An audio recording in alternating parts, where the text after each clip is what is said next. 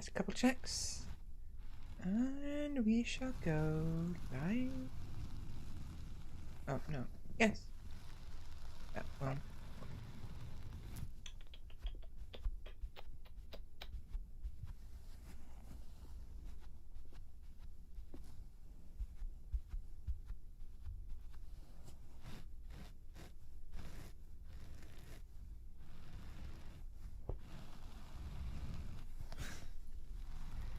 Right.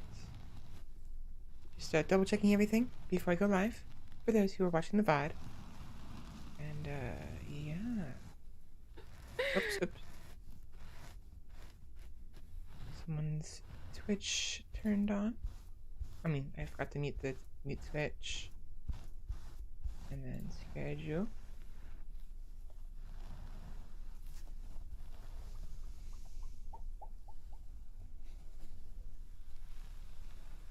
I'm not gonna bother saying I'm late. I'm just gonna say the same like thing from yesterday. Last week.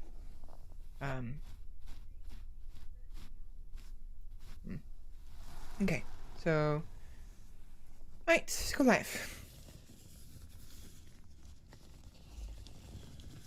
Ooh, wait. That's fine.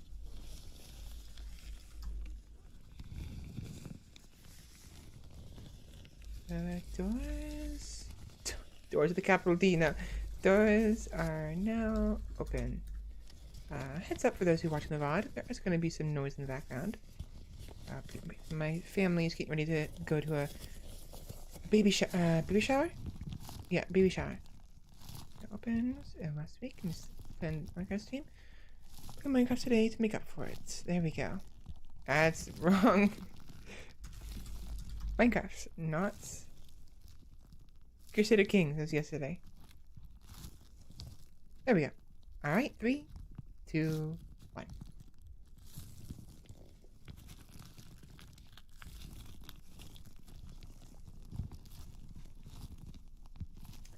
Alright, stream quality is good.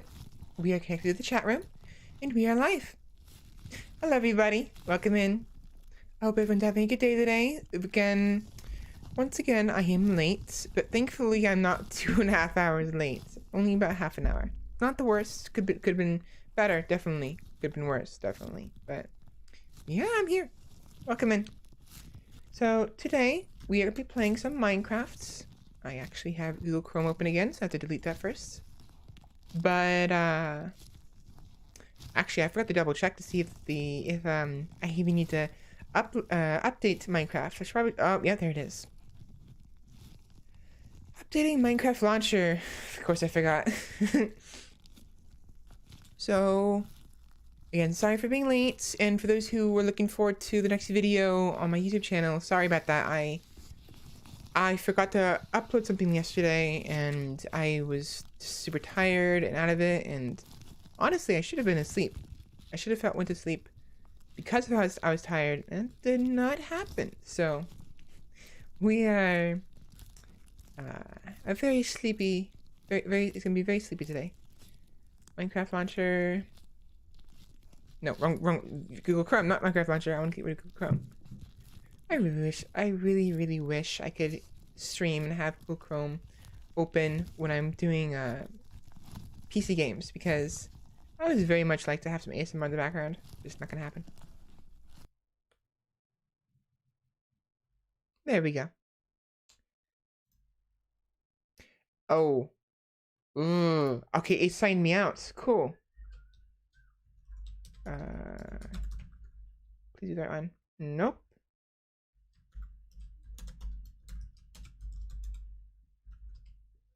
Shit.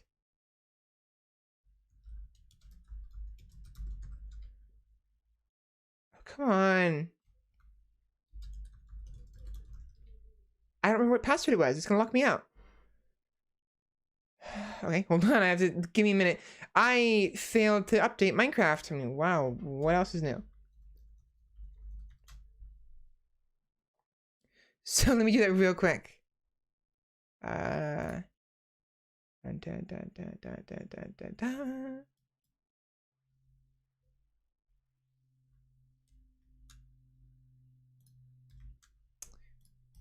give me a couple minutes. Sorry about this. I completely forgot to update Minecraft, and it wants me to update it, and for some reason it logged me out because I updated it, so now I have to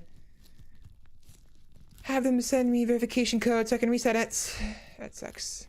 Unless, hold on. Might be this one.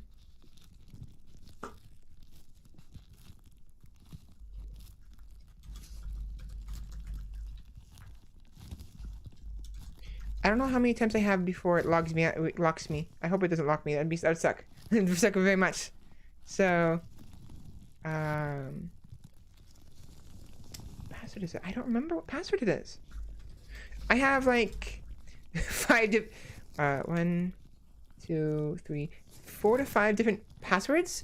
Each one having like variations to each one, and I don't remember which password I use for Minecraft.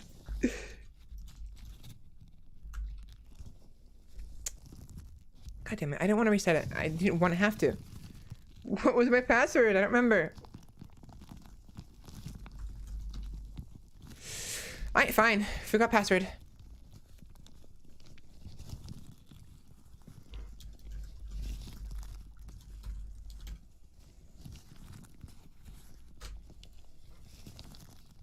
There we go.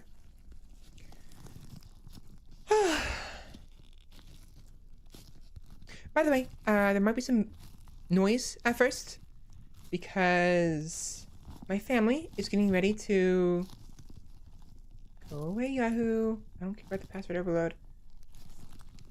My family's getting ready to go to a baby shower, and I can't make it, obviously. At least 2 of the following conditions can be met: 1 number, 1 lowercase, 1 special character, 1 uppercase. Okay. Let's make it the junk password. Just because. Yeah, there we go.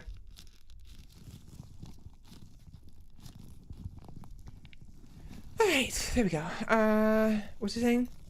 Right, so family's gonna be leaving soon, but they're getting ready to leave still, in the process of leaving. So it's gonna be some... Before I kill Google Chrome, let me just double check everything's in order for Minecraft.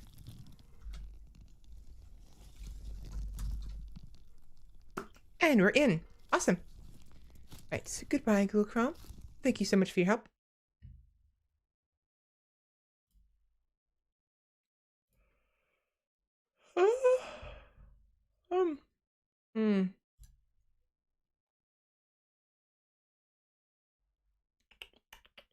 But I was remember. Oh, right.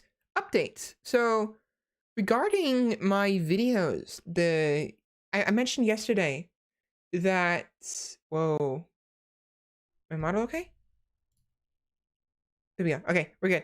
I mentioned yesterday that my videos were basically recording in a resolution just barely below 720. And that was the reason why my videos weren't uploading properly. So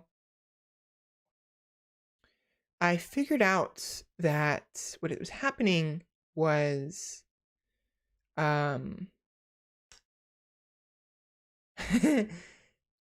so I was streaming in 720, but with 3000 bits instead of 3,500 or 4,000, because the more bits, the more strain on your computer typically.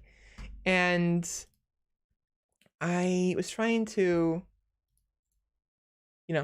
limit that so I didn't have issues in the future. But it turns out, and I wasn't aware of this, hold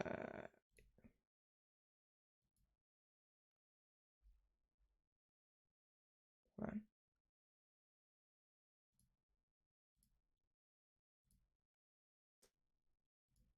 There we go. It turns out that all resolutions have a certain bit rates that they prefer. And if you do not stream in its desired bit rates, it will not stream at the resolution you want it to stream. So, what is going on? There we go. So, 720 basically wants 3,500 bits, and because I was streaming in 3000 bits, it downgraded my quality, the resolution, automatically from 720 to 648. So no wonder my MKV videos weren't always uploading, and no wonder YouTube wasn't always uploading them in 720. Not sure how some of them did upload. That was weird, but I guess it's not always. Like sometimes, I think maybe sometimes the 3000 bits does actually 3000 bits is enough sometimes, but the more movement there is, the greater the bits need to be in order for OBS to stream in the set resolution. So right now, yes, okay, good. Output scale resolution 1280 by 720 as it should be, and output is constant bitrate 3500. So yeah, if you're ever streaming and you want it to be a certain resolution, understand that 720 at the very least will probably want 3500 bit rates, assuming you use controlled bit rate, which I do. I want it controlled. One, because it's the suggested settings, and two, because I don't want to go too low. I don't want the bitrate to I don't want the bitrate to go so low the resolution automatically goes to like 360 on stream. That'd be horrible. So yeah. All right, so anyways, let's go ahead and get on in. I think ideally,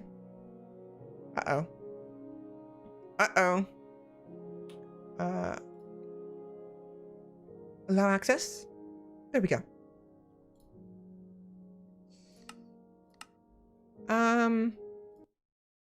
Shit. Okay, this is bad. Whoa. I may not be able to stream this because I want to play on the server we had. So give me a minute. I need to... Let me change this to just chatting. Oh man. Very fun. I'm opening Discord real quick. My computer might lag a little bit, so my model might go a little weird. But that's the problem.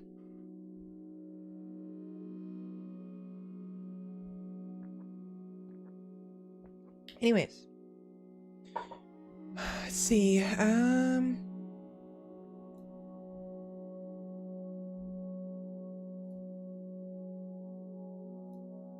so sorry about this.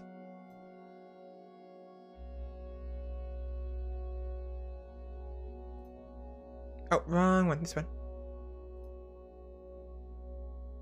No, that's for that one. I need to go here.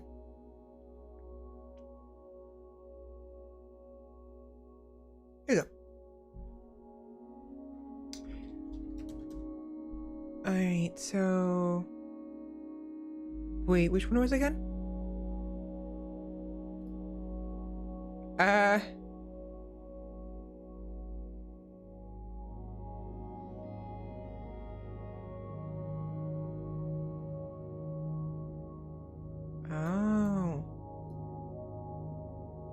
Okay. Hold on.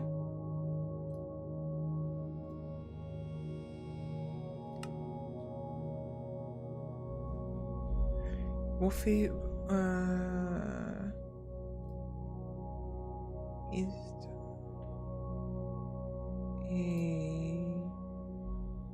Apex? Yeah, it's the right one. Hello, Candy. Welcome in. Sorry to hear you were sick last week.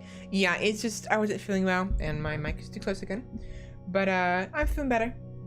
And to make up for it, we're gonna play some Minecraft today. Ideally, hopefully, we're gonna see. For some reason, so 1356.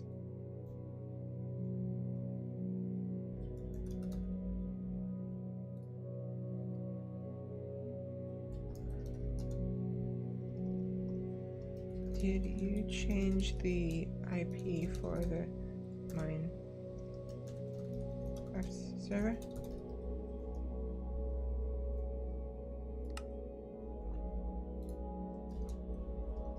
it says can't resolve host name when I try to log in. I'm just I'm trying to message Wolfie on Discord in the hope that she'll help me resolve the issue, because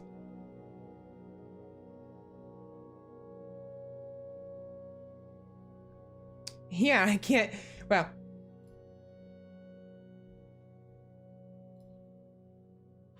this is the problem right now. We can't log in. That's good. Anyways, how are you doing today, Candy? Sorry, I was late on the question. I was distracted. Yeah, how are you doing today? Oops. Hopefully she doesn't take too long for the response. Let's see.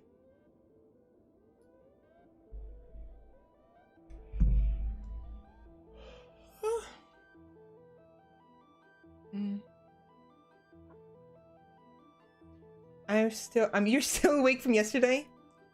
Well, I mean, hopefully you aren't, hopefully you are taking care of yourself at least. If you have been up all night, make sure to eat some food, drink plenty of water, all of that. But, yeah, so welcome back. And, if you need to take a nap, feel free. But I won't be streaming as late as in the day as I did yesterday. I'm probably going to end it around 8 o'clock like normal, even though I started half an hour late. So, yeah, we'll see. But I'm going to be streaming. I need to actually go to bed, or try to go to bed tonight. And I didn't go to bed last night despite how tired I was. So, yeah. I also didn't get... I already mentioned this earlier in the stream, but no one was here yet. I didn't upload a video yesterday, unfortunately. I failed to remember to do that right after stream ended. I was super tired and distracted, and I was messing with my stream in OBS anyways. I was distracted with that nonsense. And I figured out why my videos were streaming in 648. So I've got my snacks, got my cozy blankets, looking forward to the night. Hi, awesome. Very nice. So, yeah, as I mentioned in the VOD earlier, I'll probably mention this again later on. Apparently, OBS, when you're trying to stream in specific resolutions, it requires certain bit rates. And I stream in a constant bit rate so I can maintain the same resolution. And so that way it doesn't fluctuate between anywhere from like 720 or 1080 resolution to like 480, 360 on stream, So constant bit rates of 3000 was what I was using earlier. And apparently 720 requires, I assume it requires at least 3500, so 3500 bitrate instead of 3000. And because I was streaming in 3000, that's why it was streaming in 1158 by 648 resolution. Freaking weird ass resolution, but whatever. But that's why. And that's also why some of my videos that I would upload directly in MKV were being registered in 480 because YouTube only has only has 480 to 720, like 480 and or 720, nothing in between. But OBS has like 5 different like resolutions in between those two that you can potentially record in. And because technically my videos weren't in 720, the YouTube didn't register them as 720. It registered them as 480 instead and ignored the 648 resolution. So I have that squared away now. Ideally, my videos should now record and stream in 720 from now on, but I'm still going to convert them to MP4 anyways, because just in case, like it's that way, because YouTube supports MP4, Supposedly they'll support pretty much any other format, but they have a certain number, like 5 different formats they prefer. So I'm gonna go ahead and just upload my videos in 720 MP4, despite the fact that my MKV videos should now be appropriate, should now work just fine regarding the resolution. Hopefully, anyways. But you know what we'll do? You know what we'll do? I'm gonna change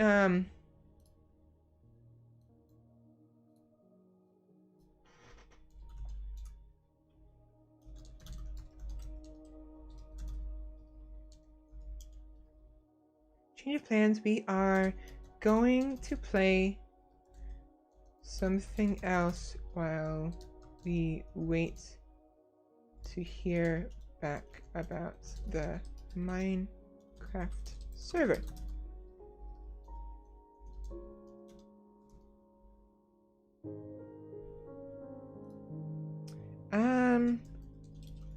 Keep it just chatting for now.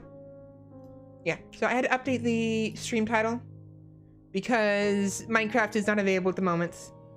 And I apologize. I could start a new world, but the reason I wanted to play Minecraft at all was because I wanted to play the world that we were all playing together in. And for some reason, it won't resolve the host. Let me look it up though. Can't resolve host name. Whoops. Not what I wanted.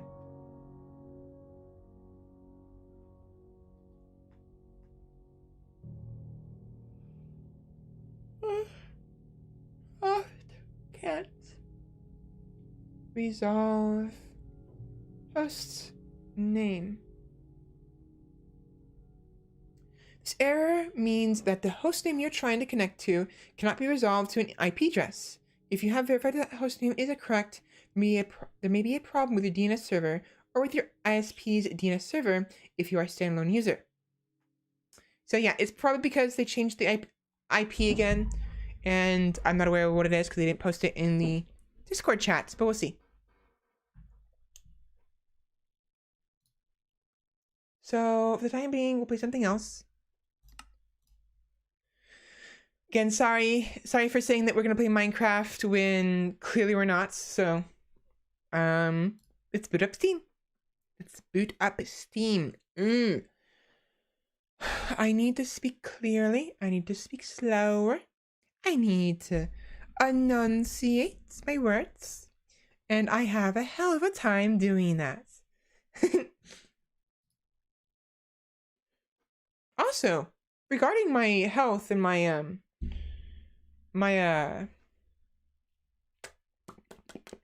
breathing and whatnot, I actually have an idea of why I'm having problems now. All the excitement? Yeah. And it's because it's a bad habit a lot of people have. I have a mild case of like forward head syndrome. And it's because of the fact that I'm off on my computer all the time, and I'm trying to correct it right now. It's a little bit better, but my neck basically isn't straight. Like it's supposed to be, which is a problem. What are we gonna play? I don't want to do CK3. We did it yesterday. Maybe, you know what? Maybe Kingdom 2 Crowns. We haven't been playing much of this, but there's also, if I do, that's the thing. So let me get a list of games.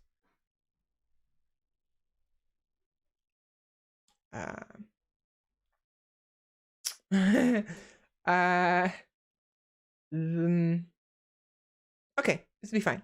So this one.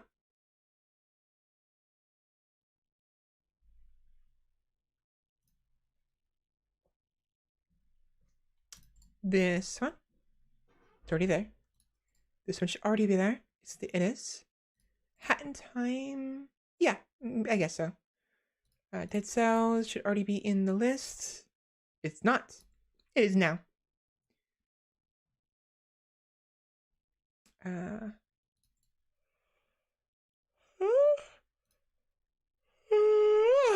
I'm trying not to apologize for yawning.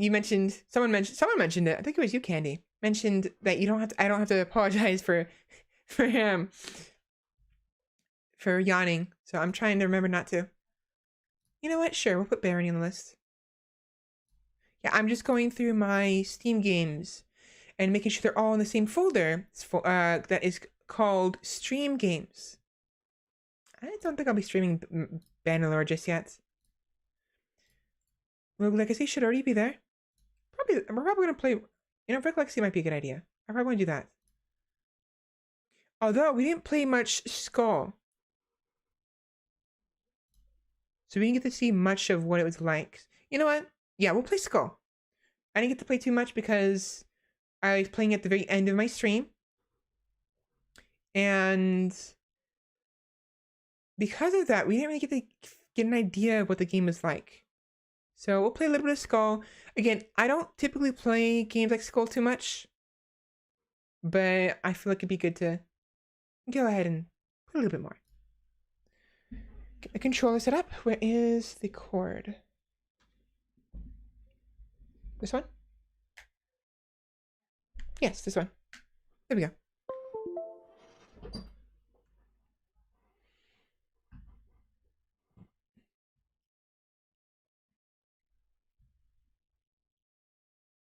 I was curious about that apologizing after each yawn. It's hard for me not to sometimes.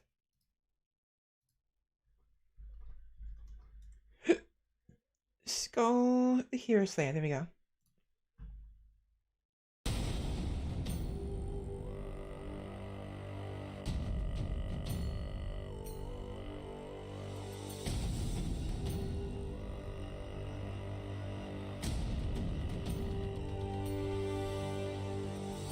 There we go. It's just, you know, it's just me being me. I'm fairly apologetic. Uh-oh. Did I? Oh.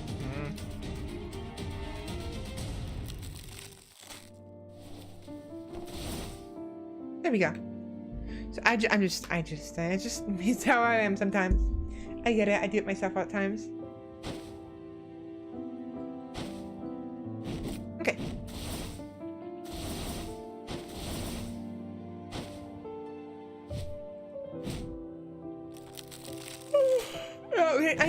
I didn't get to play this too much. And again, it's hard for me to get into the games like this because it's cute. Okay, I'm trying to hit him, but it's not my thing usually. Ooh, treasure. I apologize for burping even while I'm by myself. You'd be like that sometimes. Got some gold from that.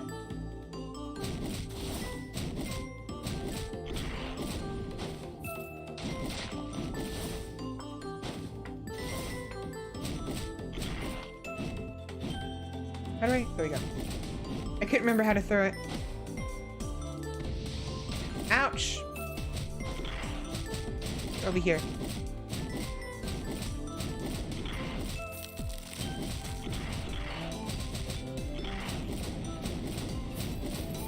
Yeah, so the Skul doesn't do much.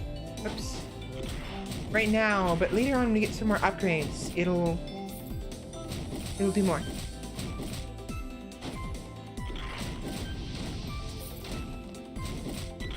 Wait, what does this do?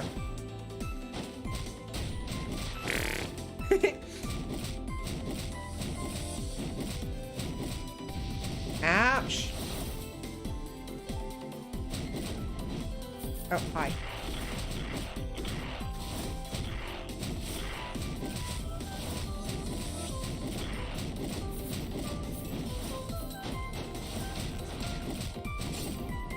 Ouch! Oh, those are spikes. Is that anybody? That's not everybody, is it? What am I missing? Oh. There we go.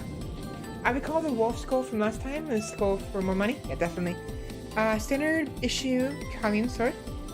Increases physical attack by 25%. Sure. How do I equip those?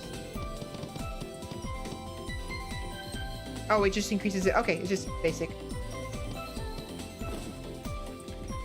I don't know what these two doors mean, but I want to see what this green one is. I haven't checked it before.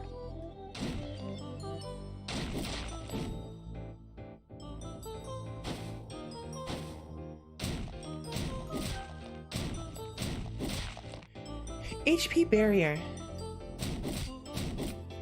It's nice, the shield.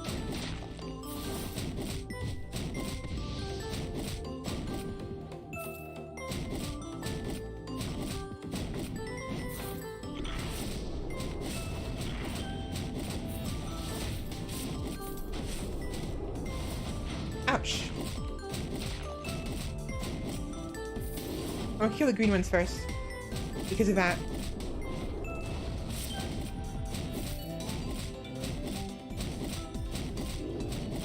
Again, it's a very simple game. Ouch. It's a very cute game. What is up there, though? Can I go up there? Maybe later. Skeleton sword. When attacking enemies, there is a 5% chance to inflict bleed. When swapping, inflicts bleed on attack targets for 6 seconds. Poison attack targets for 10 seconds. Oh! What does this do? Tetanus. Inflicts poison. So, it basically, it's an aura, and while I'm in the aura, I'll deal poison damage. But I can't throw my head this time. The music is very nice. By the way, let me know if it's too loud.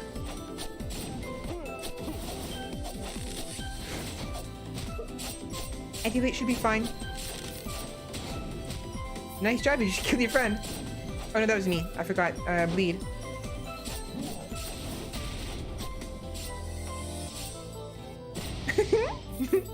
Congrats, you played yourself.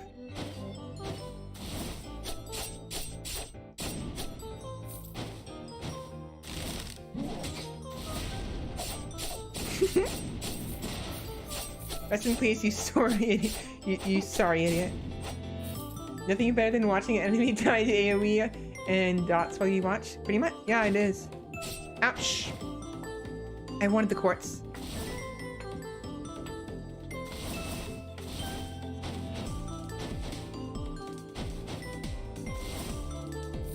Ta-da! We're back here. Kitty! Whoa, a little skeleton. How did you get in? I've heard some people accidentally drift into this place, but a skeleton. Anyway, welcome.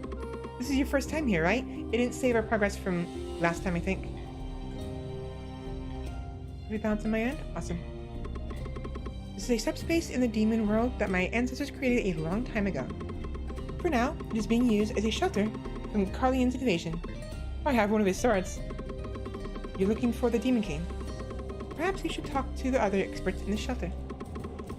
Good luck finding him. I'm going to go eat some fish now. Yeah, bye! Alright, so... Oh, quit rate? How much gold do I have? I'm 680. Attack speed by 15% and movement. Ooh. Movement by 10.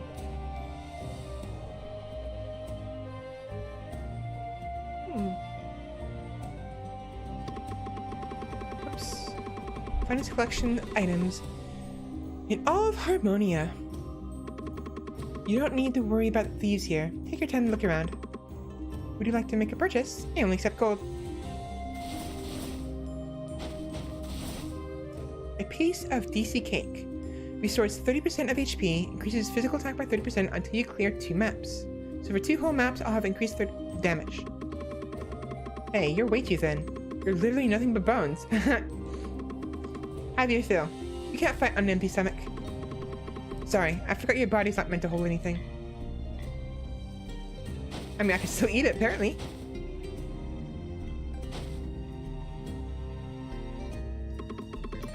Oops. Hello, friend. Listen, I know you're a kid and all, but I've really got to tell you something. When you go outside, you gotta have clothes on, dummy. Why do you have to wear clothes, you ask? Do you seriously think that's a smart question? I can see your bones. So indecent. Look at me. I don't have a head, but I'm all dressed up.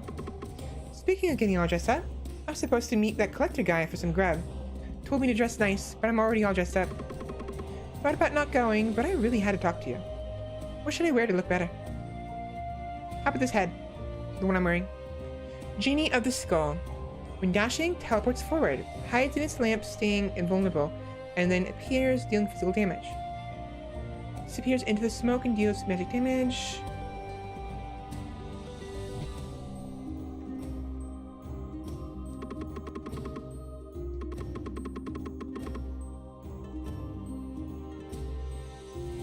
Can you hear my heartbeats? As a skeleton, I don't have a heart, but I keep hearing this strange palpitation from inside of me. I've heard your heart beats faster when you're in love. Does this mean I'm in love with someone? Does this mean I'm in love with someone? It can't be the collector down there, can it? She's pretty charming, but I'm not going to confess my feelings so easily. I won't fall for her that easily. I once stood my ground against dozens of Carlian soldiers. I quickly dodged when I saw a yellow light come flying towards me. Afterwards, I deflected a barrage of arrows and retreated safely. Then I came back here, and she asked, "Where did they leave your head?" My voice, please. Please cooperate with me. Oh, so it's a she. It's hard to tell because of the hood. Before the market came face to face with the first hero. Of course, since I was in a town of humans, I polymorphed to blend in. I didn't think I'd get caught, so I pretended not to care and tried walking past when he suddenly grabbed my arm. His ashen eyes stared straight at me. There was a second that felt like an eternity. I'm not sure what his intentions were, but he only said one thing and left. Oh, he only said one thing and left. Go back. I left all my purchases there and ran without even looking back. After a few days, I heard about the market. The bishops of Carlian had found a few demons that were masquerading as humans, and they were all executed. The first hero. I mean, why did he help me? That's interesting. That's actually quite interesting. So, the first hero came to fight the demon lord and kill him, and yet he saved a demon. Interesting. And he knew that she was a demon.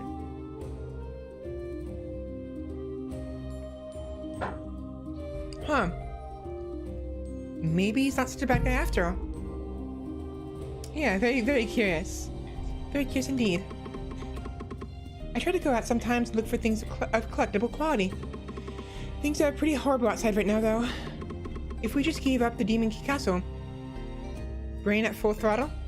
What's that achievement for? I got achievement. If we just gave up the Demon King Castle, the enemy might not stop attacking us. What is she thinking? Wait, was that her or what? So what is this achievement? Oh, stay in the black market for 5 minutes. I guess I've been here for 5 minutes so far. Oh wait, before we move on. Oh.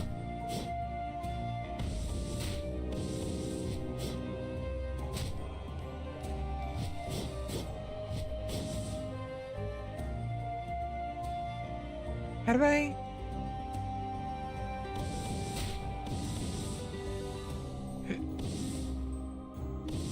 How do I switch again? B. There we go.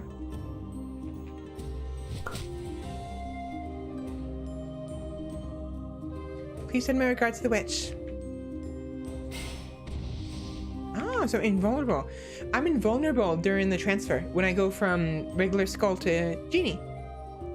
I can imagine some people reaching the end of their time with this game not getting that achievement, those fast players. Yeah, right?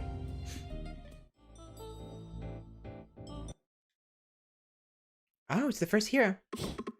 No, it's a rookie hero, never mind. 1, 2, 3. 1, 2, 3. I should do this too. 1, 2, 3, 4. Here comes the hero. Good, good. I finished like 6. I finished like this. And then... Yeah, that's me. I'm the hero. Sorry, no handshakes. How about an autograph? This would even impress the first hero. I'm tired of being a puppet. Who are you? What's a skeleton doing here? Good, I could use a bit of practice. Be grateful that you'll be featured on the first page of the next heroic adventures. I can do this. Can you, though?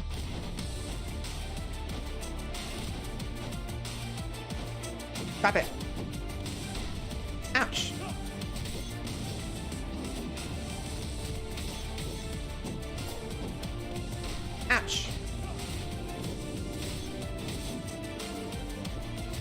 Stop it. Stop it.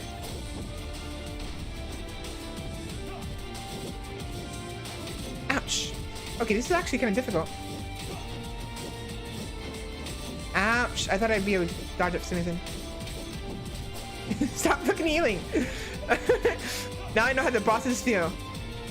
When you're constantly healing during a fight.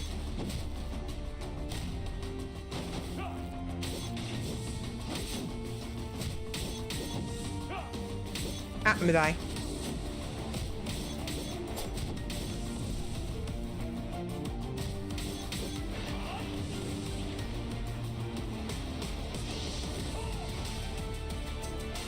Guess what? Your special skill I just dodged.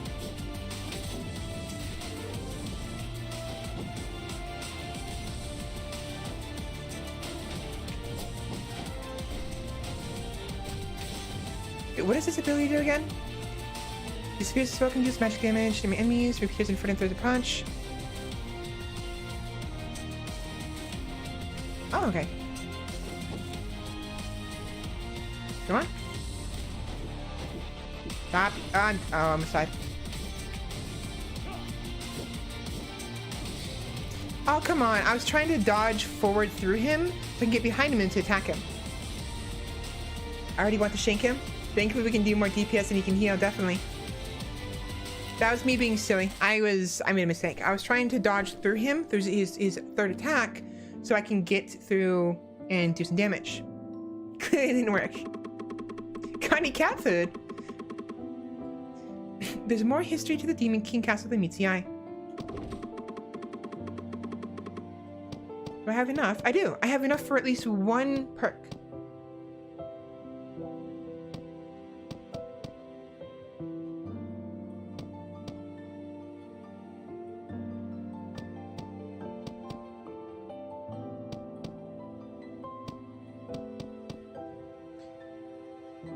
Let's see. Magic damage, physical damage, or crit rates. I think I want to go physical damage. Wow, 3,000.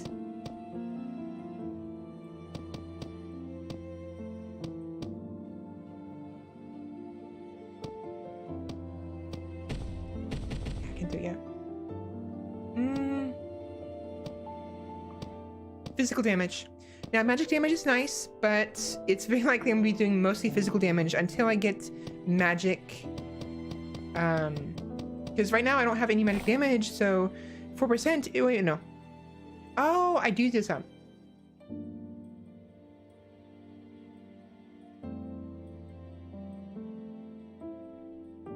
Okay. So I actually do deal some magic damage with my Skull throw. Not much, but some. Oh, I can change the order too.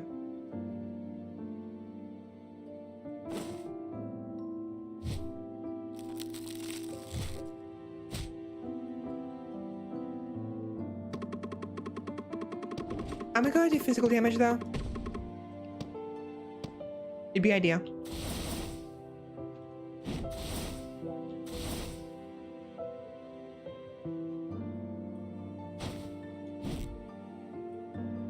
I finally got him, but he didn't do anything. Oh wow. Oh, Little Bone, where are you going? Oh, Little Bone, where are you going? Are you trying to go into the forest? I don't recommend going in there right now. Look what the forest has done to me. We already read this last time.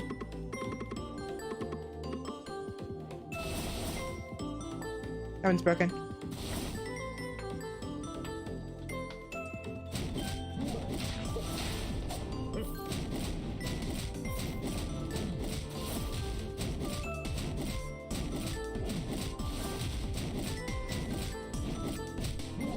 Oh, wait, that's actually a lot of damage. Holy crap.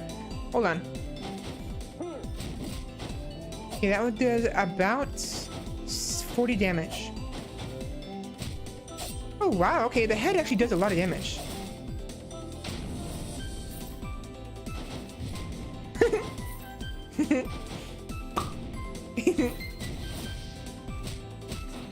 See if I can get him over here.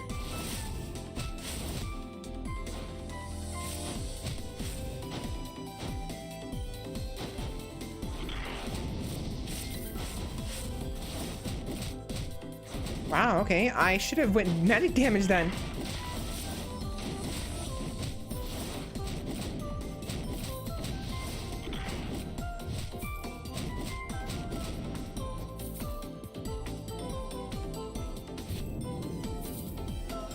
Yeah, so let me take a look at this. This should give me some...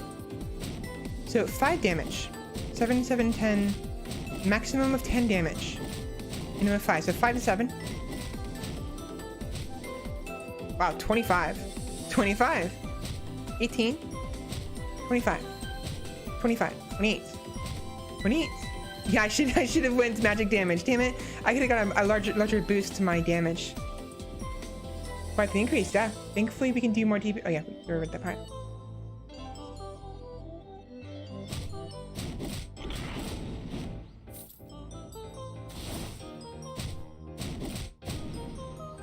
Right, that's a lot of damage.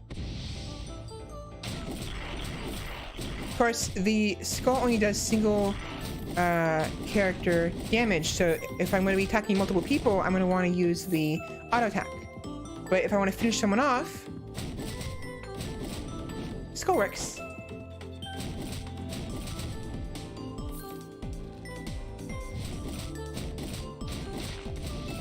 Ouch.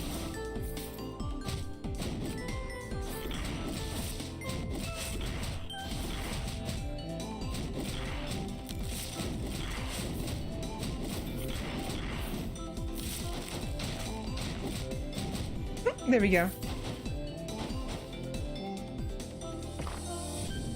So what do we have? We have bottled embers. Attacks create a 10% chance of burning enemies. Sure.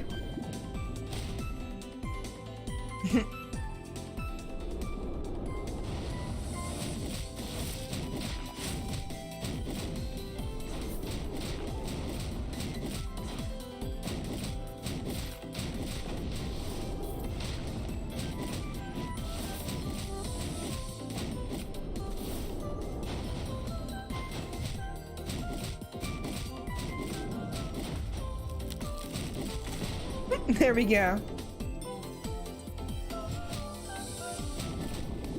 Awesome.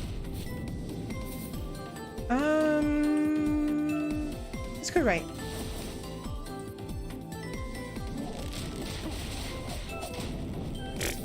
Goodbye.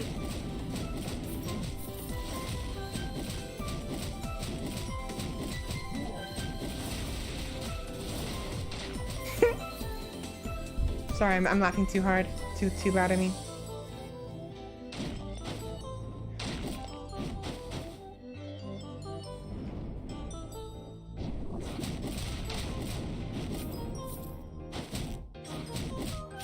Ouch.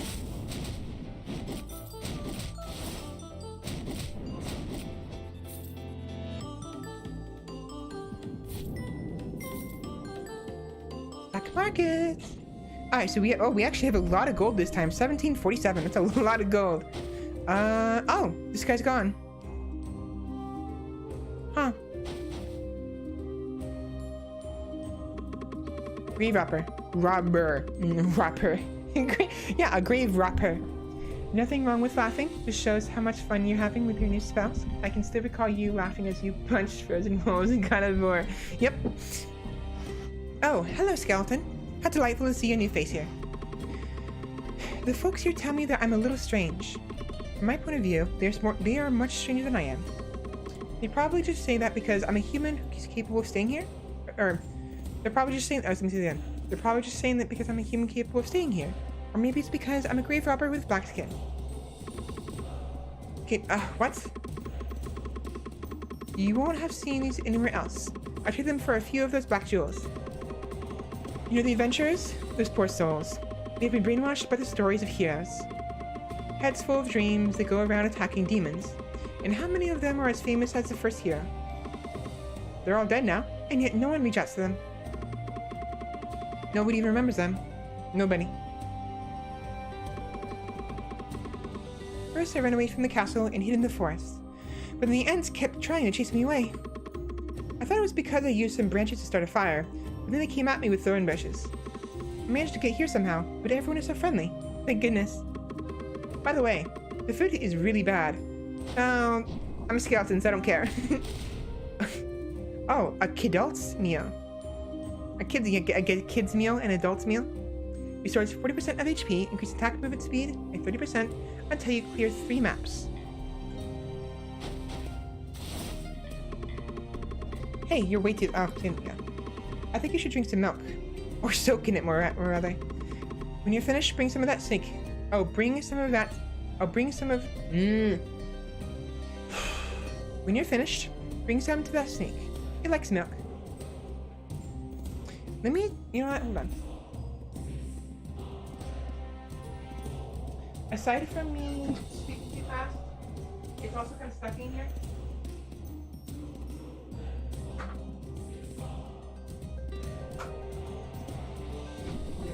Open the window a little bit. I need to drink some water too.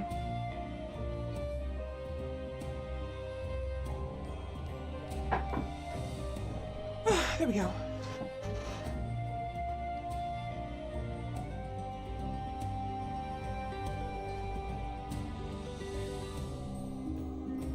Hello?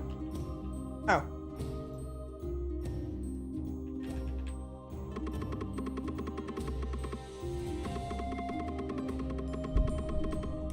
Hey, don't you see the wood block up there? The Demon King and the Witch ate here. You know what that means? This place is the best place in the Demon Castle. Take a closer look at that wood block.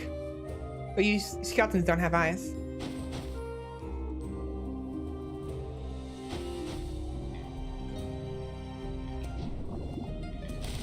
Oh, yeah, so if you look at this block right here, it's a picture of the witch on the right and the Demon King, I assume, on the left.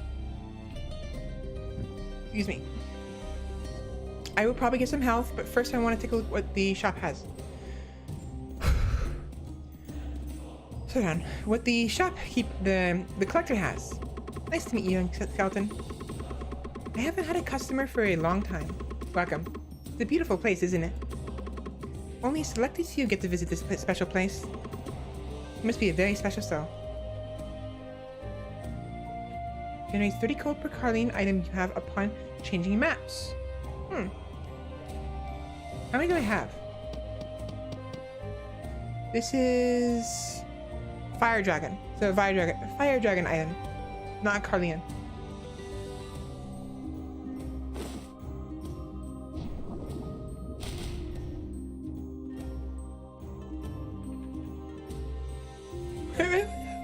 Crit rate by 6.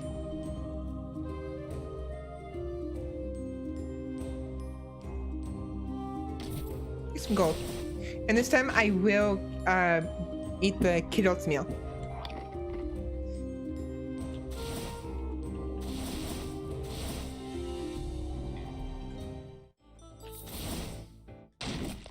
Here we go. Round 2, motherfucker. I guess that's playing so much.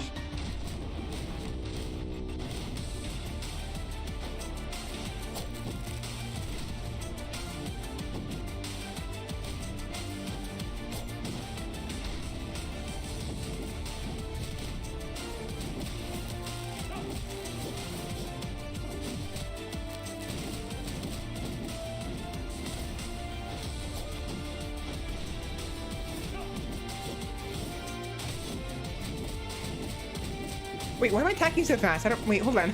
Hold on. When this skill is cast, plant a flag of Carline on the current location. When near the flag, increases physical attack and magic attack by 15% up to a cap of 80%. Flags can only be planted once per map. Oh, so whenever I activate a skill. Interesting.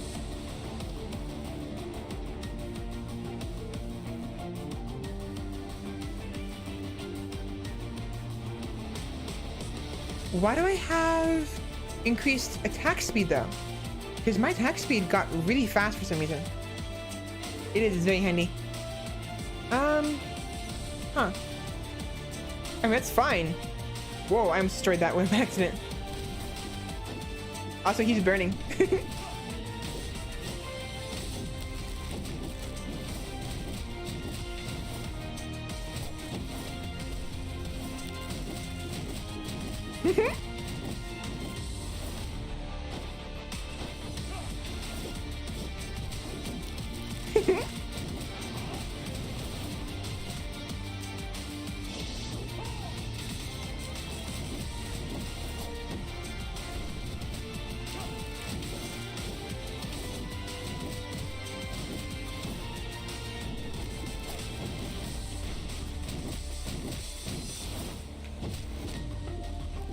Get over here, little shit.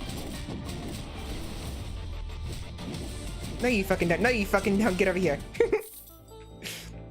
Sorry, little one. You okay? No, he's dead. He's just straight up dead. That's unfortunate. He had dreams of being a hero. Completely understandable, but unfortunate he got in my way. Alright, what do we have here? I assume I can only pick one of these. Only one. We have the gargoyle. It's a new skull. Holding down the jump button allows the gargoyle to fly briefly. Increase attack speed by 100% while in mid-air. Really?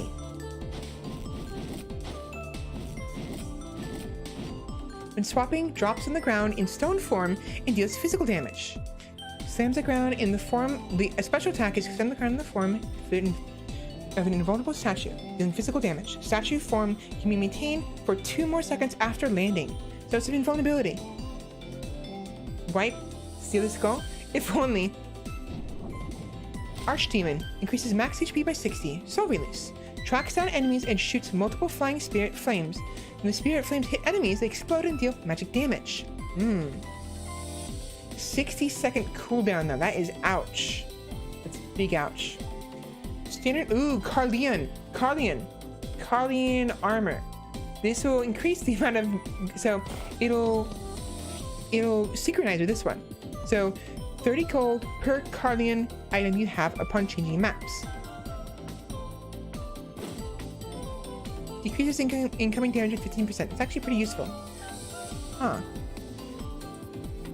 As much as I want to try the new skull, I want more money. So, go into this.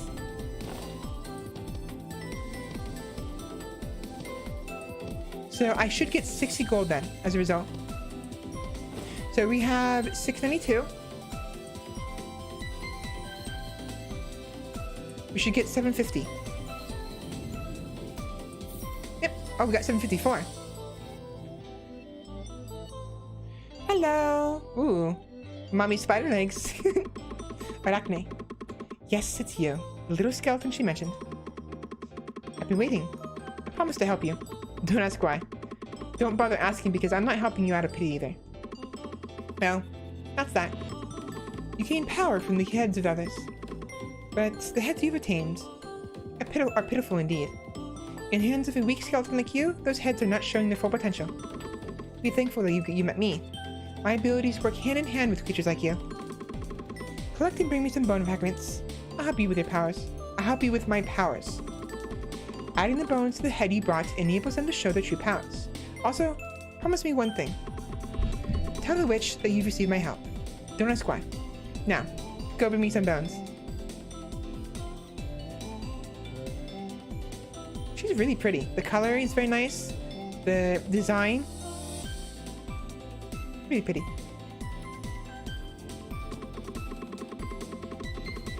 Yes, child, did you prepare some bone fragments? I did not. I told you already. I'll help you recover your powers that the actual owner of the skull had. This head is yours. Also, there wasn't a time when you were stronger. If you're not looking for a hat made of bones, I suggest you bring me a different head. The demon world operates a bartering and favor system, I see.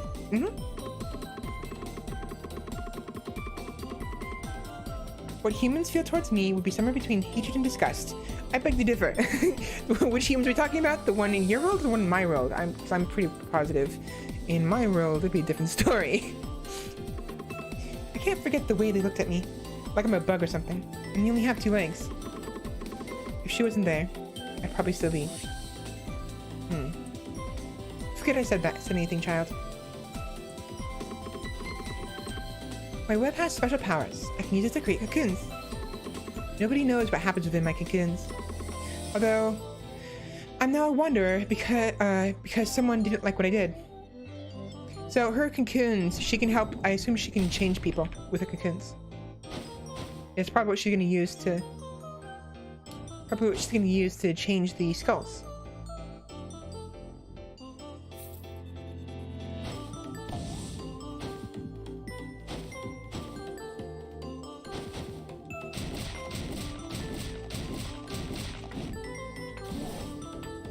Ouch.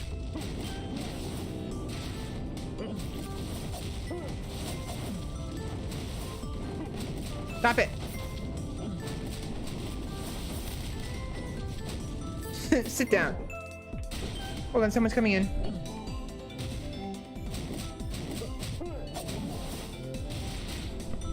Family just left. What are you? You're a ninja.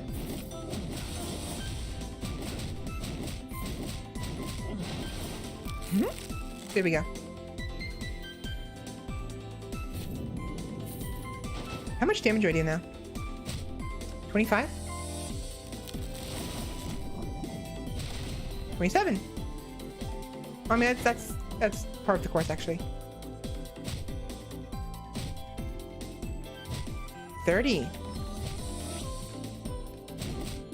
8, 11, 9, 8, 11, 13. Okay.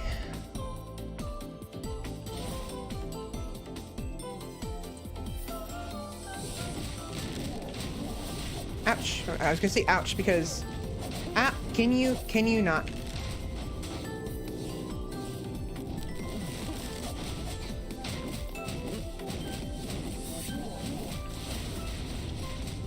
Stop it.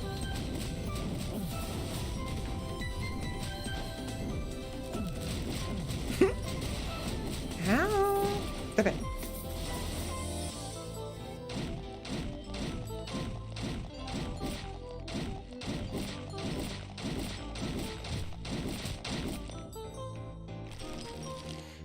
There we go. Fox Hunter. What? You came to see me. Save me. I hunted more than 100 humans before I got caught, and all I sent to rescue me was a little skeleton. You're kidding, right? Go bring the Demon King. What? His castle was invaded and he was captured. What about the witch? You saved her. Like I'd believe that. The humans are strong. The hero is especially powerful. For now, I'll go check the Demon King castle. I'm sure I could stop them with the other senators. As for you, I don't really care. Take care. Clearly you do care. I don't really care. Take care. What kind of exchange is that? Before I go, I better collect some heads. I left too many of them behind.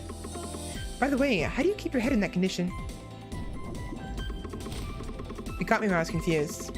Those Carlene jerks all look the same. Have you noticed that? That's a good point.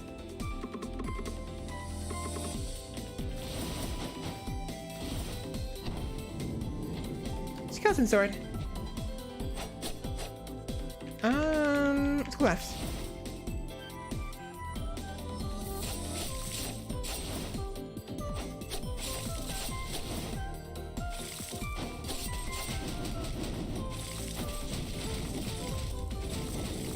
Oh, I don't want to do that.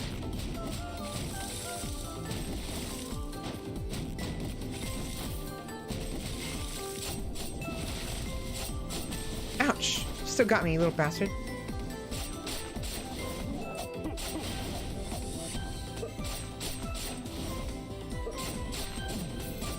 Right, I don't have a special like ability with this one.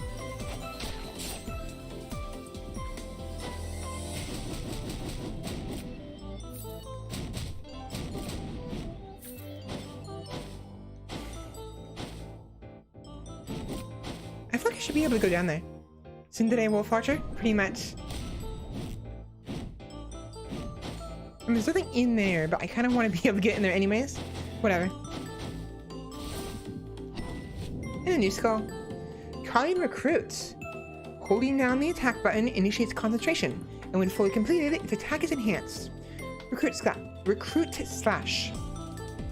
When swapping, perform a charging strike that deals physical damage. Comrade system.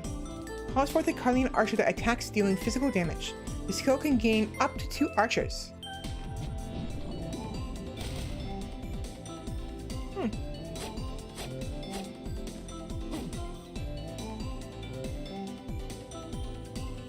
Oh, it replaces. Ooh. I don't know if I want to replace the old skull though.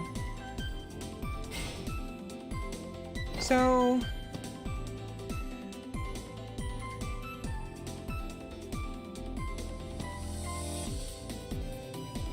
bleeding and damage. inflicts poison on attack targets for 10 seconds.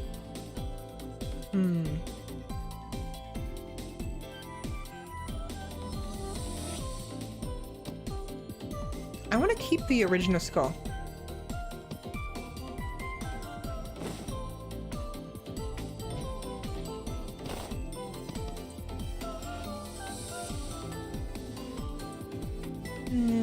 Holding down the attack button, just concentration, fully completed, attack is enhanced.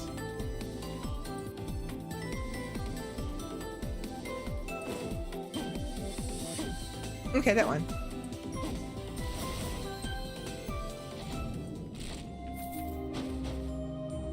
Hello, hello. Wait, I want to try something. Taste this. Wait, do you even have a mouth? Whoa, where'd the food you just ate go? Okay, so apparently he can eat. Interesting. Skeleton Pike. Dashes are considered attacks. When swapping, charges in and deals physical damage. Blocks the next incoming attack and charges, dealing physical damage. Ooh. Wrong button.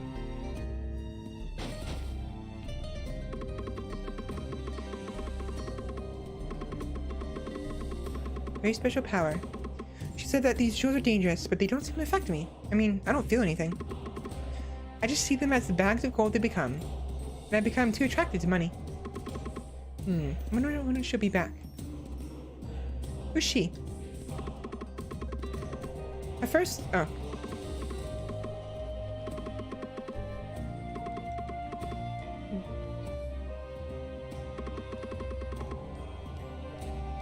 So I have something serious to talk about. About skeletons with my body more than 10,000 times. I only lost 3 times in all those battles. Aren't I great? It's difficult enough fighting 10,000 times, only having 3 losses. If there's a god of war, I'd be it. No, if there's a god of war, you wouldn't be it. Kratos would be it. God of war. I've seen a lot of people who praise the gods. Why haven't I seen a god? I'd love to talk to those who have seen God in person. Like a god in person. I need to see them with my own eyes and decide if I want to worship them or not. Although, I don't have eyes because I'm a skeleton. I don't have a head. Hello, hello. I don't have the skeleton quintessence. Say, how do you like to donate yourself? If you've come from the Demon King Castle, then you're close to the witch, right? When she stayed by the lake, we talked to her quite a bit. There was... Wait, hold on. I need to sit right.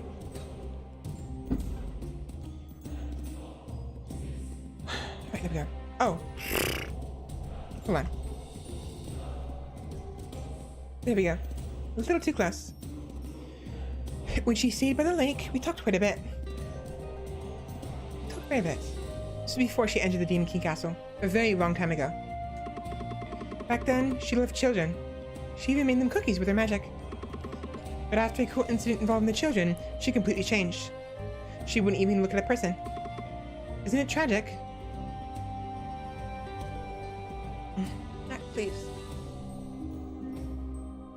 Hold on.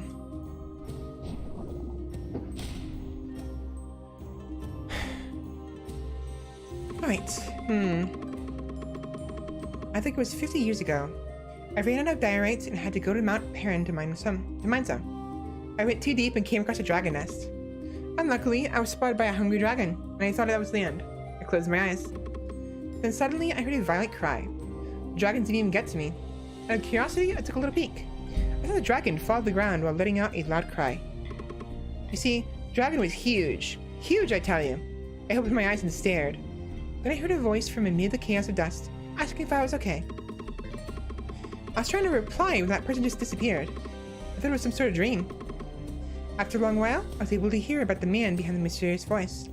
In the end, he was very successful and famous. He was called the strongest on the continent, and this was the story of the first hero. So the first hero protected this guy from a dragon.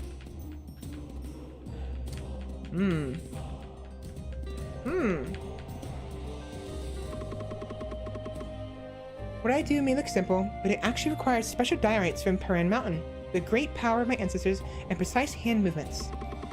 Not everyone can do it. Anyone outside my tribe can't even handle the effects of the quintessence on their soul.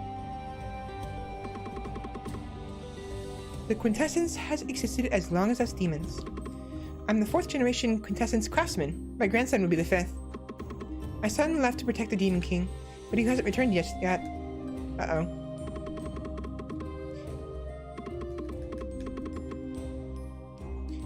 Centaurus. Increases physical attack by 40%. Throws a spear of the centaur, dealing physical damage and inflicts bleed on affected enemies. The hero sounds like a bit of a hero to all, then a hero to the humans. Yeah, so there's definitely some nonsense going on. Clearly, the hero isn't as anti-demon as he clearly seems. Unless he has become it after something happened. It's hard to say.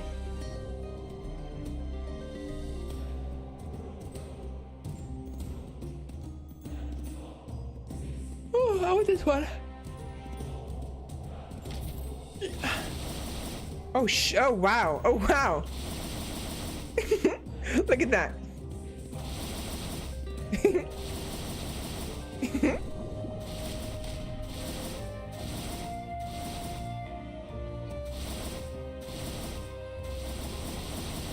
So there's a chance.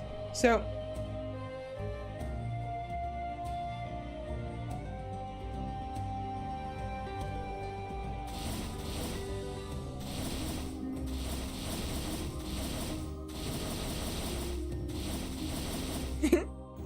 Zoom, definitely.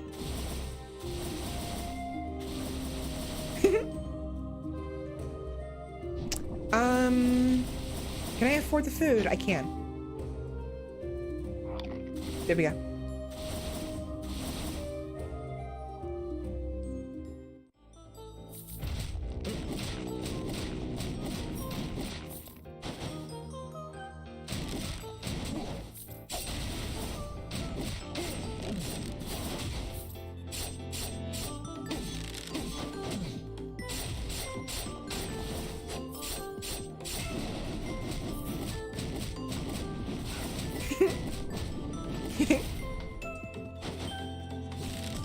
Nope.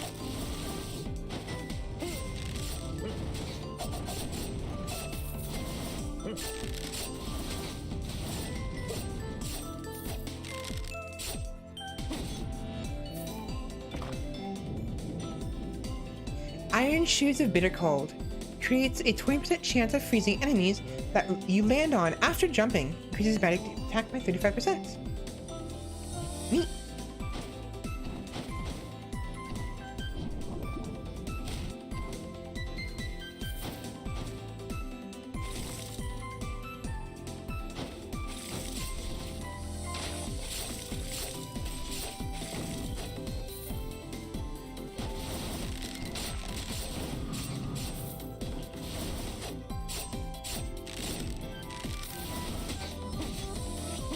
Ouch.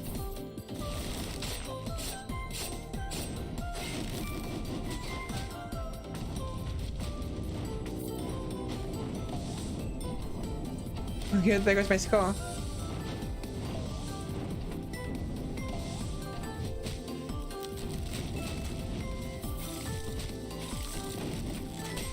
Oh.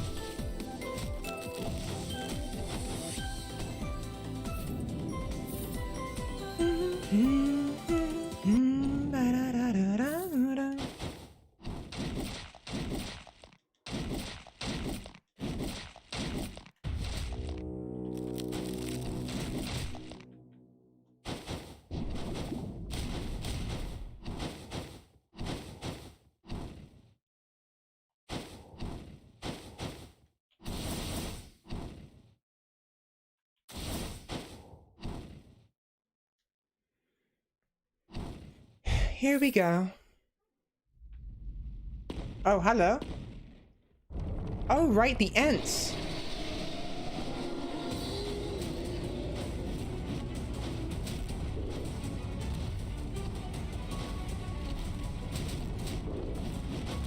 Ow.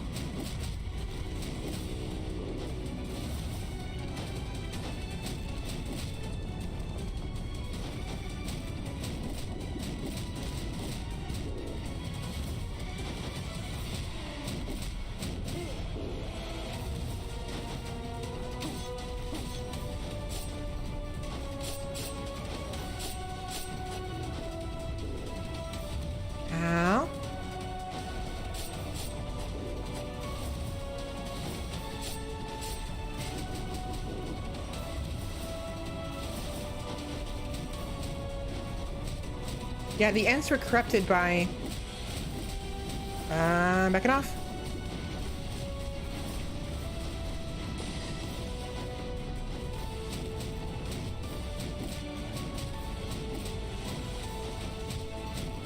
All right. Ah. Ow. Almost done.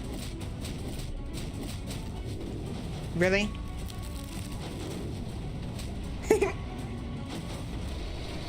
Oh. Oh! We're not done. We're not done.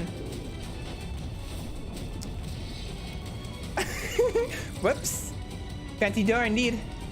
Shattered. The enemy gained XP. Wait a minute. What? The enemy gained XP from your defeat. Huh? Is that legit? Wait, is that legit? Does that mean every time I die, they get stronger? Oh no! Oh no! Oh no! Okay. That's interesting. That's quite interesting.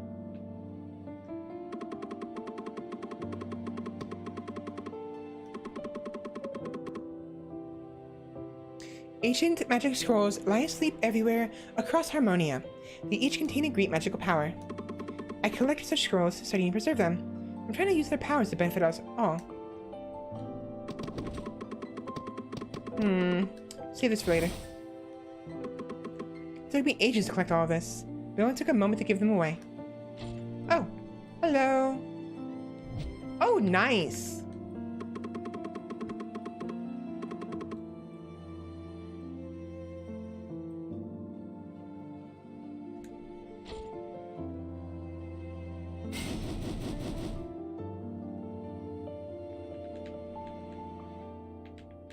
I want the other one.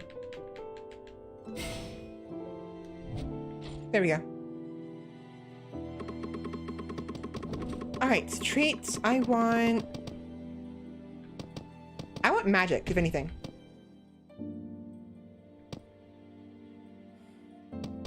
Are we paying him to give us random heads? Pretty much, yeah. And the thing is, these heads, like, they're random. So it's kind of not worth it to do this. Unless I'm desperate for a specific head. Which I might be.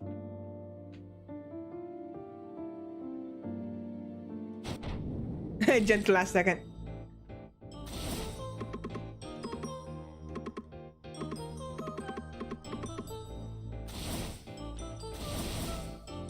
It's a pity I lost the dash ability.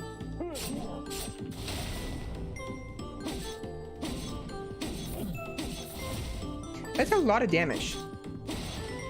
The charge attack.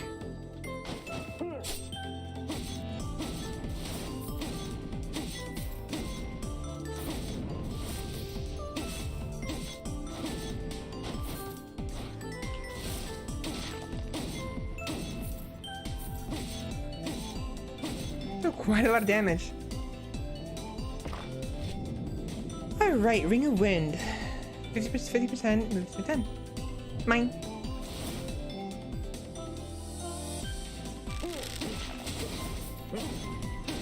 Holy shit, wow.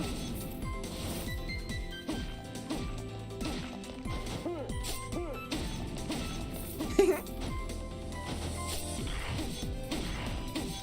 how much faster that is.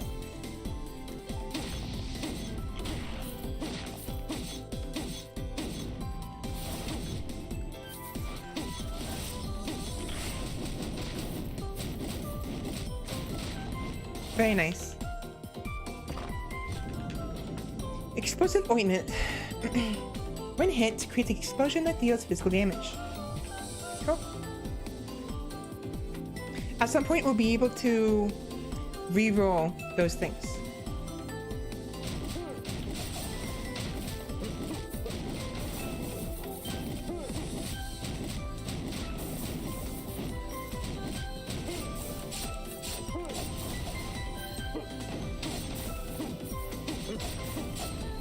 Ow! Fuck off.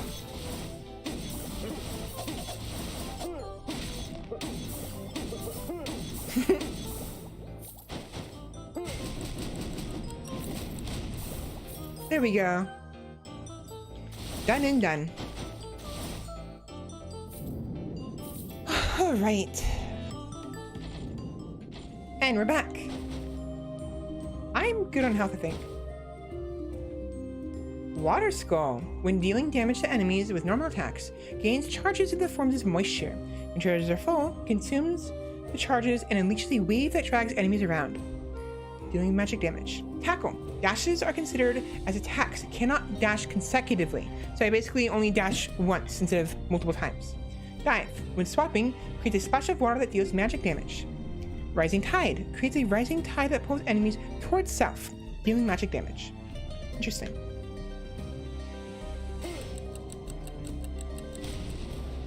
Oh, that's mine. Plants a time bomb when swapping. Time bombs explode after 2 seconds, dealing 15 physical damage to surrounding enemies. I thought that bomb was theirs. I was like, oh shit, they spawned a bomb on me.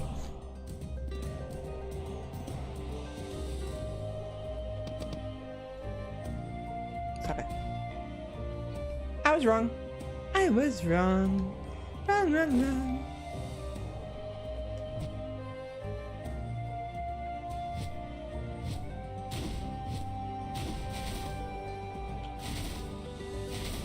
Yes, I basically lost my second dash.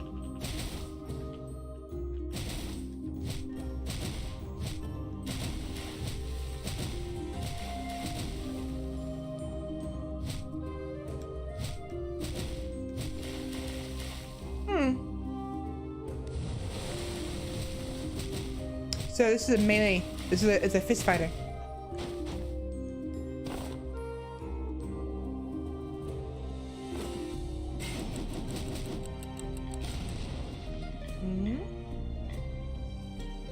Per kill.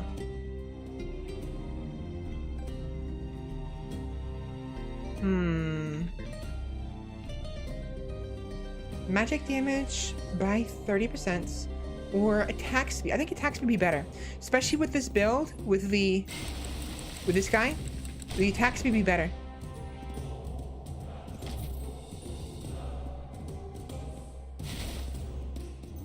And looking fellow, I must say. Indeed, indeed. Very much indeed. Oh. Hi.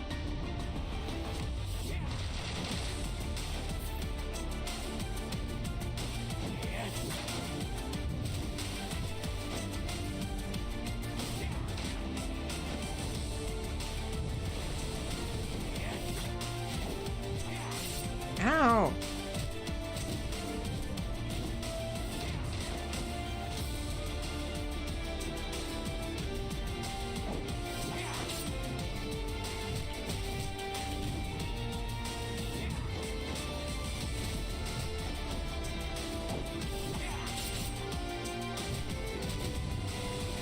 So I guess the hero is gone. The rookie hero. Ouch! Oh, stop it. Ow!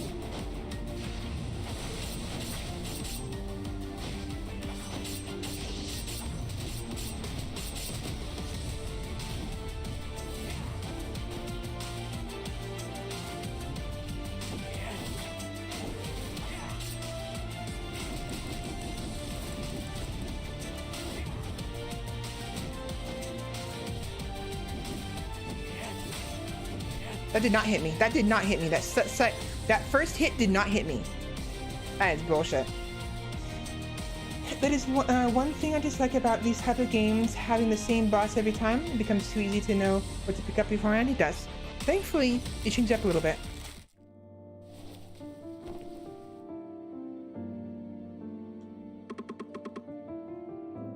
Swapping heads? You're funny. Try this one. Petty Thief. When attacking enemies, there's a 10% chance to gain 3 gold. Accept. Oh shit. Okay, so their ability is to throw gold. Probably don't want to do that.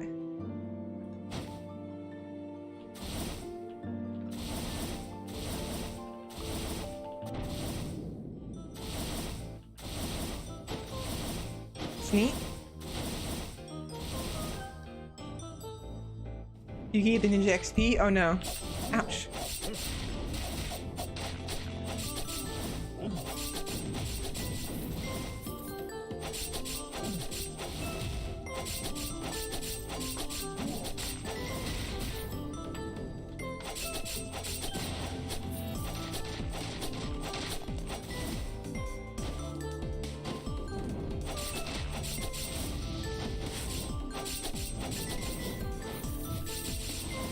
It's actually pretty useful. Yeah, I'm spending money, but it's in minor amounts.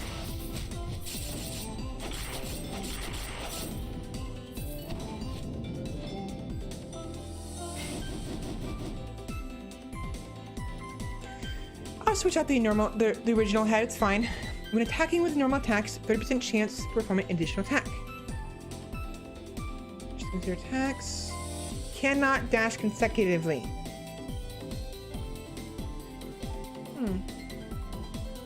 Slams the ground with the giant fist, dealing physical damage. Oh, sure. Look at me, I'm Gris. I'm Groot. Gris. I'm Groot. I'm Groot.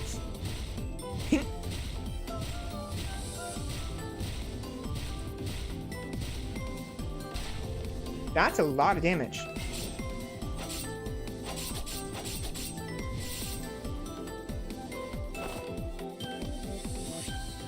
Magic damage.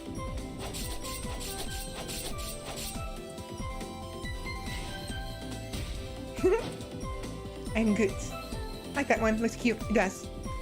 I'll keep him for now, because his large, like, that's a lot of damage.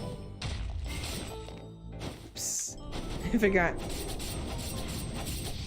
Stop it.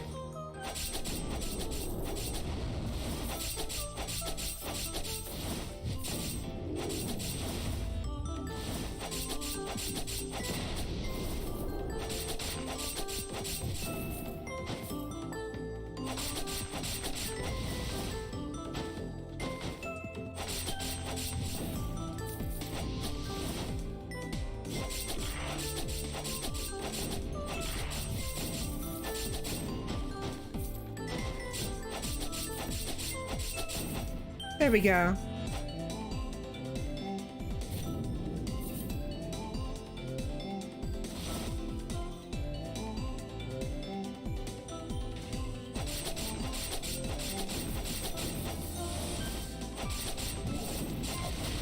Oops.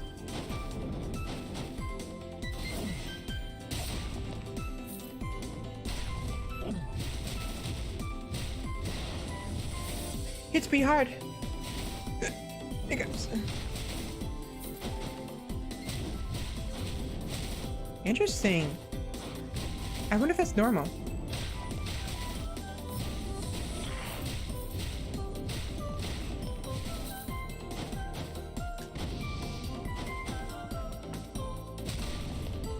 Rest in peace.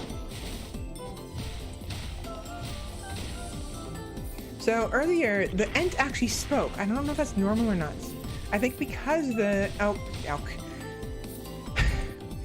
because of the Ent skull I'm wearing, I think it's I was capable of hearing what it said, but I'm not certain. Increases HP by 40.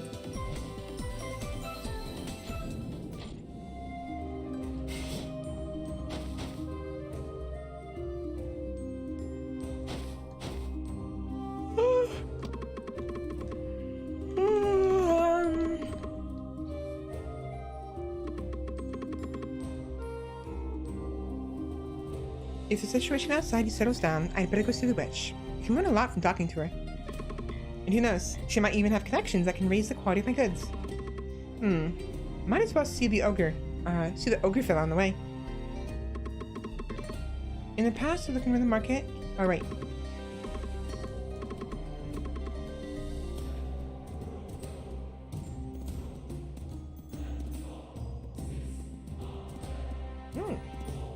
This one. It's a pity they don't tell you how much magic damage you do. It just tells you deal some amount of damage. I mean, you can check with the... I guess you can check with the, Oh, you're back. He's still alive. I guess they do give you the same, the ones from previously every once in a while. Suavius. Ouch.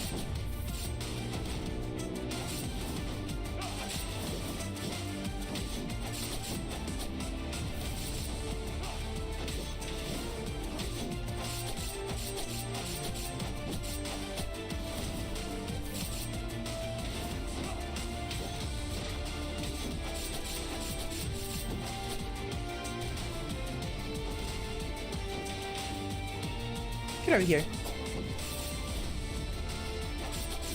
So sometimes they will give you the same hero or a boss you had before, but they will allow some variation depending on, I assume, if you've beaten the original boss of the area.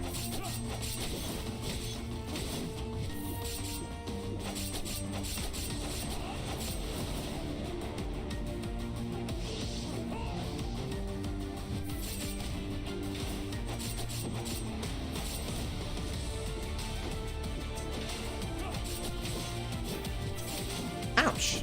I thought it was I thought it was properly away.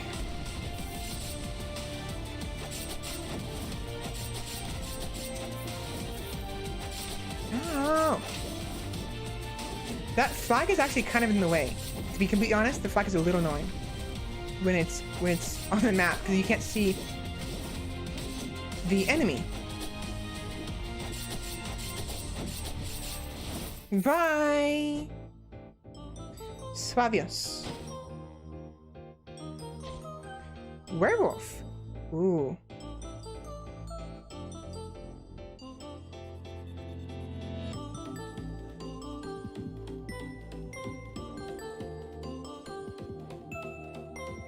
Basic attacks inflict 7 additional true damage for 10 seconds.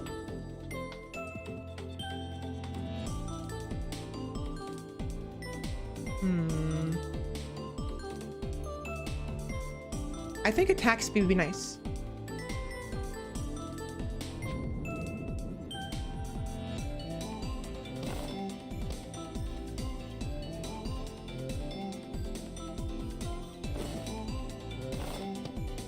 Quintessence of a tribe who went to the Devil's Prison in the Abyss and almost went extinct due to greed. When I got my Leomonic life insurance, I was brought back as a skeleton instead of getting paid out. How does that work? Wait.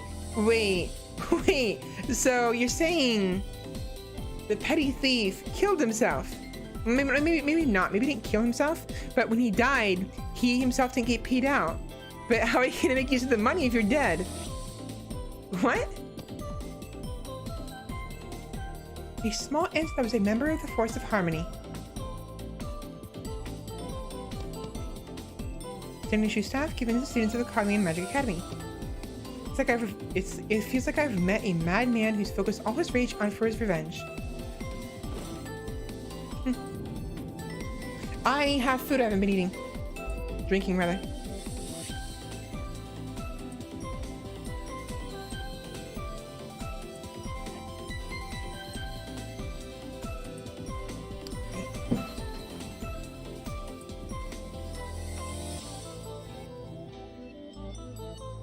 There we go.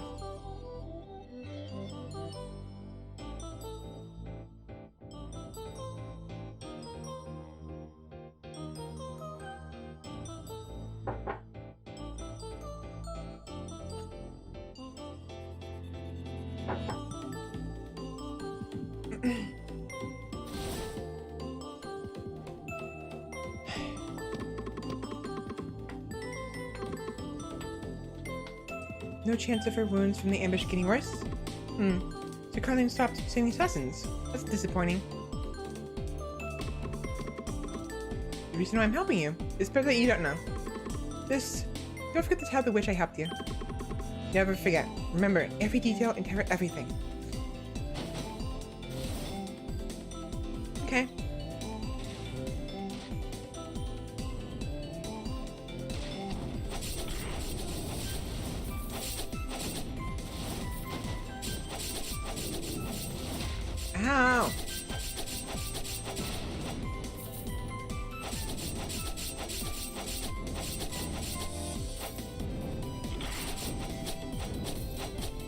Oh, interesting.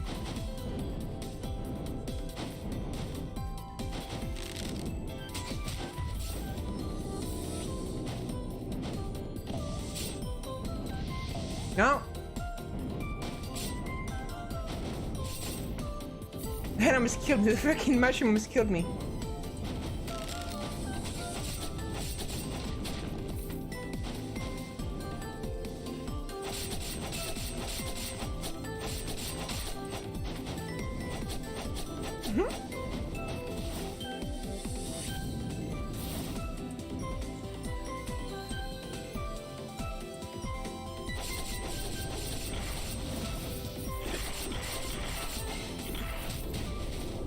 Nice.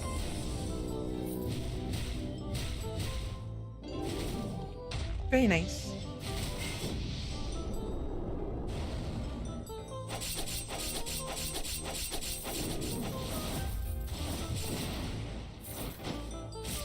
Ow, you son of a bitch.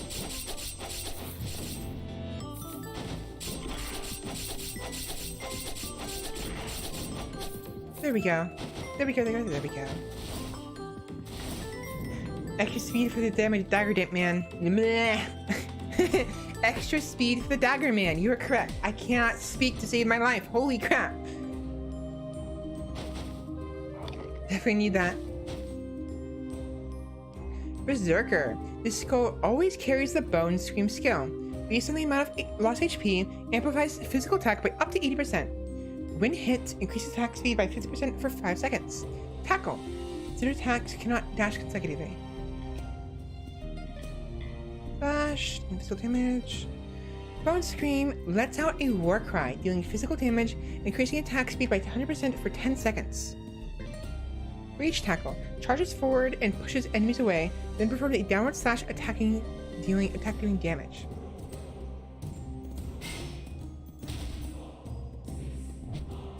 Ooh, ooh. Wow, this sword is almost as big as this sword is almost as big as Yagi's. You know what I mean? Trying to be funny there, and like a very big sword. Look how big this sword is.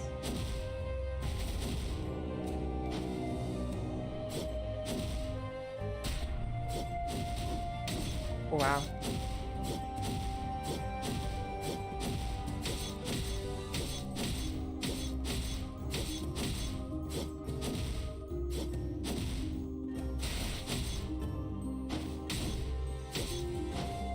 Oh, it's got a nice slam attack.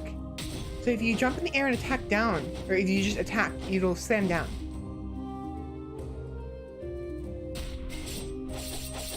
Holy shit, look at this.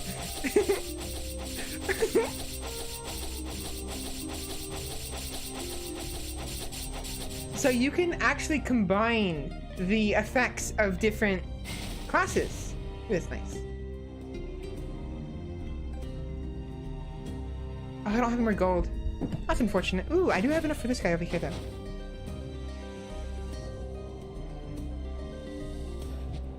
Oh, okay. I see.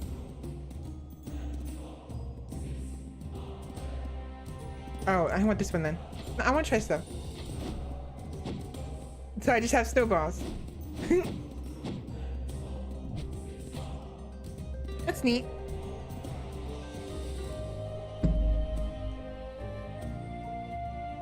I'm actually really liking this Berserker one.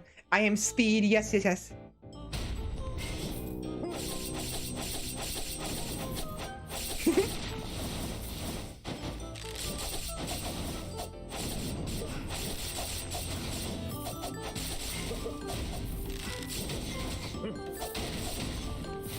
Wow, this is getting fun.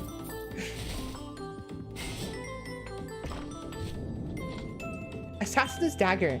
Increases critical rate by 10%, attack speed by 25%, and move speed by 50% of speed skills. Oh wait, no. Increases the attack speed by 25% and move speed by 50% of speed skulls.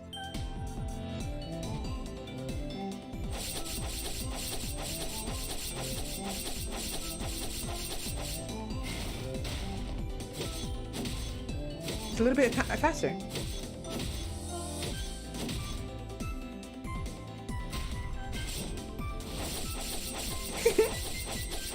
fast that is.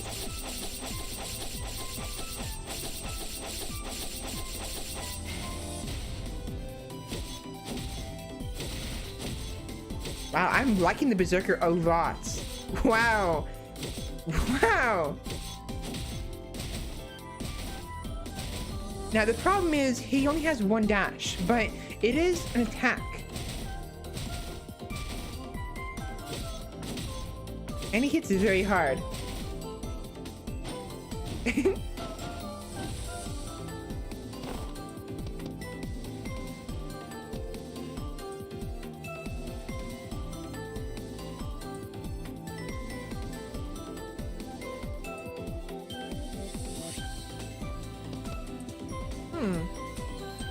I think it's it's madness. So for every madness perk, every madness item I have, it increases attack speed by 5% up to a maximum of 150% for 5 seconds whenever I deal normal attacks. So this.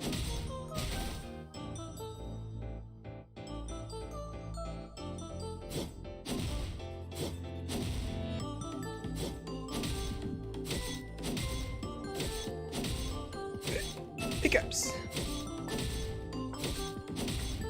So unfortunately right now, so inflicts damage with normal attacks, attack speed increases by 5% up to a maximum of currently 5%. But at 1, 2, 3, 4, 5, 6, 7, if I have seven madness perks, I will have a maximum of 150%. So what's happening here, the reason why it doesn't look like it's going up is because this 5, that's the current bonus. The very bottom of the screen, down here. You can't see it very well, but there's a mouse. Right here. That 5 is the current bonus, 5%. You get 5% per regular attack. Now, because the current maximum is 5%, it's stuck at 5% the first one. But once I get a second one, it'll be a maximum of 10, which means what's gonna happen here is the first attack will give me 5, second attack will give me 10. So I'll have 10% increased attack speed.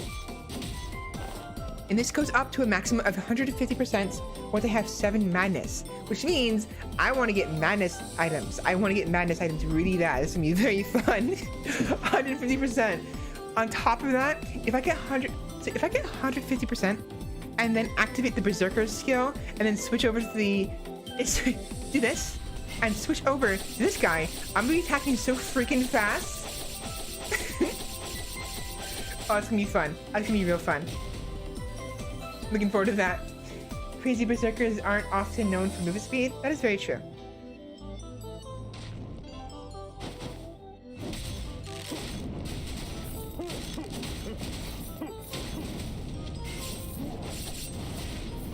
Stop it.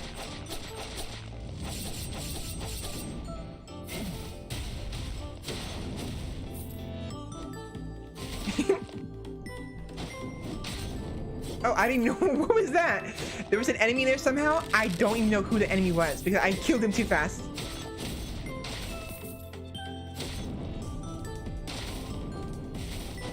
Whoops. And more attack speed. I'll take it.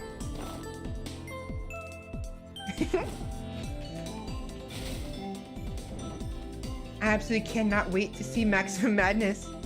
Me neither. Stop it. Stop it. Ow! Ah, I'm gonna die. I'm gonna die. Ow.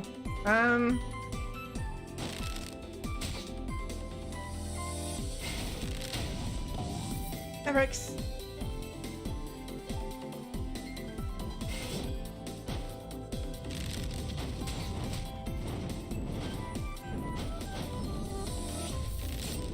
Bye. I have to kill him. Can't move on without killing him. There we go. I have one. I'm literally gonna die in one hit.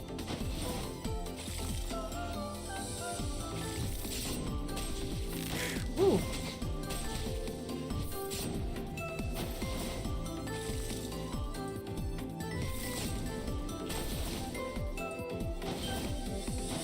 There we go. That was really close.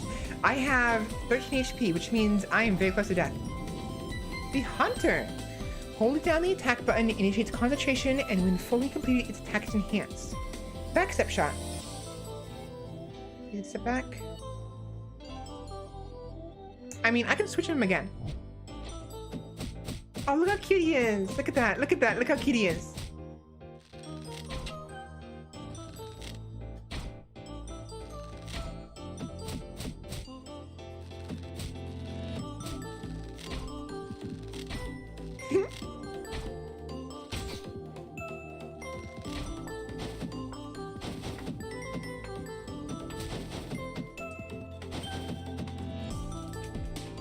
Fantastic little archer boy, indeed. I still prefer the assassin, unfortunately, so I'm keeping this current build. This build is perfect. The berserker and the the assassin is awesome. Honestly, the berserker is my favorite. Is now my favorite head. Look at that damage, one hit. Whereas normally it would take me like several hits to destroy the. Oh right. We're gonna die very quickly. I'm not gonna have enough HP for this. I don't think.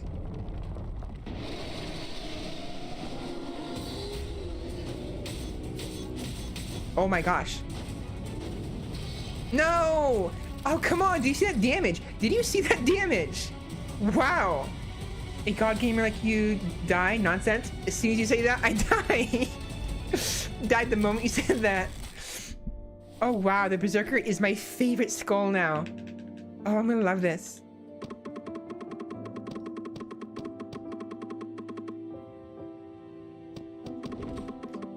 I still want to get, I think I want magic damage. So it reduces swap cooldown. Actually, wait, hold on.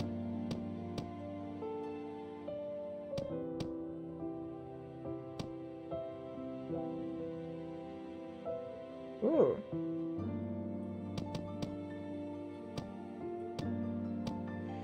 Actually, oh boy.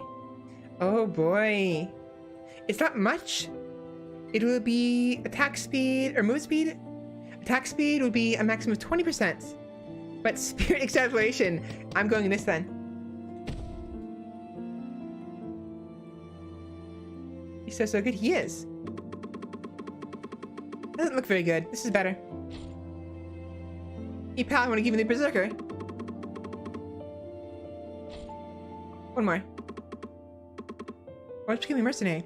Became good friends with a warrior on some mission. He died because of some strange magic that tortured him for 3 days before it killed him. He was smart and good with his sword and even a bow. I didn't help him against magic though. I brought his head with me to remember him. Want to see? Why do humans have such small? Why do humans have such small heads? They're so cute. I want every single one of them. Once I tried to stuff them whole. I stopped since His Majesty's ripped me a new one.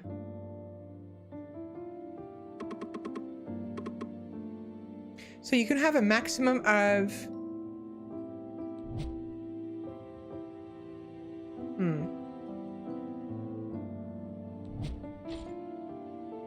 Look at him. Look at how cute he is. He's a little doggo. A doggo. A doggo.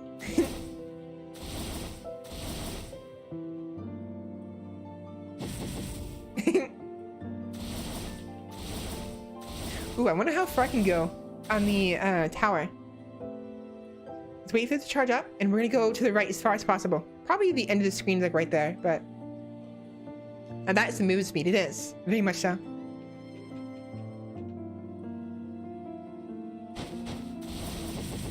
Yeah, as far as I go.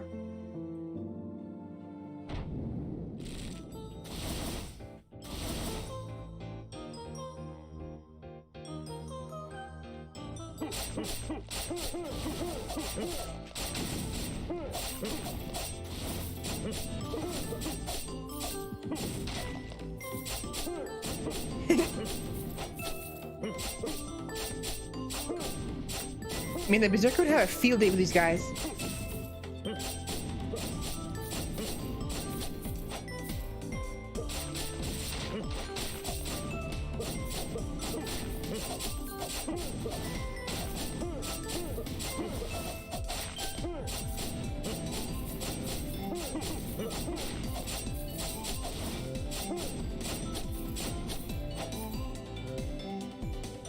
It'd be nice if we could see what your current... If you could see what your current, it'd be nice if you could see your current buff. Because sometimes I'll end up, like, getting a buff, and I won't remember what buff I even picked up. So, being able to see it would be nice. I mean, it doesn't change the fact that you have the buff, but it would be nice. A little, like, quality of life thing.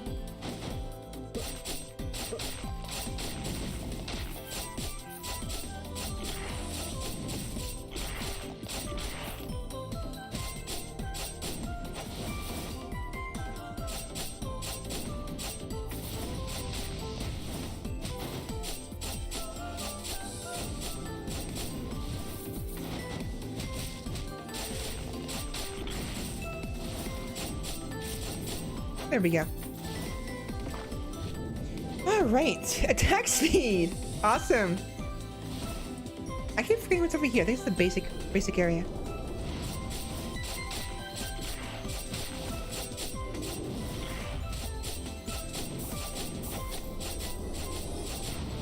Oh, I have madness. I have a bat madness one. Awesome.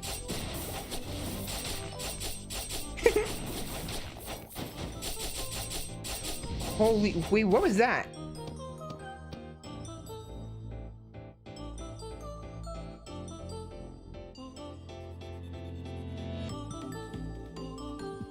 Why did I... Increases attack speed by 50%, 5% for 3 seconds after per kill. Right. Cool. And there we go. Yeah, in the middle of combat, nobody is focusing on the names of things easy to miss. It is. I mean, again, it's to the fact that you don't really... Like, ignoring the boons isn't really a bad thing, but it's not like... You want to be able to see what it is, you know, after you have the perk.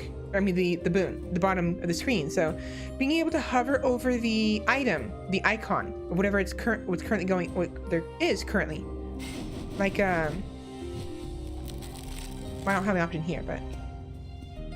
Explodes after 5 seconds, dealing magic damage. My foot's on fire. When swapping, increases movement speed by 100% for 5 seconds. Risky upgrade. This skill can only be used when there's 1 second or less on the cooldown. When the skill is cast, resets the countdown, increases the damage by the next explosion by 50%.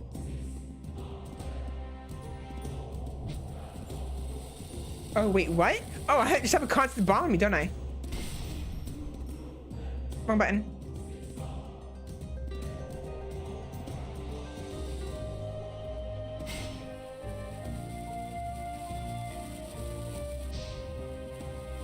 Oh my gosh. So I'm a suicide bomber. Oh, okay. So watch.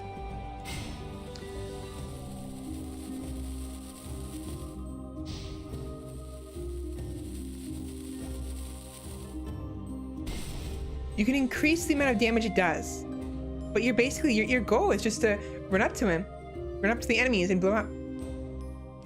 How much damage is that, anyways?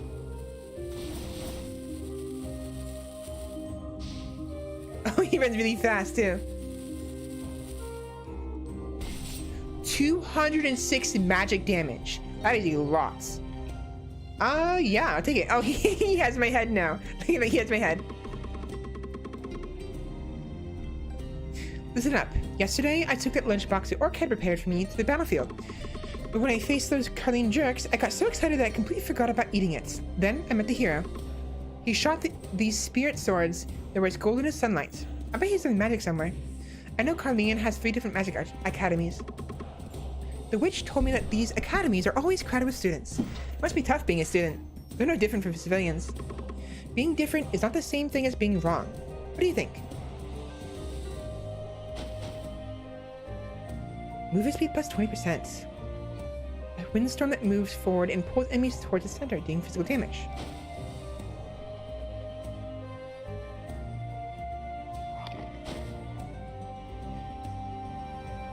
Ooh.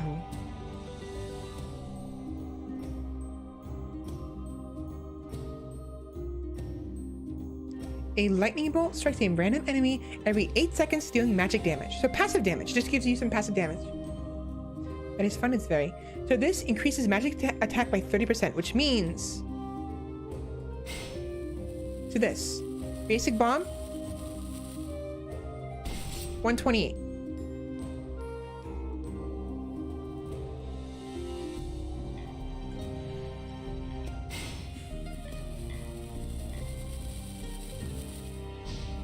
Look how fast he goes when he first swaps.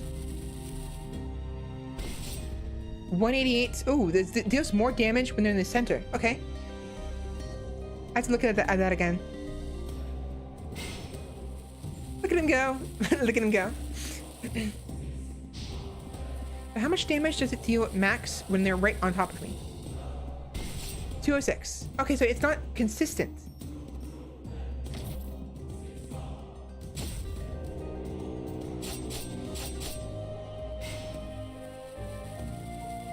Whee! How much damage is it now? 301. That's a lot of damage. It's actually very nice. 20,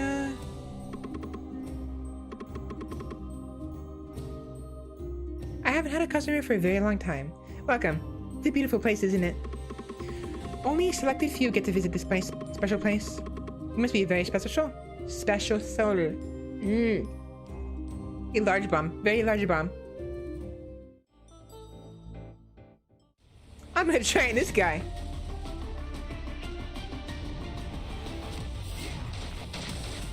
I have to time it though.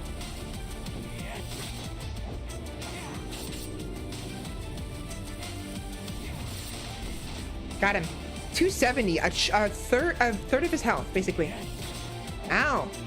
It's very hard though, because you have to time it.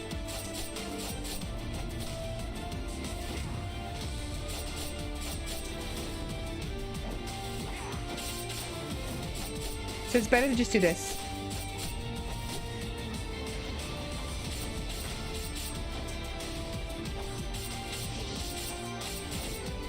So yeah, the strategy for that is just to keep away from him.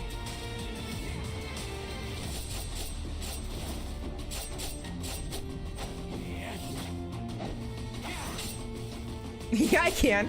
I can definitely dodge that. You can't dodge this. I say dodge it.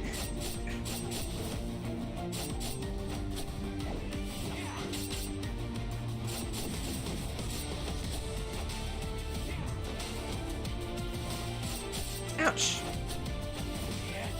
Ow. Son of a bitch.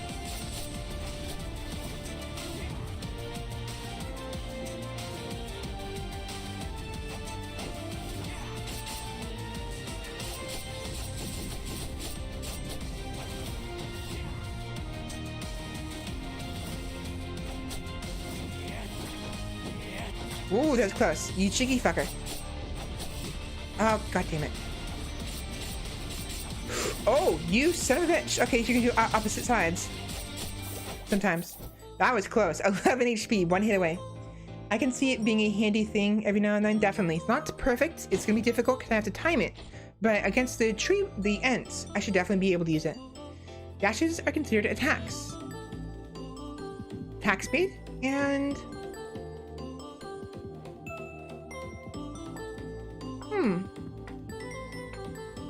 This one. Boss battle, not even close. You see that? And yeah, I only have 11 HP.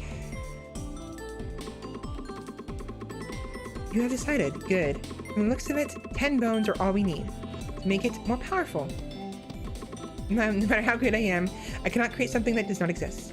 The amount of bones you have, it's impossible.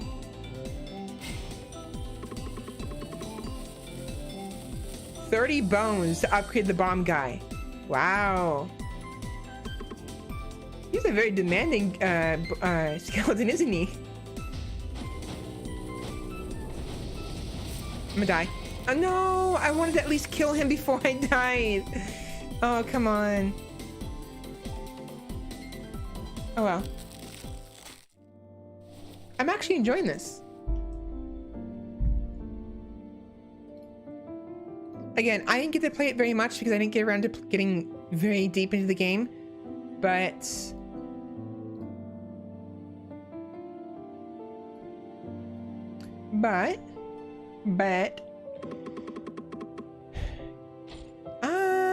can I have another one?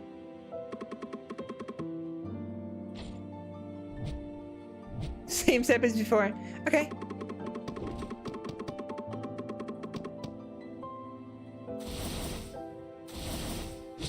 Wait, what? Huh.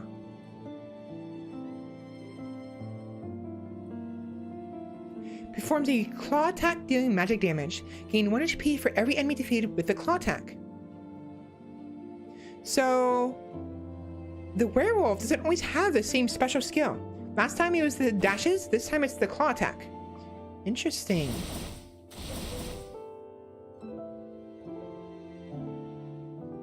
Oh, same thing with this one.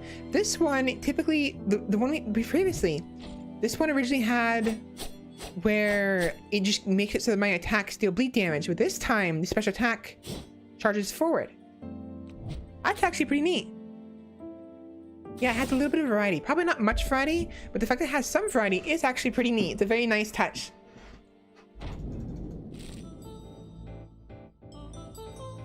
Very nice touch. Oh, that's very nice.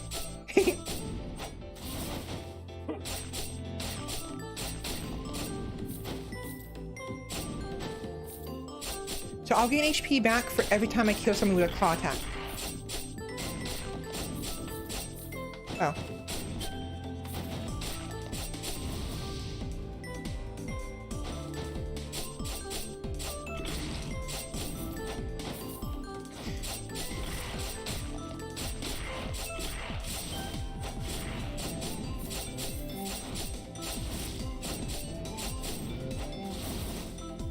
Not a lick of damage, look at that.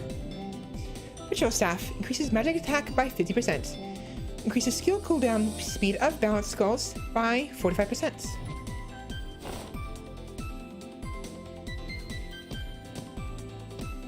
Oh yeah, so each skull has a modifier, not modifier, what do you call this? Type. Each skull has a specific type. The base skull is a balance type, and though the werewolf skull is a speed type. This staff increases magic attack and increases skill cooldown speed of balanced skulls by 45%. Furthermore, tactics amplifies magic attack by a percentage, and static gives a bolt of lightning strikes every 60 seconds, dealing magic damage. More lightning bolts strike based on the distance moved. Interesting. So basically this means that the skills of this guy happens faster.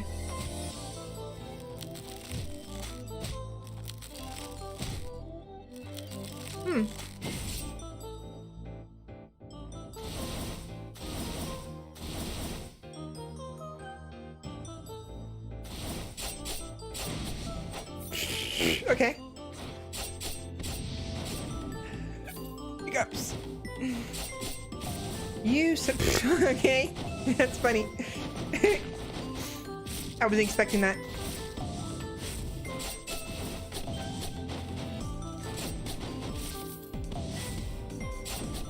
Bye. Okay, bye.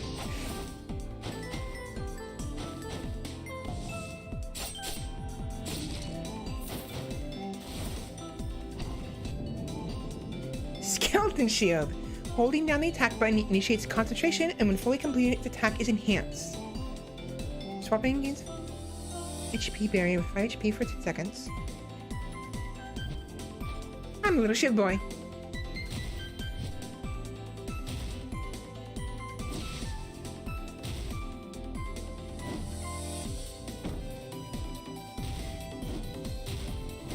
Oops. Not what I wanted to do.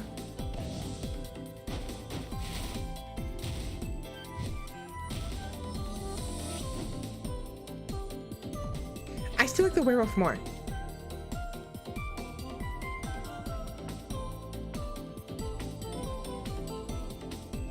Oh.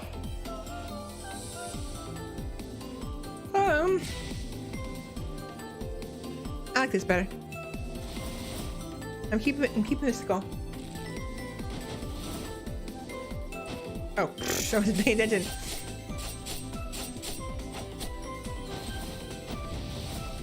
No, you don't.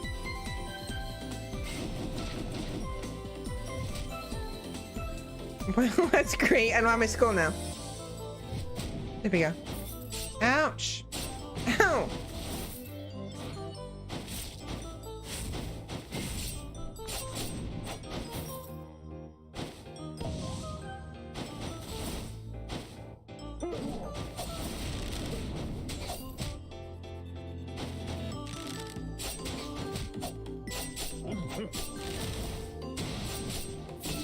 Oh wow, that lightning bolt was huge.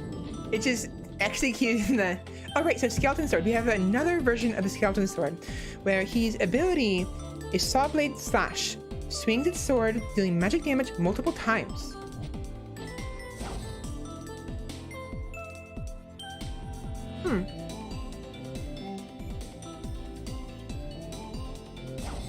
So it's actually hitting multiple times, I think.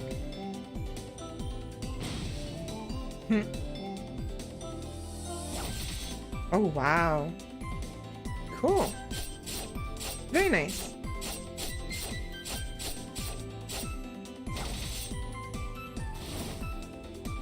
I still prefer the werewolf. I will, however, I'll switch out Skul this time. There we go. I didn't get much gold this time. Shuriken Snack. Restores 35% of HP, increases back attack damage by 30% until you clear 2 maps. Back attack. Huh.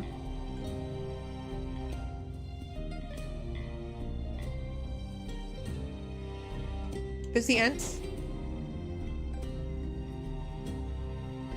I don't really want the ants. Oh, someone's calling me. Hold on.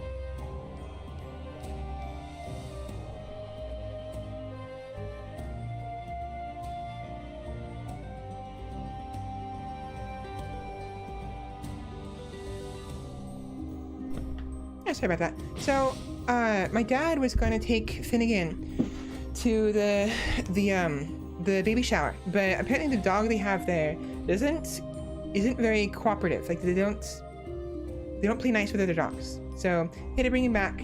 And what's gonna happen is they're gonna make a dish for his food for me. And then when the time is right, at 5 o'clock, I set a timer. Then I will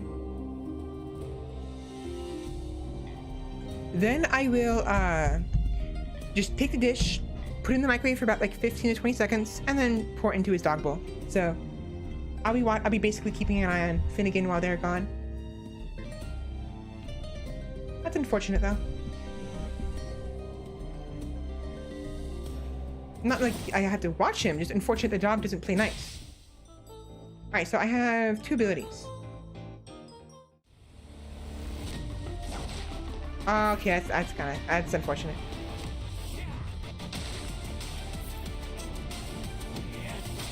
Ouch.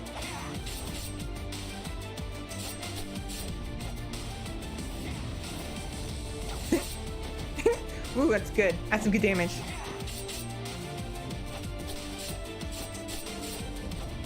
Wait, do I have bleed? Yes, 5% chance to inflict bleed.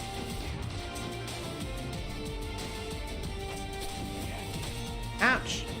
How?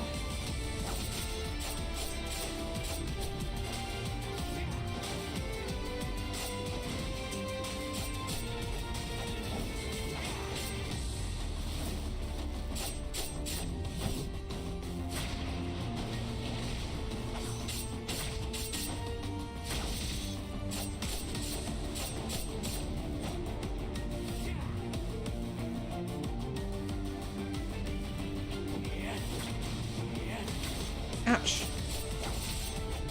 And this guy's actually fairly difficult. Not because he's particularly strong, but he's difficult to predict sometimes.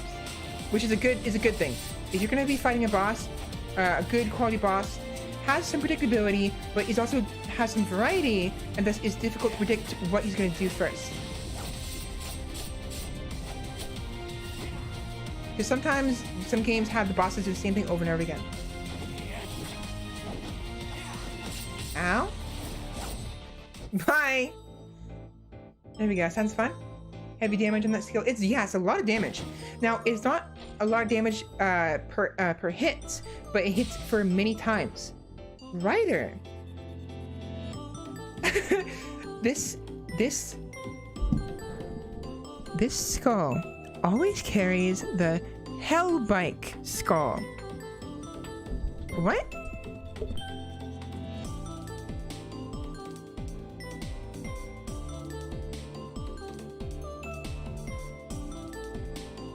Okay, they just left. And again.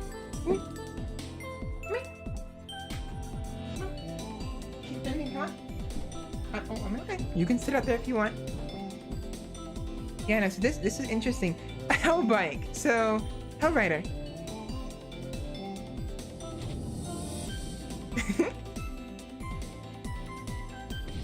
Whoa! Holy shit. Wow, that was awesome. A skull carrying a skull, yeah. What's this other ability do? Swing a chain and pulls the enemy back behind it, dealing physical damage. Mounts its held back and speeds off, dealing physical damage. Alright, where is the... There should be skulls here, I think. Wait, what happened to the map? Oh, there's no map here.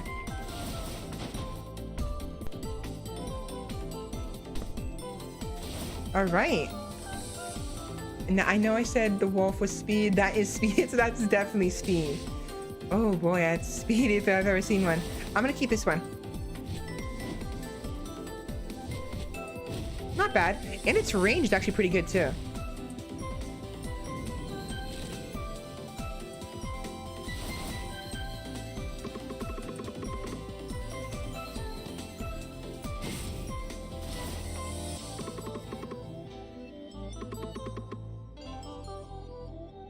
Alright, let's take a look. Yeah, so cocoons. Whoa, we got bigger. We got bigger. You see that? That's a lot of damage. We got legit bigger. The skull changed. Oh, neat. Finnegan, what are you doing? Stop thinking. My bed is not dirt. What are you doing? Hey.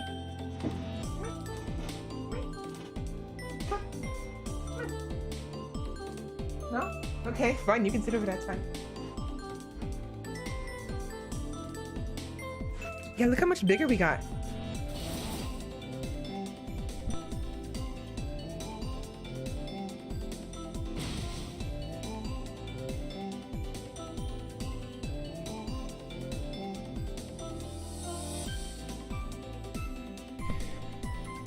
Must have forgotten.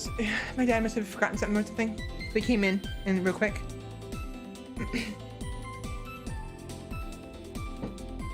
Yeah, look at this though. This is really neat. This game has a lot more than I thought it did. I mean, it's not a bad thing. I didn't know what to expect, you know?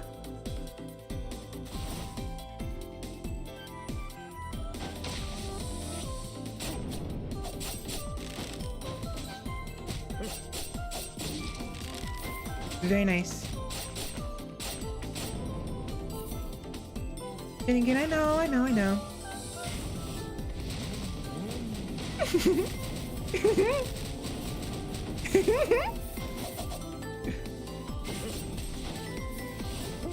Oh, I missed. I wanted to get all of them. Bye.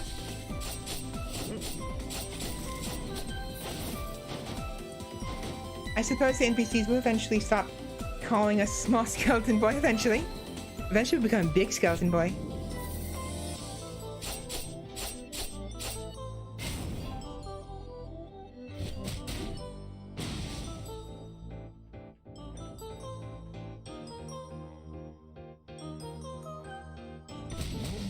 So the damage isn't much. It's pretty weak damage. But I mean, we go very fast. And again. Hi. Hi. Hi.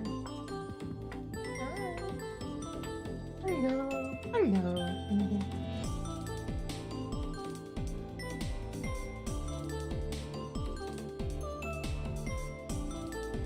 Big skeleton pepper, indeed.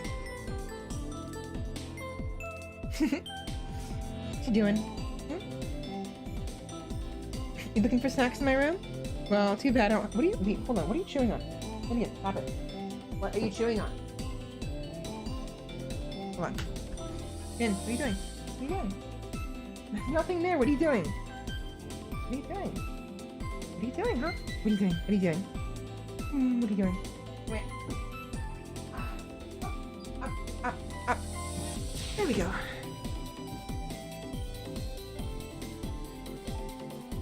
Papa. Yo. Say hi? Say hi? No? I'm doing good, you?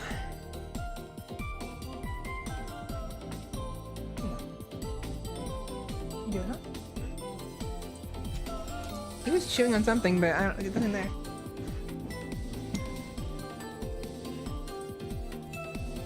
Chewing. Stop digging into my blanket. What are you doing? What are you doing, huh? What are you doing? What are you doing, huh? What are you doing? What are you doing? Oh, you're gonna fall. You're gonna fall, Finnegan. Stop. You're gonna fall. Stop. You're gonna fall. You almost fell. Almost fell off the bed. Oh, hello.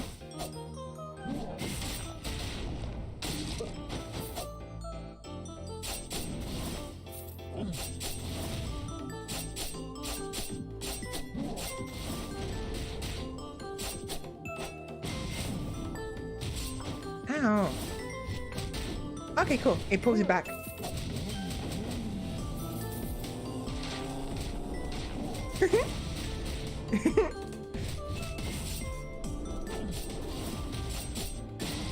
Very nice. Ow!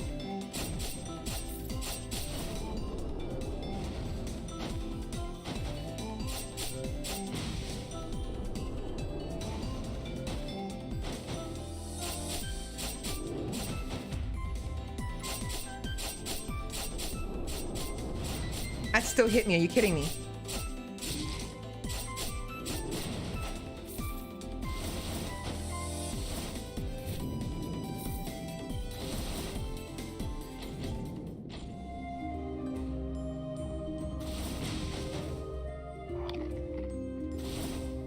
I don't have enough now. Ooh. The clown. When damaging enemies with knives, leaves a stacking mark that creates an explosion on the third stack and deals magic damage.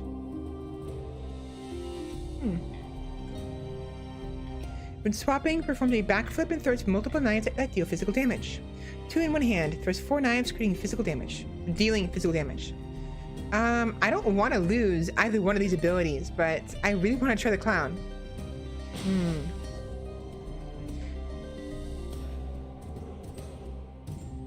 You know what? We'll try it. We're gonna keep the biker, and we're gonna get rid of the wolf.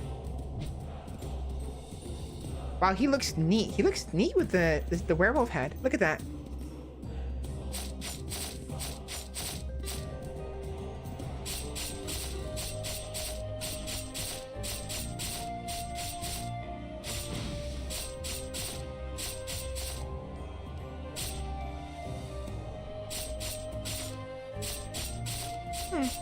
Not bad.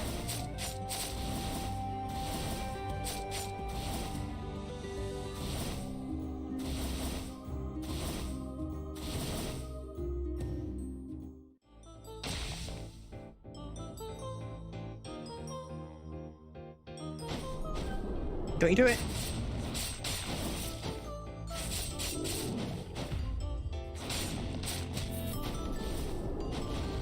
Ow.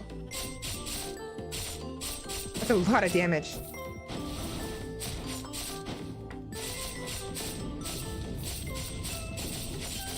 Bye.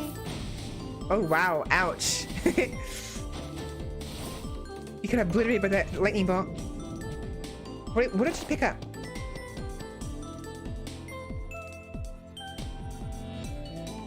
Carlian sword. Cool. Green. I still don't know the significance of these different doors. I just know that they're different colors. Oh, that's a problem.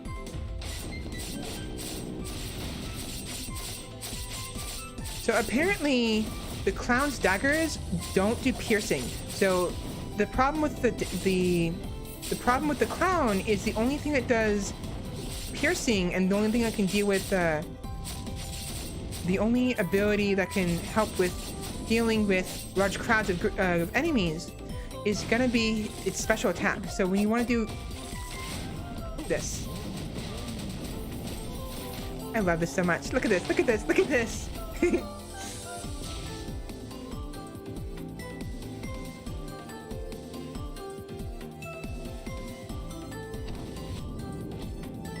Cool. The skull always carries the throw hook skill. When enemies are defeated, there's a certain chance a chunk of flesh will drop. When flesh chunks are acquired, its body increases in size for 10 seconds, amplifying physical attack by 4%. Max 10 stacks. Flashes are considered attacks.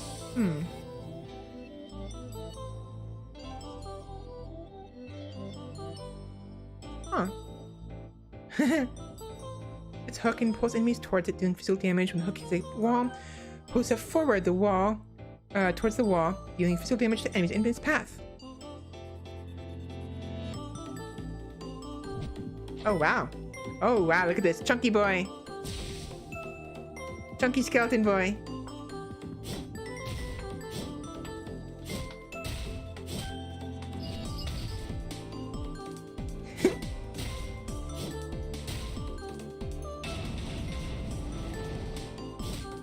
Actually, this is interesting. This is weird. So when he equips his skull, he gets flesh. He's no longer just a skeleton. He's actually some kind of creature. That is interesting. I always thought that they would always be skeletons, like the werewolf, but no, he's actually a living creature now. Well, sorry, I say living, but he's like probably not actually alive, but he's got physical flesh.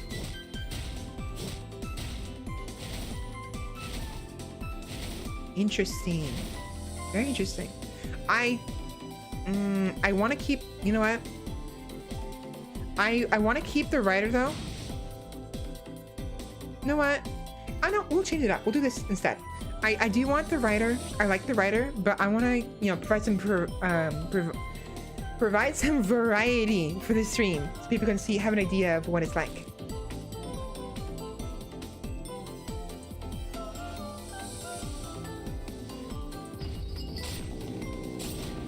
Bye.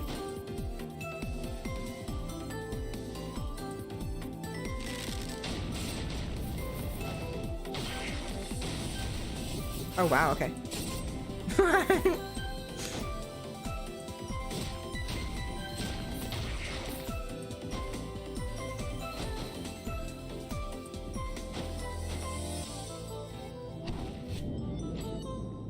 And that one. Triple pierce. Prevents 3 consecutive piercing attacks doing physical damage. That's neat, but I want the ghoul. All the designs of these skeletons are so satisfying to look at. They are.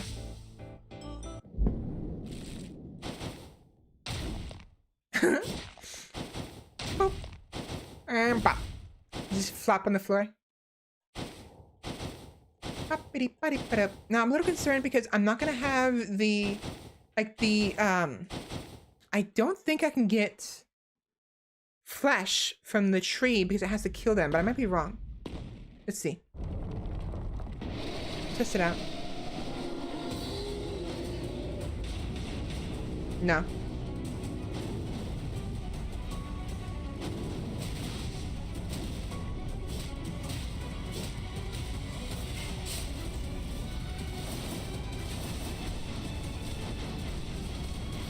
Ow! That was a lot of damage.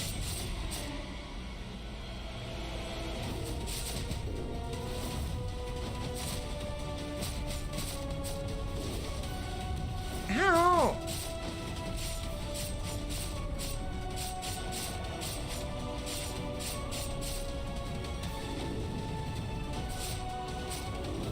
Ah, god dang it.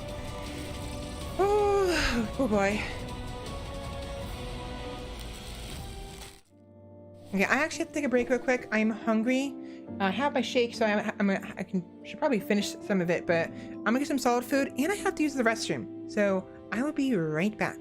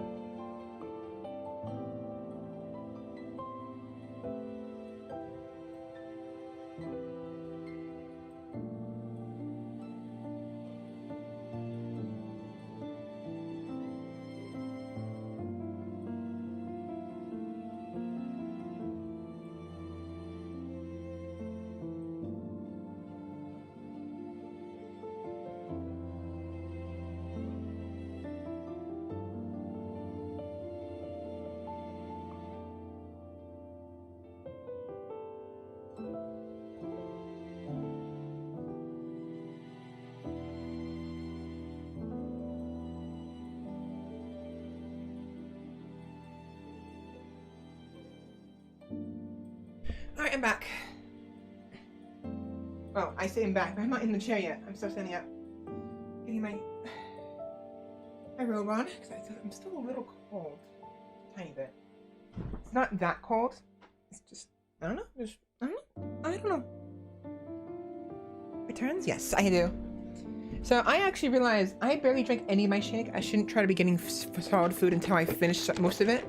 But instead, I got some pastries because I wanted some fruit horns. So why not?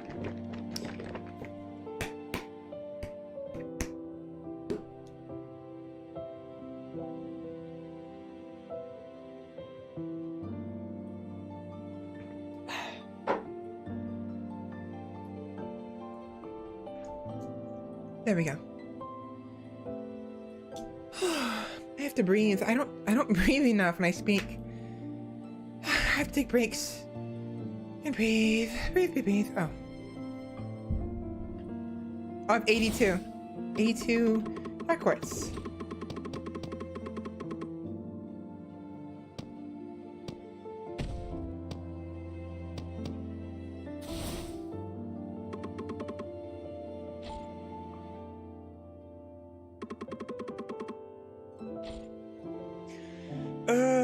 I honestly don't like either of these, to be completely honest.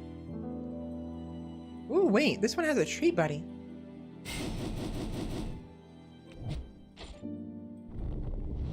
Hello.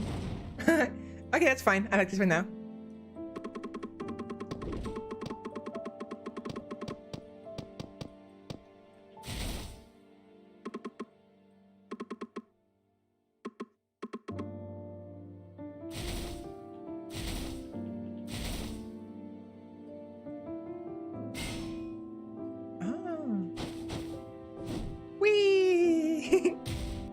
I actually slammed the ground before it went to the next area.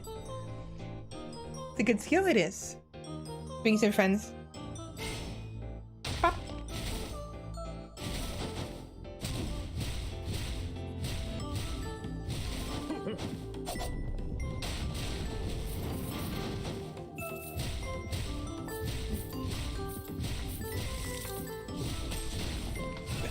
Oh.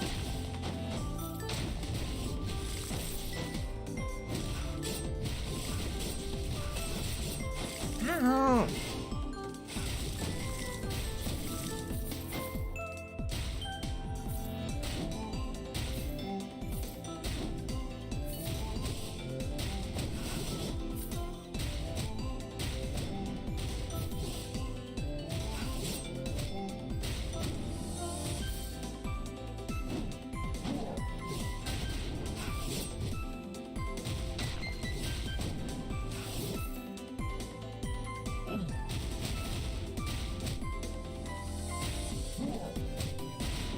Ouch.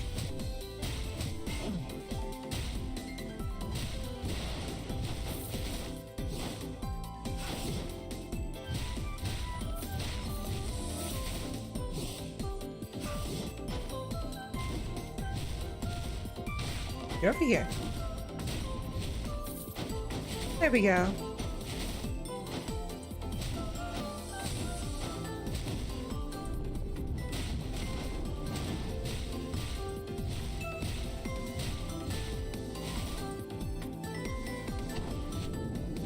Archer!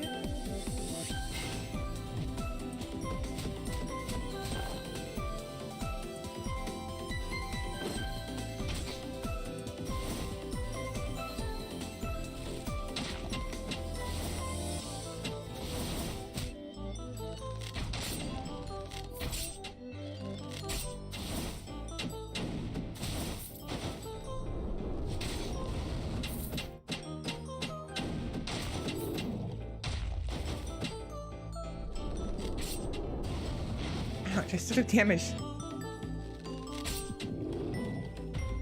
It's a pity you can't aim up, but oh, whatever.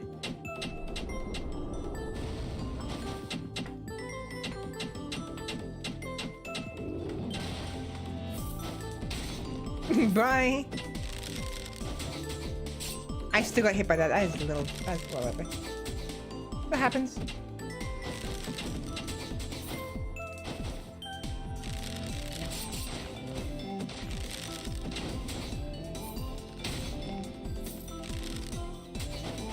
Sorry, my ears itchy. Hold on.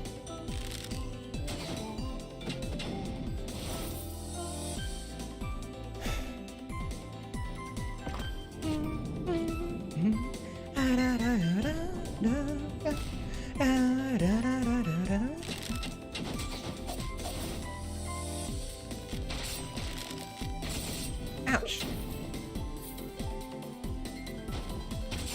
I'm gonna die. I'm still gonna die.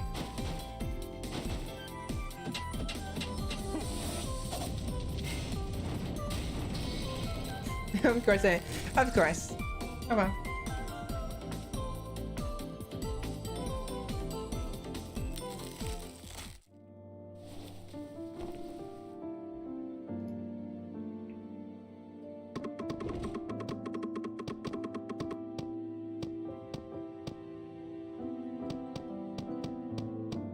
I'm gonna save it.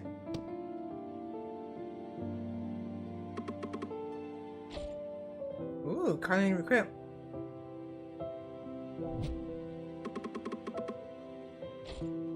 Petty thief, awesome.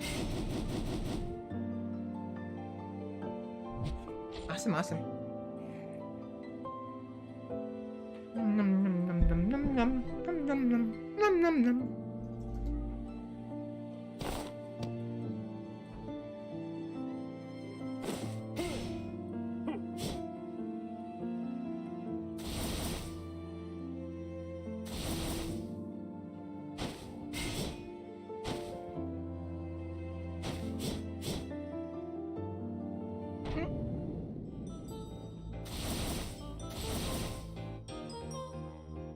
More thief, more gold, definitely.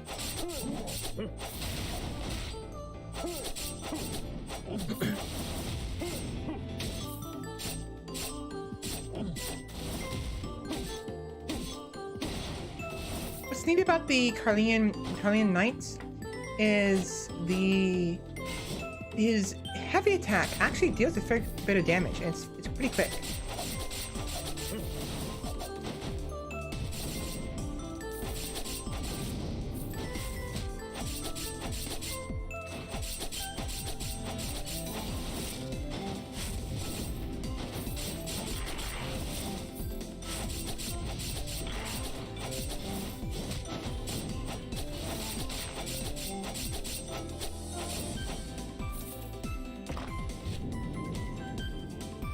Awesome. Should get about 80? 90.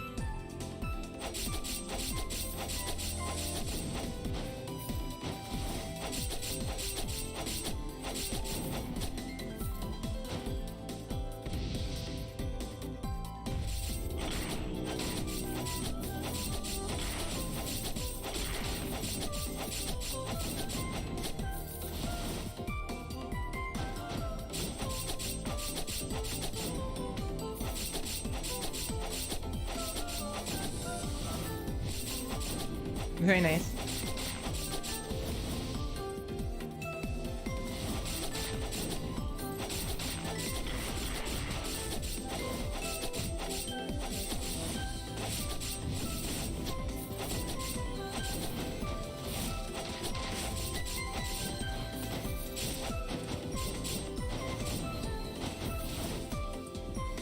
I'm getting better.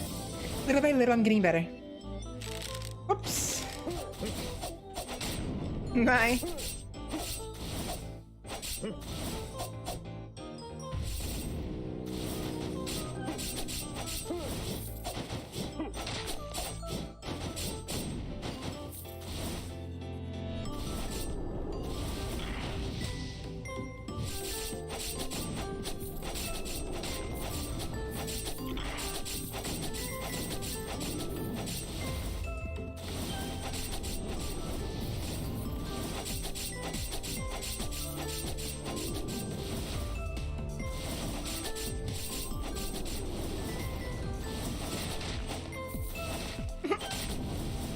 There we go. A hunter. Siege shot shoots multiple piercing arrows upward, dealing physical damage.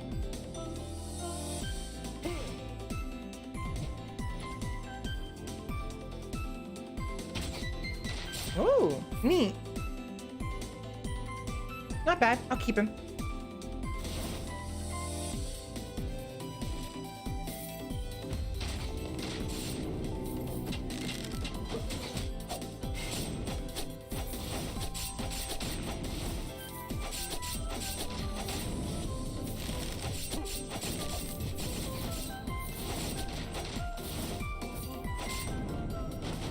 Oh, who's this?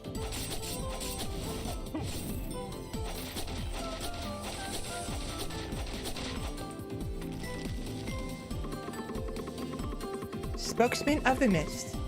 Dead but walking. The outside world is full of mysteries. Surprises. Yes, thank you for the help. This is probably a good time to reward you, no? I am a spokesman of the Mist, and I serve the god of Mist. I'll share the grace of the Mist god. Increase max XP. Oh, dearest Mist god of deep forest, I pray to thee. Please bless the skeleton with thy grace of vitality, so that it may endure the attacks of its enemies with ease. Alright, awesome! Max health upgrade. Would my tribe members be okay? I'm a little worried.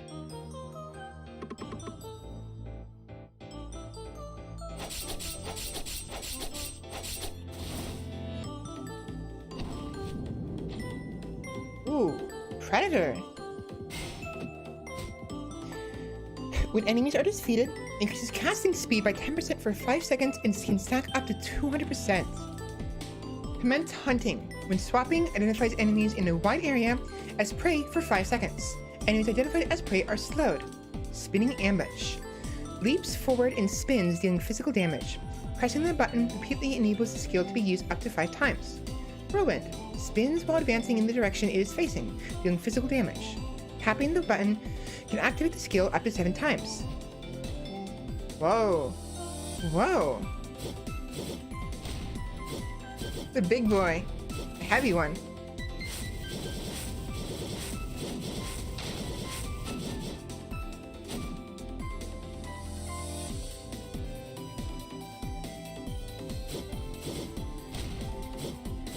Another heavy hitter. I think it's always good to have a balance of heavy and light attacks.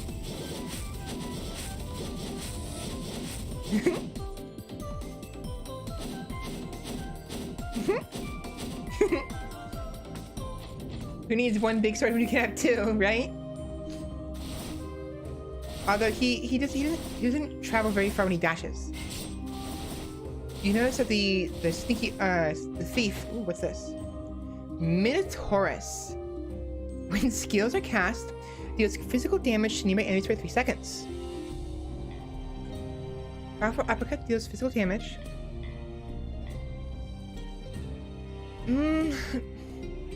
Shit. I want to try all of the different helmets. I don't want to lose the thief. The thief is very useful. So...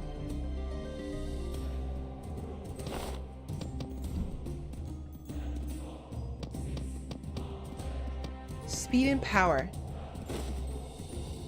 Physical full uppercut. I'm gonna sneeze. No, I'm not.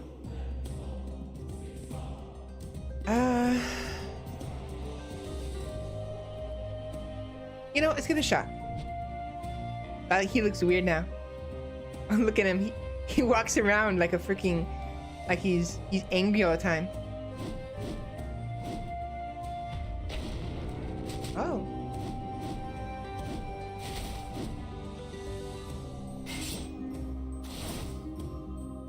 Crit rates. Empire and Chase. Empire.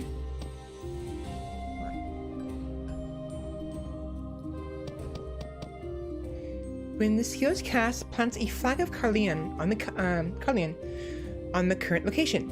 When near the flag, increase physical attack and magical attack by 15%, up to a maximum of 80% per stack, per Empire item. Flags can only be planted once per map.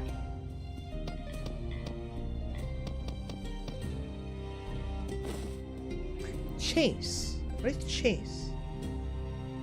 It doesn't cool down. Quintessent cooldown speed by 50%. Oh wow, that is actually huge.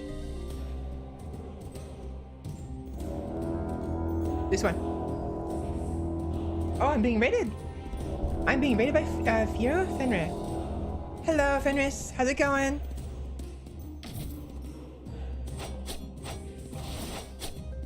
What's this?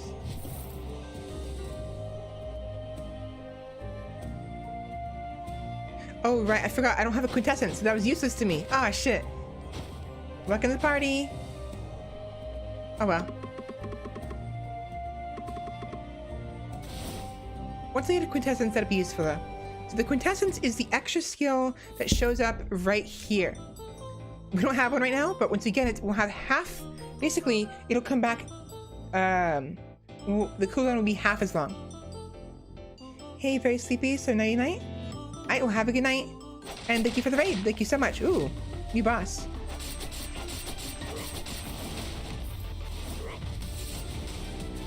Oh, I found Leroy. Jenkins, are you kidding me?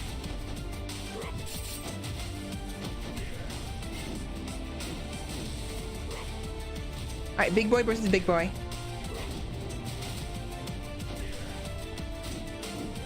Oh, he's got a shield.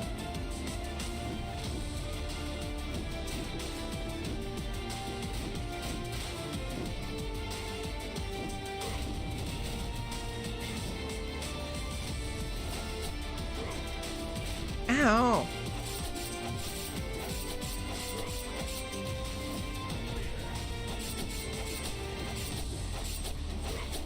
So quick. Sleepy little wolf. Night night.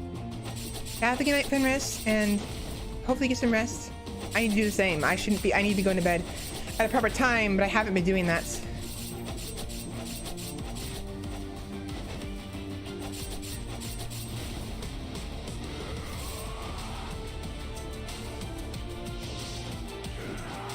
Oh. Oh, go away. Stay away.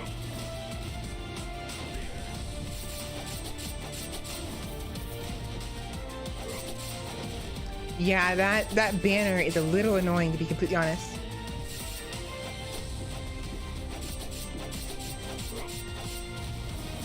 I know the desire to keep the banner separate from the background, but it really should not be a foreground object because I can't see the enemy sometimes. Well, it's not that big of a deal. It's a little annoying when I'm trying to figure out what attack he's doing. Not annoying, it's distracting is what it is. It distracts me from the ability he's gonna do.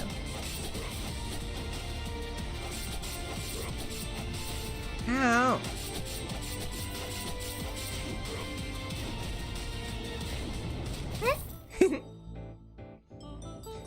Rawr. Yeah, I have been going for 6 hours, so very exhausted, so have fun. I'm Marista. Have a good night. And thank you so much for the raid. Pegasus. Increases dash cooldown speed by 10%. Flaps the wings of the Pegasus, gaining temporary invulnerability and flying in the direction face. This is a quintessence, by the way. Or I get an item. Increases attack speed by up to 60% in proportion to your HP loss. Oh, and madness. Ooh. I mean, I want both of them. But for the sake of the quintessence and the item we have, we'll get Pegasus.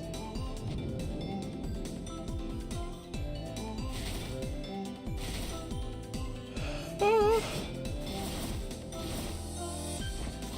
Whoa. That's fast. Whee. I'm a flying. I have 16 bones.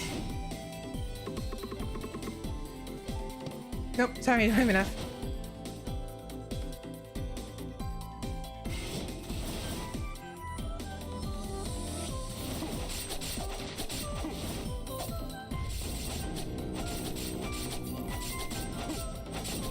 I'm enough.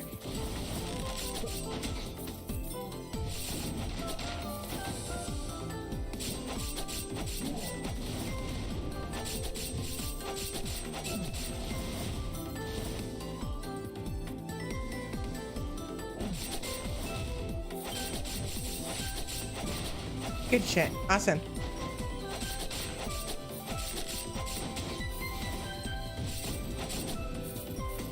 Hey, what do we got?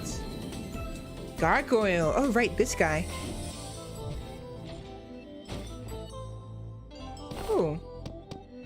Holding down the jump button allows the gargoyle to fly briefly, increases attack speed by 100% while in mid-air. A monster created from the rock protected the Demon King's castle. When swapping, drops to the ground in stone form and deals physical damage. Petrify. Slams the ground in the form of an invulnerable statue dealing physical damage.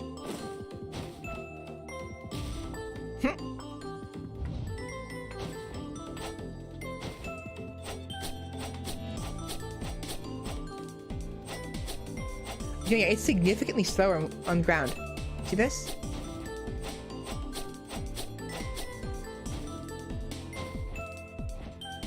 Whee! I can fly a little bit. Oops. Whoa, that's fast. That combined with the Pegasus? Ooh, I wonder, is there something up here? Is there something up here the developers provided? Nope, it's just dead end. That'd be actually pretty neat. If the developers ever watch this, if they can like add extra like special stuff in places that are hard to reach but are easier for certain characters. I can understand them not doing it because it can get kind of iffy for some situations, but like there's totally like such a missed opportunity here. Look at this.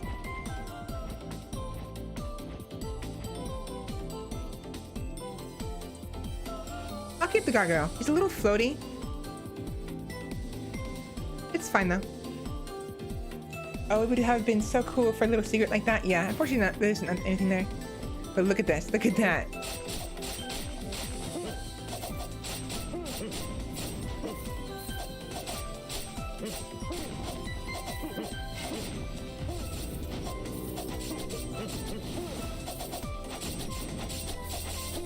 Ow!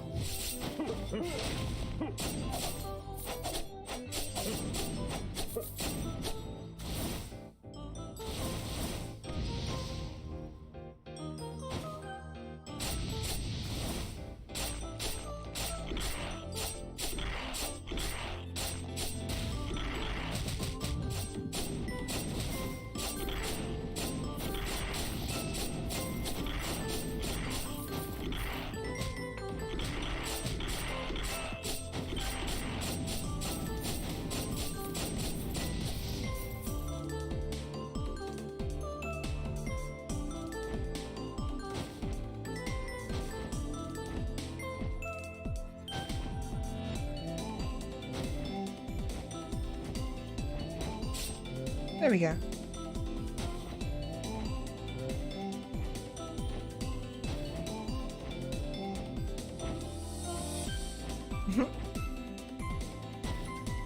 What's the... Wait a minute, what's the what is that? Oh, it's probably the enemies. Oh, whoa, it's a big chest. Wrong button. Nether Mana Suppressor. Legendary item. Increases magic attack by 60%. For every 10% increase in skill cooldown speed, additionally increases magic attack by 4%. Maximum 80%. Ooh.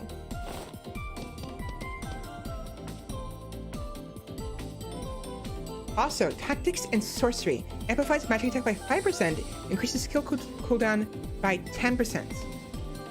For every 10% increase in skill cooldown speed, additionally increase... Oh, wow. Wow. That's a lot of damage. So, for reference... Like, look how much more damage that skill does. That's actually very nice. And if we can get the lightning attack... Oh, man, that thing will hit like a truck. It already does, but even more so. I can't afford anything. That's unfortunate.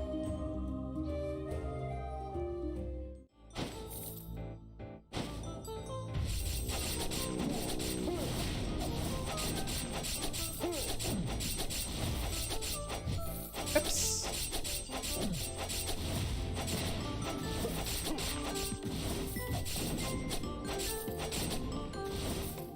Ouch.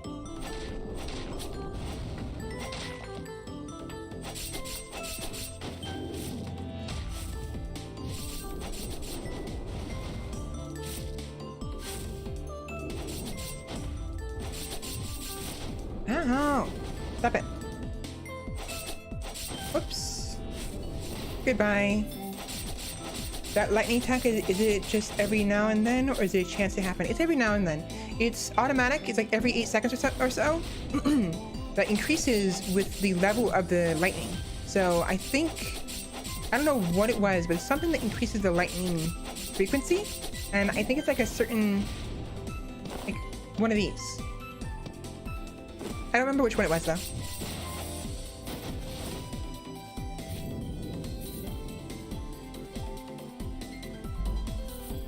Birdies.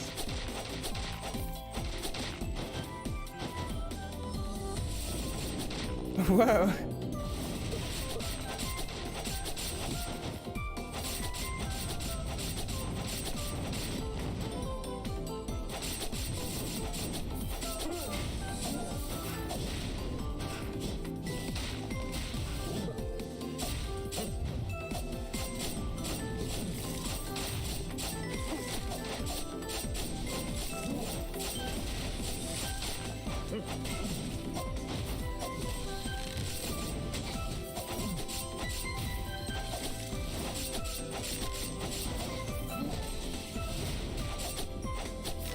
Get over here. Get over here. You're not going to get away from me.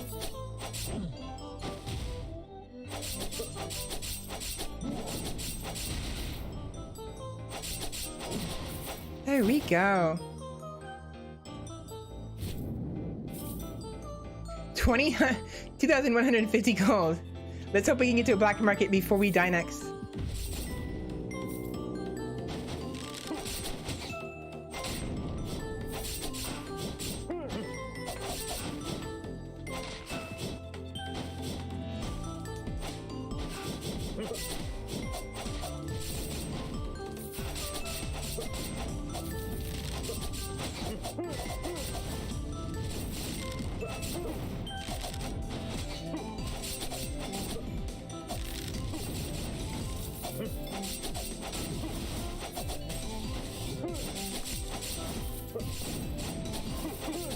Sorry, I'm trying to focus a little bit. And I don't have very much to say right now. I don't know, just... There we go. It's a lot more damage than usual. And here we are. Carlian Gates. This time with more HP. So hopefully we'll actually survive the fight with the giant ant tree. We'll see. Actually, what would be useful would be the gargoyle. If I'm facing an attack that I don't think I'm gonna dodge.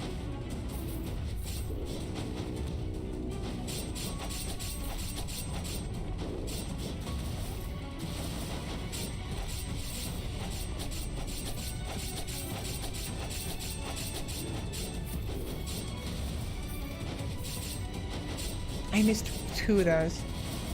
That's a little annoying.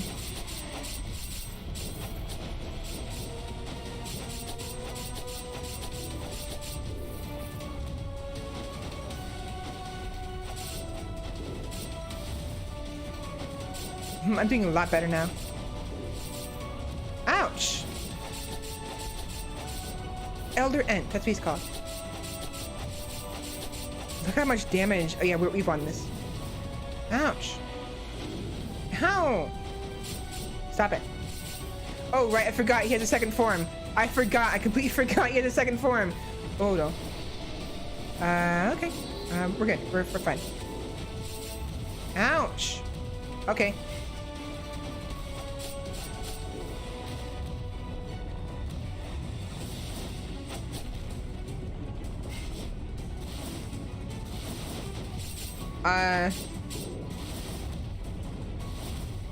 Okay, moving. We gotta keep moving. I missed.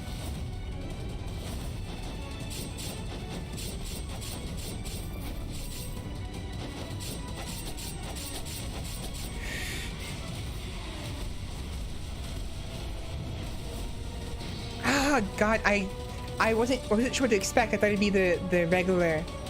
Well, not so confident now. Definitely not. You gotta be faster with him, I guess. I wasn't fast enough.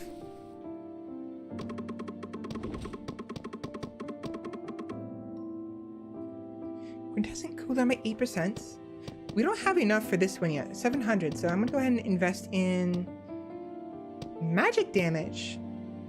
Swap cooldown reduced, and then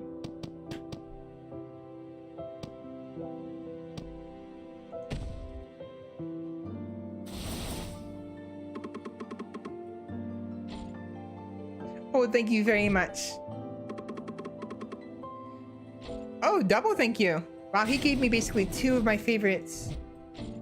Oh, come on. All right, that's a little silly. No, I see. So apparently,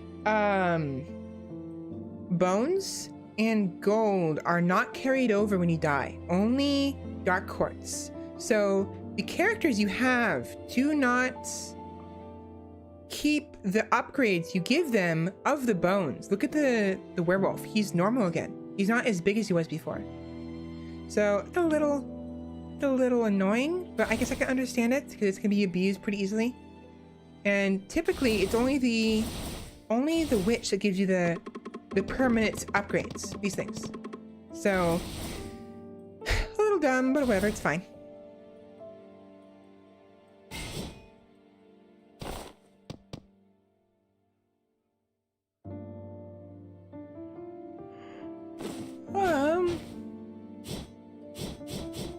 What was that? I saw something in the air. It'd be a case of upgrading with quartz to be able to do more bone upgrades? Yes.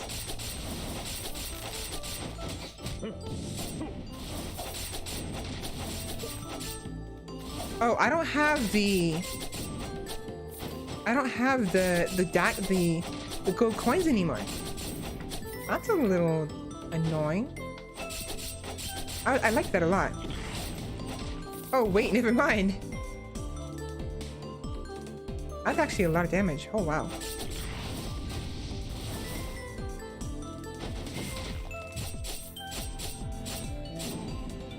What does this one do? Ripped enemies apart with both hands, dealing magic damage. Ow. Stop it.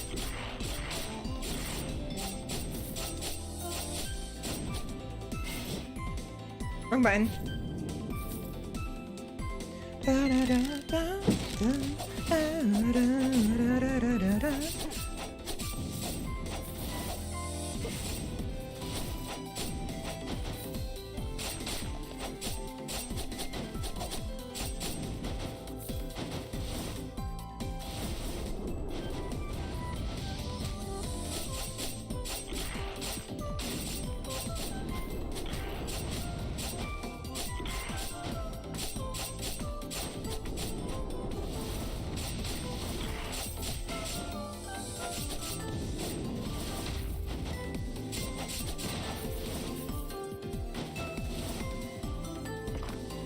Treasure! Standard issue Carleon armory. Carleon. Decreases incoming damage by 15%. Nice.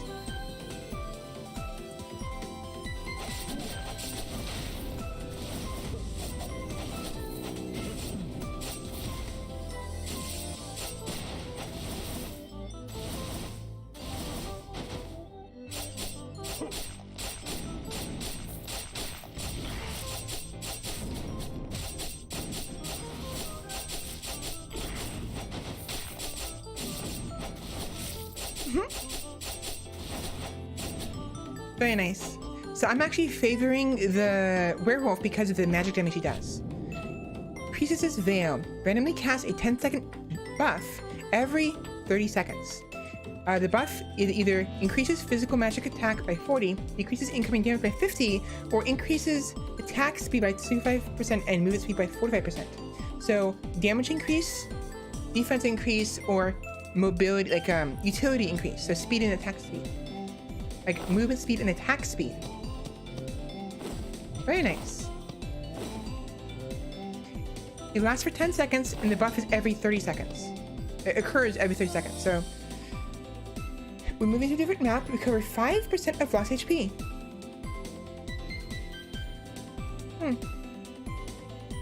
A black cloth is draped over the veil to block the voices of demons.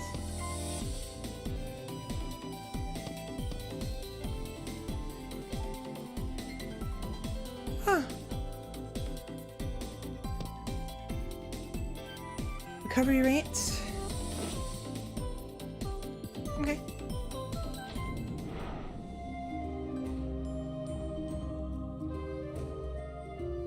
Every spirit you have. Huh. Critical rates and max HP. But sorcery and hearts. Oh, and quintessence. Gains a shield of 20 for 6 seconds. Hey, who are you? I didn't even notice this person here. Were they here before?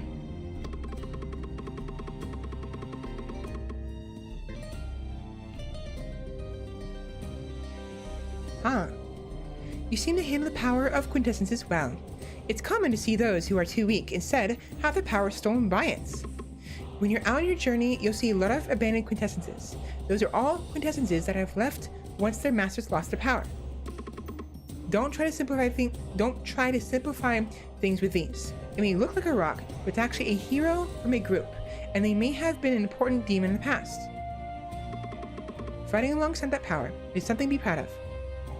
Interesting. So this is like the crystallized form of great heroes and or great demons, I think. Crystallized form. And as a result, they have a bit of a will of their own. Now I want this one because it increases the magic attack, and also I'm curious about the fairy tale and alchemy. Fairy tale. A sealed spirit stone follows the player, firing a beam at random targets every 45 to 15 seconds, depending on stack. On tier, dealing magic damage. When 5 fairy tale seals are gathered, the Spirit King Oberon is summoned. Really?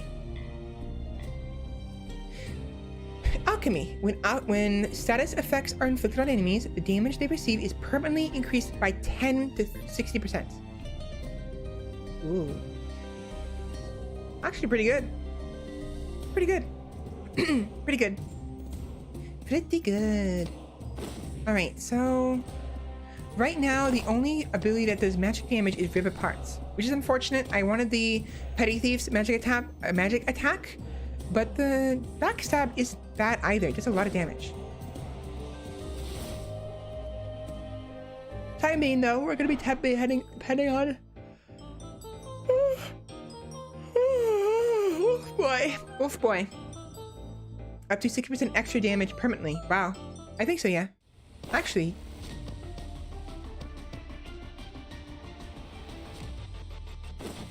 Ah, who's this? Oh. Iolite. She's kind of cute. And also very, well, let's just say she's got some good hits. She's very, thick.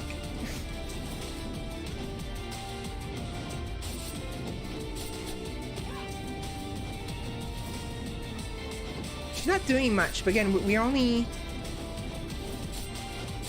Once she flies in the air, and oh, there we go. I was gonna say, oh, hi. She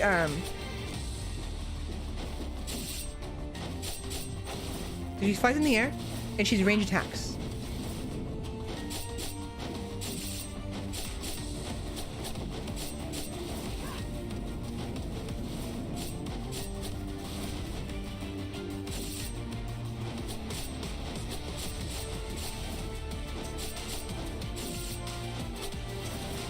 Here we go.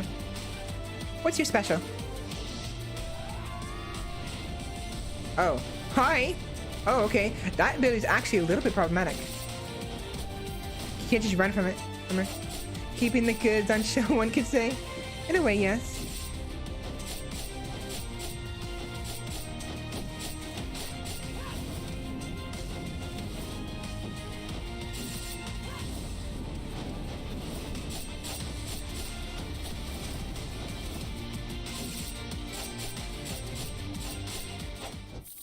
Sorry, Iolite. Alright, Face Bug increases physical magic damage by 50%. Disgusting Prank. There's a Face Bug to stiffen the enemy. It's the quintessence. I'd be activating it. Max HP or skeleton pike.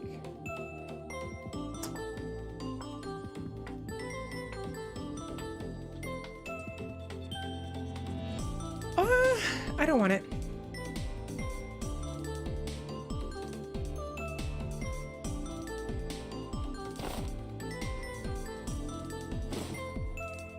Sure. Sorcery in the Hearts. Sorcery increases skill cooldown speed by 10% and increases max HP by 10 for hearts. So 50 HP max.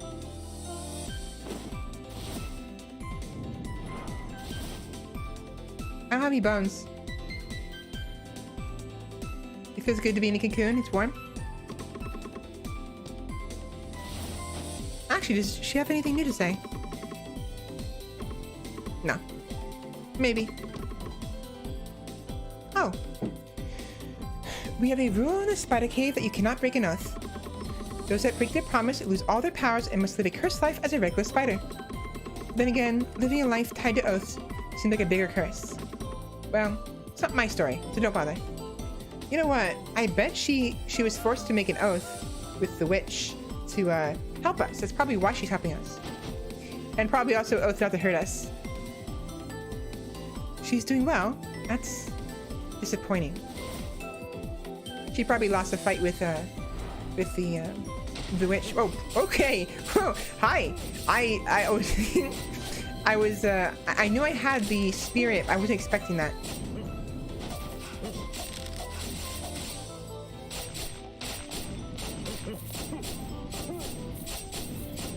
Also, it's interesting. So these sort of shrines. So you know how in many games when you're playing as the hero, there's shrines or things that give you buffs and whatnot, and you have to activate them or be near them. That's what this is. The enemies get buffed by the shrines, and they'll keep getting buffed until I destroy it. Destroying it removes their buff and gives me a temporary buff of the same effect. So that's actually quite interesting how that works.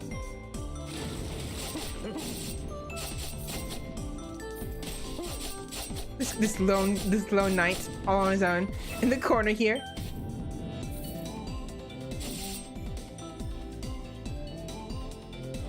Again, this game is very well made. It definitely has its flaws. It's not perfect, and it takes a bit to get you to get into it. But once you get into it, it's actually a very fun game.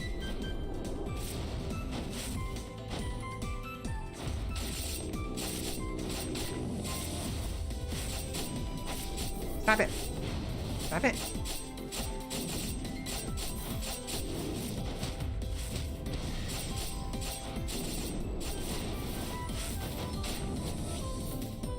It just takes some getting used to it takes a while to get into it. Definitely want to give this game at least like a good couple of playthroughs before you give it up. Give it up. Also, I still haven't got a notification yet from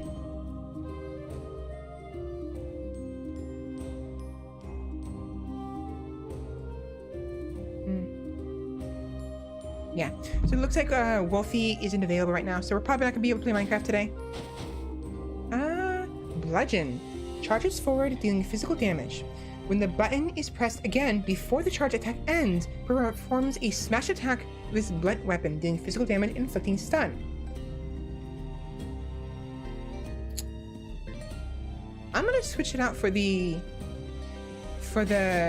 guy. Interesting.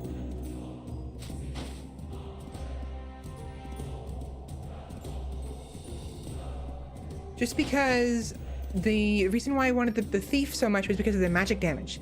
Those coins he throws are really hard hitters. They hit a lot. It's a shame, or just a shame. I was looking forward to seeing your building skills. Yeah, it's fortunate. And I actually haven't done much to Onigiri Pyramid. Restores 40% HP. Okay. Unfortunately, I haven't been doing much on the Minecraft server at all. So I've been wanting to kind of go back to it because I've been kind of neglecting my haul. Bye. Bye-bye.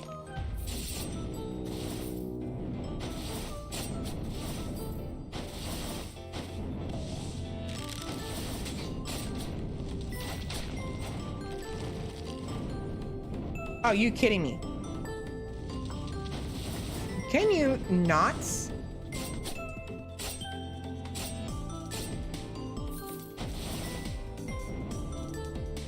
Hello. Little Gus. Thank you for saving me. I'm an attendant from the kingdom of Plebby, and this here is the princess I serve. As you can see, it's a drawing that can move and speak. We treat it as our national treasure, and as a member of the royal family. Just a tiny bit later, and I would have turned this place into a bloodbath. Who? You? The prince? Anyway, my little friend, we have to go back to the kingdom. We do not have any money. If it's okay, can you spare us 300 gold? Okay, so lion sword and little Gus. Thank you, little fella. It's not much, but I nabbed it from the Carlian goons when we were taken. I really hope I can be of help to you. How? I can't tell who Gus is. Okay, so I think little Gus is the painting, and the lion sword is the boy, I think. Bone Hourglass. Decreases map swap cooldown by 0.5 seconds every time you use a skill. Muted and sorcery. Increases the cooldown speed of swapping by 10%. Skul, increases skill cooldown speed by 15% now. So we got our first duplicates, our second sorcery, and second empire.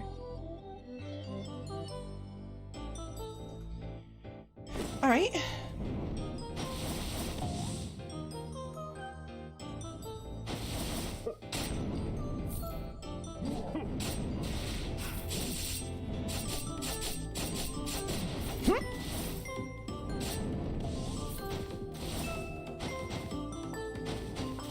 Yeah, there's such a missed opportunity for like secrets and stuff up here.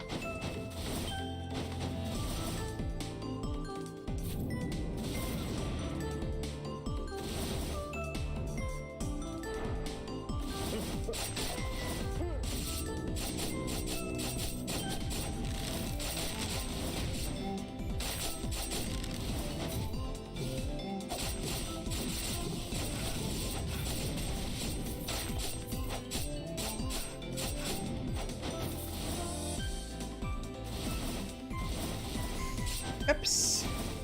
Get up. Ah, the genie. When dashing, teleports forward. Hides in its lamp, staying invulnerable, and then appears dealing physical damage. Charges forward, dealing physical damage, becomes invulnerable. Not a fan.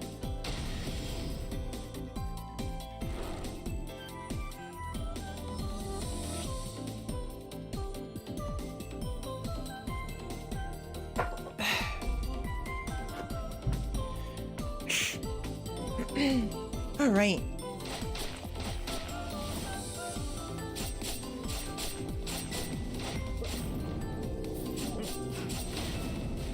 Nice job. You played yourself.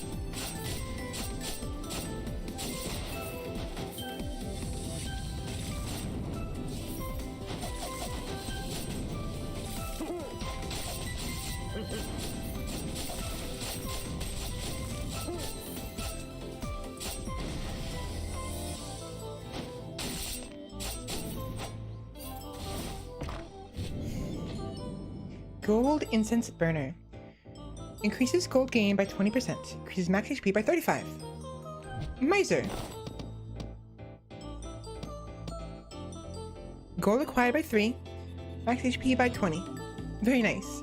Now we're finally getting to our limit of 9. I think that's the limit in total. So it means when there's more items, I have to start swapping them out or destroying them. Destroying the old ones and replacing them with the new ones. A little unfortunate, but it is what it is. All right, round 4 or round 5? Can't remember.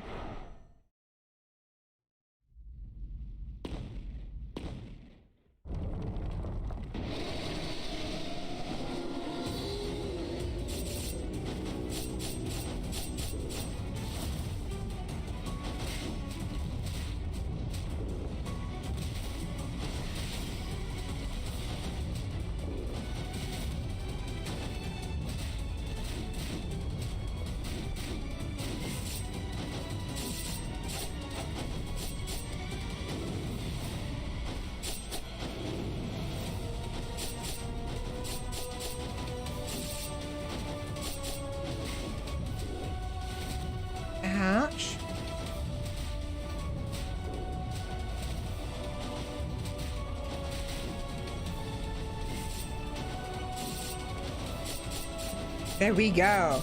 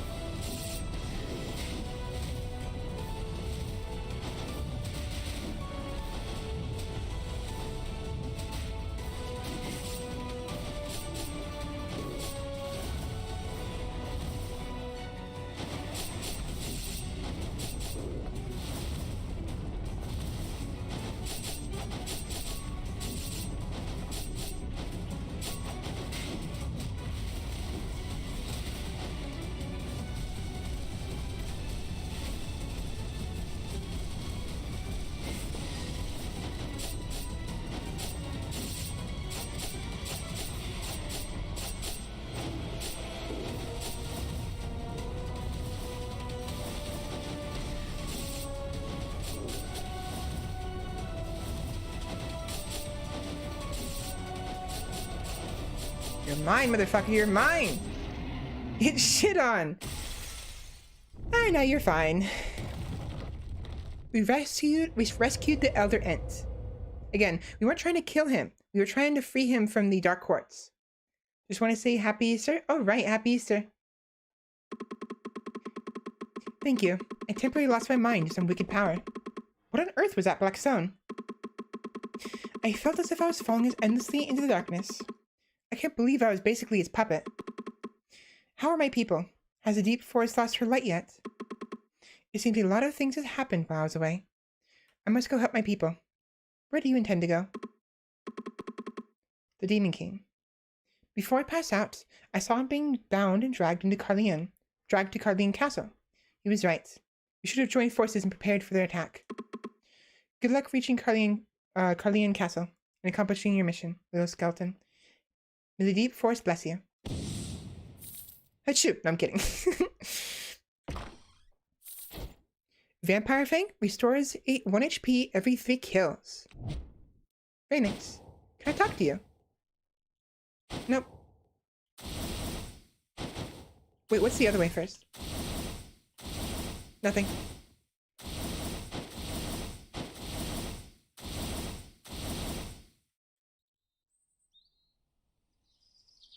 그날은 오랜만에 밖에 나갔어요.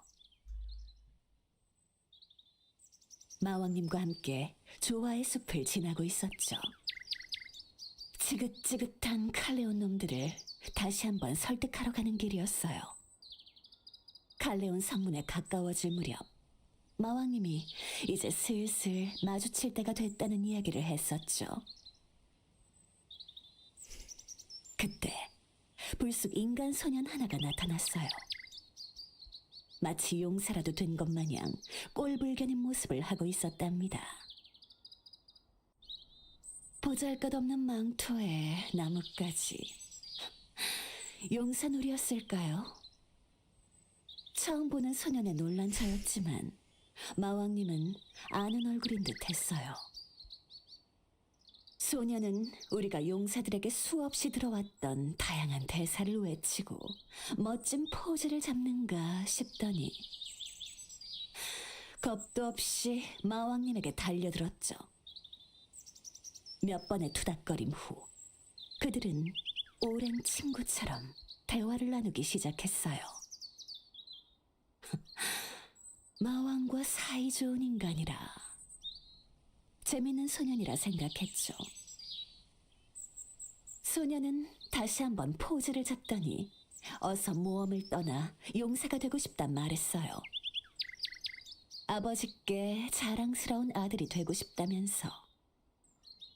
마왕님은 씁쓸하게 웃으며 그에게 훌륭한 용사가 될 수 있을 거라 다독였어요. 어째서 마왕님이 저런 소년을 친절하게 대하는 건지 알 수 없었죠. 용사가 되고 싶다는 말의 의미를 알고 있긴 한 건지. 소년은 우리에게 작별 인사를 건넨 뒤 떠났어요. 그가 떠난 후 저는 소년의 정체에 대해 물었어요. 그저 용사 지망생인 소년, 모험을 좋아하는 꼬마 정도로 보였거든요. 마왕님은 그 소년이 알 수 없는 힘을 가지고 있단 말했죠.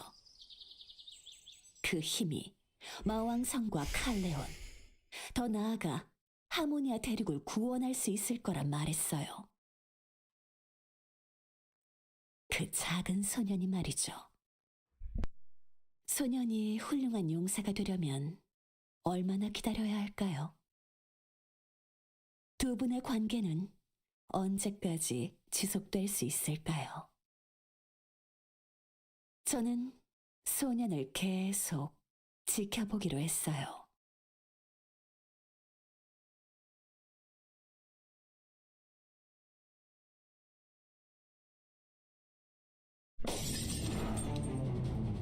Some interesting tidbit of information right there. Quite interesting. I wonder, it's very possible, maybe we are the boy, but it's also possible that the boy is the first hero and we're just some unrelated boy. Actually. Ooh. Actually, you might be right. It's very possible that we are the boy, the hero. And we were killed at a young age, right? Somebody killed us because they knew the power we had and they wanted it. So they killed us in an attempt to take our power, and maybe they took a portion of it, but didn't take all of it. And then they masqueraded as us. They either used a spell to conceal their form, or them taking our power changed their form to look like us. So you might be right. It's very possible. So either we are the hero who died at a young age, and the Demon King resurrected us so we can, save the world, or the first hero is that boy, and he's doing what he thinks is supposed to be right, but is having a hard time figuring things out. Obviously something more is going on here, obviously, but you might have a point. It would be very interesting if we were actually the hero. Wow, Skul. It's so good to see you here. What brought you here? Are you lost too? Be careful. The moment the humans see you, they'll come at you screaming. There was even someone that kept throwing a full moon at me. Why do they keep shooting arrows in from the castle? It's so dangerous. Somebody could get hurt, Somebody kept shooting a full moon at you? So, I mean, does that mean they were throwing an actual moon at you, like orbs? Or were they freaking pulling their pants down and throwing it at Okay. That's, interesting. Why do they insist on attacking us like this? Those pesky humans. So dreadful. Okay, they're awful. What do I have in my head? What do I have in my hand? I was passing through a lovely room and saw some gorgeous plates, so I took a few. You want one? Don't worry, I took quite a few.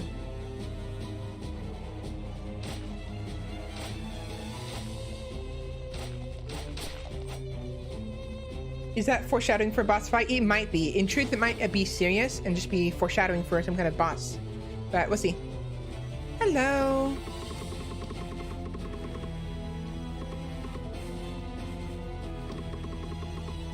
You know what? We'll go ahead and do the. So watch this. Watch this. Watch the werewolf change.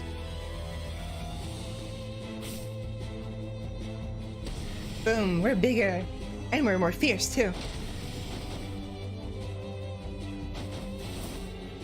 Wait. Can I do it again? 30 more bones. Ooh.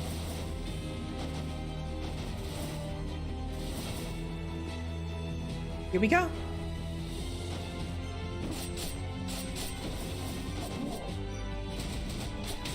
Ouch! Okay, that hurt.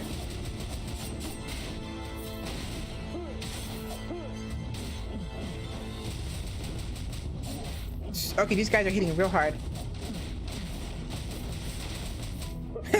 Thank you for that.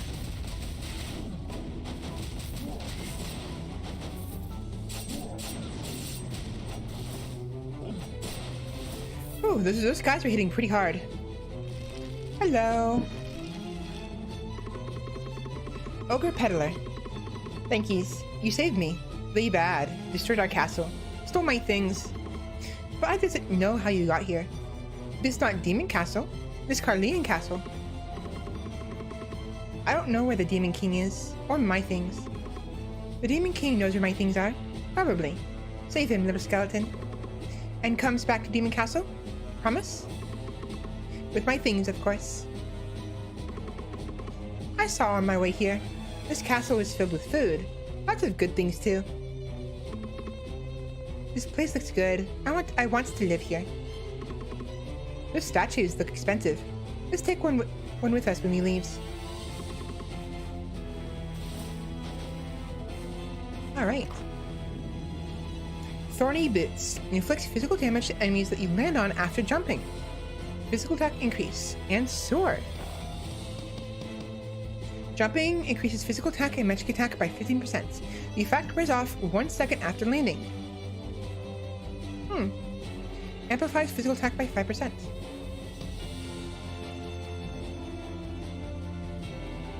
Alright, so we're gonna get to a point where we're probably gonna have to replace some of these.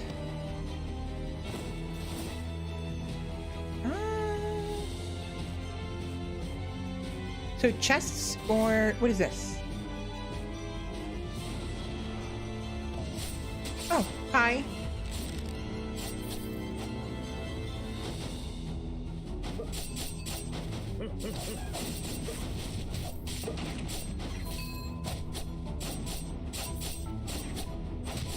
So we're being attacked by maids now.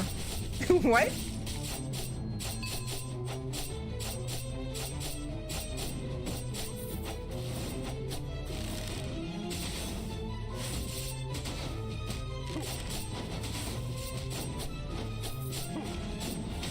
Ouch.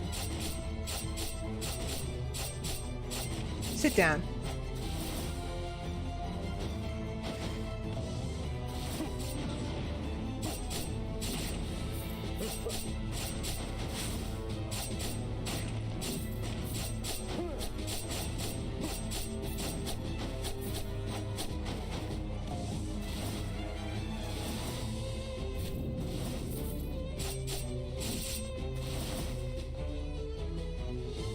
That was a bit of a lag.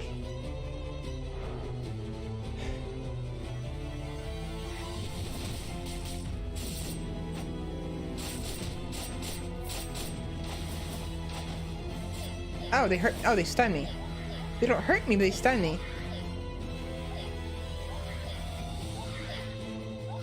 What the hell?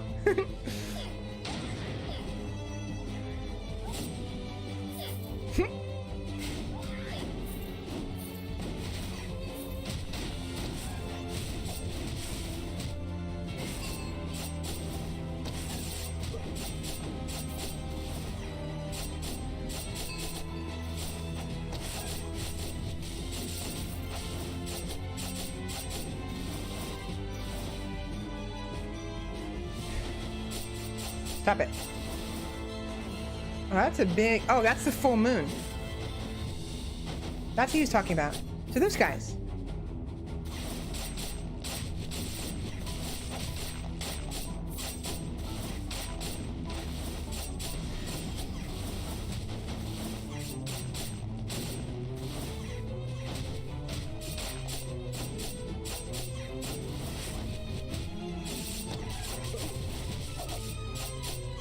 I'm gonna die at this rate. Stop it. Stop it.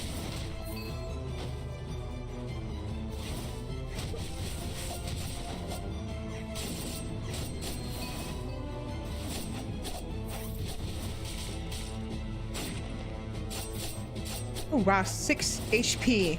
3 HP. I'm gonna die. Those are spikes, aren't they? Yep, those are spikes.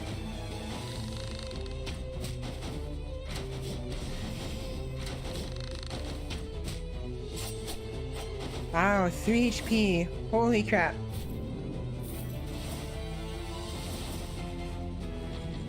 Black market, thank God. Kids meal. Thank God, if anything. Oh, and the clown. Highlights. Performs a rolling jump and throws multiple knives in random directions, dealing physical damage. I'm good. Carleen Insignia generates 3 gold per Carleen item you have. Fighter's Belt for each nearby enemy increases physical attack by 6, max 102. And when swapping, inflicts stun on nearby enemies. Or I can swap them. Let's swap them. Attack speed and movement speed increase. The farmer, upon attacking with normal attacks, throws a ninja star that deals physical damage. On a critical attack, throws a giant ninja star that deals physical damage. Cooldown 0.5 seconds. Bottled Embers. Create a 10% chance of burning enemies.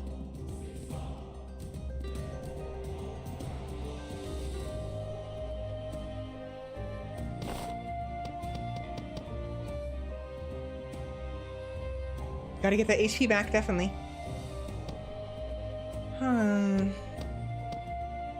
Let's do one more reroll. I should be able to afford it. Magic Mirror. Swapping stiffens enemies in a wide area. Decreases incoming damage by 10%. Mutant and Fortress. Increases physical attack and magic attack by 10%. Adaption and Endure. Increases magic attack by 50% for 3 seconds when he hits. Madness. Ooh, madness. Problem is, I'd have to remember to utilize my skill after getting hit. This one's more inconsistent, but I also want the attack speed for madness. What do we have? We have Sorcery, Spring, Heart, Empire, Fairytale, Alchemy, Sword, Miser, and Mutant. Mutant.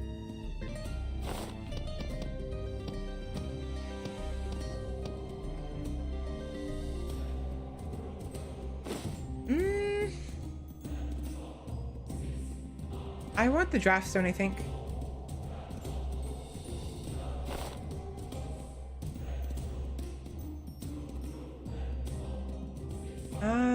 Crit rates.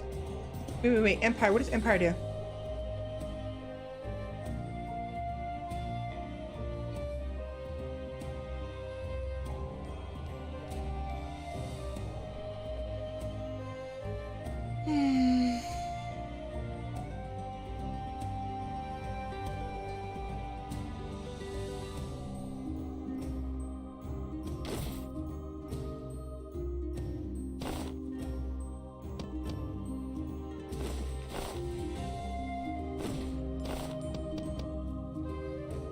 Right. Okay. It increases the physical and magical attack by a percentage, and it can only be placed once. Damage is amplified by up to 20% based on the distance of the targeted enemy. That's better for ranged attacks. So I'm fine with that. We'll do this. Meanwhile, Endure, damage received is reduced by 10% for 1 to 15 seconds when hit. This effect can be stacked. Adaption, every 30 seconds, based on the type of damage dealt to enemies, increases physical damage or magic attack by 10 to 100% for 20 seconds. Every 30 seconds. And it lasts for 20 seconds. There's a 10-second window where I'm not dealing any increased damage. Empire is that flag thing, right? It is. And to be honest, the flag is a little annoying, so I don't care for it. It's nice damage, actually. It's very nice damage, but it's a little, it's in the way sometimes. Ooh,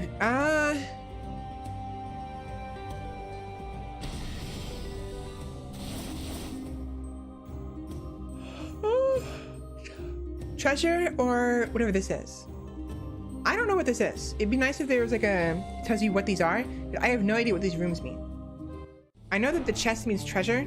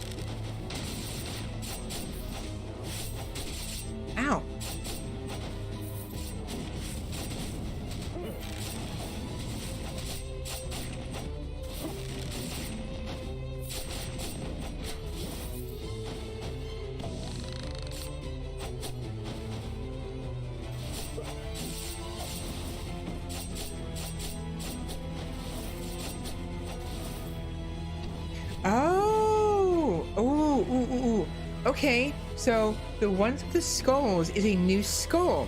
The ones with the chest is treasure, so an item, or maybe even a quintessence. I don't know what this room is. It's probably just a basic room. But if I want a new skull, I want to go for the green ones. Comrade system, 17 armored soldier. Armored soldier slams the ground with his hammer doing physical damage. I will switch it out for this guy. Very nice.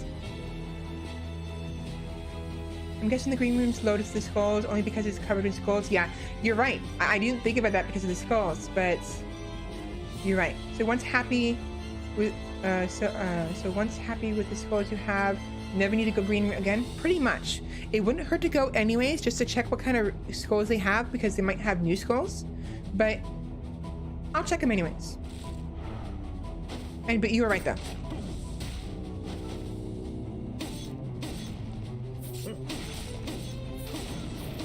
It's actually pretty good damage.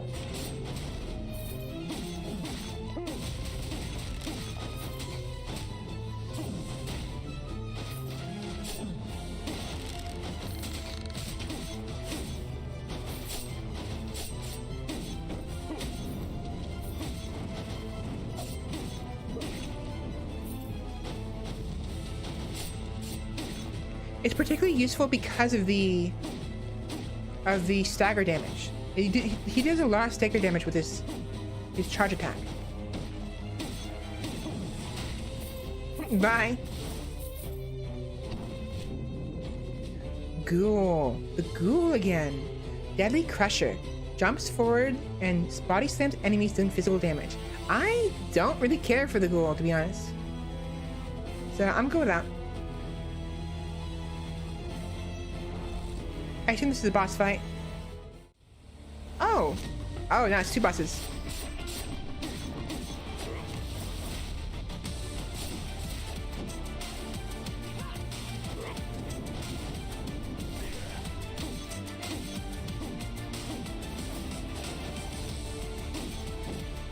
Interesting. Ouch. Ouch. Get off me.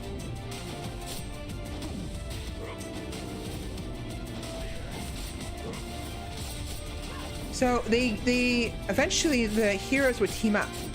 That's pretty neat. I'm killing the big guy first because he's slower. And because I can deal with her later. And if anything, I don't think she should start doing her special attacks until she gets to a certain HP. So I want her to be focusing on the weaker attacks.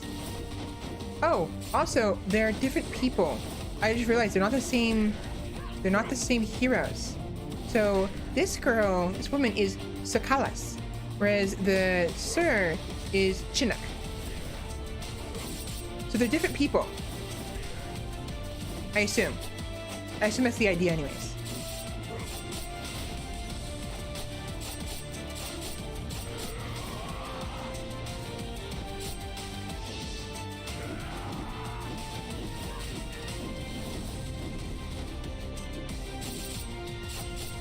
Yeah, her special attack is particularly problematic if I'm fighting more than one person.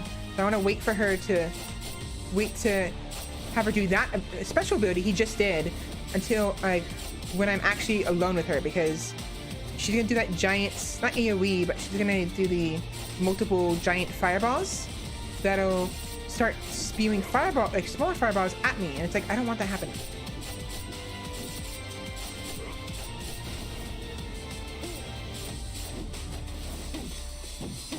There we go. Alright, we're ready.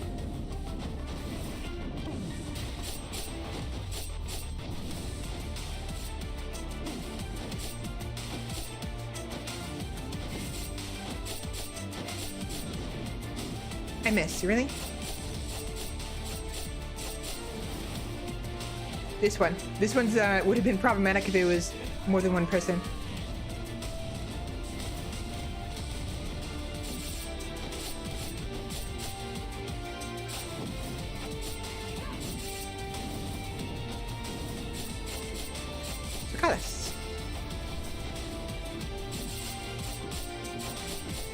All right, there we go. A full adventure party, this would mean that small healing, which doesn't matter in a 1v1, would keep them all topped up while you focus the others, pretty much. So you want to make sure to focus one person at a time. Otherwise, if you spread your damage too much, they'll start healing up. It usually probably isn't a problem, but again, if you have them both at like less than 50 HP, less than 40 HP together, they'll start using their more bigger attacks more often, and you have two people to worry about regarding avoiding those attacks. So it's usually better to focus one down first, keep the other one full health, and then switch targets. Suonicio. Increases skill cooldown speed by 80%. Unleashed powers. The condemned power in Suonicio's hand creates an explosion, dealing magic damage. Ooh. Physical damage increase. And backstep. Stationary shots. Fires multiple arrows while staying in place, doing physical damage. I'm mostly going for magic damage, I think.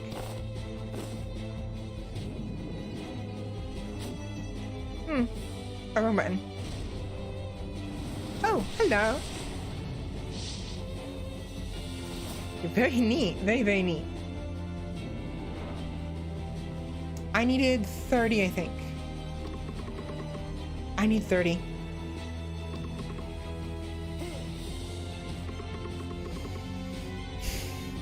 Let's do him at least. Alright, take a look at what he looks like. Whoa, fancy. More damage too. Oh. So he sticks around. Oh, neat. So originally the knight would just hit once and leave, but now he sticks around.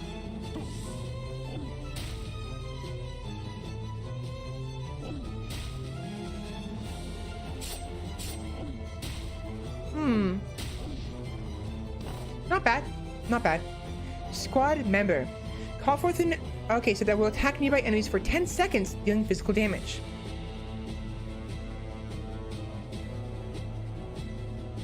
Oh, and it changed the name.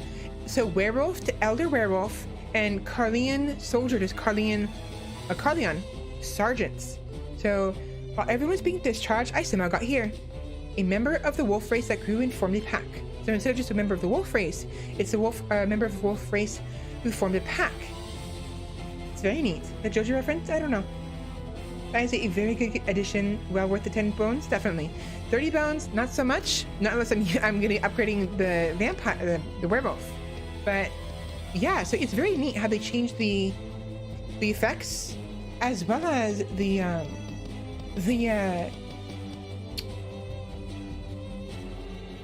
tooltip. What do you call this? Lore? I suppose they changed it a little bit. It makes it a little bit worth it, other than just the damage and increase, like story-wise and aesthetically, and just like the sake of... Whoa, that's fast. The sake of, you know, the characters and the story behind the skulls, you know? Holy shit! That was immense.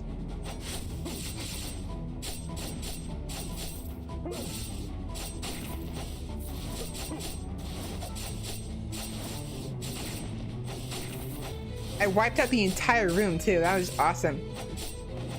I'm gonna keep that for a while. Ghoul again? Wait, body bullet.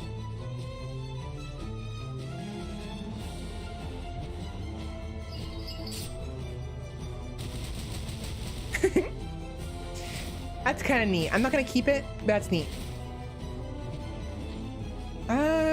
Skull.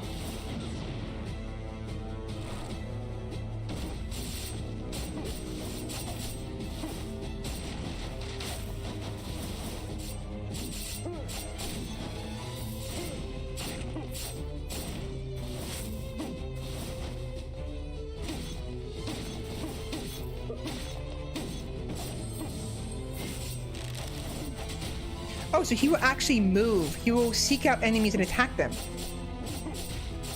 Very, very nice. That is I thought he stayed in place and just attacked in random directions. No, he will seek out enemies. Oh my gosh, this is very fun. Wow. Clerics, yep, they arrived. The clerics have arrived, which means they can start healing them if I don't kill them quickly. So, warrior. Holding down the attack button initiates concentration, and when fully completed, the attack is enhanced. Charging.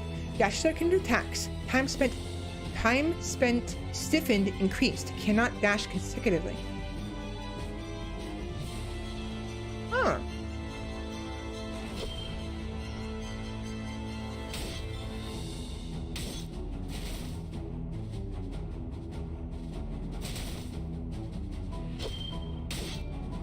So he looks like the original Skul. A member of the great warrior tribe from the north of the continent of Harmonia. Power. When swapping, slams enemies with his body and deals physical damage. Power Strike. Leaps forward and performs a downward slash doing physical damage.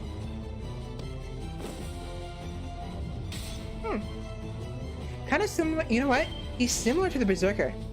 I wonder if maybe is that Kratos? Yeah, it pretty much is Kratos, isn't it? But I wonder if maybe he's related to the Berserker. Like maybe they're from the same clan? I still want to keep the werewolf though, and I kind of still want to keep the Carleon sergeant as well. We're gonna keep these two for now. Well,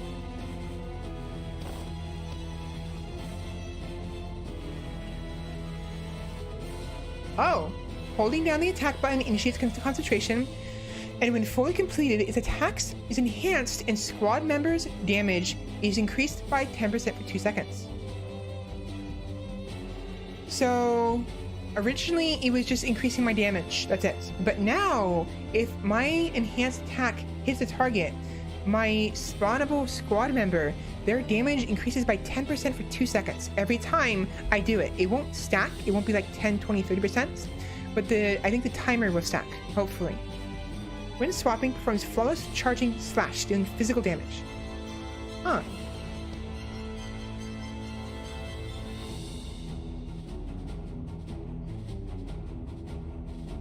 When enemies are defeated, increases movement speed and dash distance by 30%. I don't think we had that before. That's an upgrade. So yeah, the upgrades increase all the effects of the skulls.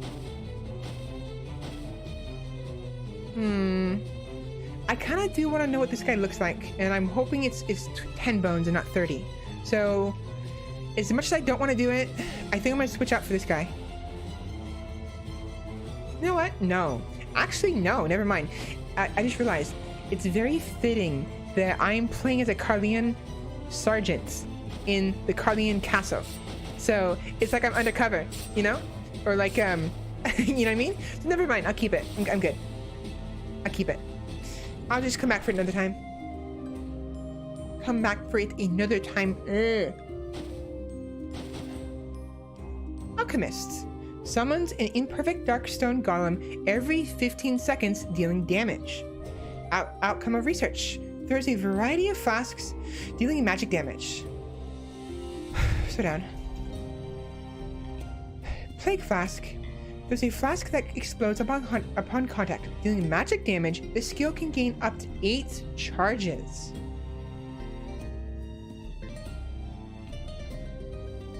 I still want the 2 I already have. I really, really like the werewolf, and the Carleon sergeant is a bit ironic, and his skills are good. So we'll have to come back another time for the alchemist.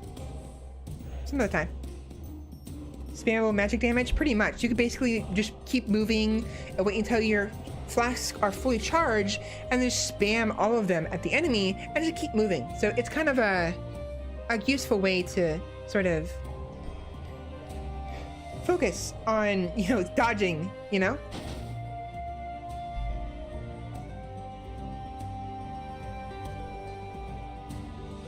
Huh.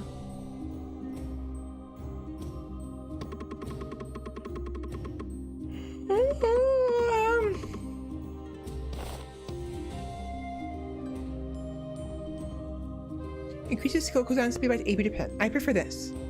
Oh, I didn't read it. So, Suonicio, the demon king of human origin. He was sealed in the purple world due to his lingering attachment to humans. Interesting. Sorry for my model shaking, by the way. I'm shaking my...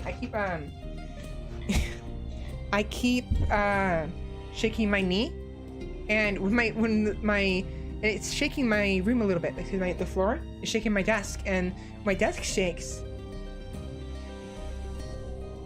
My camera shakes. So, sorry about that. Yeah. So this is basically the crystallized form of the demon king of human origin, a human who became the demon king. Interesting.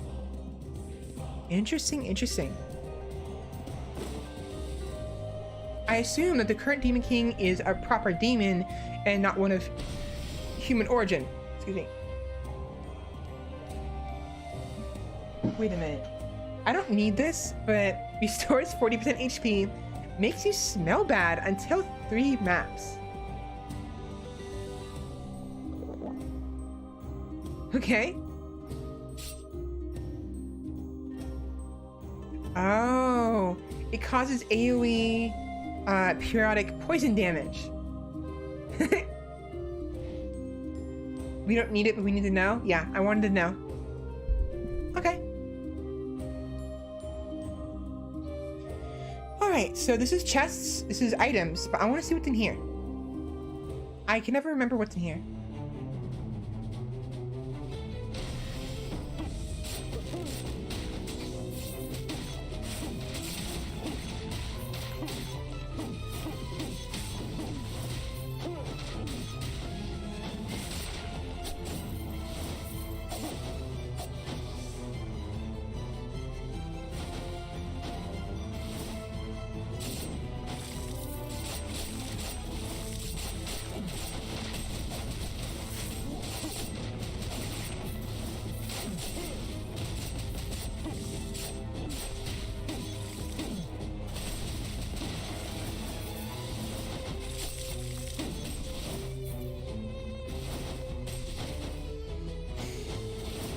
Alright, what do we got? Okay, so it's just gold. So the plain doors is gold, the large influx of gold.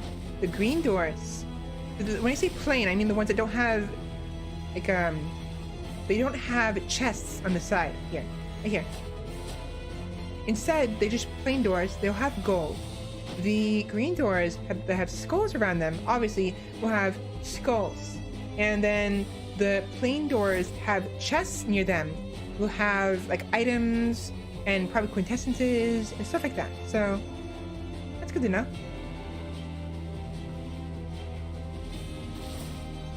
Let's see what kind of skulls in here.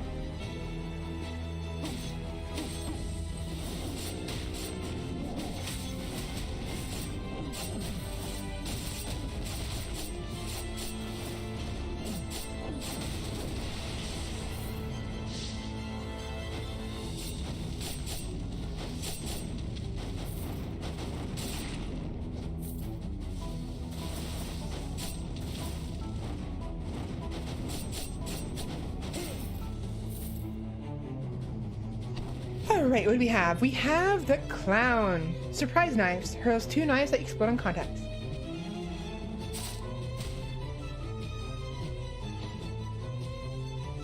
And we have gold or we have chests.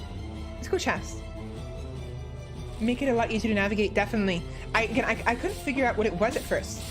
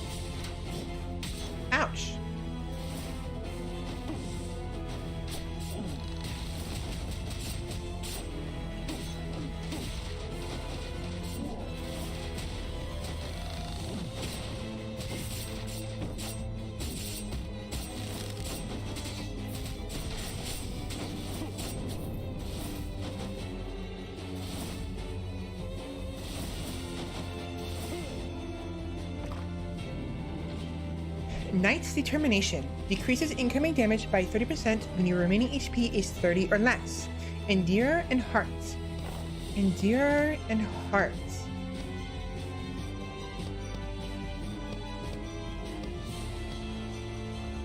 Endure and Heart. Endure. Damage received is reduced by 10% for 1, 2 to 15 seconds when hit. Increases max HP by 10, 20, 35, 60, 90, 135. I don't really need those special parts.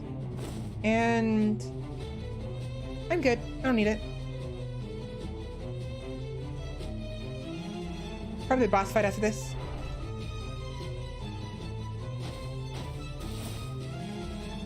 Hello.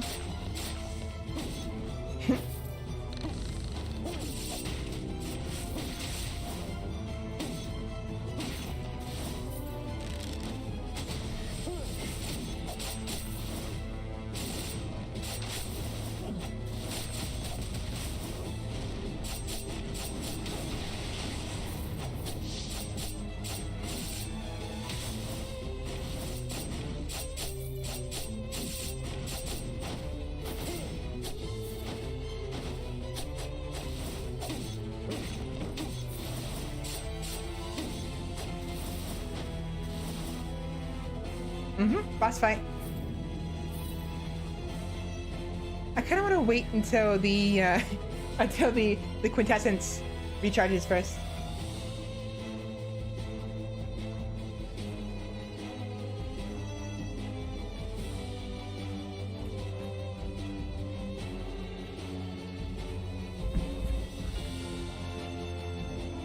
Taking a quick break to eat some food. Well, I said food, but it's fruit corn. Here we go. Grand Hall, Banquet Hall.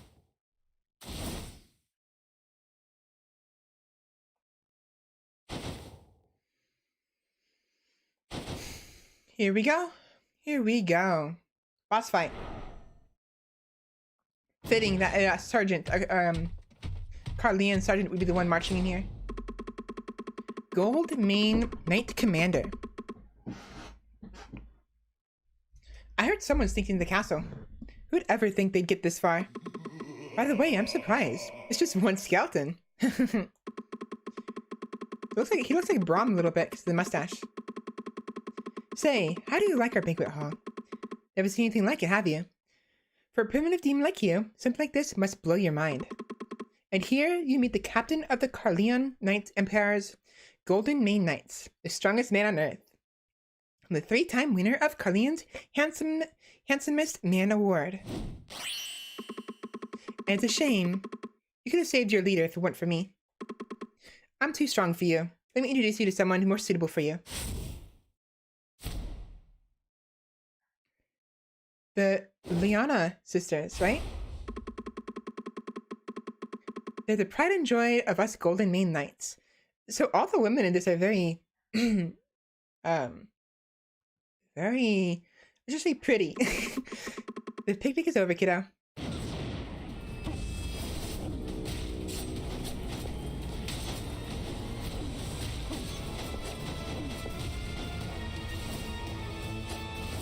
They're very well endowed. You know, they're very...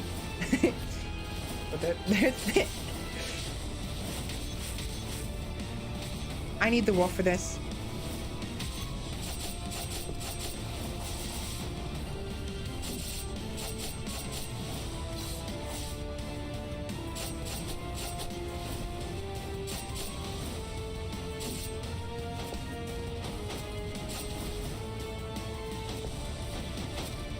Wow, they have a lot of health. I just noticed. Look how much health they have in the top of the screen. Ouch! I'm gonna die from this.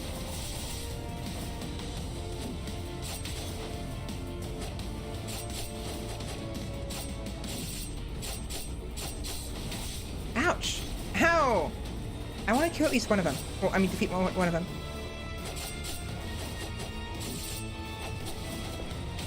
Ow.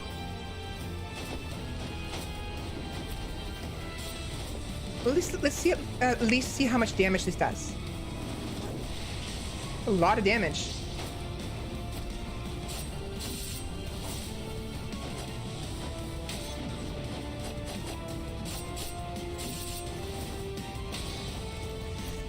There it is. Oh wow.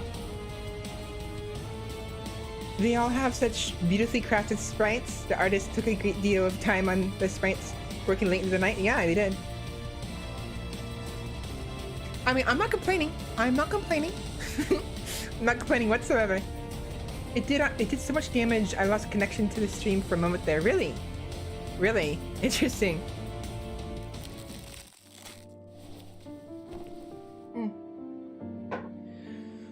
That went well. That went very well. 300. We now have 350 dark quartz to use. It's actually very nice. Don't test the bitch. She said I should no spoil you with gifts. Oh, thank you. What, my things? You greedy. Give me shiny things. Alright, awesome. So now we have 2 characters who give us a skull and an item. And if we want another one, we can give them 10 quartz and they'll give us an additional one. So in total, we can get 2 skulls and 2 items for 20 quartz from the get-go. That's actually very nice. I love seeing the effort and skills on display in pixel sprites. Yeah, right? Right?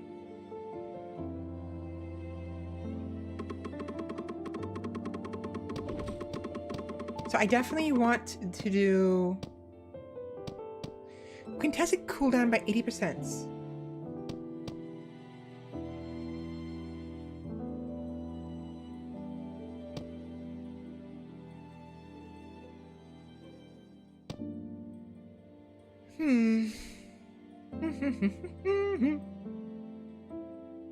Oh, da, da, da, da.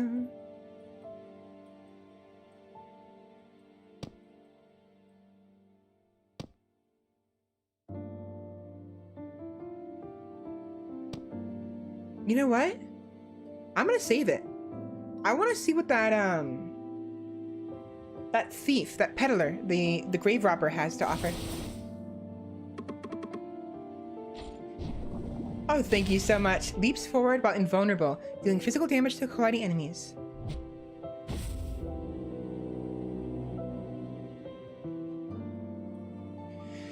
I played a weird Pokemon mod way back. Moemon. Somebody turned every Pokemon into a female avatar. It was cute. That sounds very cute, actually.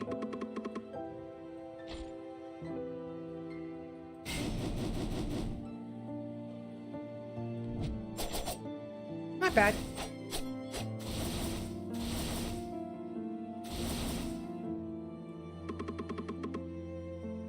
I can talk. He can't. Well, maybe he can, but only Grr, though.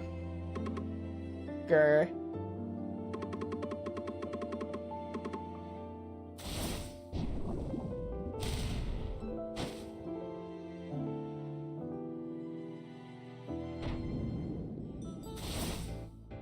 Alright, so money or skulls? I want skulls.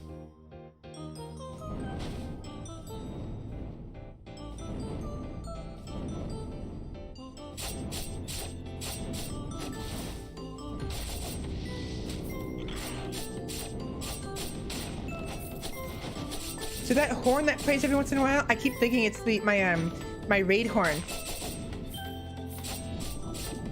It keeps yeah, kind of surprising me.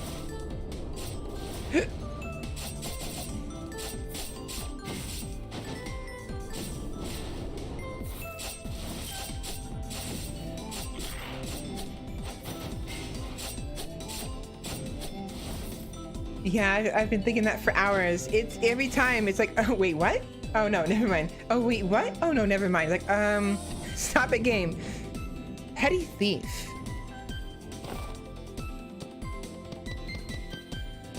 Yeah, I'll do it. Let's go for an item this time.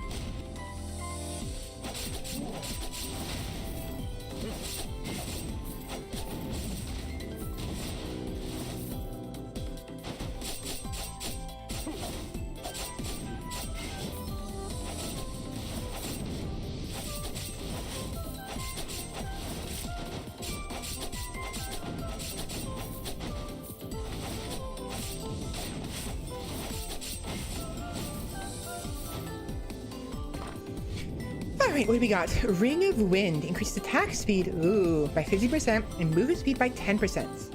Definitely want this. Let's go for another item. It's your boy stealing Steve the Skeleton. Yep.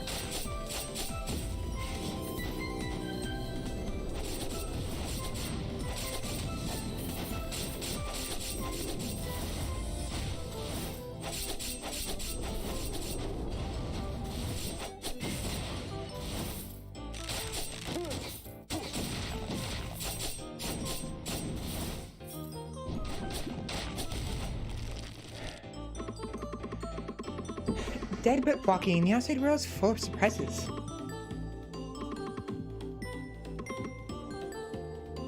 Increased crit rates. Awesome.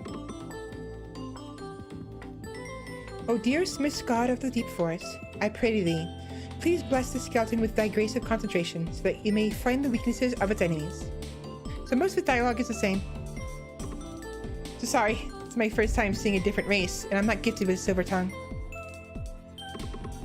Someday, I'll be a great spokesman of the mist, just like my brothers and sisters. Will my tribe members be okay? I'm a little worried. So I'm wondering if maybe each one of these spokesmen are different ones. Possibly. But I'm not entirely certain. Oh. We got Explosive Ointment. When hit, creates an explosion that deals physical damage. Very nice. And we have no money. We don't have any money to give these guys. Frost Skull. When attacking with normal attacks, there's a 10% chance to inflict freeze on enemies. When swapping, hurls several ice fragments that deal magic damage. Inflicts freeze on affected enemies. Hibernation. Deals magic damage to surrounding enemies and wraps itself in ice, becoming invulnerable and immobile for 2 seconds. Inflicts freeze on affected enemies. No, wait. Oh, god damn it. I meant to give him the... Well, that's whatever. Who is this? It's, what's the Batman villain who's like ice? Mr. Freeze? Dr. Freeze? Or something? I can't remember.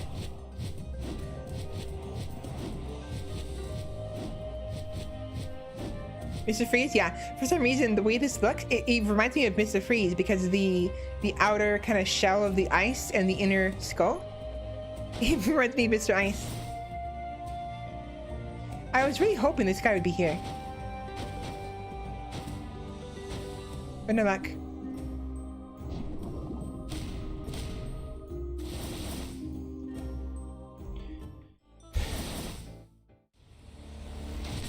Hello again. Oh, you're a different kid, aren't you? Mango Lunicus. Oh, you can actually freeze the heroes. Wow.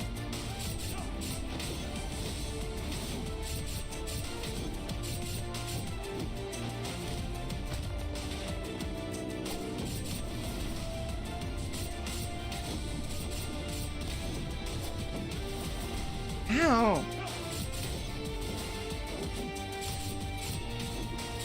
Well, I assume you can't freeze them if they're burning. And I have burning, so. Nope. Not gonna work.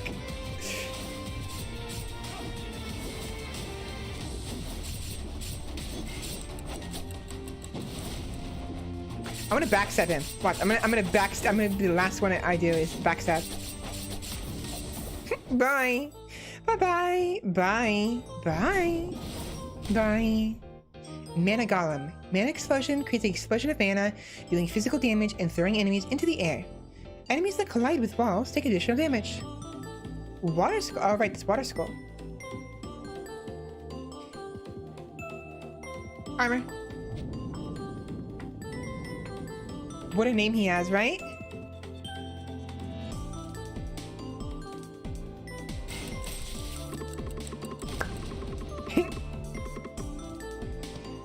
Not enough. Oh, right. Frost Skull, a balanced skull. A skull that was frozen and left alone for a long time. When attacking with normal attacks, there's a 10% chance to inflict freeze on enemies. Blah, blah, blah, blah, blah. I already read this.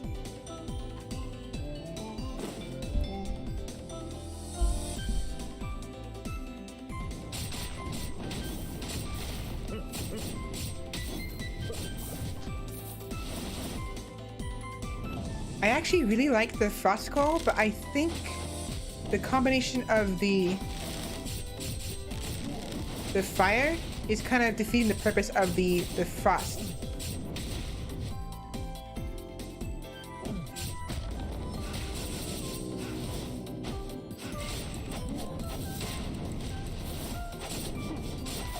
What's happening? I can't see myself anymore.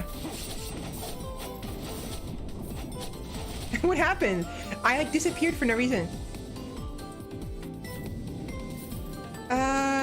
Skull.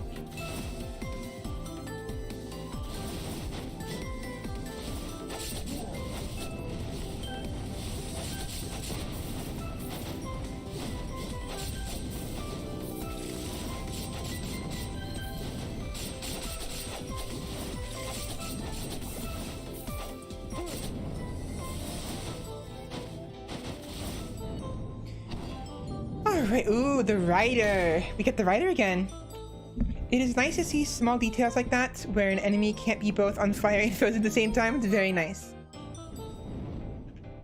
I'm gonna switch out for the ice one. The ice one is nice, but the ice is nice. Get it?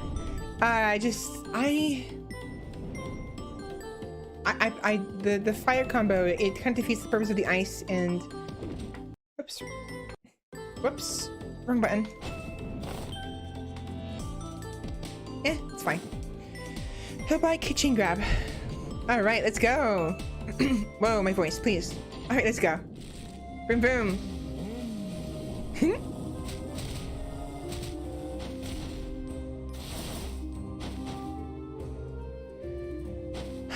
I'm tired. Skeleton pike. My voice is giving out really bad. You know what? I need to take a quick break, I think.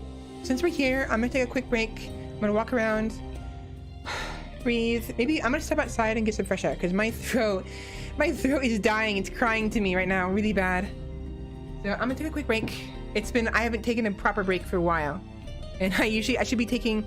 I'm streaming for 8 hours. I should be taking a break every 2 hours, and I have not been. So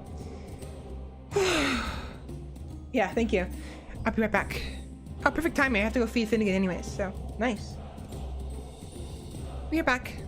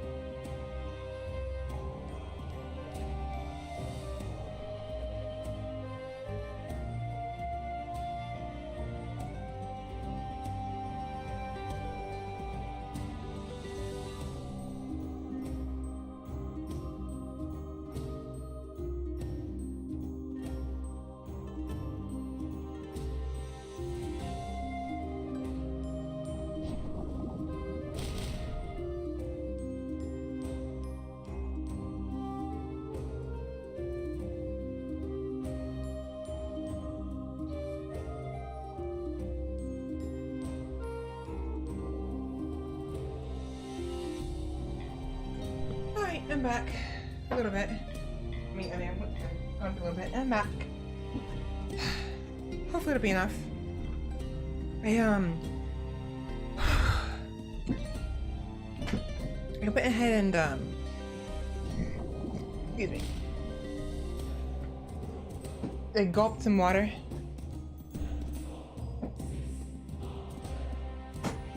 And hopefully that'll be enough.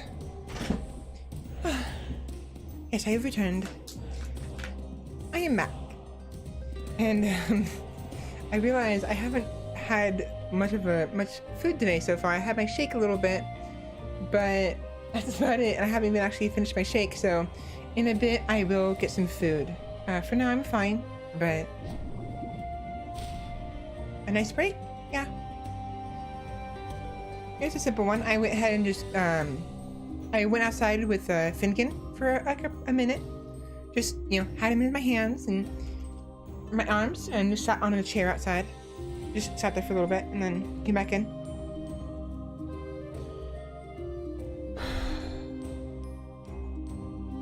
My neck still.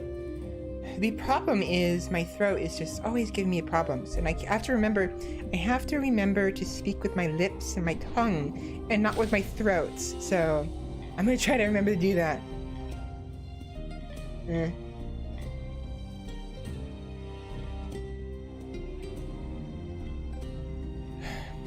have to remember to use my lips more, my tongue, my teeth talk instead of my throat. That sounds so peaceful. So peaceful. I imagine you still got sun currently? Yes. It is currently 5:12 in the afternoon, so we still have sun.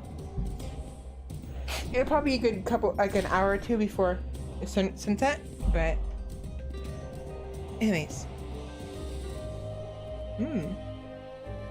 Let's do it. Quintessence.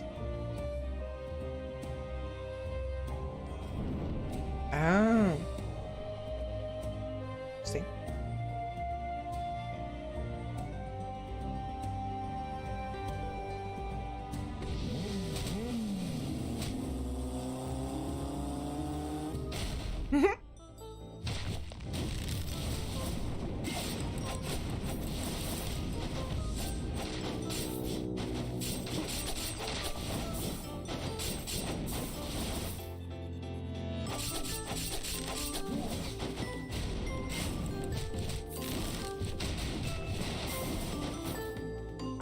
Hi, awesome. Let's do item. Yes. Ah, yes, the sun left us long ago. It is currently 1:12 a.m. The sun hasn't been seen for a long time now. You're really... I'm not gonna ask you where you live, but I assume you live probably somewhere in, like, Europe. Either... So, like, for instance, Fenris. His hours are late as well. So, like, he lives in, well, in Central Europe, Central Western Europe, and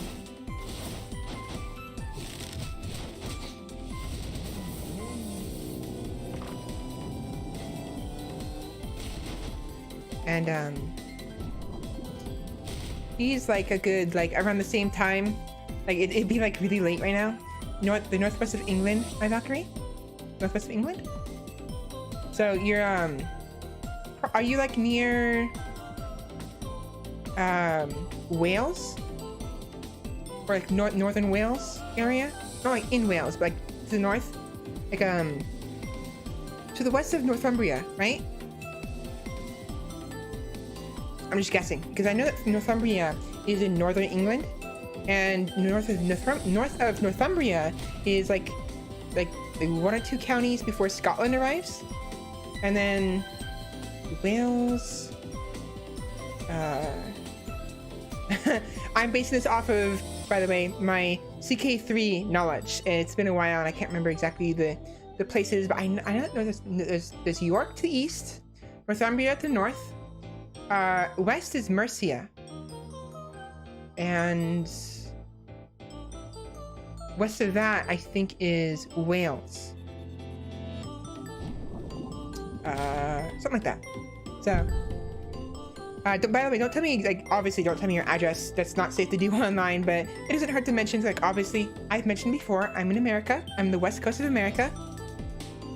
And I've actually probably already admitted that I'm in California. I won't say where in California, but I'm in California. And the reason I'm mentioning it now is because I'm pretty sure I've already said it on someone else's stream. I think Fenris is. So, might as well just get that out of the way. Thief armor. When attacking with normal attacks, there's a ninja star that deals physical damage. On a critical attack, there's a giant ninja star. Sure. Weakness and chase. Ah, I see. I'm a bit south of Northumbria. Okay. So like a fair number of miles, a fair number of counties north of Oxford, right? Like south of Northumbria, but north of Oxford and east of Wales, probably. Yeah. Again, this is from my experience from CK3. Ow, you son of a...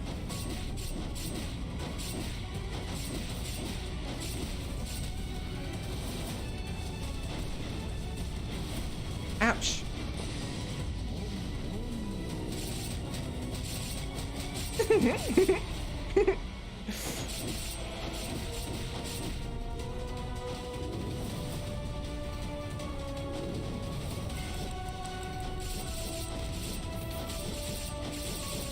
Oh wow, what am I doing? How am I doing so much damage?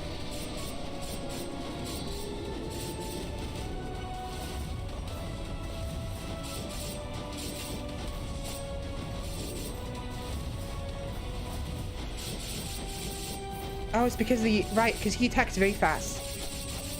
Oh my gosh. What is going on? This is broken. Whoa. Look at this. What am I doing? Excuse me? What? Holy shit. Oh, wow. Did you see that? I was doing so much damage because of that.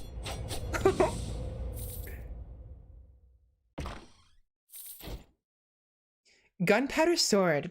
Upon a successful critical hit, creates an explosion that deals physical damage. Ooh, nice. CK3 has it pretty right. We still use places like Oxford, Northumbria, and Wales as reference points for the most part. Talk about melting the boss. Yeah, right? I think it's because of these. I was dealing so much extra damage because of it.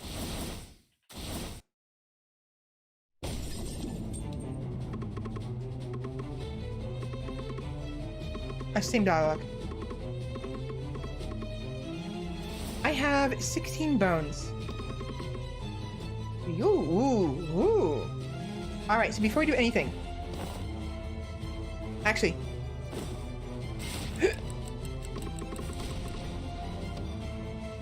Okay.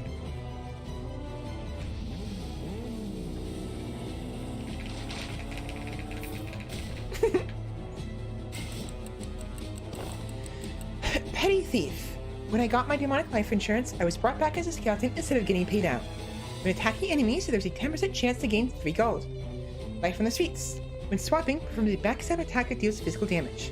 Backstab swings his dagger while invulnerable, dealing physical damage, gains 2 gold from affected enemies. 12-second cooldown. Petty thief. Let's see what happens when you get an upgrade, shall we? Ooh. Thief. Hey, give me one if you have any. When attacking enemies, it's 10% of gold. It's the same. Gold fallen from enemies explodes, dealing magic damage. When swapping, performs a backstab attack, dealing physical damage. 10 gold falls from damaged enemies. Backstab. Teleports behind the closest enemy and swings its dagger, dealing physical damage, gains 3 gold from affected enemies. He teleports. So before you have to be like near them, but this one teleports to the nearest enemy. So if he's too far away from us, we'll just get close to him. This throwing star is really burning away the contest, right? Oh, the upgrades in this game are so extra. They feel like They feel so much better than other games. They do. It's just they add they add an extra like character to each upgrade, you know? So it's very nice. I forgot I had this one. Oh, and his daggers are different too. Item.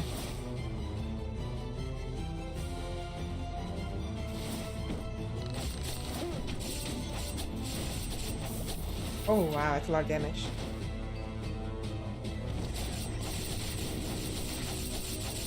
Jesus! Oh my gosh! Or should I say Odin?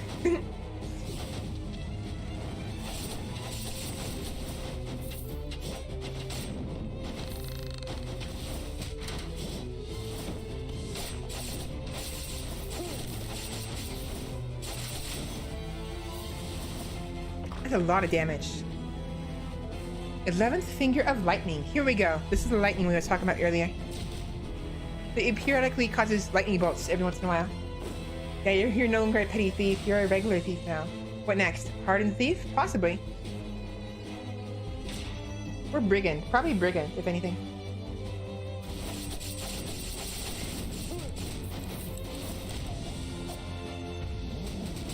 Vroom vroom! Vroom vroom!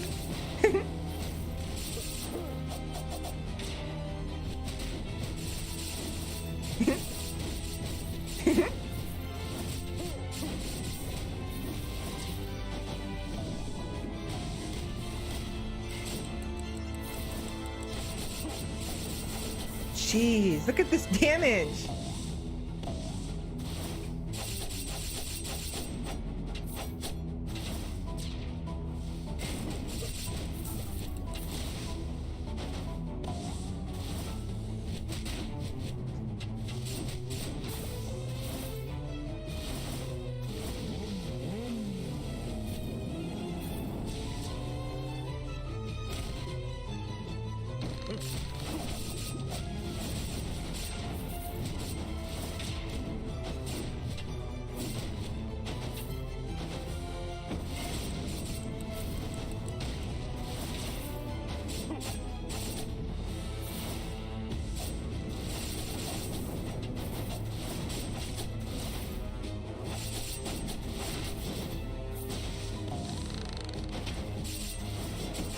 It's actually a very nice touch, the fact that the traps also hurt the enemies. That's very nice. The unstoppable force, we're so killing the boss this time, definitely. Well, they were very fast. They were very, very fast. I have to make sure I get some more health and maybe some more attack speed.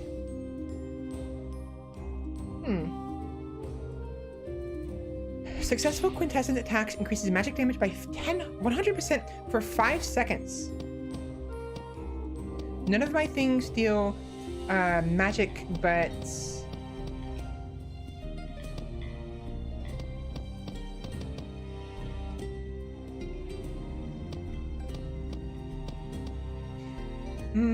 physical damage. The lightning bolt deals magic damage, but this is physical damage.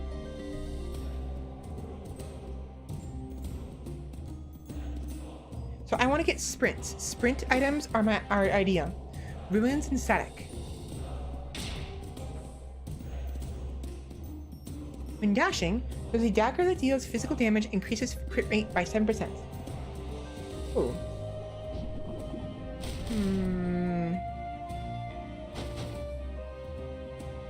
I kind of want to re-roll them. I can afford 1 re-roll. That's about it. Maybe 2. 10-second beat buff every 30 seconds. Physical attack and magic attack a 10% increase. And crit rate up 6%. Oh, and has chase.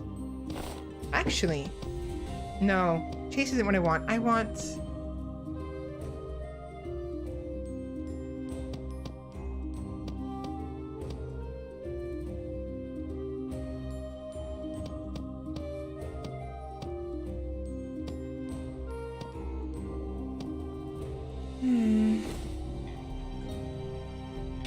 Physical damage increase, magic damage increase. 6% crit.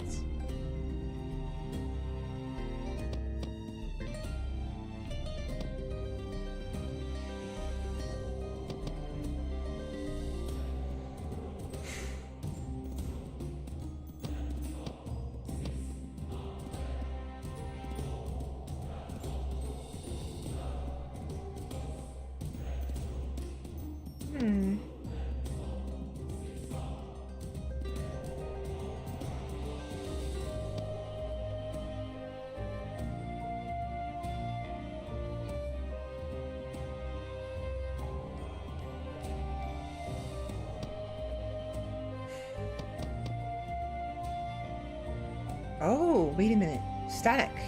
It'll increase the frequency of the lightning bolts if I get more static.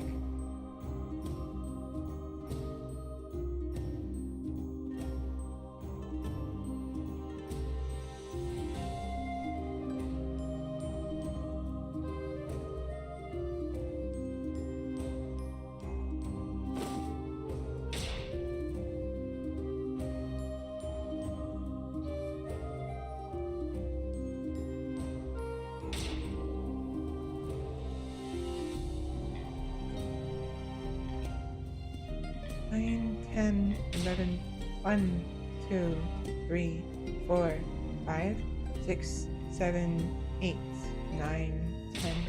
So it's 10 seconds, not 8 seconds. It says 8 seconds, but it looks like it's 10 seconds instead. That lightning bolt every 8 seconds at max. Those upgrades feel so very good. Words don't do it justice. Yeah, it definitely seems very good. But do I want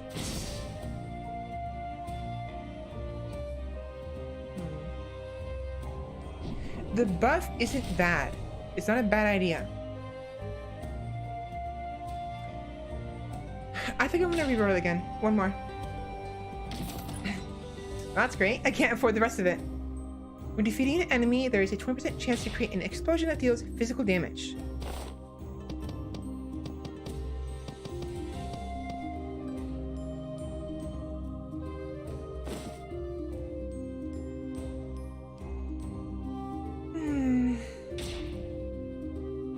That's fine. And now I'm poor. Cool. Gold or skull? Probably skull, if anything. No, wait, no. I'm keeping the thief, definitely. But as much as I like this guy, I might switch maps.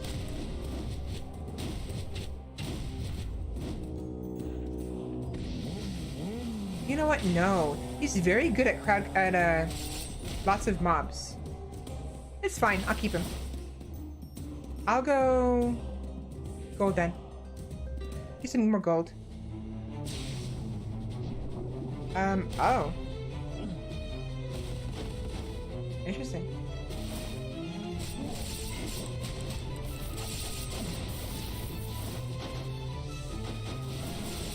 Ow. Oh, interesting.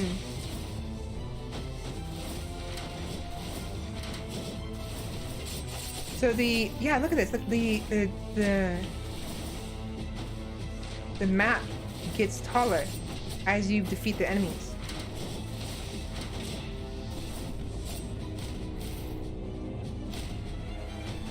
To a maximum, of course. That's neat. Treasure. We need money, I suppose, to get more different items and stuff. Yeah, definitely more items.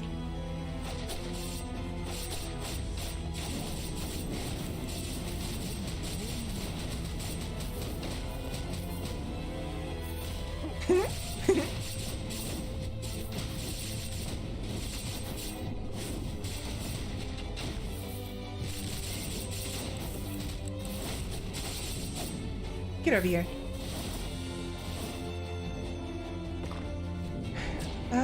Thorny boots. Oh, it has soar and courage. Soar. Jumping increases physical attack and magic attack damage by 15 to 25%. You go to 25. Effect wears off 1 second after landing. What about courage?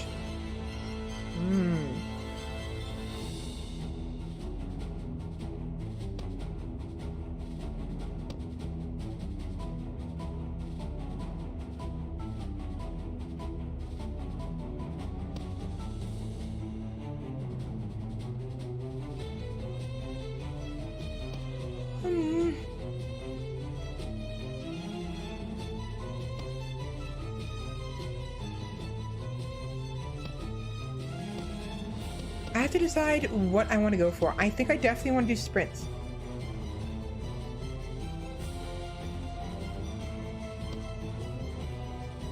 And let's see.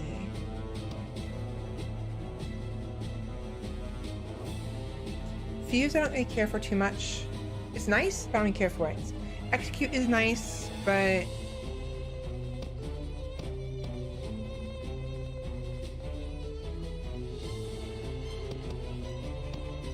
I want sprint and static. And maybe soar.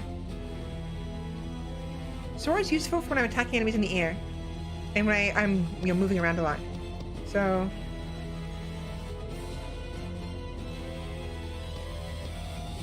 I just got this.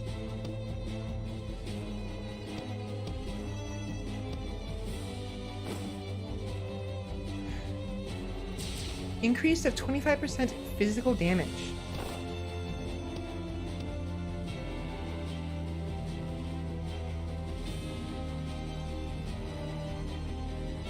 I can replace it with this.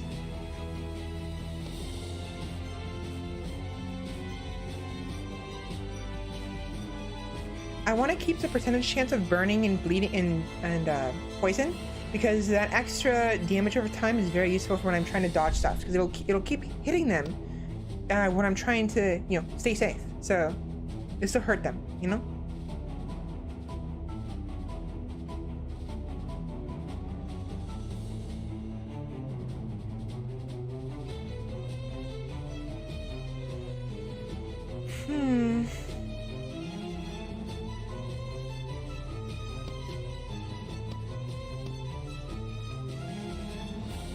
I think I'll replace this one. Gunpowder sword. At the time of purchase, they told me it would go boom boom when I swing it around. Adventure Caliban.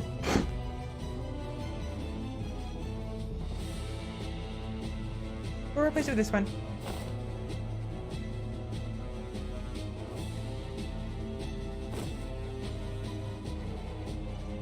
The extra explosion from the crits were nice, but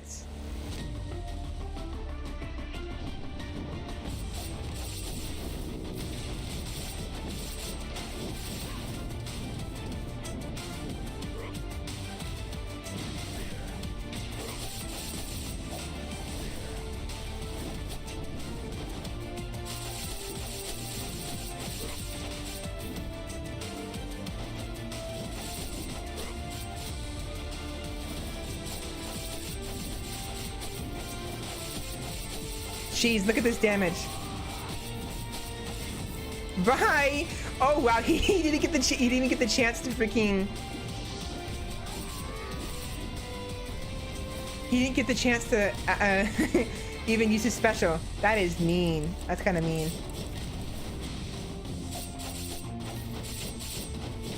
Wow, I melted those two like they were freaking butter. Yeah, damage over time is always a good thing to hold on to. It is. Flaps the wings of the Pegasus, gaining temporary invulnerability and flying in the direction faced. Dash cooldown speed decreased.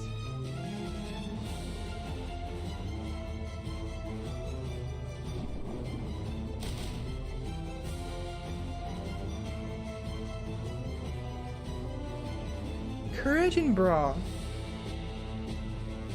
I kind of don't want any of these. I keep forgetting to use the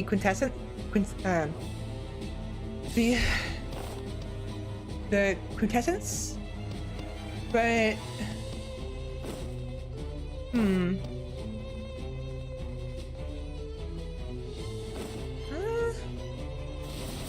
fine. I'm fine with what I have. I don't need I actually don't need any of this. Although courage increase. 15 increase to physical damage. Gosh damn, you have turned into a killing machine. Indeed I have.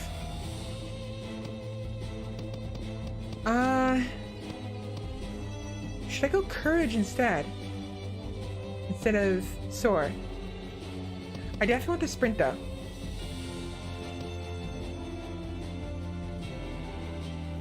This one.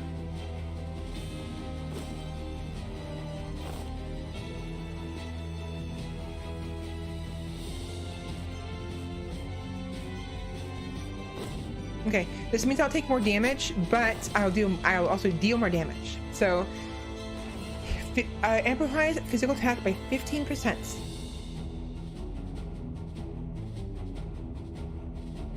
Oh, and brawl increases the amount of basically. Look at this. When attacking an enemy while there are 5 or more enemies nearby, blast a shockwave at the target enemy dealing physical damage. Cooldown 15 seconds down to 1 second. Pretty good.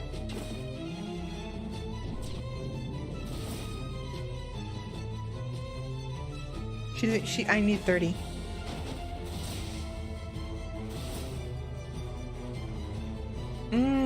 Gold.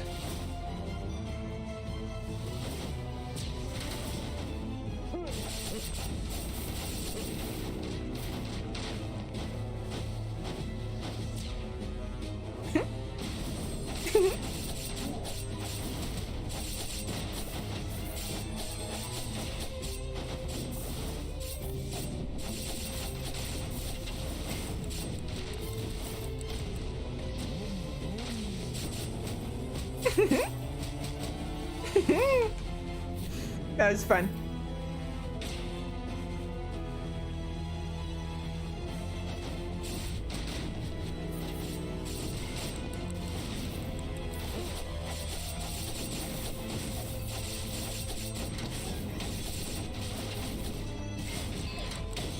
Ouch! Get off of me!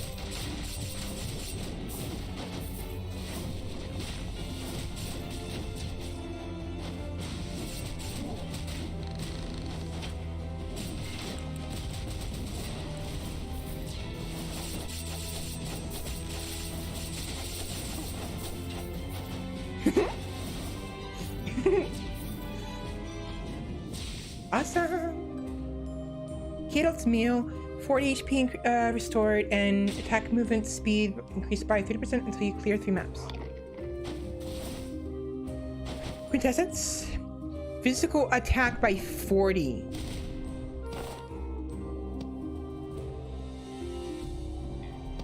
I'm doing mostly physical damage. Physical. Volcano does magic, but it's not often enough to worry about.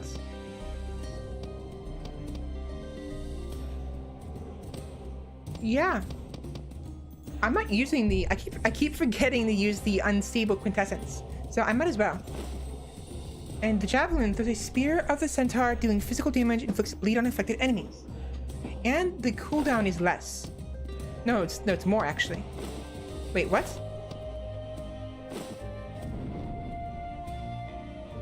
Oh.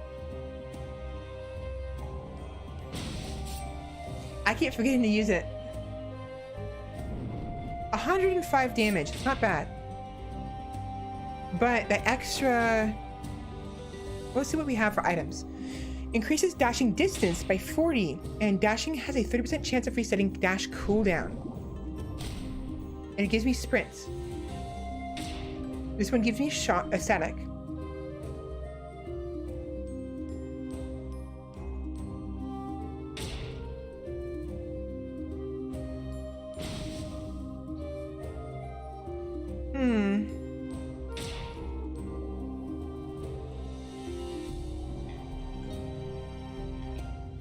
I kind of really want that sprint. I really like sprints. Sprint increases my attack speed and my movement speed. One more and I'll have 15% for both.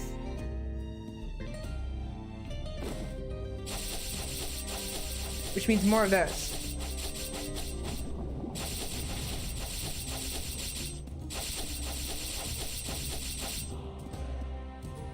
But I'd have to give up what I already have.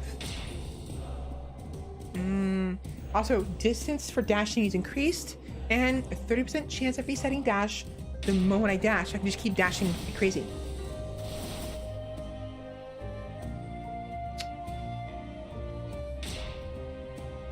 As much as I want it, I definitely want and probably need the extra damage instead. The Centaurus.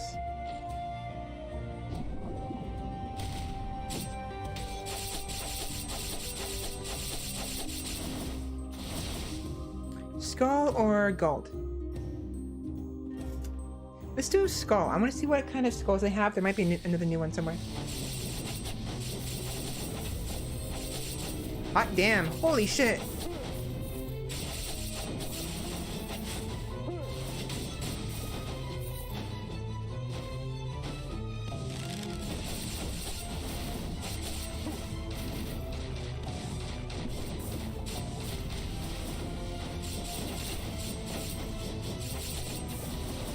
Wow.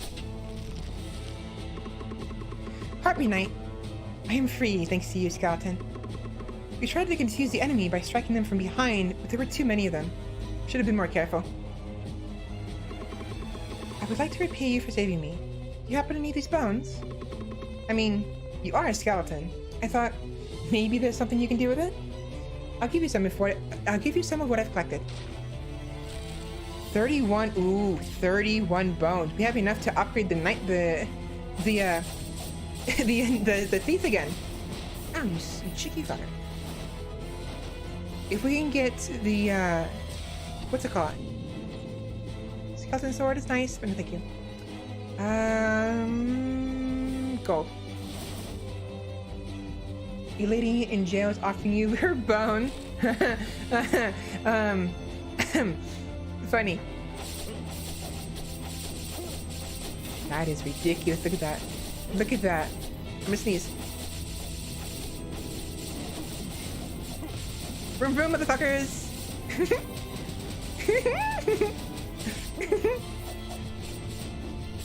Oh, it's so satisfying. Oh, there's more of them. I'm gonna sneeze. Hold on. Wait, guys. I'm gonna sneeze. Oh, that was even more.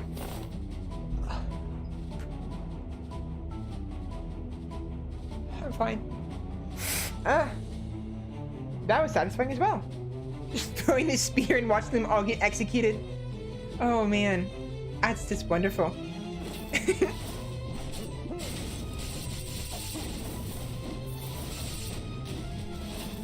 I did take a fair bit of damage, it's a problem, but hopefully we'll be fine. Hopefully. Gold. We're gonna need it for when we go to the market.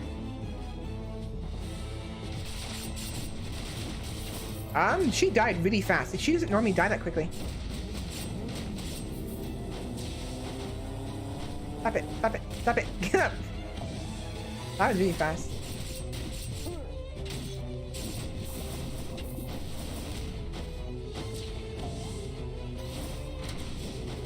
Bye.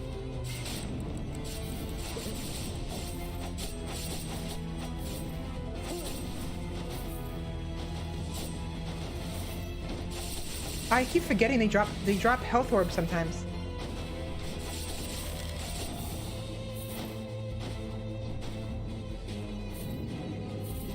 More gold. We're gonna need all the gold we can get for when we go to the market.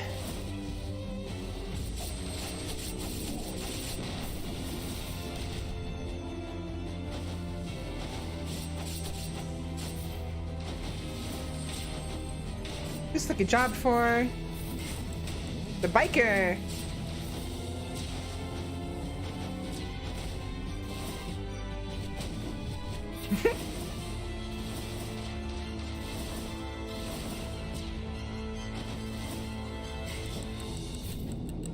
Last time.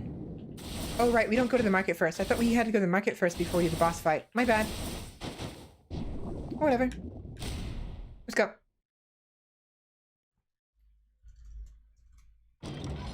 My neck.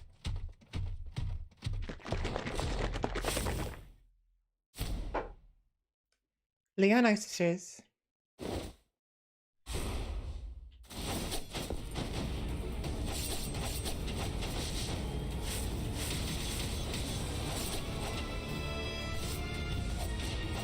Really?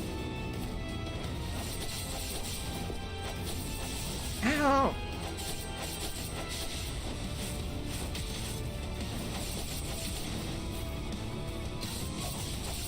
Wow, she's already taken so much damage. Look at that freaking melt.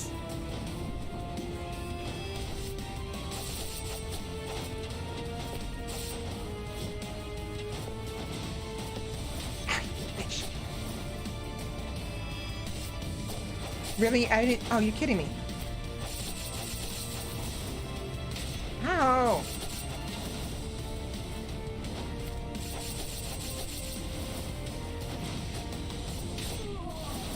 Oh, yeah. And now she powers up. It'd be nice if I could see what she looks like. There we go. Ouch.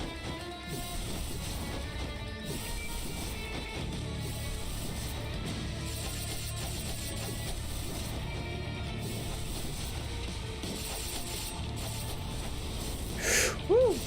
Nope. Oh boy, that's close. Ouch.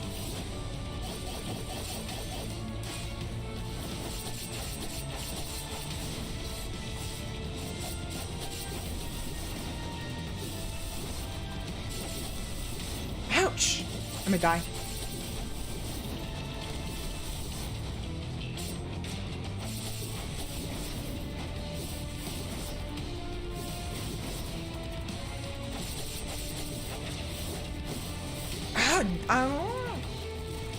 Oh boy. Oh, it went well. It went really, really well. I went in there with too much, or too little health. I took too much damage. Too early. Which means we only get to upgrade it if we survive. Yeah, we don't do it now. Remember the first time when you say, oh my god, they have so much health? Plus, that was certainly an interesting run, yeah. I went really, really well. We did a lot of damage that time.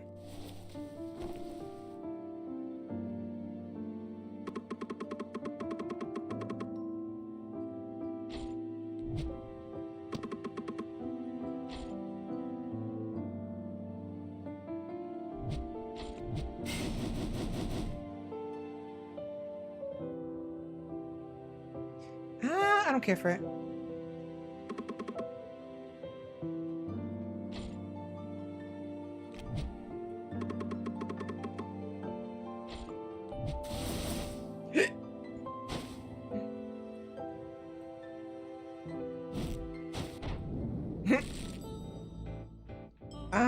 Skulls.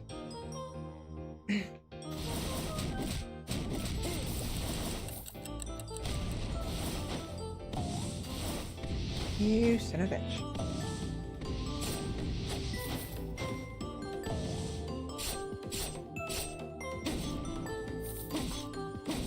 Ouch.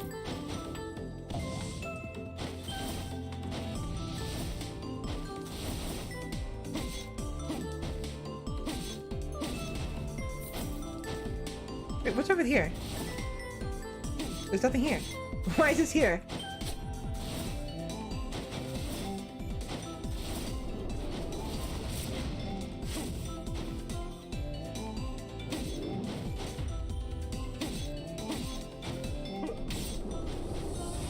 Interesting. Wait, what is this one? Calls forth a Kalian recruit to fight alongside, dealing physical damage to recruits instead of the other guy.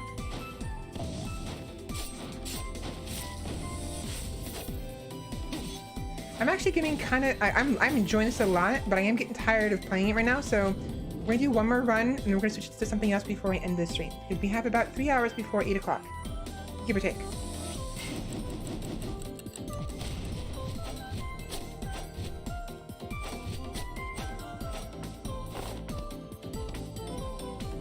One of the unknown skeleton soldiers carrying a blunt spear. When swapping, charges in and deals physical damage.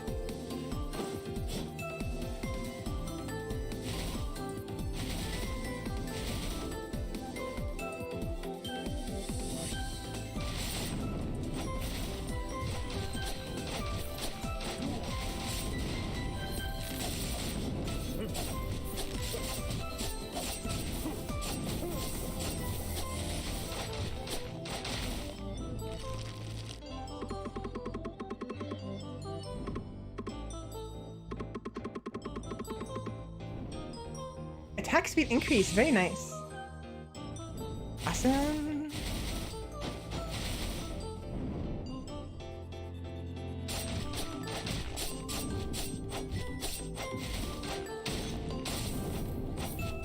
Oh, ow. Whoops.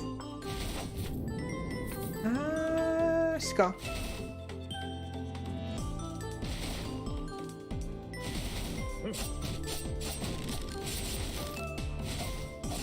Ow. Stop it.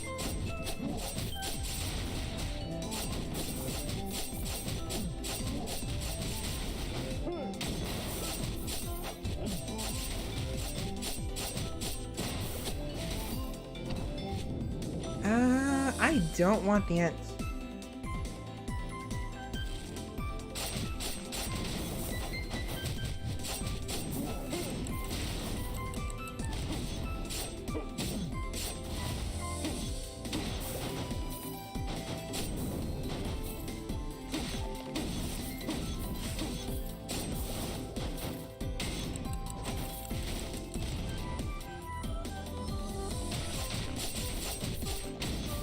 I did too early.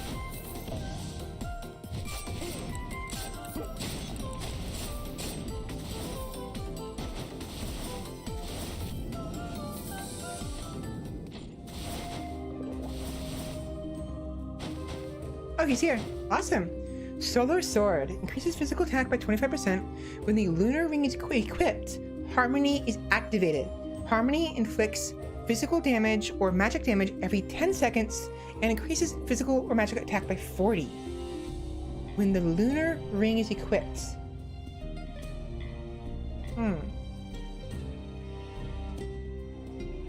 Carlian insignia, 3 gold per Carlian item.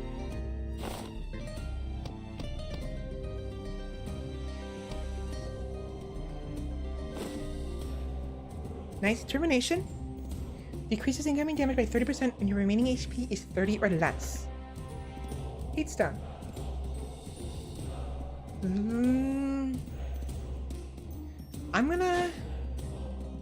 I can re-roll it, but I won't have enough to buy anything if I re-roll it. So let's go with the Carlian insignia. And then we'll buy this.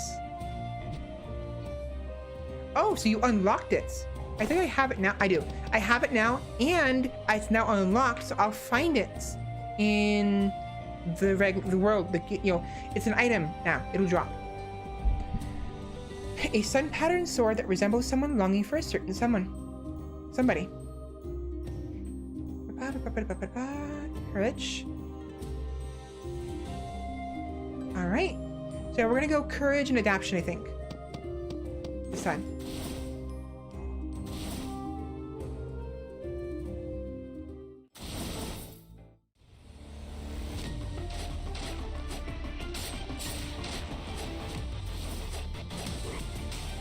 Ow!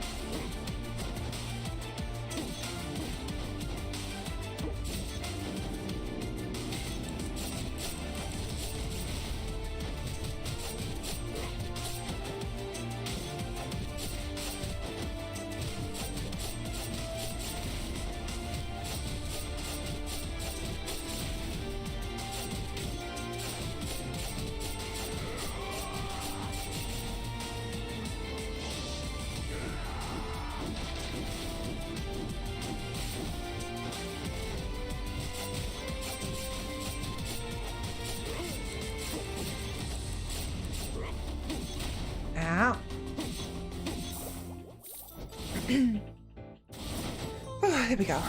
Woohoo, petty thief. Oh, now we have the magic damage coming in. Kobold. Physical attack up. Strike an enemy with a kobold's pickaxe, dealing physical damage and acquiring a small amount of gold. Warrior's Pauldrons. Every 20 seconds, creates a wall that lasts for 5 seconds.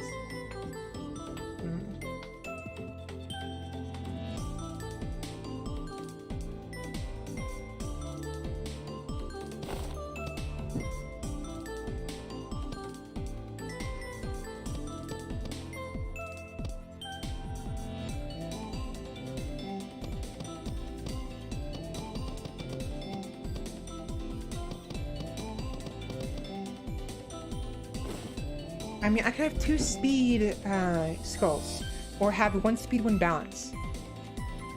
I kind of want to see the upgrade of the spear, but I really like the petty thief a lot. I kind of wish it had the execute though. The throw gold is nice, but I'm going physical damage this time.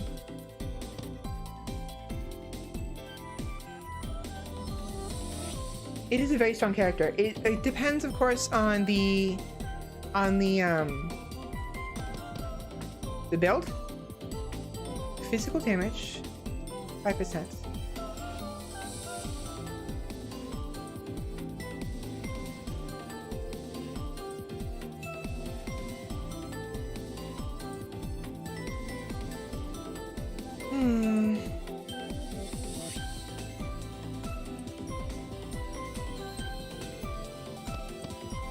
I don't have a quintessence, so maybe I'll go with that instead. Yeah, we'll go with this. No. Yeah. As much as I like the petty thief, I do want to kind of give these two a shot.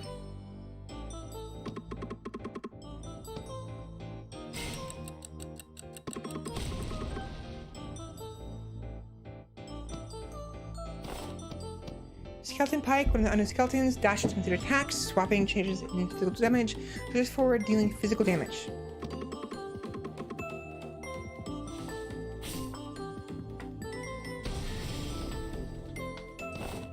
Foot Soldier, a brave skeleton soldier that always charges towards the enemy. So when dealing damage by dash, it amplifies dash damage by 30% for 0.5 seconds. Increases dash distance by 50% for 5 seconds after swapping. Whoops, wrong button.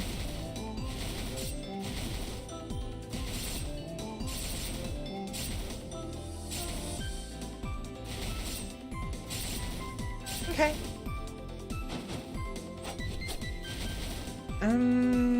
Item. Yeah, we're gonna work with the... Ouch. So, holy crap, that's a lot of damage.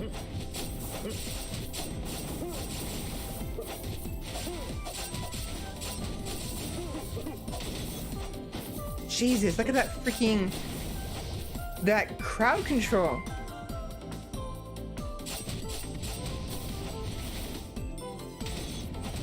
Ow. I'm gonna die. I'm gonna die. I'm gonna die.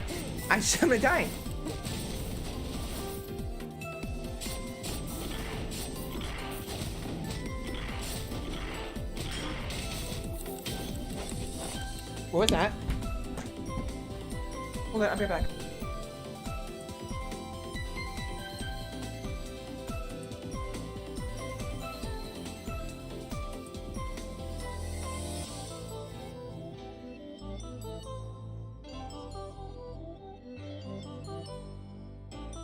Never mind. Sorry about that. So Finnegan was coughing. I guess he ate something, a hairball, whatever.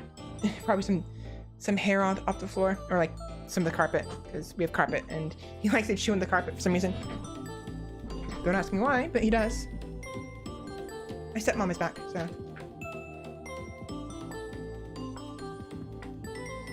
she'll look after him. Oops, I am distracted.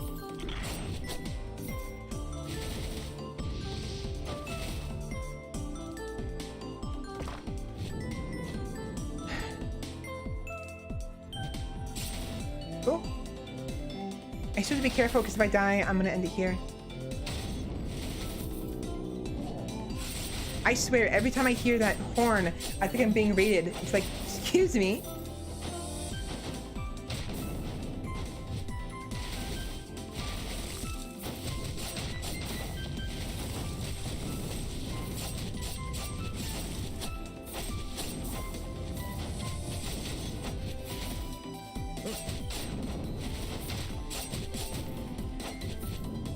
Here we go, black market. Awesome. Genie. And I can only afford one item. Assassin's Dagger. Oh, it would be nice to have. I need the health really bad.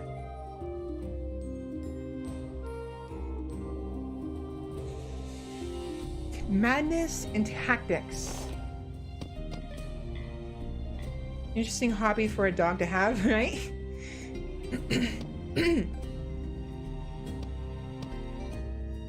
I don't have either of those, so I'm gonna ignore it. See if it goes.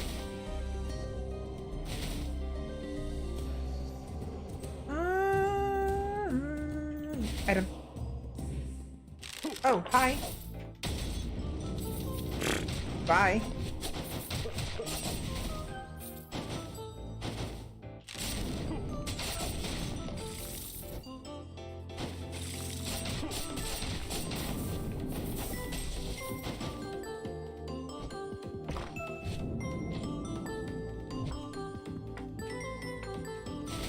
Cold.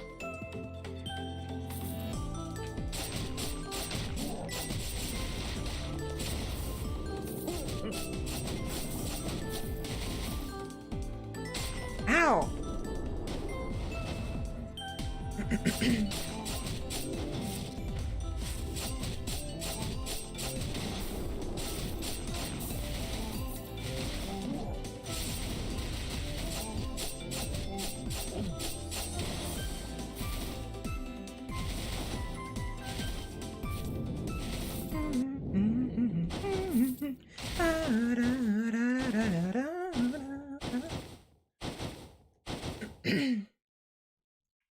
All right.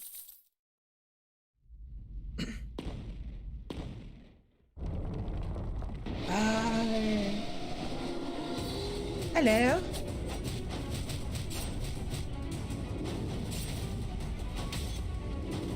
Ow.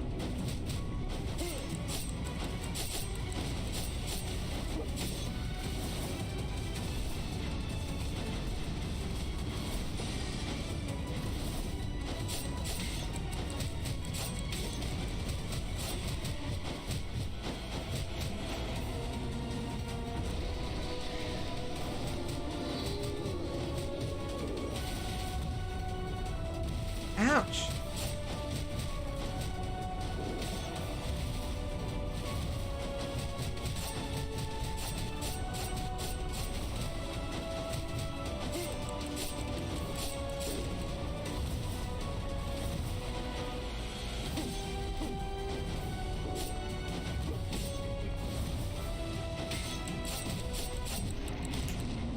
In the bag. Awesome. I'm getting a lot better at that fight. A lot better. Ooh, lots of health and Kiloban. Movement speed increased and throws Kiloban's sword to inflict physical damage and teleport where it lands. 25% versus movement speed increase. That's neat.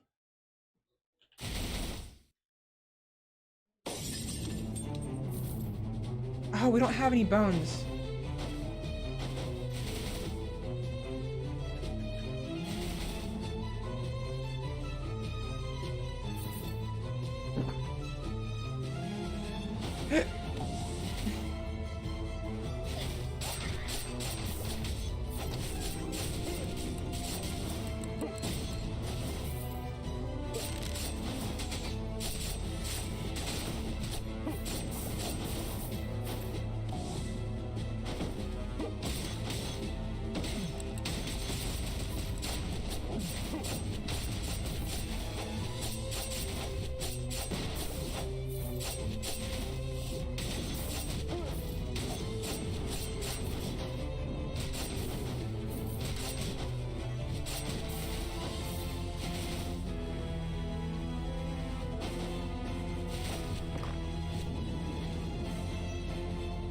Nice.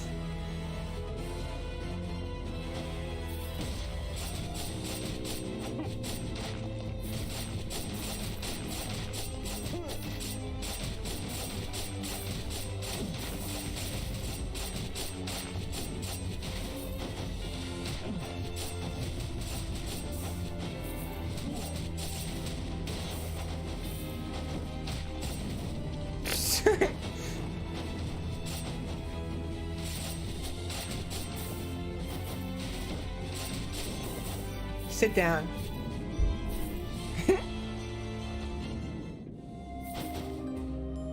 I'm good on HP. I don't need it. Emergency bomb. When double jumping, drops a bomb that deals physical damage, increases physical attack by 25%. Swapping stiffens enemies in the white area, decreases incoming damage by 10%. Ooh, wait, is that the Berserker? Is that the Berserker? That's, oh no, it's the Predator. I didn't try the Predator yet. Like, not in a full run, so... Like, I say full run, but... Let's give him a shot.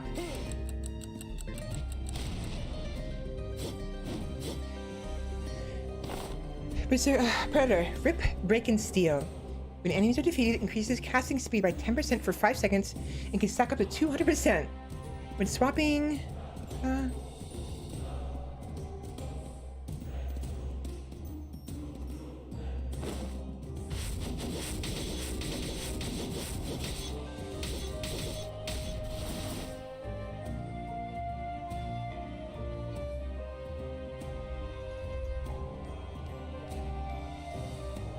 That's actually useful.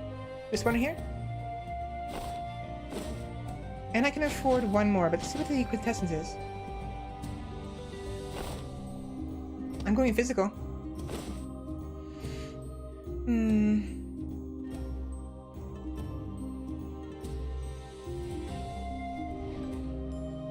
Physical attack by 25%. Yeah. Huh.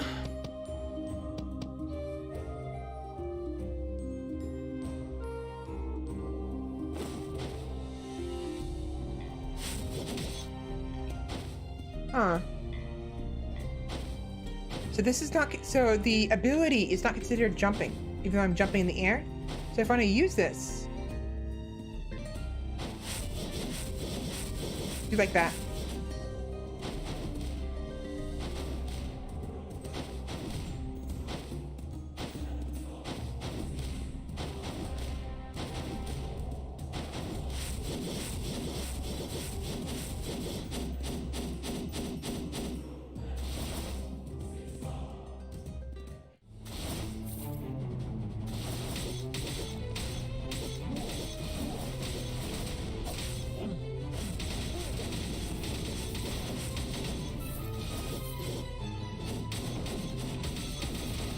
It's so satisfying.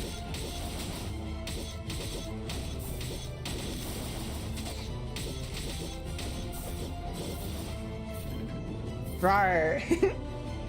I kind of want the Berserker still. The Berserker would be fun.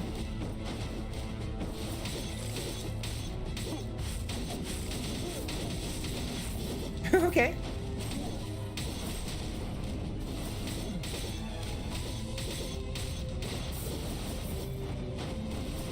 Stop it. Stop it.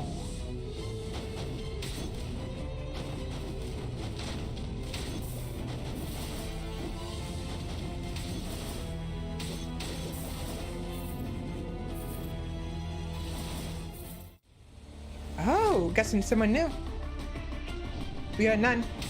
Isabella and Sakalas.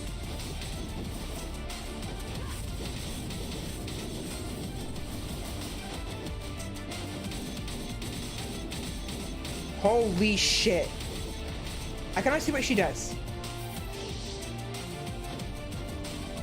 Oh. Oh, she heals. But do you see that freaking damage? I freaking melted both of them. Oh my gosh. That was intense. Berserker. I found the Berserker.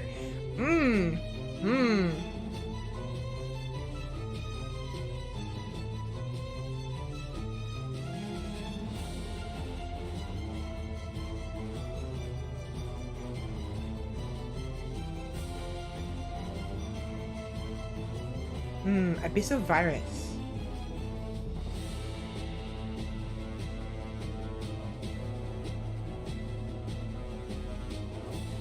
When dealing damage greater than 50% of the enemy's max HP, a spike bursts out of the target.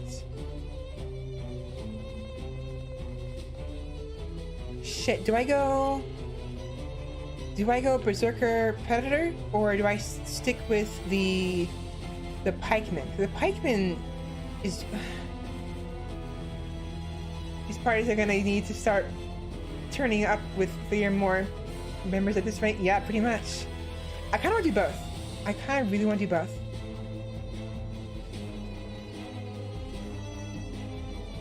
Both Predator and Berserker. I go both? Let's go both. Alright, now we have 2 big boys.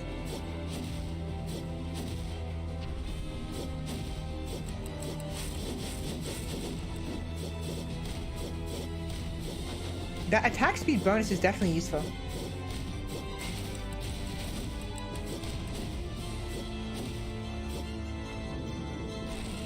And we have 11 bones. 100 bones to upgrade the Berserker. Oh wow. This is someone you'd be keeping with you for a very long time. Who needs a shield? I have 3 great swords. I do, it's true. 3 of them. Wow, both of these require 100 bones each. That's ridiculous.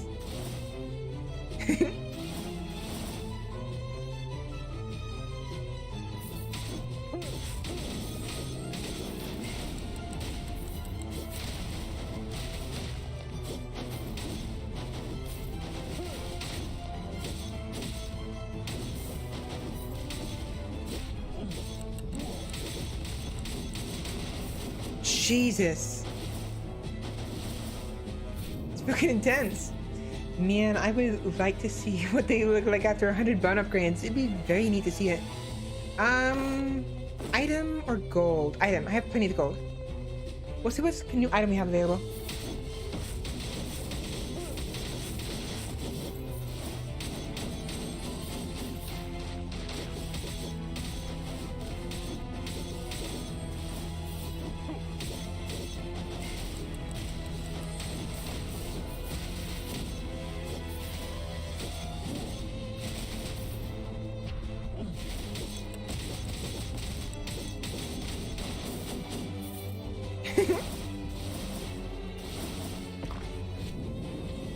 Mage's Necklace. When casting a skill, creates a burning orb. The orb hurls a fireball at the nearest enemy, healing magic damage.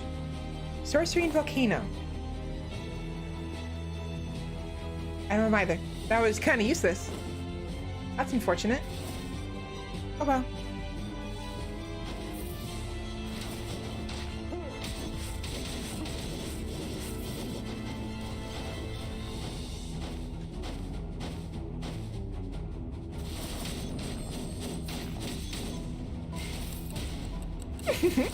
That was unintentional. I didn't mean to do that.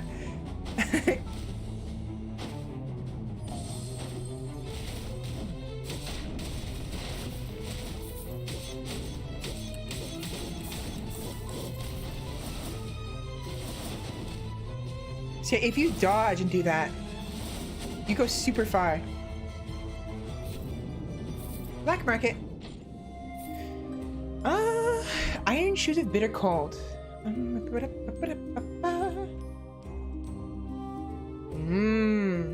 Increases attack speed by 55% for 3 seconds per kill. Not useful during a boss fight, but definitely useful out in the field. Okay, more stuff. Rejuvenating Roots. When HP drops below 20, restore 40 HP. This item disappears after its effect is activated.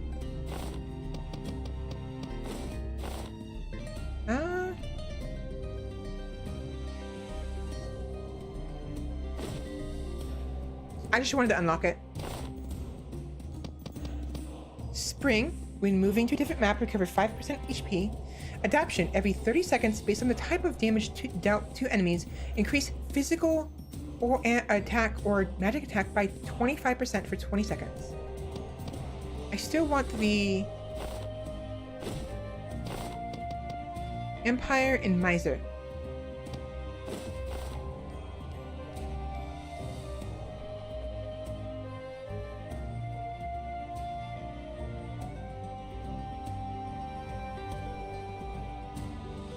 I'm fine with this. I'm fine with what I got. Oh my god, I did. Whatever, it's fine. I was an idiot. I actually held Y down. When you hold Y down, you delete it. And I meant to pick it up, not delete it. I guess I'm sticking with Regenerating Roots. Whatever. Increases magic attack by 45. I want Rake of Fury, but I'd rather have something else.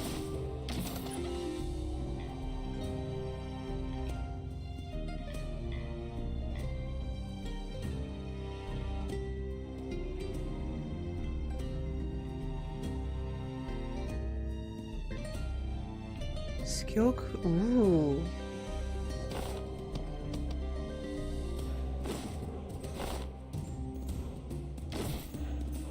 Skill cooldown increase. I mean, like, you know, it's reduced. And then one more restock, just to see what they have.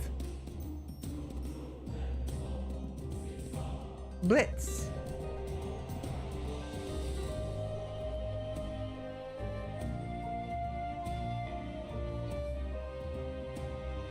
Naya's Heart. Giving damage hurts and freezes friendly enemies. Cooldown 1 second.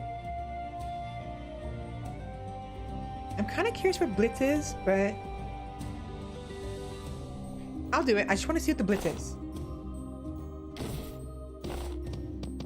Blitz. When dashing, increase crit rate by 5% up to 55% maximum at max stacks for 1 second.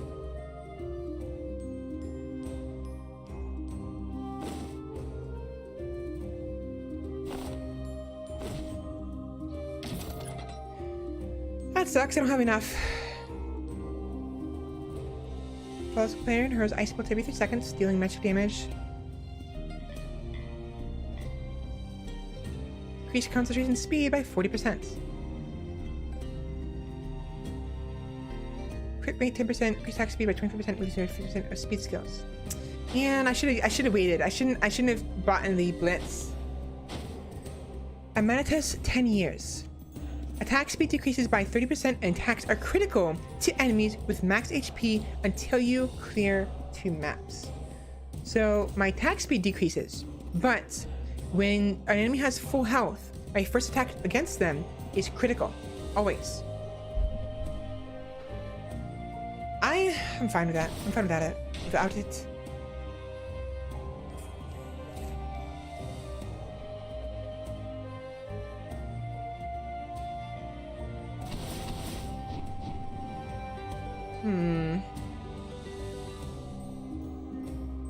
Gold.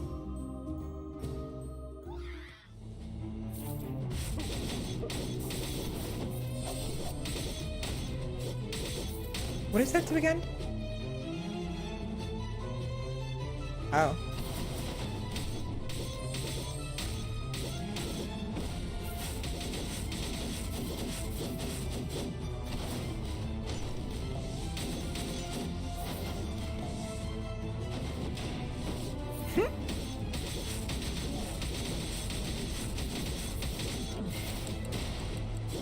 Ouch.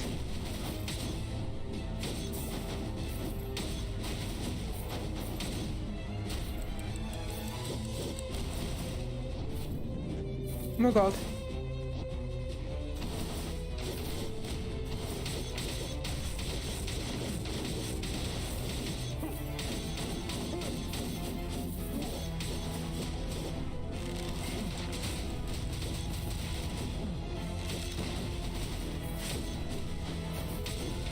Ow.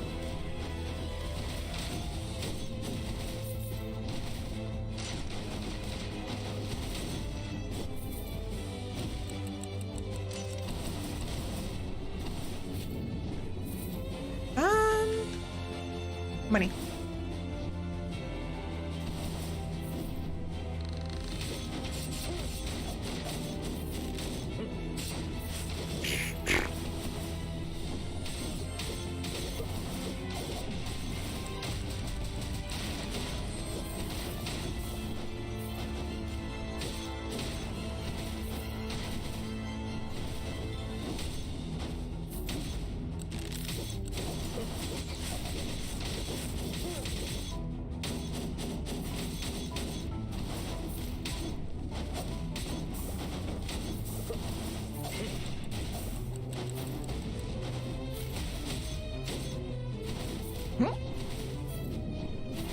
Boss fight.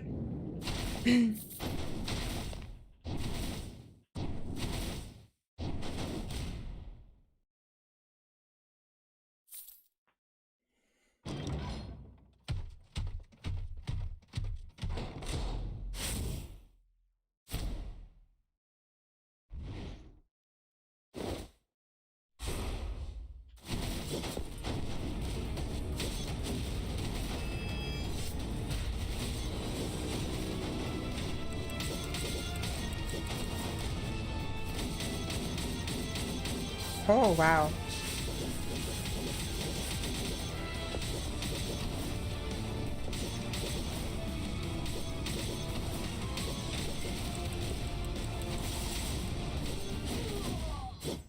Bye.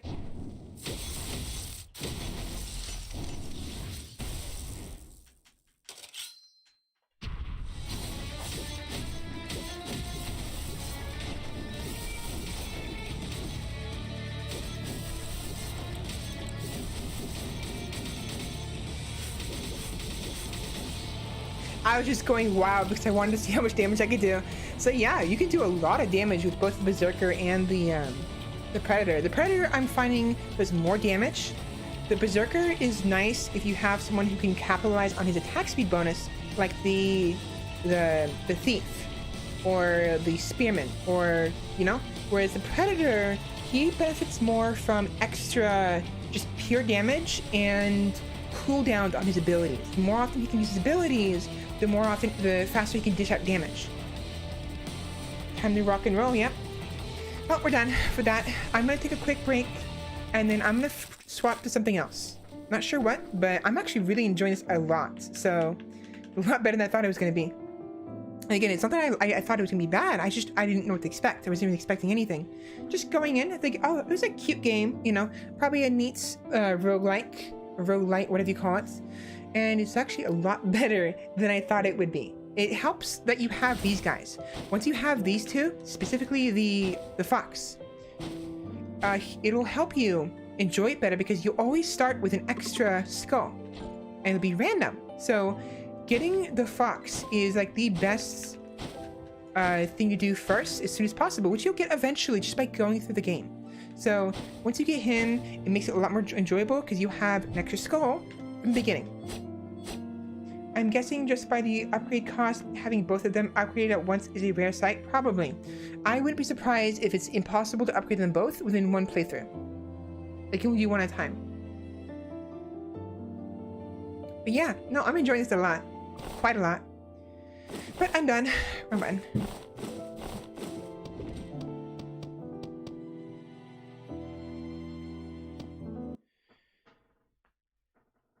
There we go. I'm gonna take a quick break, use the restroom, get some solid food because I'm very hungry and my model is having a hard time keeping up. Why? That's fine. It is fine. No, it's slowing down. My model is slowing down for some reason. Let me reset it. I'll reset my model real quick while yeah, so I will be back shortly. But let me go and just fix my model real quick. I know I took a break earlier, but it was just a quick break to walk around and get some air. And now that we finished that, I figured it'd be a good time to actually get some solid food because I am super hungry. My stomach doesn't hurt, but it's definitely getting like kind of like slightly burning, like, I guess what you're hungry kind of feel. So.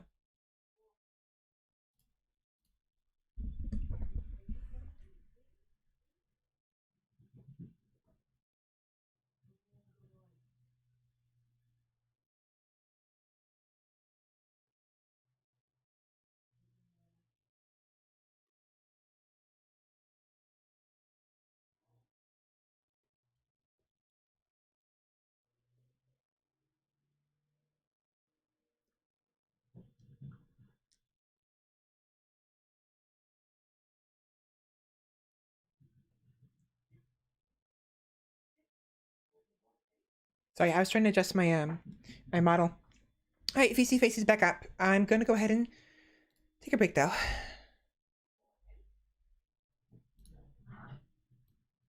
Be right back.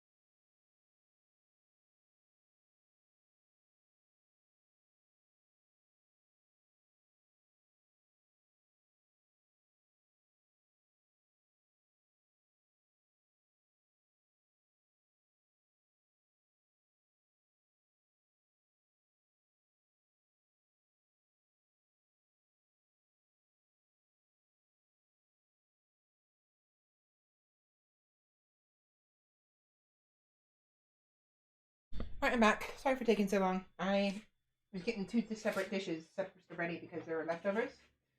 There was cheese sticks as well as some angel hair noodles, and I had as I was waiting for the angel hair noodles to heat up. I had to heat up the cheese sticks first, and they blew up on me because I kept left them there for too long. And then as I was eating those, trying to eat them carefully because of how hot they were, I was getting the angel hair warmed up in the microwave. And then I ended up getting a conversation with my stepmom. Hope you got some good food. Again, I did, yeah. Cheese sticks, which I already ate. I ate them before you even came back, and then I have some angel hair to nibble on. Alright. So the question is, what are we going to play this time?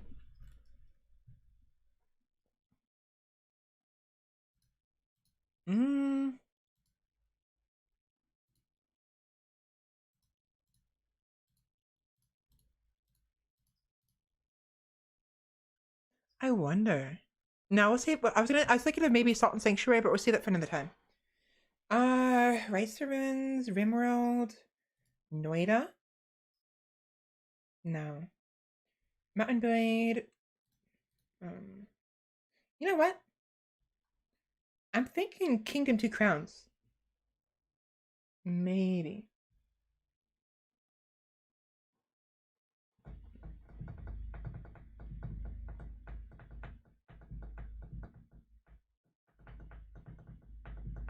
Yeah, I'm thinking Two Crowns.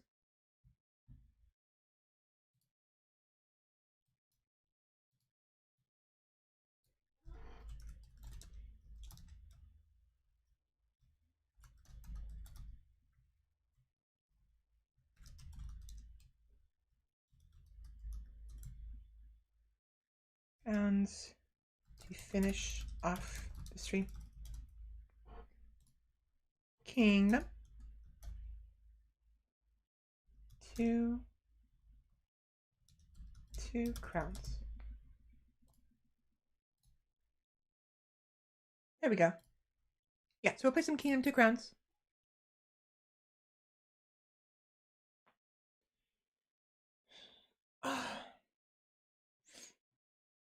Yeah, Salt and Sanctuary isn't really the kind of game you relax at the end of a stream with. Yeah, to be fair, neither is Kingdom, but Kingdom is it's actually kind of chill in its own right.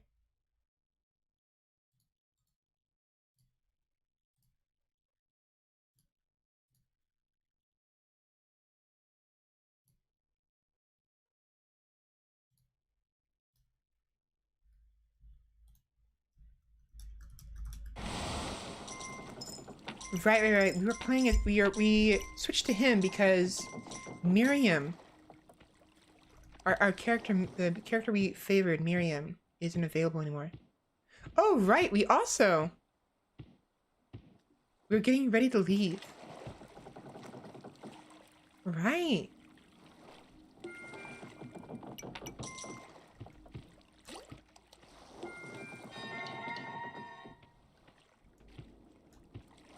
Right. I forgot about this. Wait for some builders to arrive first.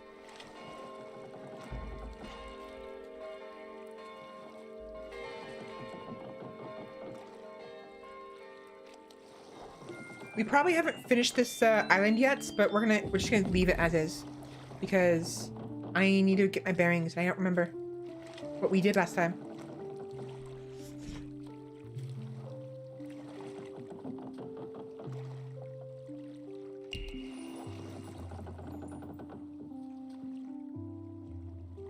You have to play it. Never had the game. You have to play it. Like to see it. Yeah, it's a very fun game. It's very chill, very simple. It's literally like 4 keys, if even that. Left, right, special, and that's it. No, I mean in like coin.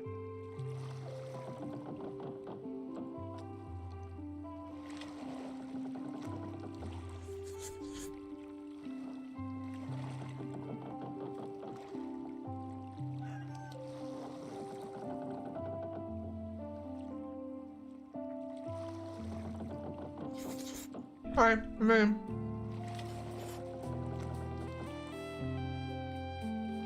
Eating.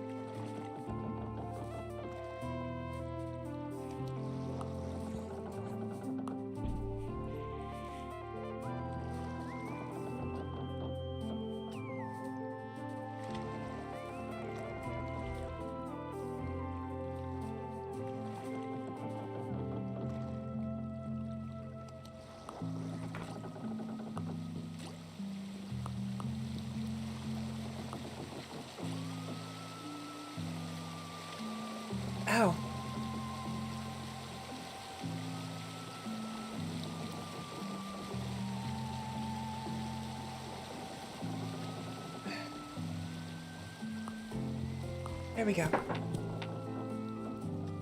Yeah, it can get stressful, definitely. Especially when you get swamped with the greed, later on, when it gets really hard. But so way to skip this. How to skip it?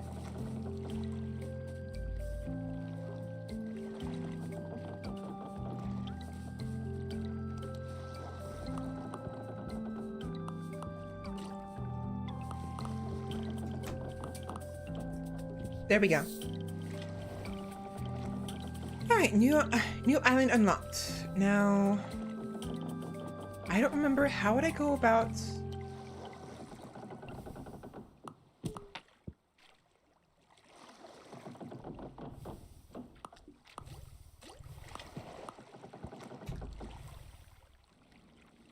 I didn't build a lighthouse, so yeah, I technically didn't finish this island, the side I wanted to, but I do want to go ahead and move on. Excuse me.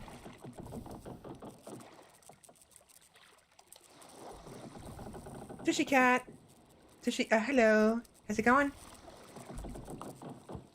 We'll go here. We'll move on. You caught me in time. We're going to be streaming for another 2 hours, give or take, and then I'll be ending stream, but we're going to be playing a little bit of Kingdom 2 Crowns today. We just finished playing some Skul the Hero Slayer, and I gotta admit, Skul the Hero Slayer was very, very nice. A lot better than I thought it was, or what I thought it was going to be, but yeah, so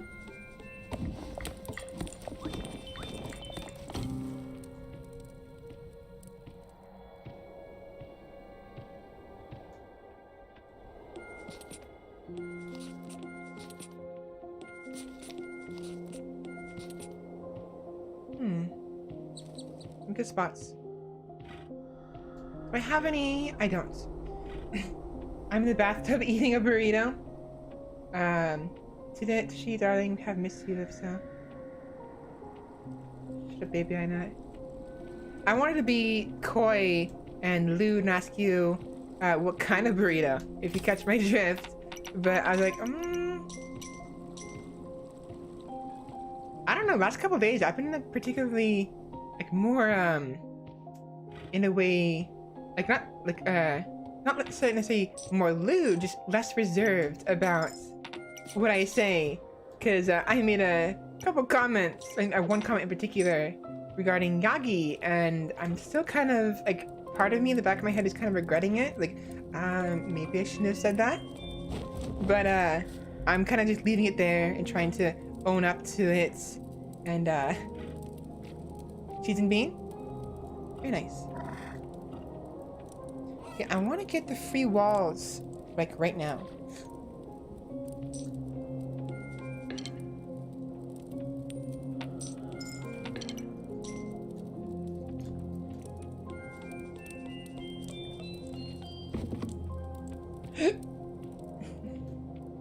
Yeah, I basically oh, a burrito, you know, but I mean it's not, it's a little bit uncalled for, to be honest. So that's what basically what I'm saying is I'm explaining it to you despite actually saying it in the explanation anyways, because by explaining it I kind of ruined the punchline, I guess, or whatever. Don't worry, over on my side of Twitch our comms can be very lewd. It's getting dark.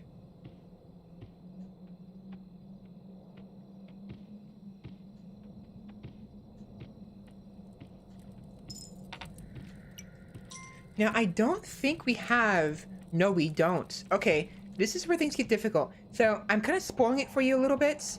This game is very nice, very fun, but I think the third island... I thought it was the second island. The third island...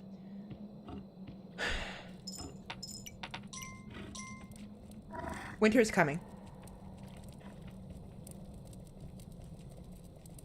And for some reason, people assume I'm a homosexual furry. You miss all of the beautiful crafted female fighter sprites Skul had to offer. Oh yeah, Skul. That's very, very let's say alluring character sprites in Skul. Very alluring. Alluring.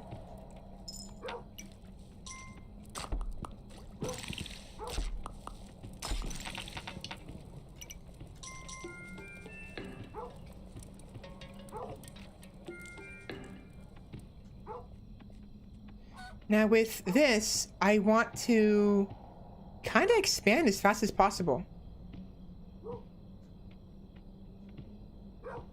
And I want to, like, do this.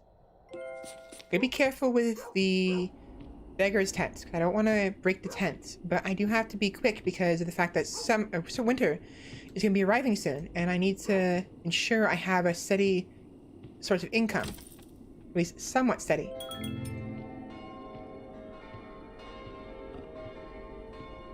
Because the reason why I'm in a hurry is because when winter arrives,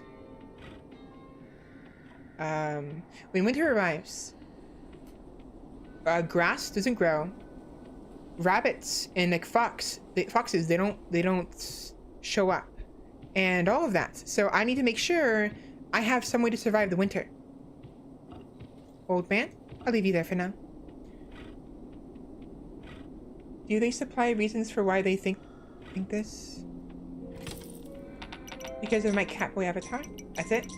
They're so cute. I know. I made them myself. Must move your burrito to higher ground. Oh, I should have activated this. Damn it. Damn it.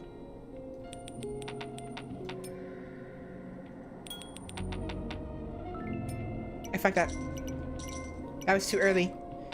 Let's go back. We need to go back before the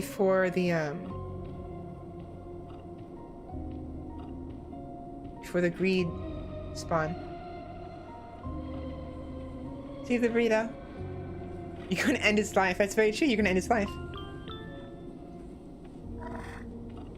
Oh, right, the bear. I don't really care for the bear right now. It's neat, but I'd rather have the elk because of the movement speed in the forest.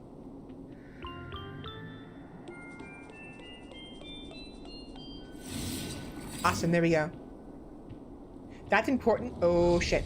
Run, run, run. Don't you dare grab my dog. Don't you fucking dare grab my dog. I'm gonna kill you. Do not touch him. We gotta get back fast. I'm gonna leave some gold behind to cover our retreats.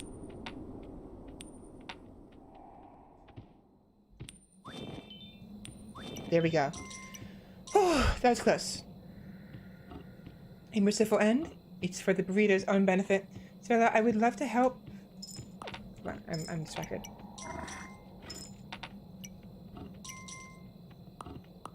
I would love to help you be seen more because you find enjoyment in being an entertainer. It's thank you for one. It's very, what's the word? I can't speak. Oh, come on, don't go to bed yet. Thank you, is what I'm trying to say. It feels nice you to say that. Don't worry too much, don't feel too pressured about making me more known. To be honest, I'm taking my time. I could be doing more myself, but I have lots of stuff I have to take care of, lots of things I want to get squared away first before I, you know, get too popular. And like, especially with my copyright stuff, I want to, you know, get that all squared away, because so far I'm doing good. I have basically one more item left I have to worry about regarding copyright, and that is the background of my offline screen. So this one, this screen. I technically don't own this yet. I don't own this. I'm still waiting for them to get back to me, and I may never own it. I might have to just commission someone else to get me a new background. DM me a stream schedule, and I can offer you raids and hosting. I usually average around 10 people. Sure. I mean, I usually post my schedule in the Twitch scheduling as well as on Twitter, but usually it's Fridays and Saturdays. I can still deem it. Well, hold on, let me breathe. can still DM it to you, but it's usually Friday and Saturday. It's just I'm not always. Well, I sometimes, like yesterday and today, I was actually late for stream because I didn't get up in time. So it's hard to tell really if I'm going to be available when I say I'm going to be available, you know? You've been here since 30 followers. Woo. Neat. Oh, you mean like since I was 30 followers? You've been here for a while then. We doubled in. Why is this not? Oh, they're building the walls, right?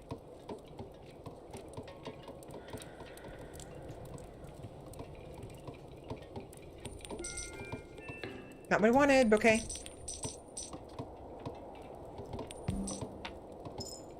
There we go. I don't even know when I entered. Oh, you both entered when you... Yes. Long... No. I can't speak. I'm trying to be all, like, silly, and I can't think of something to say. So yeah, anyways, these chickens, once winter arrives, they will no longer spawn. Which is a problem, because I have no other way to making money except by killing chickens. I really wish there was a way to keep my dog home, because I'm worried about them getting caught by the greed. I'm gonna be so upset when they get caught.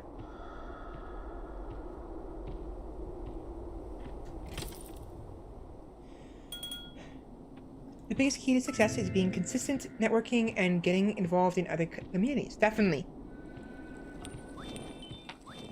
And always raid or host. I haven't been doing any hosting or raiding yet for a particular reason. Oh, hi. Mostly because of the fact that I don't have a name for you guys yet.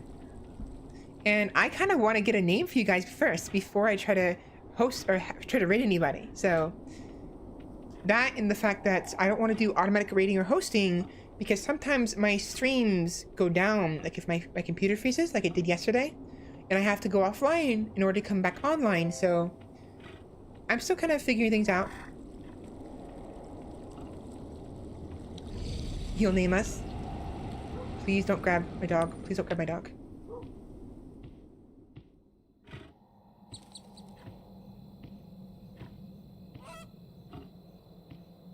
I mean, if you guys want to get make up some ideas, sure. I will give the final say on what the name is going to be, of course, because I'm going to be the one calling you guys that.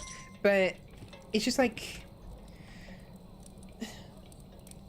I had like ideas. Like, what if I said called you Vikings? You know, my little Vikings. It's neat, but it's also kind of generic. And there's other people who probably also have that, which isn't a bad thing. I can still do that if I wanted to. But I would like to try to think of something somewhat a little bit more unique, if possible. Bathtub burritos. I'm not so sure about that.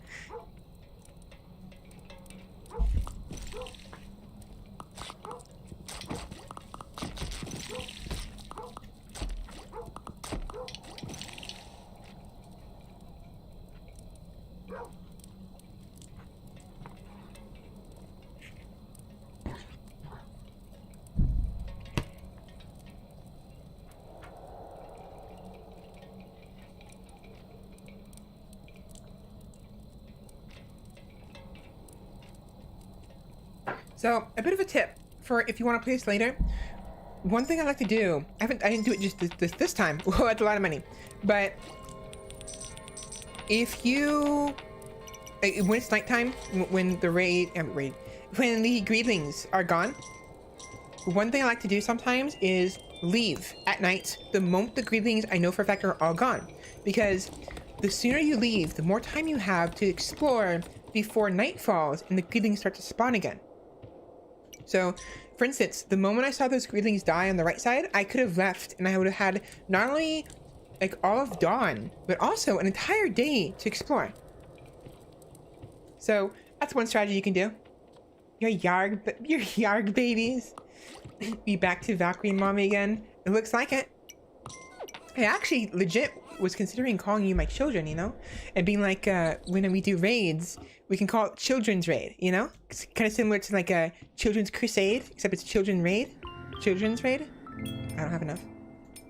But I kind of want to keep the the whole mommy thing a little, I guess, less cemented and more like something silly.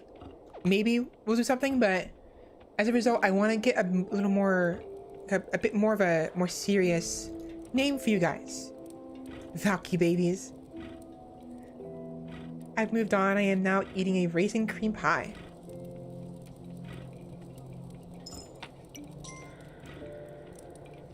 I'm not gonna say it. Let me know when you're finished with the cream pie, and I want to make a comment. But I don't want to make it just yet. So just let me know when you're done. There you are. I was looking for you.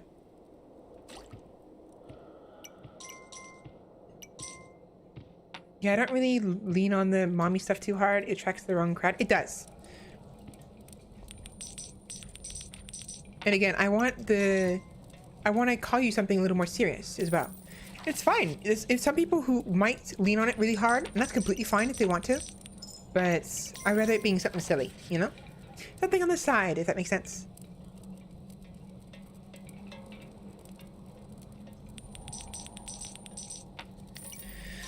But yeah, no, depending on what island you're on, if it's not this one, if winter doesn't arrive by the 4th night, then we're fine.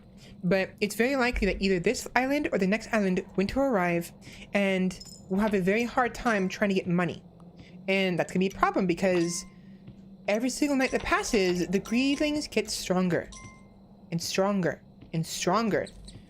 Even worse, farms freeze up. These little streams, they freeze up during the winter, so we can't actually farm anything during the winter.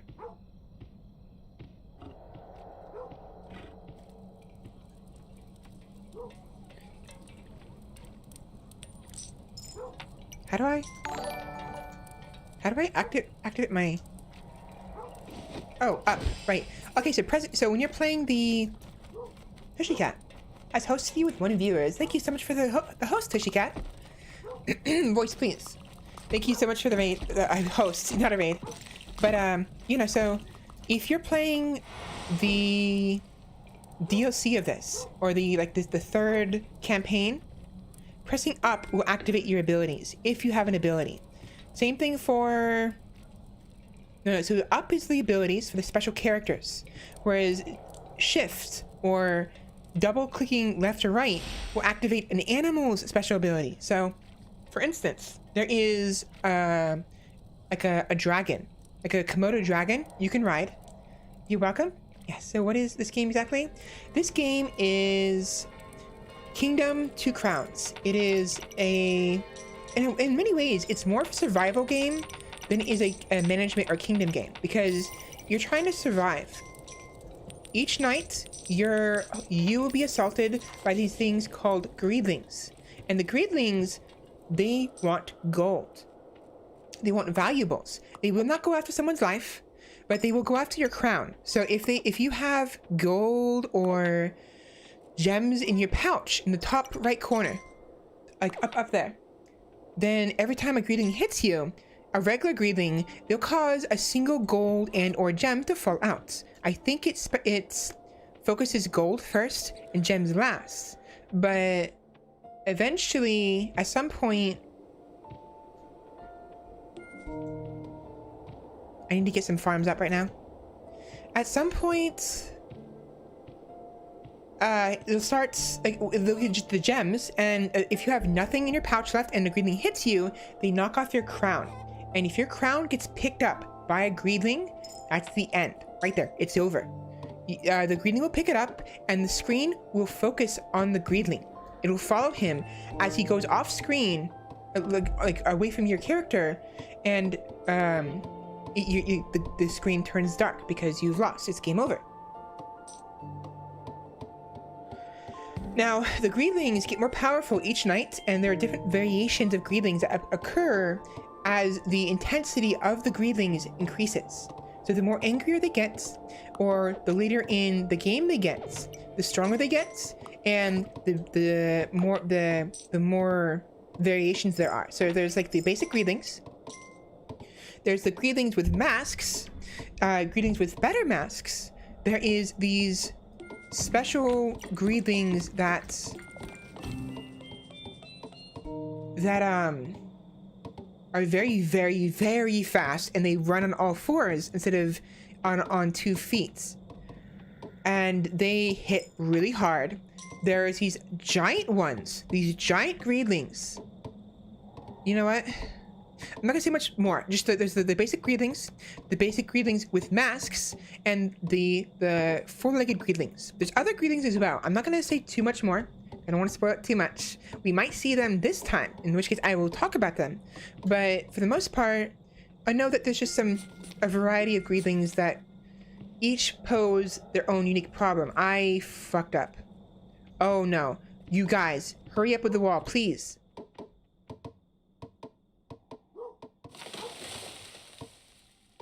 Shit. Run. Run. Okay, good. So sometimes, that's a problem. Be careful when you're building stuff, or when you're trying to do something that requires the builders to do something, because, okay, real quick. These are the greedlings. The regular greedlings go down in 1 arrow shots. The mask greedlings go down only after their mask is gone, and the mask will take a few hits. So some masks are stronger than others, and as a result, they become harder and more durable. Anyways, builders. You notice here, just now, they were building this wall, right? I went over here and basically made a plan for these trees to be cut down. The moment I did that, they stopped building the wall. That's very bad. You don't want the walls to be unbuilt. If they're unfinished, they will not act as walls, and the greedlings will walk right through them towards your troops. It's very, very bad. And unfortunately, oftentimes the builders will change their priority depending on how close they are to the new object that you prioritize, and whether or not there are other builders somewhere on the map. So there's builders here, and there's builders in the center of town. And if you notice, look how far we are from the center of town.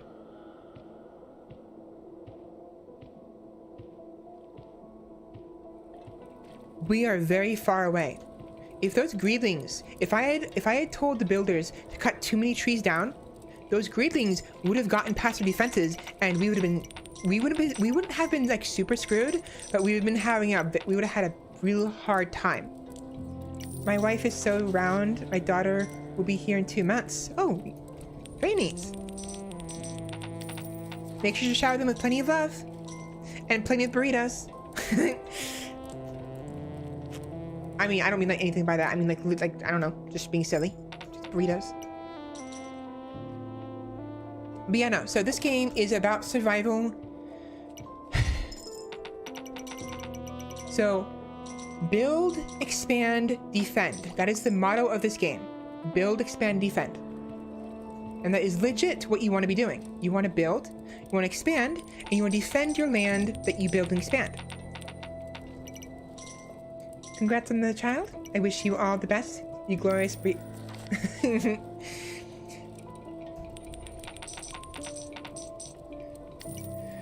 I really wish I could speak slower and calmer. Okay, so we have... Honestly, I want some spearmen, I think.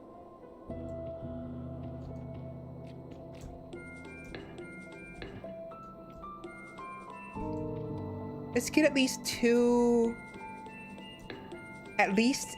farmers. They're not gonna arrive immediately. I have to first go get some beggars so they can take up those tools.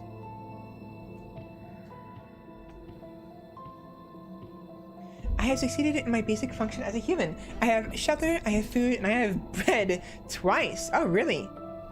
So you have a little tot running around right now. And cannot live by bread alone. Funny. Oh, don't do that to me. Gotta add more burritos. I'm lost. Is burrito slang for something? Not necessarily, but if you think about it, like a burrito is very long.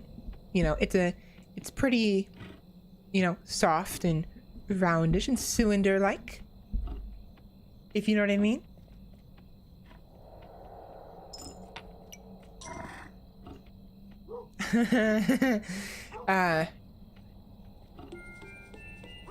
Now, stop me if I, do you like your burritos?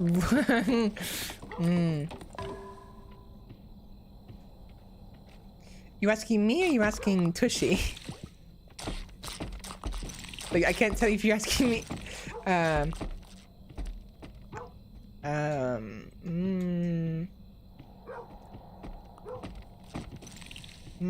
Do I want to answer this question?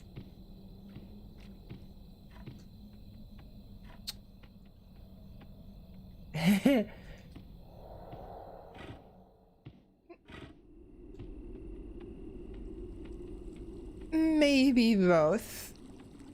Maybe a little bit both. Probably longer, but both. To be honest though, I don't have, well,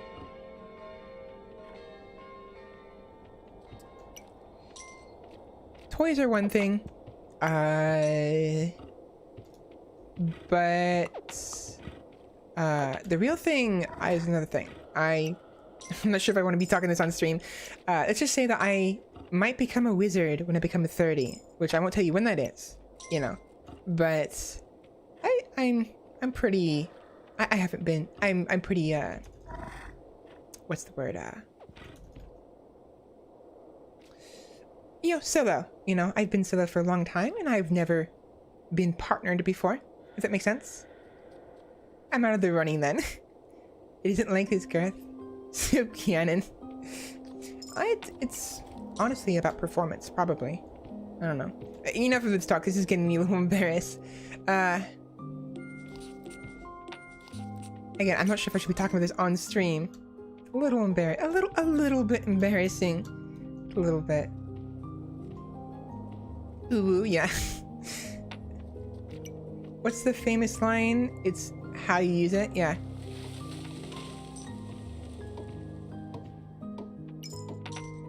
This placement of wall is actually ideal. I really like, so you'll notice that a lot of the walls have the towers, these rock formations behind the walls. Like this one. Here's the wall, the mound, and the rock formation is the tower.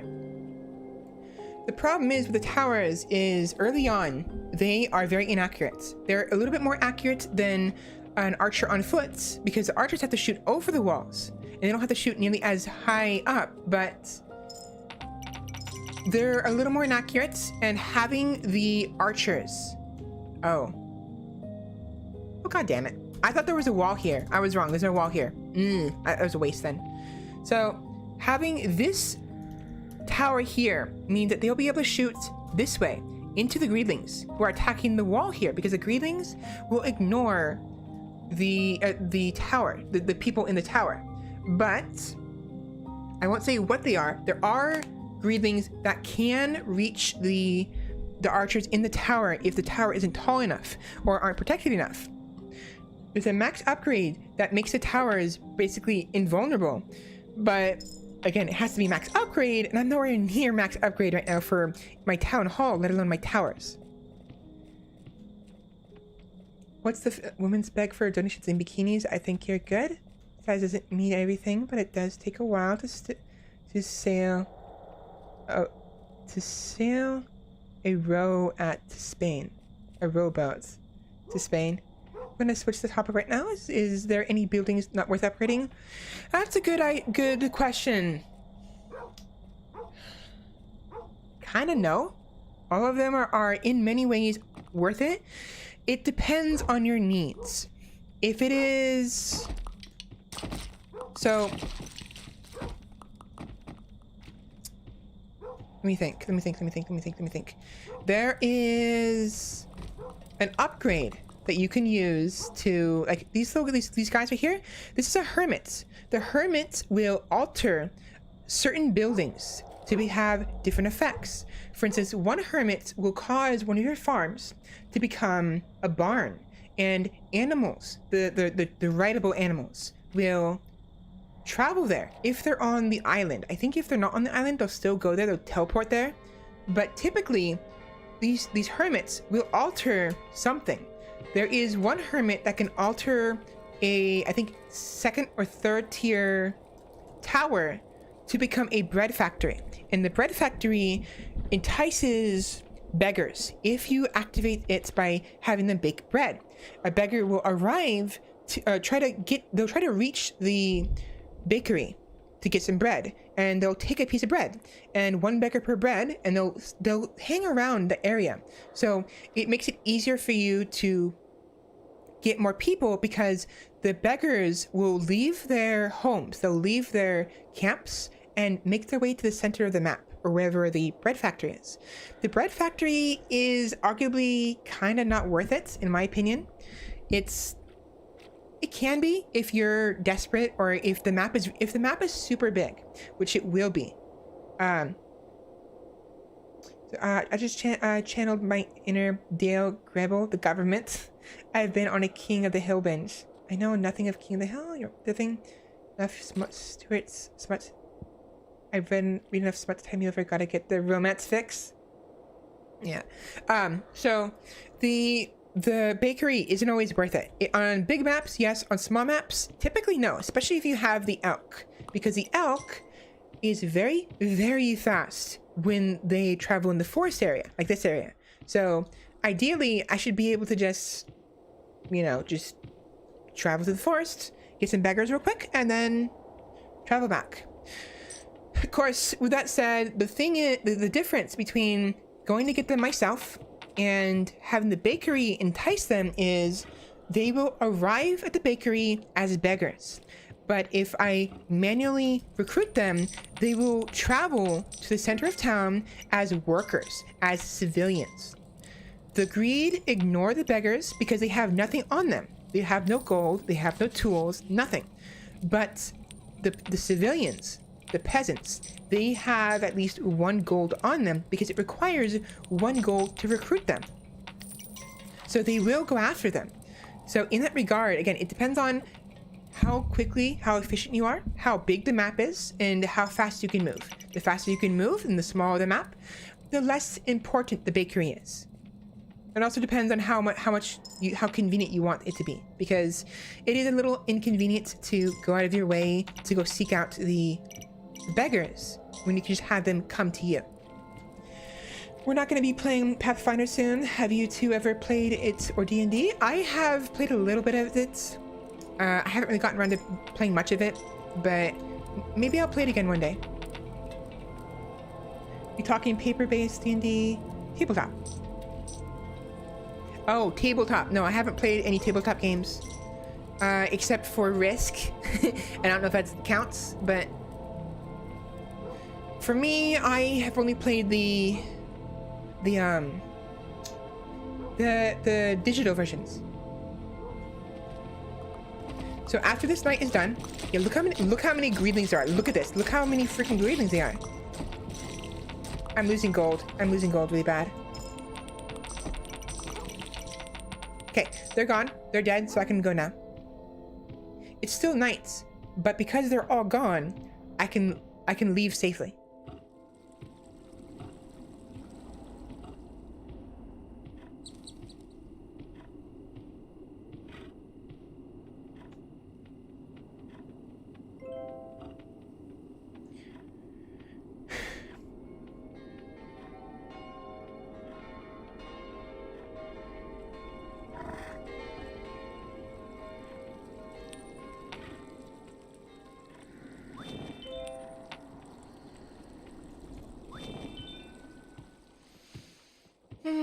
I think there's only 1 camp on each side.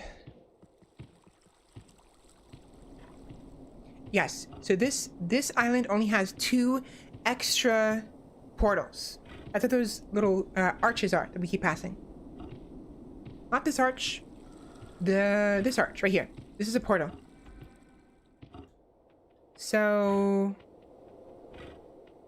I can't tell if there's a wall here or not. There's a wall here. There's no towers near it.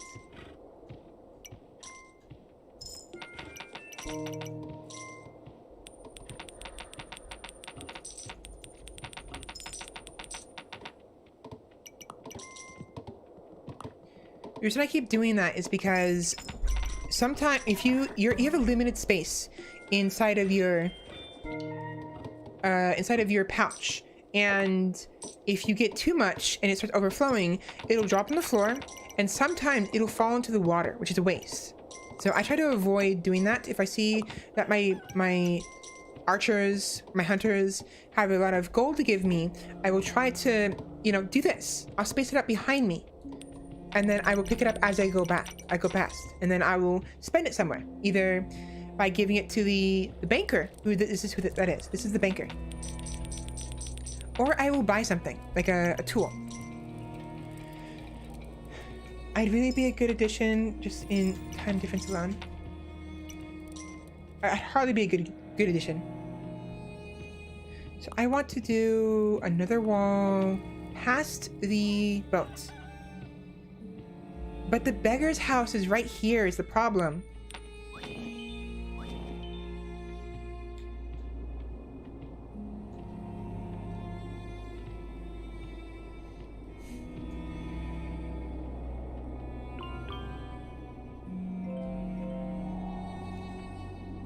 Oh, right, the horse. The undead horse. So the reason why I'm mentioning this is because each mount has different effects. The elk runs a lot faster than any other mount when it's in the forest. But its stamina is a little bit below average. There is the griffin, who can cause like a wind, like they can flap their wings and cause wind to push greed backwards, which is useful in, you know, keeping them away from the walls. And there is I mentioned before, the Komodo dragon. The dragon is my favorite. The elk and the dragon are my favorites because the elk is very fast in the forest, and the dragon, he can breathe fire, which is very useful for killing the greed faster when you're getting invaded. So I'm gonna play League of Legends, have a nice stream after I wash, have fun, and try not to get too salty, because, oh boy, League of Legends is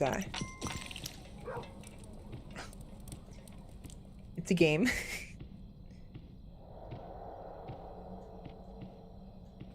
So I have two, there we go.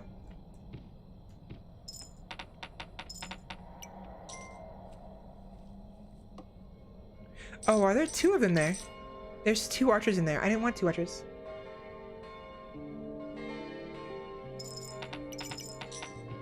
It's fine, it's whatever.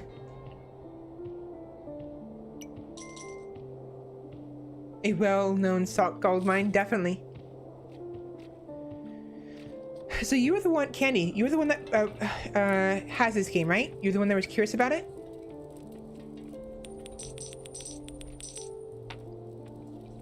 Yeah, okay. So if you ever encounter a situation where you don't want to pick up gold, no, so, like, if you don't want your hunters to give you gold, and you don't want to grab gold from a chest, do not walk past them. If you run past them, they won't drop any gold. But if you stop near them or walk, they drop it. So the same applies to pretty much everything else. You cannot build anything when you're running, and you cannot activate chests, which chests will cause either coins or gems to spawn. So if you want to save them for later, which is good to do because the greetings can't go after chests, then your strategy would be to save your mount's energy until you can run past them.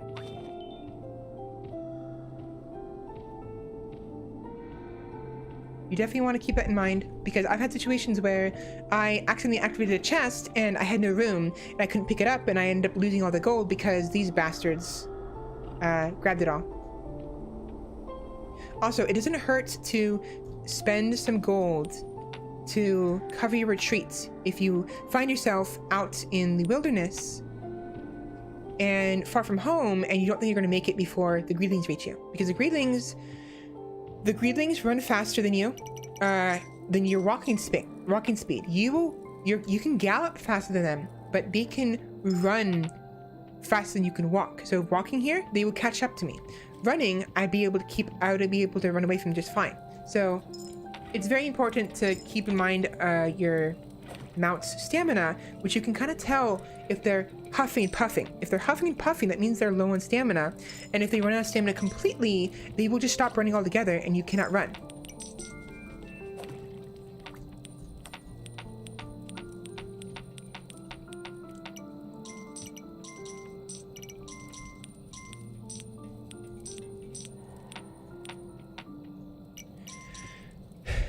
I'll actually demonstrate it in a minute. But I want to see if I can give this guy more gold. No, he's gone. He's leaving. Never mind. So watch my mount. My mount is fine, but eventually they'll start to huff and puff as their stamina, goes down. And you can't see their stamina. You have to guess.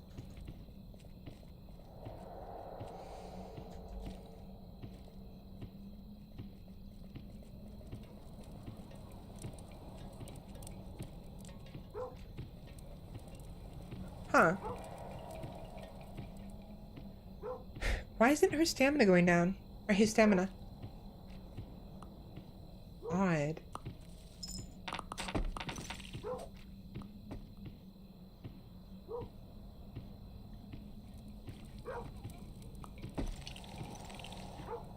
There we go.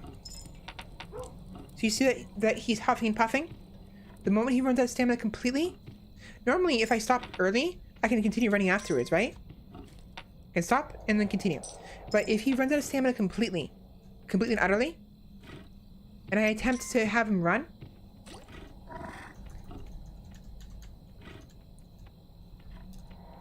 he won't run, and he'll stop. And he'll get exhausted, and you have to wait until he gets his stamina back.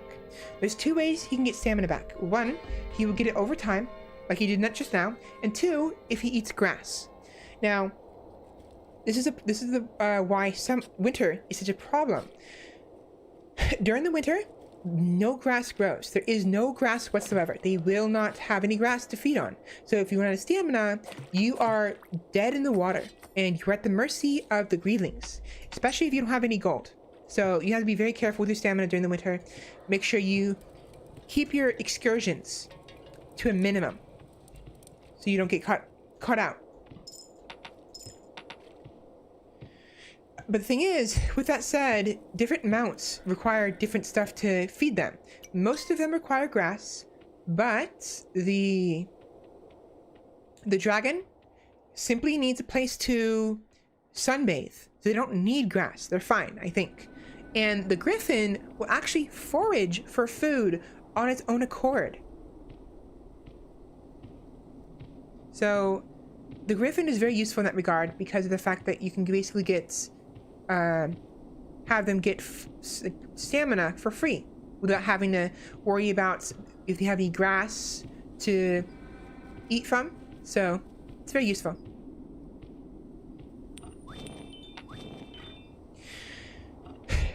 Alright. Now those two guys are probably gonna get caught out before I can make it to the base, if they can make it. So unfortunately, that was probably a waste of time. It is what it is.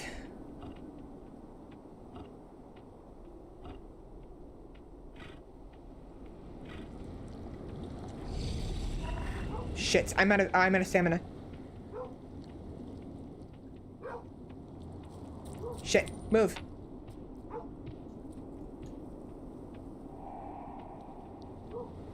Go. Ooh, okay, that's bad. That's almost really bad. I almost lost my dog.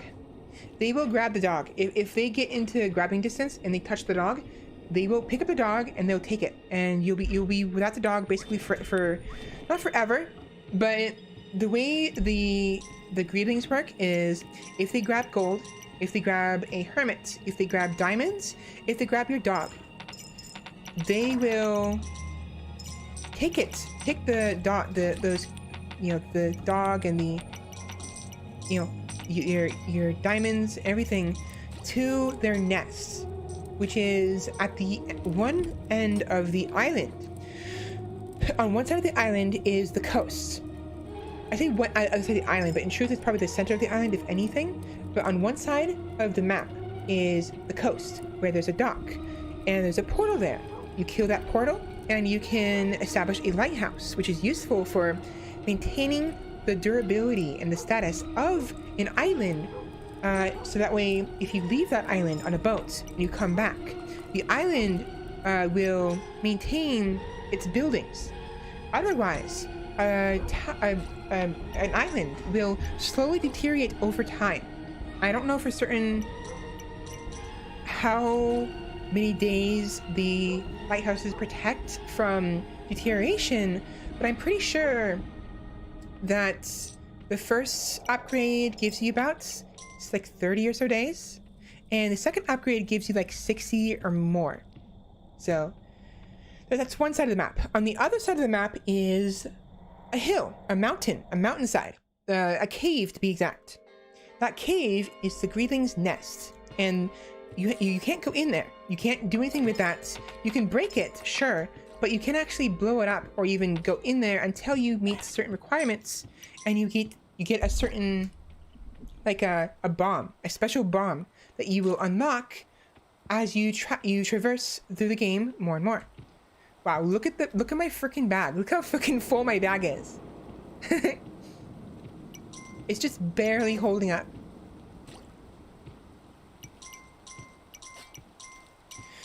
So what I want to do now is I want to establish some knights.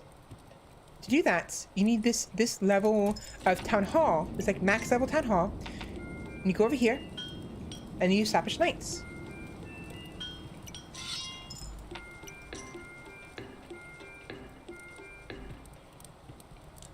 Yep, absolutely full. I am gonna refrain from commenting. I don't know what's up with me. I don't know what is up with me the past couple days. I have far less restraint than I normally do. I'm usually very moderate, if that makes sense. Usually very, not like pure, just like well. Anyways, my restraint has been diminished the past couple days. I think I've been watching too many. I think I've been reading too many other VTuber tweets. Or if anything, I've probably been reading too many Yagi tweets. I blame Tushy for bringing in the lewd behavior in the last hour. It's very possible, but it is what it is. We're just gonna wait. I'm gonna wait until tomorrow, and then I'm gonna go ahead and travel to the beggar's village. That was a weird sound my mouth made when I drink water. I mean, not village, the beggar's tents. He certainly added to it, definitely. Oh, by the way.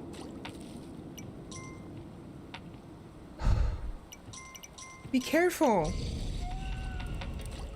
Okay, that means that we're gonna have some strong greedlings this time. Be careful with the knights. The knights will take a certain number of hunters under their wing. And if they do that, the hunters will no longer be hunters, they will be archers, military archers. And the problem with that is military archers will not hunt chickens. They will not hunt the small game that spawn in the grasslands past your borders. Only the hunters will, which means if you have nothing but knights and archers, and you don't have any hunters, then they will not hunt for you. So you want to be careful about how many knights you train before you are ready for it, because you want to have at least a few. Oh my gosh, a lot of gold. You want to make sure you have at least a couple. You see what I was saying with the gold earlier? You want to make sure you have at least a surplus of hunters, because you can never go wrong with lots of hunters. The more hunters you have, the better they'll be able to defend you against the greedlings. Like for instance, so on the right side, you notice on the right side there were no hunters. They were all archers, which means that no one on the right side is hunting. Over here, I don't see any hunters, which means on the left side, no one is hunting either. So all of these chickens are just sitting here. It's free money that is going to waste. So I need to get more hunters.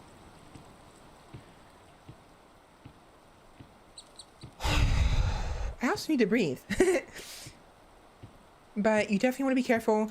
Try to plan things ahead if possible, and do not go overboard with certain stuff. Like, for instance, having too many builders and not enough hunters is a detriment because of the fact that you don't have defenses. Having too many archers in towers means you won't have anyone hunting, because the archers in the towers also will not hunt. So you have to be careful. And tier 1 and tier 2 towers will only take one hunter to become an archer. But tier 3 and onwards will take 2, 3, and 4 archers respectively. So if you don't have enough hunters to remain after the fact, you will have all of your archers, all of your hunters, your ranged units inside of towers, and no one is hunting.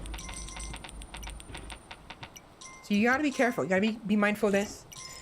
There's actually been a couple times I've lost a run because everyone was freaking archers and no one would hunt. So gotta be careful. Stretch. I have to do that as well.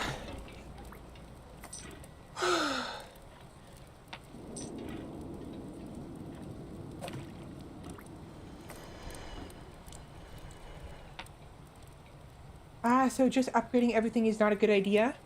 You see that message? Yeah, you don't want to upgrade everything to max immediately. Take your time. Don't rush things. If you're desperate and you know you need to build a wall, for instance, okay, rush it.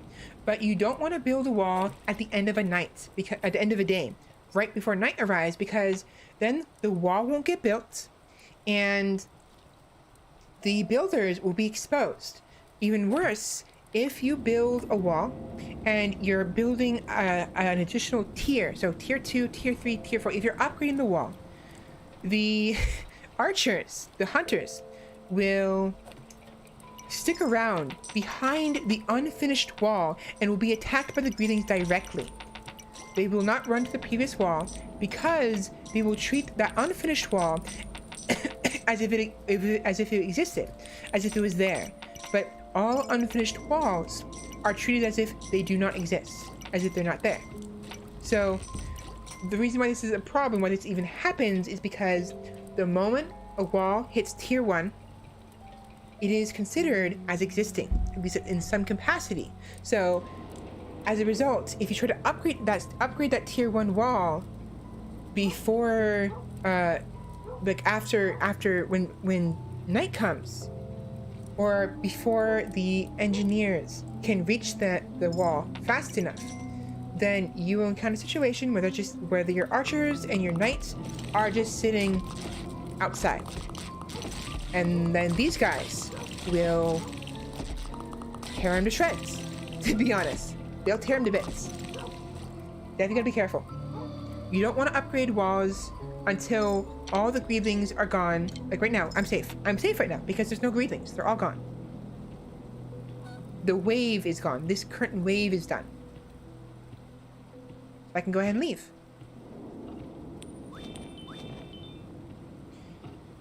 I have to slow down. But basically, point is, be careful. Do not upgrade everything too quickly.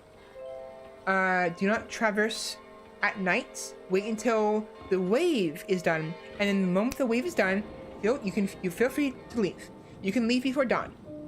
If you have hermits, be mindful of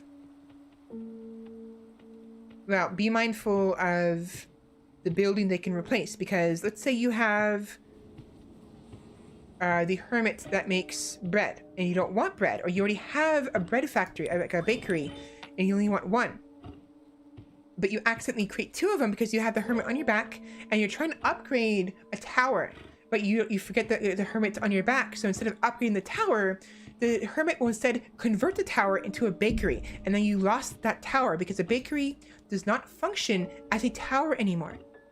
So again, just be mindful, be aware of what you're doing, beware of, you know, if you have a hermit on your back, beware of how long it's going to take your peasants, your villagers to arrive after you recruit them from beggars, you know? So how long it takes them to reach your borders behind the walls from the beggar tents, and whether or not it's worth it to rush construction or wait until the next night. Thank you for teaching you. I appreciate it. Yeah, you're welcome. I don't want to spoil things too much for you, but these are just quality of life things and are very frustrating to find out after the fact, because I've lost a lot of runs because I didn't know something that was probably obvious, or like it wasn't explained to me, you know? Of course, part of the experience, part of the fun is kind of learning. It's just some things are better left taught than learned, if that makes sense. Like taught like properly than experienced, because not everything has to be learned the hard way, you know? Some things are best learned the easier way by someone teaching you directly. Otherwise, you get frustrated and it's not fun.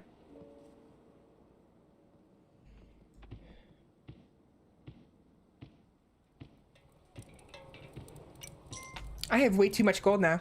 I thought this was going to be winter. I stockpiled too much gold.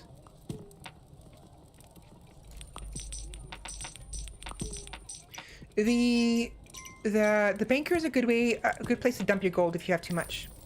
He will hold infinite amounts of gold, but the gold is actually has its own like code, so it'll know how much gold is in there. And the reason why it knows this is because the banker has the vault. The vault accrues interest over time. The more gold you have, the better. And the interest is about 10%. So no, I don't know, not interest. Like interest is like no. Yeah, the interest is about 10%, and the banker, I don't remember how much he gives you. I think he gives you like a percentage of the total that's in the vaults, but I don't think he gives you 10%. I think he gives you like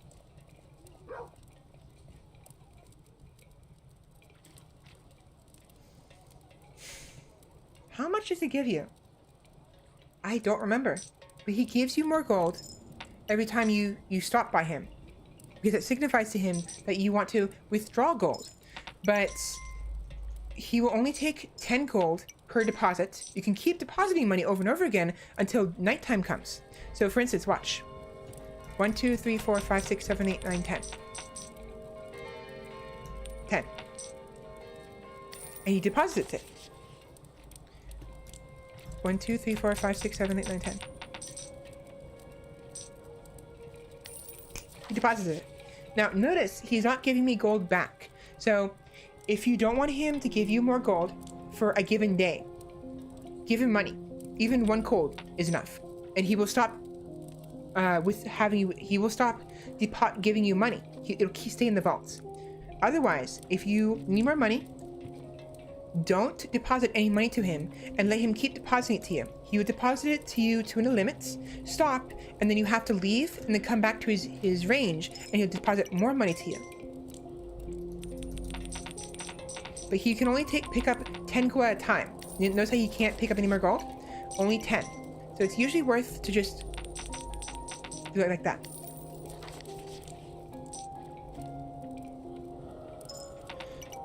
All right, I have a lot of gold to pick up now.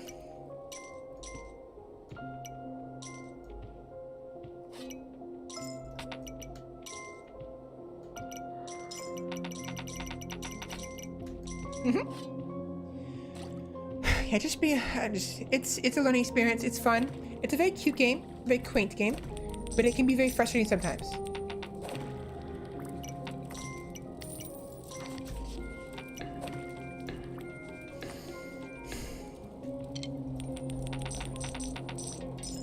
Oh yeah, one more thing.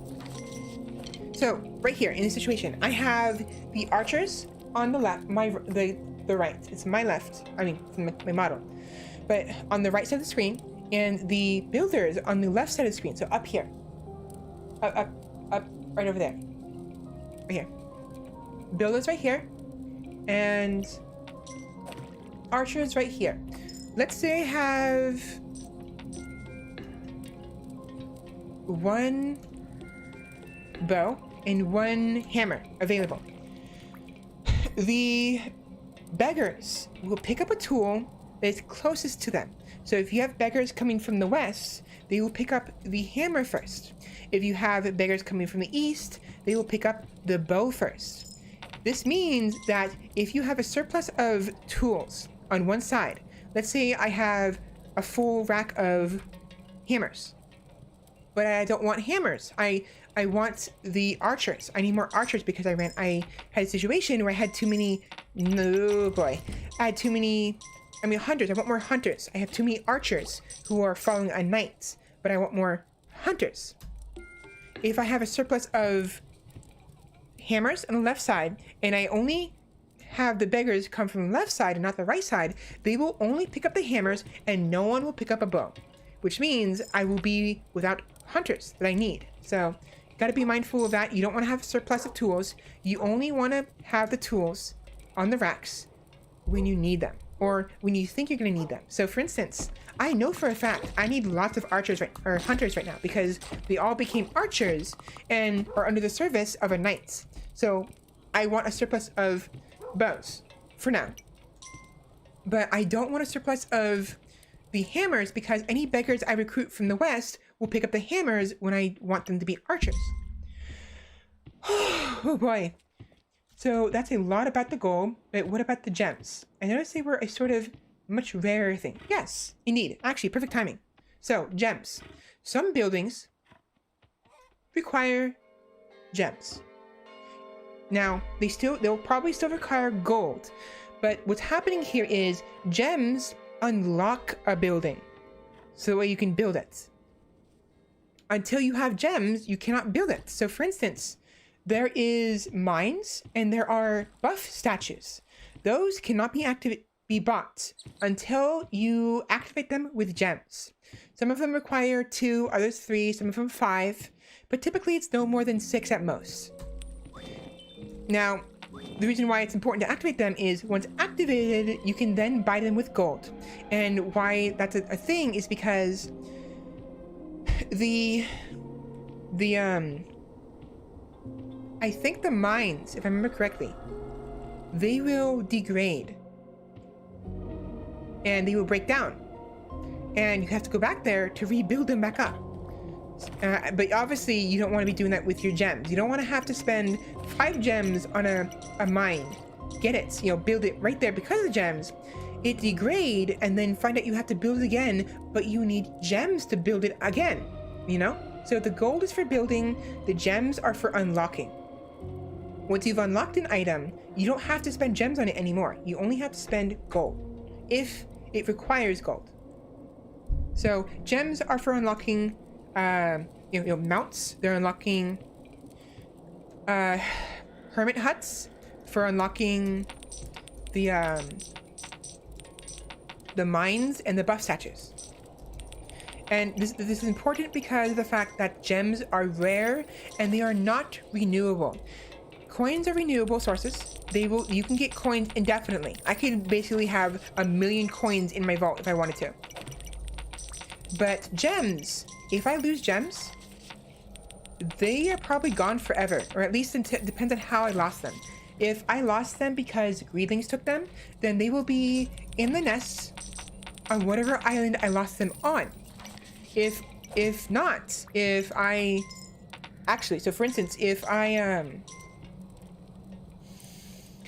they're lost because there's like 2 ways for them to be lost forever, and I don't remember what it was.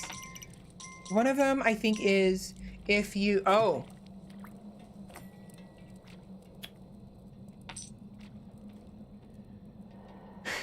die in the nest before it blows up and before you can pick up the gems, those gems will be gone forever. And just a heads up, you can blow up the nest. I'm sorry for spoiling that part, but it segues into what I'm trying to emphasize here, you know? So your goal is to eventually get rid of all the portals and blow up their nest on a given island. Doing that secures the island forever, so no more greedlings will spawn. Now, greedlings will collect any tools, any gold, any hermits, the dog, and any diamonds, and send them to the nest. You blow up the nest, and you leave. And once the nest blows up, outside of the cave will be the stuff that you lost. The gems, the hermits, all of that. But you won't get that until it blows up. Now, problem is, you have to leave before it blows up. Because again, like I said before, just like a couple minutes ago, if it blows up before you leave, you will die, and it'll be the end of your current run, and you'll have to start over as a new character in the same world. They'll have to pick up the pieces and rebuild any buildings that were destroyed. But you will lose the hermit, you will lose the dog, you will lose the gems forever. They will not come back. So, honestly, you want to be careful and you want to be prepared. You ideally don't want to lose anybody. You don't want to lose any gems. You don't want to lose any hermits, and you don't want to lose any. Don't lose your dog. But if you do, you better hope that you have the capabilities to get out of the cave fast enough before it blows up, because otherwise you're SOL. Sorry for repeating the same thing over and over again in different ways. I'm just trying to explain myself here.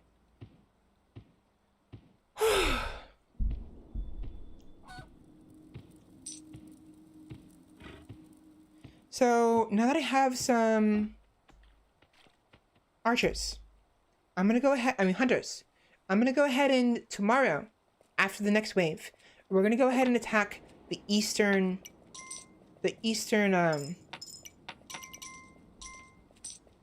portals.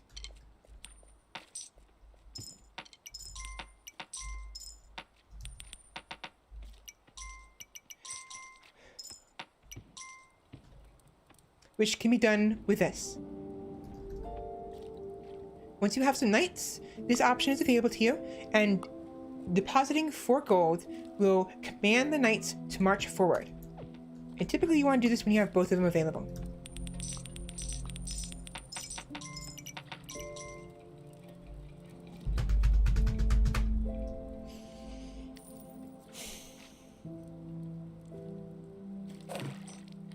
No, it's fine, thank you. And I'm not too focused about spoilers. Okay.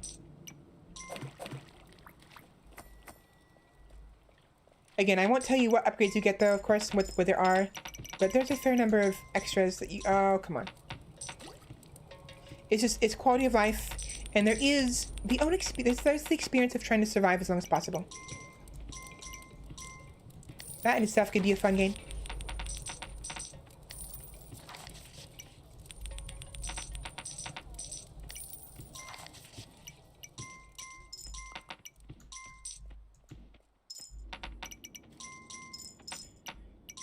Oh boy. Oh boy, oh boy, oh boy.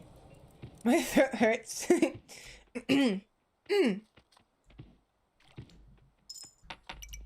Right.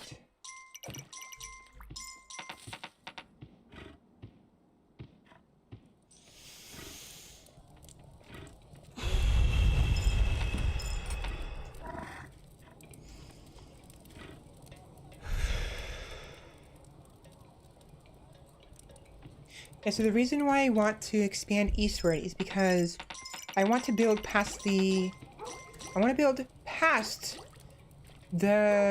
beggars' tents. I don't want to break it down. One thing I will say for certain that is very important to know is if you break the last 2 trees on either side of the village, the beggar tents, the beggar tent will disappear. Now, as long as there's a tree on both sides, you'll be fine. But if even one of the adjacent trees is gone, they're gone.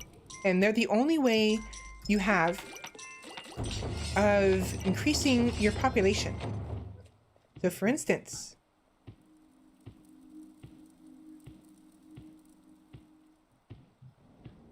those 2 trees I left both of them because sometimes I occasionally accidentally break them down. So as long as one of these trees is here, the beggar tent will stay here. But if both of these trees are gone, it'll disappear. If those trees are there, but this tree and all the trees to the east are gone, the beggar tents will disappear. So do not, if you want to keep increasing your population, don't destroy the trees on either side. They have to have trees on both sides to stay there. Gotta get that hydration going, but if that isn't helping, at least we're close to the end of stream. You can rest your voice, definitely. I'm gonna have to stop soon.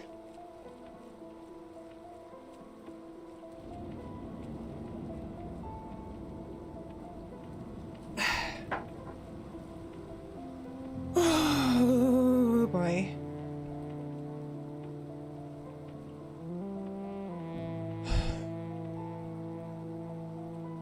You want to keep an eye on the troops. They will not be able, they can, but it's usually better to keep an eye on them because the fact that I can, so knights can defend against the greelings, but they take gold to do so.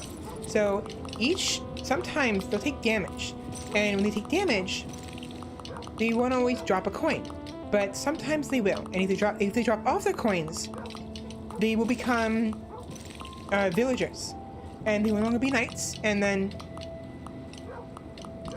your archers will become hunters, and instead of attacking the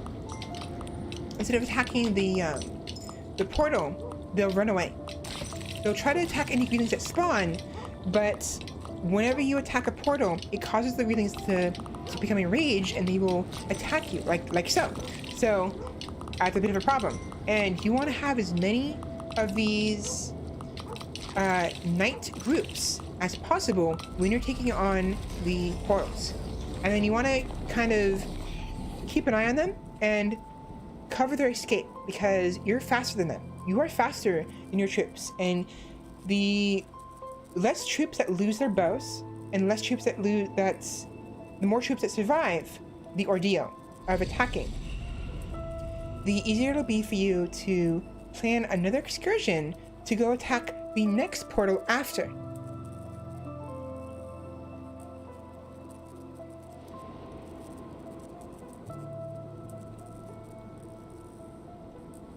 We're good. But yeah, the distance from the walls, the outer walls, and the portal in question is very, very important, and it can be detrimental to your troops when you're trying to remove those portals, because the further they have to travel, the longer it takes them to get there, to actually attack the portal, and the longer it takes them to come home. I have to go head out Easter eggs in about 5 hours. Well, have fun. Again, I'm worried that it seems like I'm spoiling the experience for you and make it so you can't learn this, but I just feel like these are things that are very important for players to know, because otherwise it's super frustrating to find out after the fact when all of your troops are gone because you left them to die while they are attacking the portal, and you're off gallivanting off on the other side of the map, and then you come back and you're wondering, why the hell is my eastern wall broken down? It's because there was no one defending the wall, because all of your archers got ripped to shreds by the greelings that spawned out of the portals. So definitely want to be mindful of that. Also, villagers, when you make them villagers from beggars, they will walk to your home. They will not run, they will walk. The only time they run is if there's greelings behind them, but the greelings are always faster than them, just a little bit faster. So they'll always catch up to the villagers. This is annoying.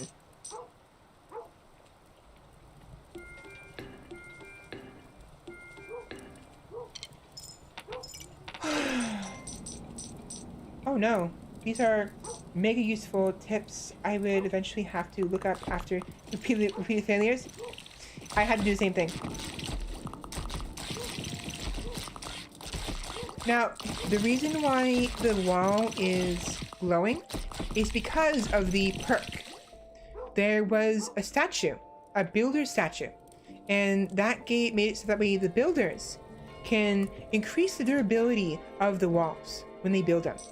Normally they're not glowing.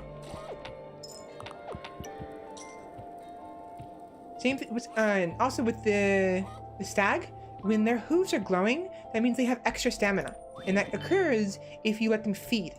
If they are well fed, they'll have like just an extra bar, like a bar of stamina or whatever.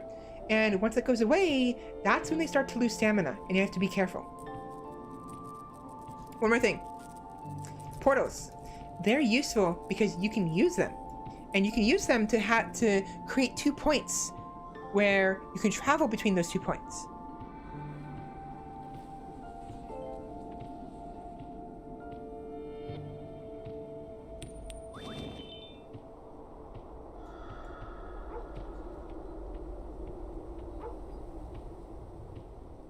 Where is this other portal? Oh shit. That's close. That's what I was saying. This means that these 2 villagers are SOL. I'm not gonna even bother. You know what? I have plenty of gold.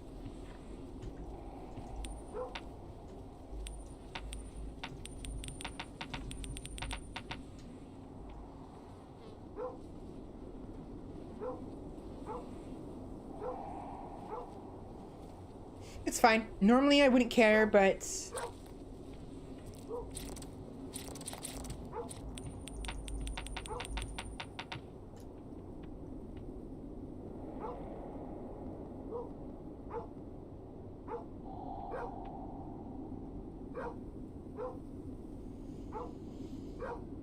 let's see. Okay, they're gone. Cool. Yeah, so that's another strategy. So if you want to travel in the forest longer, like overnight, just make sure you have a surplus of gold. Make sure you have enough to deposit for the greedlings, because 1 greedling will take 1 gold. They will never take more than 1. And once they do, they will not respawn. So only a fixed number of greedlings will spawn each night, and the moment they are killed or pick up a single gold coin or a tool, they will return to the portal and leave. This is the nest I was talking about. This gate, this cave. That's the portal, the nest.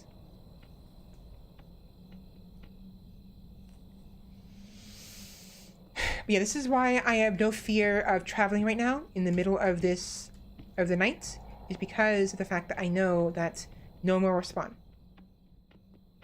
Now, with that said, the reason why I even went to the east was because I wanted to build through the forest without having to break it down. But clearly it's not going to happen. The forest goes all the way to the wall. So if I want to do this, I'm going to have to come back here tomorrow. What I'm going to have to do is convince my builders to start breaking down these trees right here. Again, the further from the walls that the destination of a given unit is, the longer it takes them, and thus the more exposed they are, and the higher chance they are of getting attacked by the greedlings and becoming beggars again. You see it, they spawn. There's the portal. Oh, and one more thing. This is probably something you'll figure out quickly enough. Every time you destroy a portal, the greedlings get angry and they get more powerful. So be prepared. Make sure you're prepared for a very tough, stronger than normal wave, like the following night after you break open a portal. All right, that's the boon method. This is the builder's buff.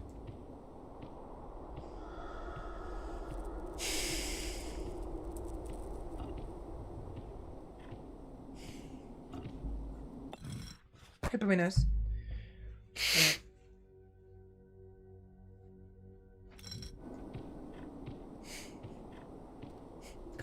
What the hell?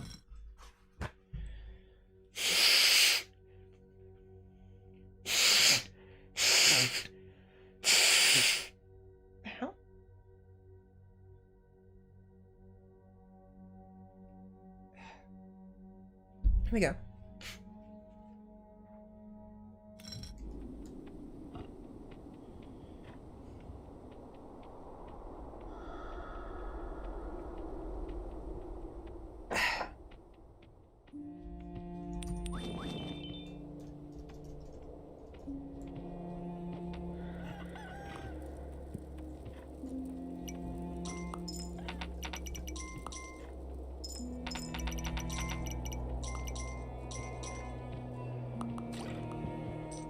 let's get some more builders, I think. A couple more.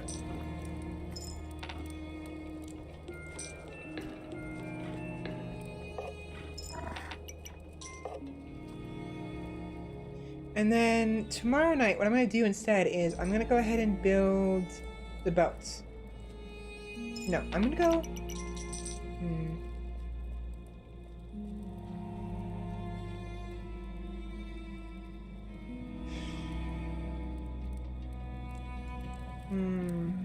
Let's build the boats. Let's move on. I already have the upgrade here, so I'm no worries about that. And I don't really want to save the old man because he might get taken. I don't remember if the player characters you can play as get taken or not. So we'll wait on that. By the way, each character in the DLC has special powers, and this character turns into a bat. Now the bat in this form, he moves faster. Excuse me, he's faster than anyone else. It's for a limited time, of course, but he's run faster, and he's immune to all damage. He cannot take damage whatsoever. Now you'll know when it's activatable again when his crystal shines. You'll hear it go shing. And that's when you can use it again.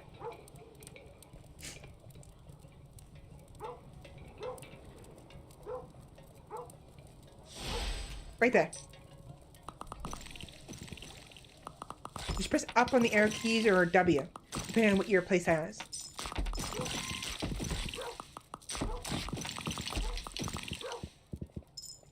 Alright, we're good.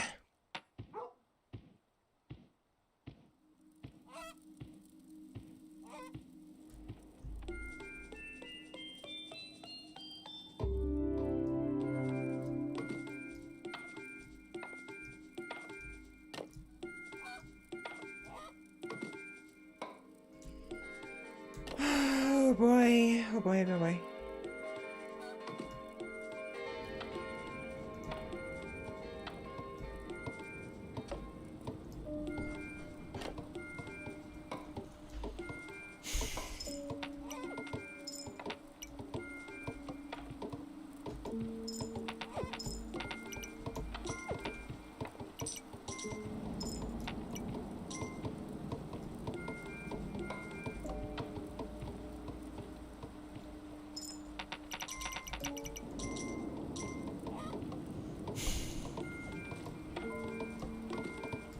And just remember that building always takes time.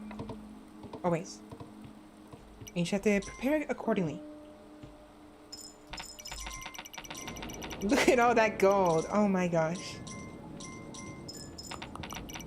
Delicious, delicious gold. Oh, it's delicious. That's yummy.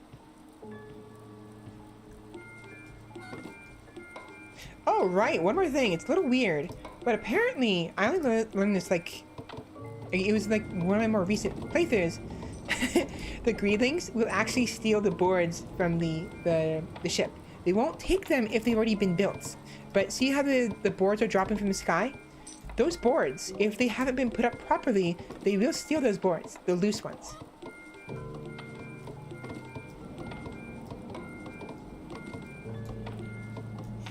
And every board stolen is 2 gold lost.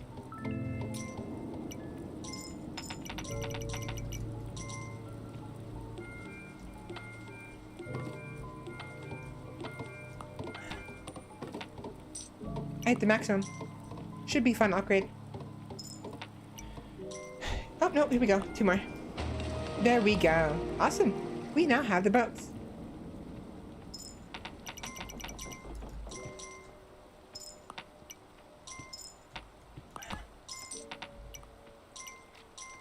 The literal wood from the shipyard? Yep, definitely. So, I think we're ready to go. I'm gonna wait until tomorrow night, just in case. But we are pretty much ready. Now, what we're gonna do is we're gonna go back to... You know what? We actually... Do we even have any gems? I think we do. I'll double check. I'll double check with the the gem banker. There's this banker near the docks who will show up after your main haul reaches a certain upgrade. I think 3rd or 4th tier, maybe 5th tier, and you can deposit gems and give it to them, and they'll hold them for safekeeping. In order to take a gem back, you have to give them 1 gold. That'll be their fee. So you will have to spend 1 gold for a gem. Per gem. Now I don't know how many gems I even have stockpiled, but I know I'm gonna need some later when I go back to the first island to get the upgrade that's there, because there's not an upgrade, there's a boon, a boost that increases the damage of archers, which doesn't affect the regular greelings, but is useful against the more powerful ones.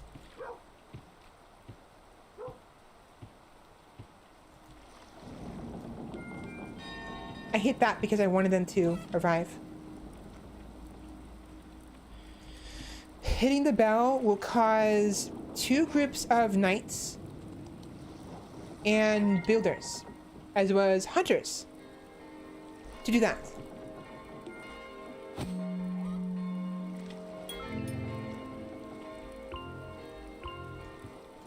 Yeah, for now, let's move on. And whatever you do, whenever you leave an island, make sure you leave with a stockpile of gold if possible. You're gonna need it to get a jump start for the next world, next island.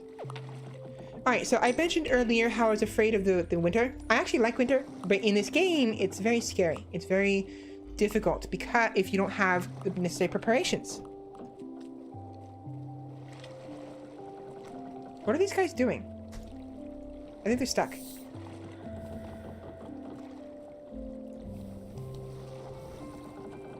So actually, apparently I missed. Oh no, that's the portal.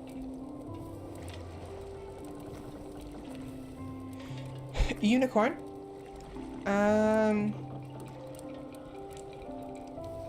I missed 2 items on this island. It's fine. It's whatever.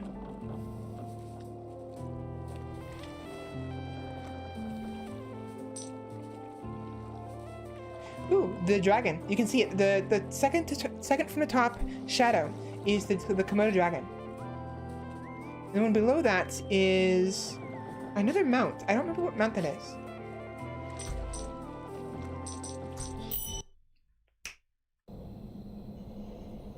To be completely honest, I'd rather be playing as Miriam, but this guy is pretty useful, especially if you're going to be bombing the nest.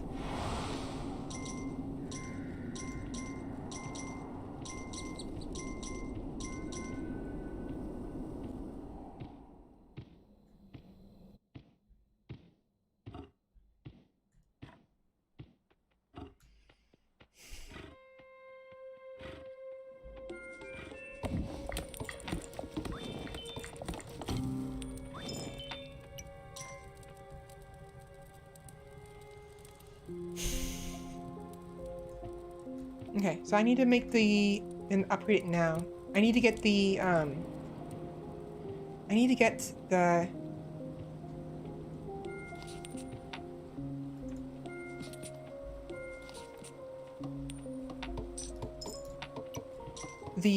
banker as soon as possible. I'm pretty sure it's this island. This one.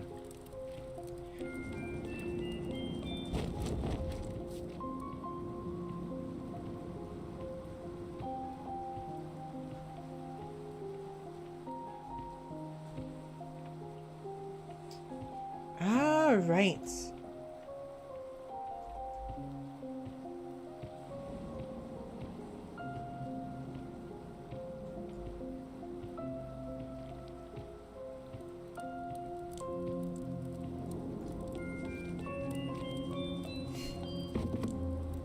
Free walls?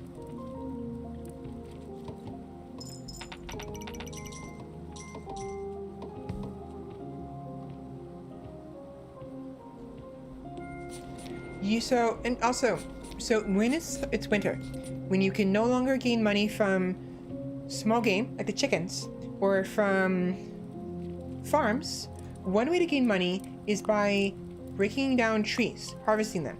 It takes 1 gold to command the builders to cut down a tree. And every time they cut one down, you'll gain anywhere from 0 to 2 gold. Maybe 3, I think. 0 to 3. 2. 0 to 2 gold. And so if you get 0 gold back, that means that it was expended. If you get 1 gold back, that means you made money, and so on. I think it's 3 gold, but I don't know for certain. It's been a long time. Could have been less. But for some reason, the town hall cannot be upgraded until you leave, like, the screen. Or after a certain amount of time.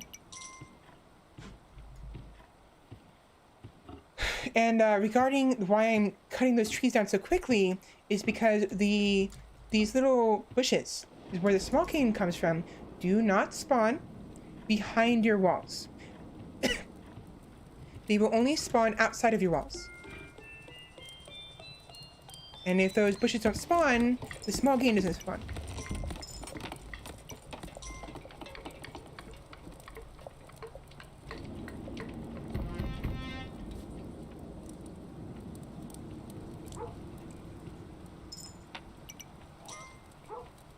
So again, it requires, you know, it's some preparation, strategy, knowing what's going to happen when, what you need before it happens, and ensuring that you only buy what you need when you need it, because each bow costs 2 gold.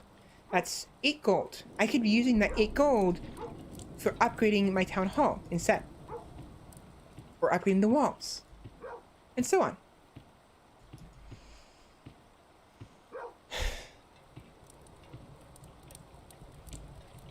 But typically, the town hall will not be upgraded again until you leave the screen, and or until the next day comes around.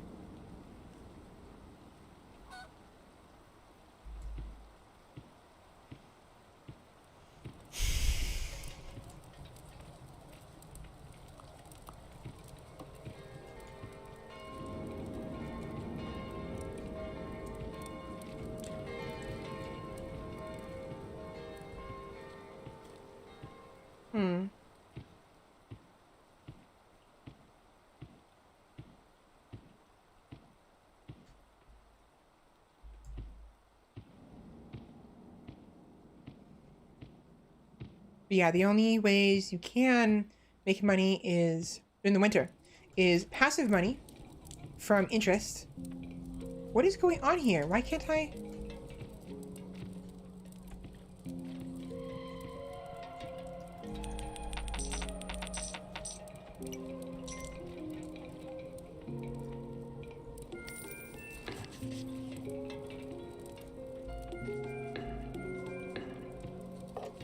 There we go. I guess I had to deposit at least 10 gold for him to want to let me upgrade my town hall. It's a little dumb. I didn't know that.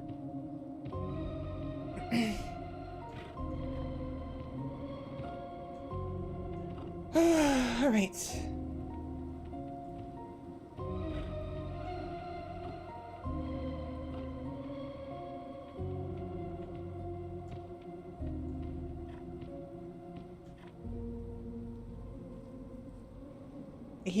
He'll automatically eat grass if he's hungry. Just have to be nearby it.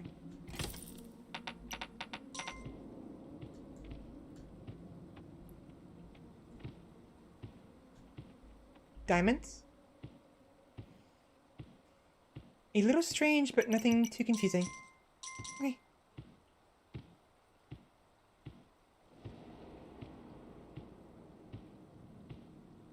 Oh, one more thing regarding the elk. You can get the deer to fall in love with the elk and follow the elk. Like that. The only requirement is when they're looking around, you need to be in front of them, or behind them rather. When they look towards you, they look towards the elk. That is the trigger. That will cause them to fall in love and then want to follow you. And then your archers can just rip them to shreds. It might be too early, but I want to get these stone walls up now. Stone walls are better than wood walls. Again, this is the issue I was talking about before. Sometimes, if you upgrade something, before it's not finished before night comes, you'll end up in a situation where the greedlings will have full reign of your home.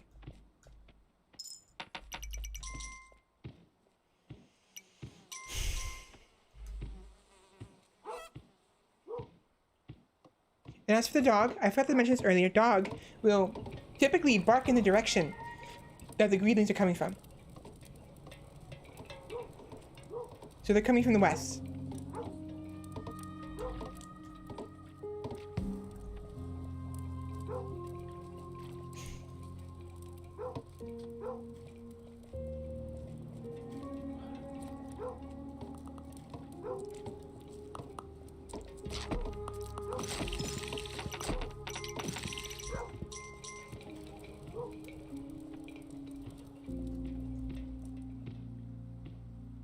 I was actually very fortunate because they never actually finished the freaking eastern wall. Do you see that? The wall in the east wasn't finished.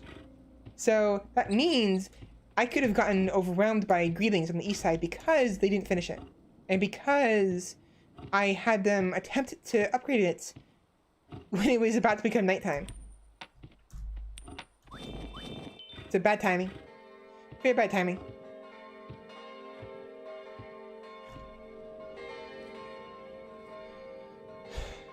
An example of poor planning on my part.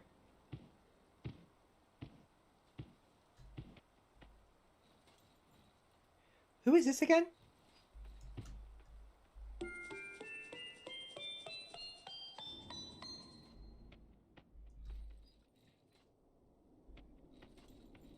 Oh, right. So doing that commands one of your hunters to run all the way over here, shoot an arrow into the rope that they're hanging from, the cage hanging from, and then run all the way back. So you have to be. I completely forgot about that. Oh, that's actually kind of bad. So I might lose an archer or a hunter.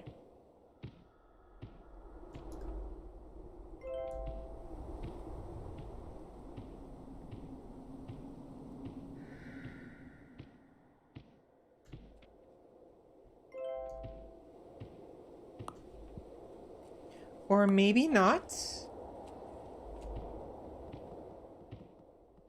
Huh.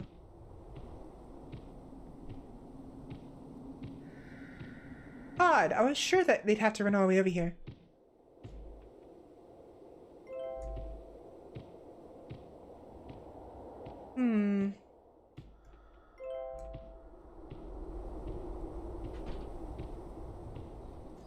They're still there. I wonder if it's because of the portal. Maybe the portal's scaring it away. Scaring the hunter away.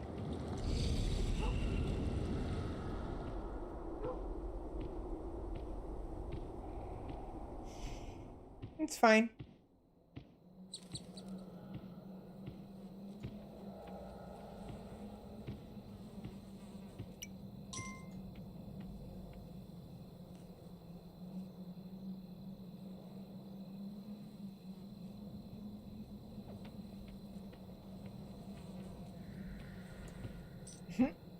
Look how many dough I have.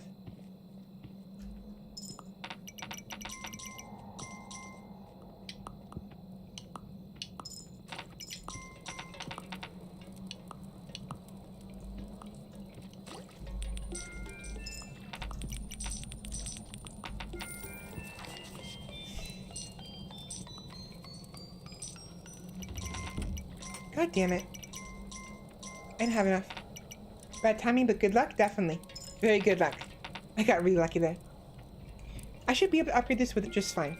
We're already at the maximum tier of walls that I will get for free. For now. Once I get the next material upgrade, I'll be able to upgrade the town hall to the final level, I think. And then I'll get more free walls. Again.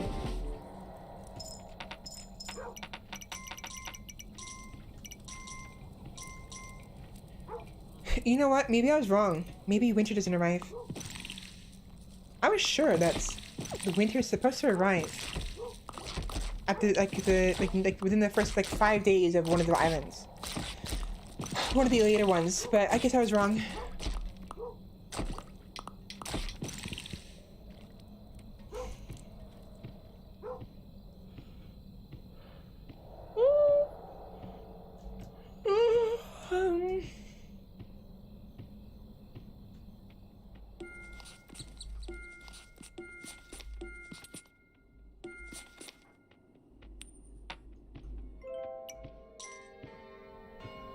big yawn, yes. Very big yawn. Alright, so the reason why I haven't do that is because I'm going to build a wall here. I'm going to build a tower here. This way, the tower can shoot from behind, from in front of the wall, and have better accuracy and better shot towards the greedlings. And the wall will provide me enough protection to build this farm.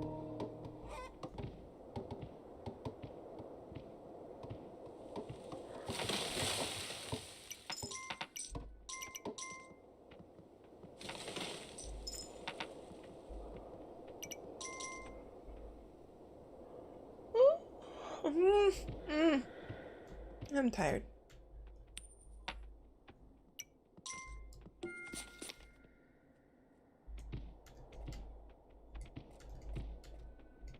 Yeah, you can't cut down trees if the forest doesn't recede enough. The forest will automatically recede over time when trees are broken down.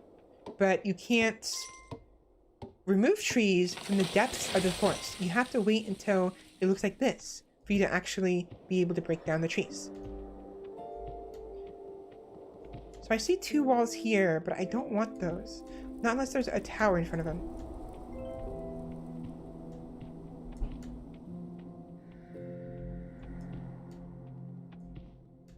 There's this tower here, and what looks like to be a wall. Also a wall here.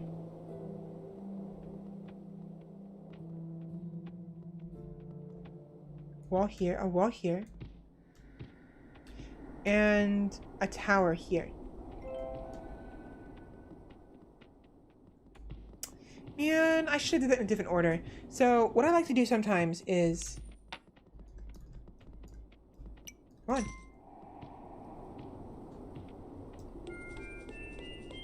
Do I have time?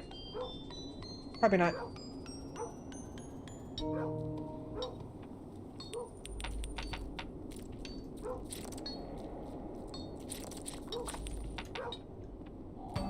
Ta-da!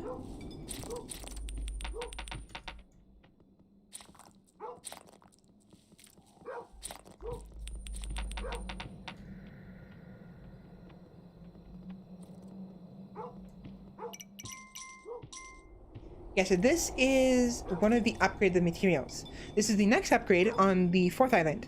And I finally have this, so now I can upgrade my town hall to a higher tier than I did previously on the previous island. Thankfully, those upgrades, the materials, do not need builders. They will be automatically built up on their own. Which is nice.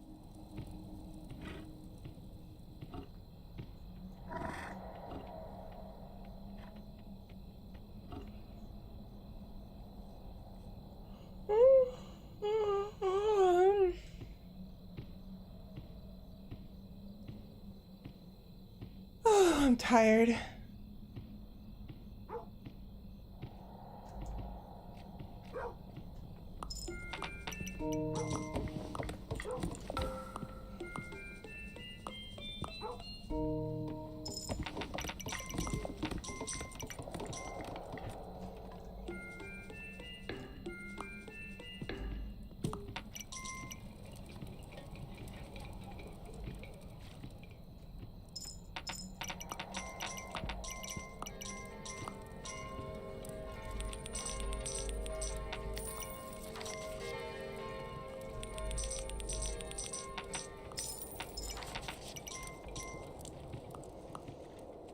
If I remember correctly, there was a beggar's tent close by to the east. If I remember correctly. A hermit's hut. And here we go.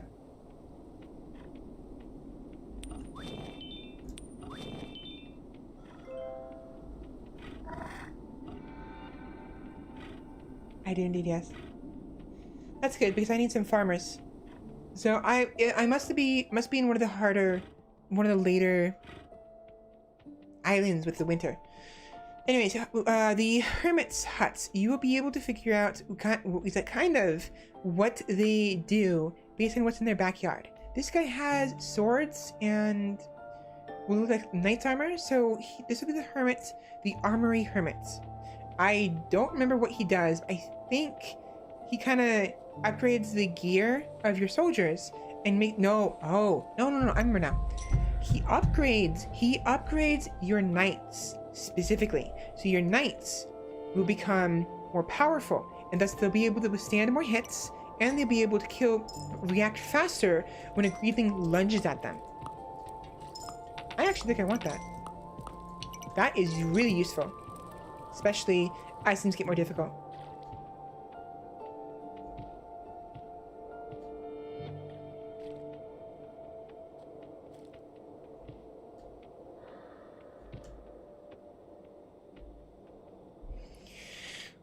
Why does this knight only have 2 archers?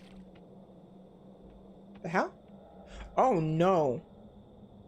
Oh no. Oh no.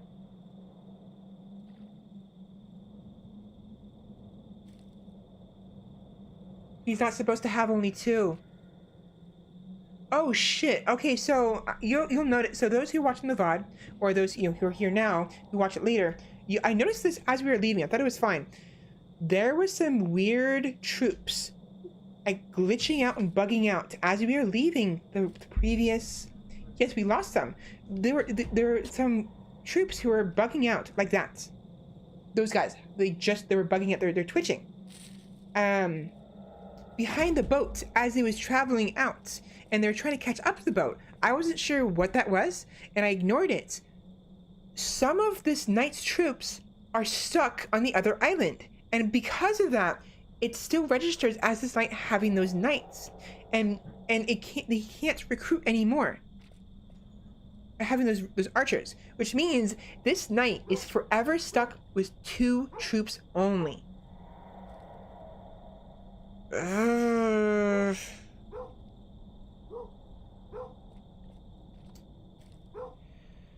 Whatever. It's not the end of the world, but that is really annoying.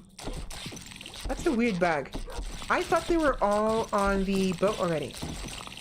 Maybe it's not a bug. Maybe it's intentional, but it's not a good thing. No, I mean, the reason why it's particularly not a good thing is because that means I have one basically platoon that is at half capacity and will forever be at half capacity up until that knight loses his knightage. Once he becomes a beggar, actually, I might do it intentionally.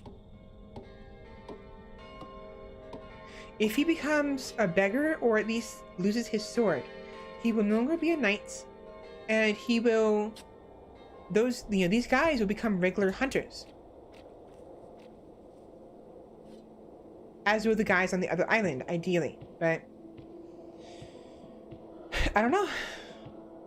I'll deal with it later. Not important right now. What's important is expanding. I need to figure out how far I want to expand, and I don't want to expand too far.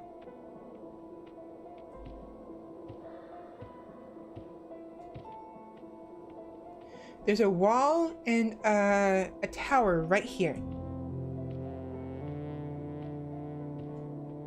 A wall. A wall. A tower. 2 towers. A wall. Okay, I think I want to go here.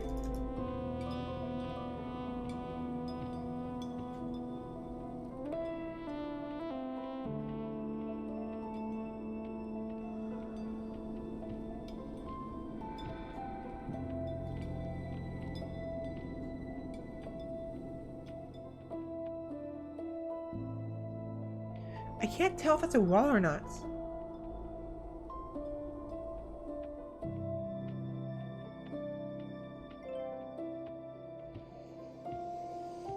Not that big of a deal, it's fine. So, come tomorrow, I'm gonna... You know what?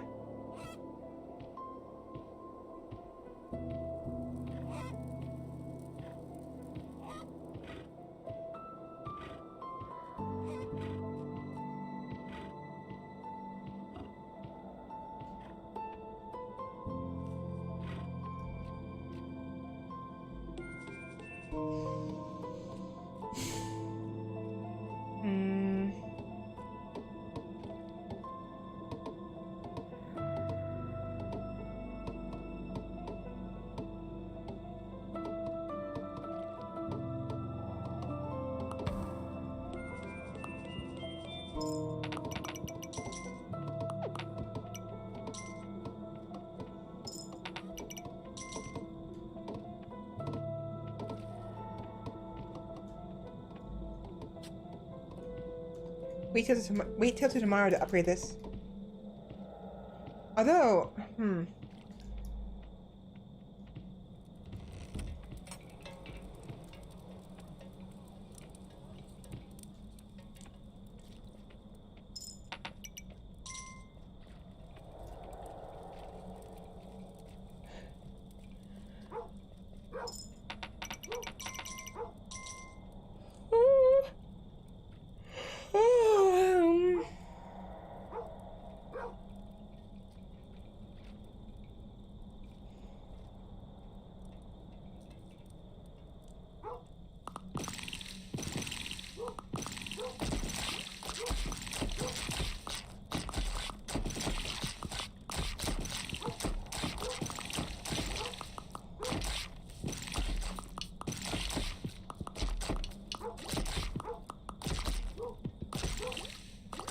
yeah, I'm very tired. Holy shit. I'm gonna go ahead and upgrade the town hall and then I will end it there.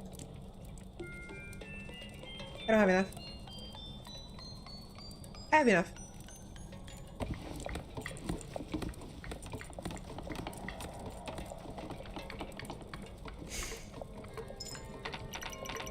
Ta-da! A proper castle.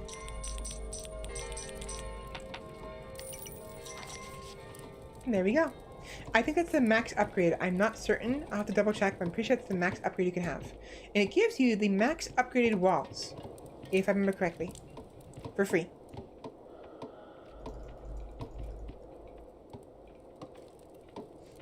It looks really good. And the shogunates, why are these two beggars? Why are these two beggars? What happened?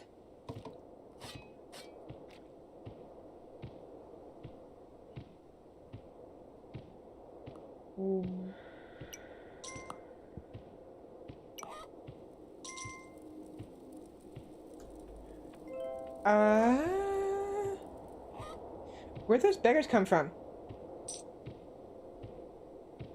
Oh, before I believe I looked that Felka for like an hour, it doesn't exist as a word anywhere. It's probably just a made-up name, which is fine. I don't understand why those two are beggars. Kind of concerning. Oh, wait. Are you kidding me?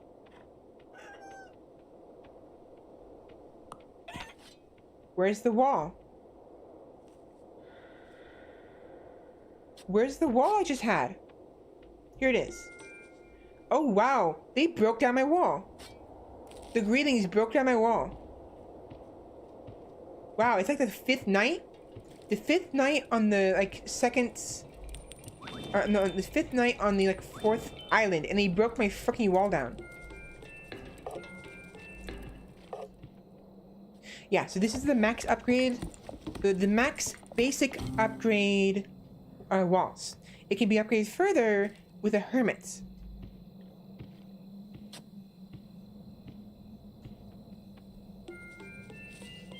Yeah, so they kicked it down. They broke it. Not my people, the greelings. So that's how powerful they can get, how scary they can get. They will break down. This is like fourth tier walls they broke down. 1, 2, 3. Tier 2 walls.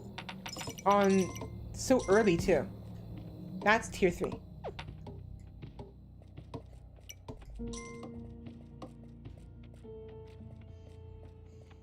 So they're getting more powerful. Real quick, I want to show you why having a tower outside your walls is very useful. Assuming they spawn to the west. If they don't, they spawn to the east. They're coming from the west. It's fine. So yeah, watch what this archer does. Does that mean our knight with only 2 archers is no longer our Mr. Knight? I don't know. Yeah, look at this archer. He can hit them from behind the walls. So while the archers on the inside of the walls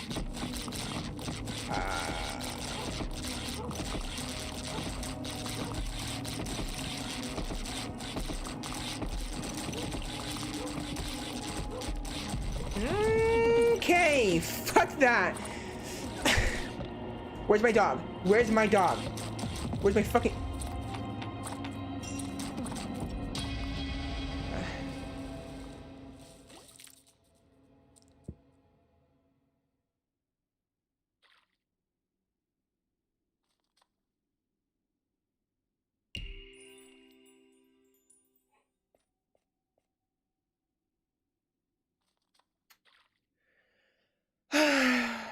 That sucks. No crown, no monarch. Yeah, so that's a lot of masks. This is Miriam. I like her. I like her lots. I mean, not just because she's pretty, but her special ability. It freezes. It freezes the greetings. So yeah, that sucked really bad. I'm gonna stop it here. We'll continue later. But that's really sad.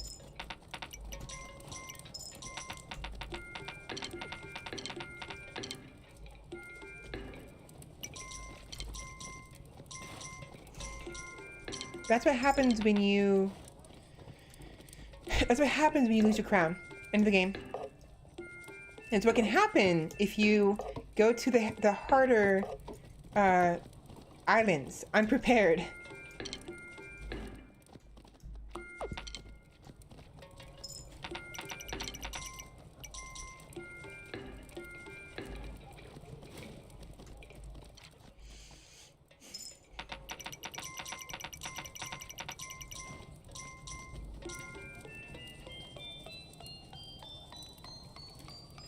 So, I know you asked it before I lost my crown, but technically, does that mean our knight with only 2 archers is no longer Mr. Knight? Now he's not Mr. Knight. Definitely not Mr. Knight. There's no way he is. We lost it. We lost our crown, so that island is forfeit.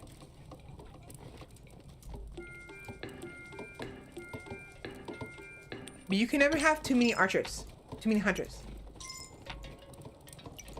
Too many archer bows, sure, but not too many archers. You can, however, have too many builders. Typically, it depends on how fast you want to expand, but if you want to go at a steady, careful pace, about 5 or 6 builders, maybe even 7 or 8, depending on how fast you want to expand and how big the island is enough. Maximum of 10 at any given island.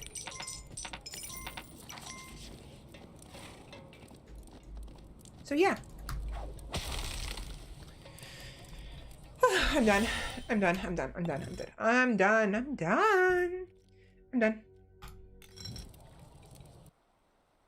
I sucked, but whatever.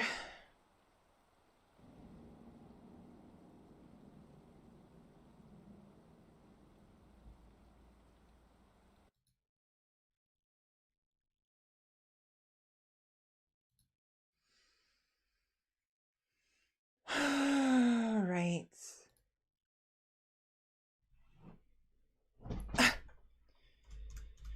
All right. Anyways. Thank you all so much for coming.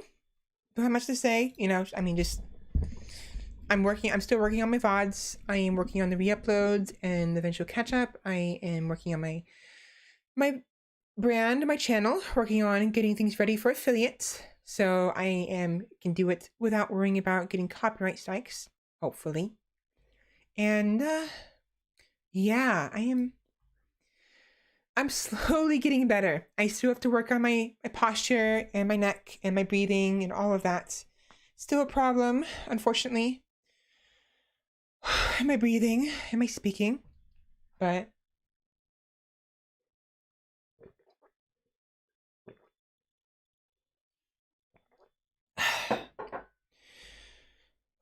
yeah. Anyways, it's been fun. I actually really enjoyed Skull more than I thought I would, honestly. Again, as I said before, I didn't think it was gonna be bad. Nothing like that. I just wasn't really expecting much, you know? It looked like a cute game, a quaint game, but the first couple, like the first 10 minutes or so, 10-20 minutes of Skull was kind of boring, to be completely honest. Once I started getting heads, though, especially once I got the fox, it became a lot more fun. A lot more fun. There's a lot to it. It's a really good game. It just, you got to stick with it for a good like half hour, maybe a little bit more. Try to get the fox as soon as possible, and it'll make every single run after that so much more bearable and so much more fun, if anything. And it's not that it's unbearable without the skulls, but the skulls is the crux of the game, you know? Changing your form and your battle style and your appearance with each skull you acquire. That is the crux of the game. And at the very beginning, you only have access to the starting skull and maybe one or two others. Once you have some other skulls and you have the fox, you will have you'll be able to have a separate skull from the very beginning instead of just the basic skull.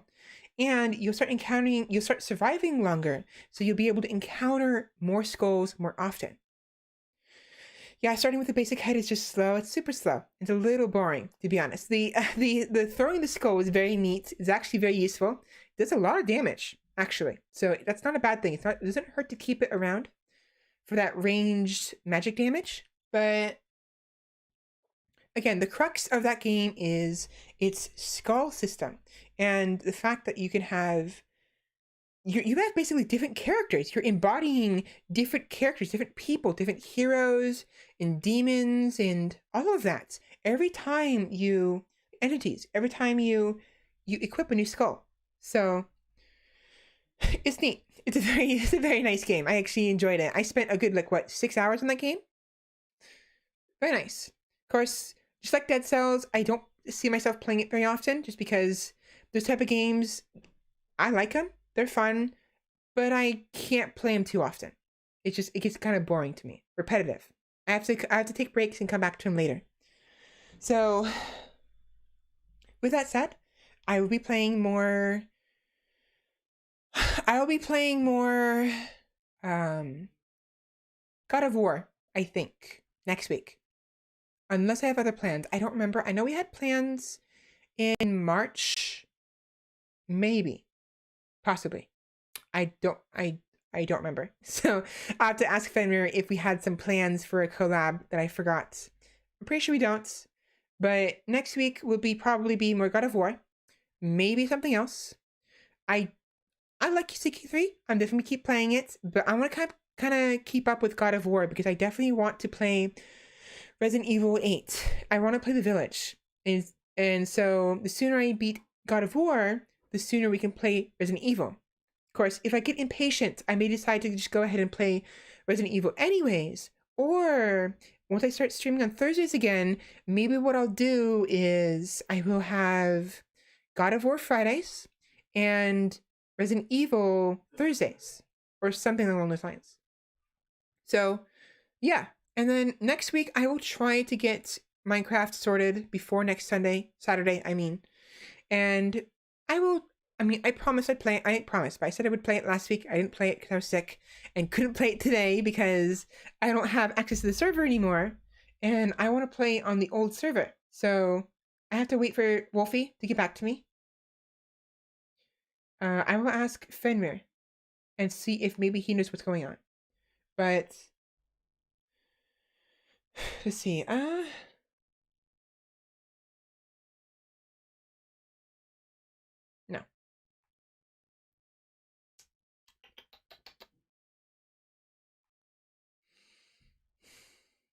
Never mind. Yeah, I don't know. She's busy. She's doing something, and I think our time zones are a little bit different. I think she's typically asleep around the time I start streaming. I think. Possibly. I don't remember. But she'll get to me when she gets to me, and if I can't play Minecraft next week, either because I can't get access to the server next week or by next week. Or if I change my mind and I want to play something else, then we'll just play something else, you know, because I might decide I want to play Terraria instead, or I want to play Hollow Knight or something, because I like to reserve Saturdays. I mean, it doesn't have to be, and I may change it in the future, but I'm thinking I will keep Saturdays for more, how I say, cutesy games, or less serious games, or like, you know, interesting styles, or like odd stuff, you know, variety. Like Saturday is my variety streams, basically. And sometimes I'll play multiple games on Saturdays, like today. Other times I'll play a single game for the entire time. So, meanwhile, Fridays will be my more serious games, or the games that I'm trying to finish an entire playthrough of. So last time was Resident Evil 4. This time it's God of War. And next time will be Resident Evil 8. And Thursdays will be an extra day. It'll be whatever. It'll be basically anything. It could be more God of War. Maybe I'll play God of War 2 days in a row. Maybe I will decide to start Resident Evil 8 early before I finish God of War. Or maybe I will do something else entirely different. We'll see. But I need to slow down.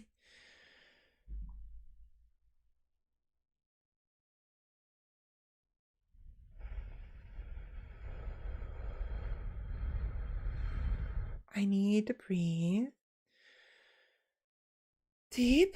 I need to slow down, enunciate with my lips, use my lips instead of my throat to speak.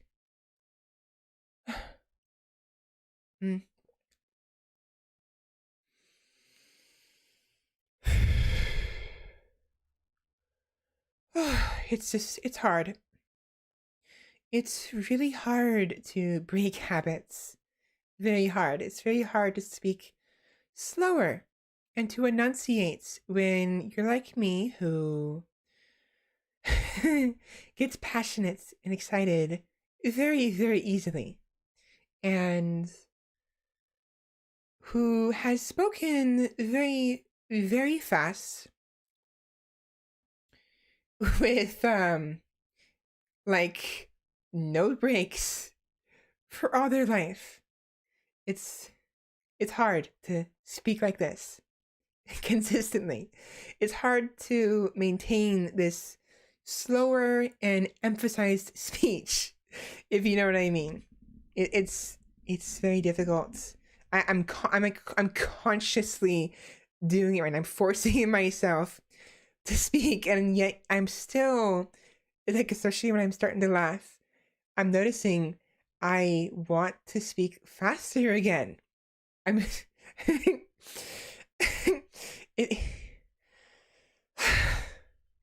it's a work in progress. I will work on it more and more. I want to get somewhere in between, maybe around this speed where I'm still kind of fast, but not as fast as I normally am, but not as slow as a snail or a turtle like this, unless I'm having a hard time. But I definitely don't want to be speaking too fast like this, because then this is just too much. I want somewhere in between, like maybe around here, something like this, a little slower, to give me more time to read something I'm trying to narrate, if that makes sense. Maybe going back and forth between the two, going fast, really, you know, sometimes when I'm passionate, and then slowing down when I'm trying to emphasize something, kind of like JFK does. So, or when I'm just trying to make sure I breathe right, you know? So, thank you all so much for watching. I had a lot of fun. You're doing great. Thank you. Next week, God of War, and we'll see what Saturday has. I actually will probably keep that open. I will keep it open until probably Thursday. And I will try to get the server, access to the server, the Minecraft server, so that we can play some more of that, because I still haven't finished my haul. It's not even bare bones. It's barely even carved out. And it's hard for me to play games like Minecraft in Terraria and Starbound for too long, especially on my own, because sandbox games are very fun, but I need some RPG elements. I need some story elements. I need some adventure, some action, you know? I want to go explore. I want to discover new things. That's one of the things that makes Terraria so fun to me, is the discovery of new items, of going to the caves, of encountering new characters and bosses and all of that. And I know Minecraft has some of that, but Terraria just has so much more. And whenever I play Minecraft, it just feels hollow and empty, because there's too much to do, just like Terraria, but it's too spread out in a way. And it's like, it's hard to describe. Minecraft is more about the building than Terraria is. And Terraria is more about the exploration and the story than Minecraft is. So both of them have pros and cons. Terraria, 2D platform. It's simplistic, it's a cute style, and it allows for more variation and more utility to the game. Flying, mounts, guns, you know, this is in the base game too.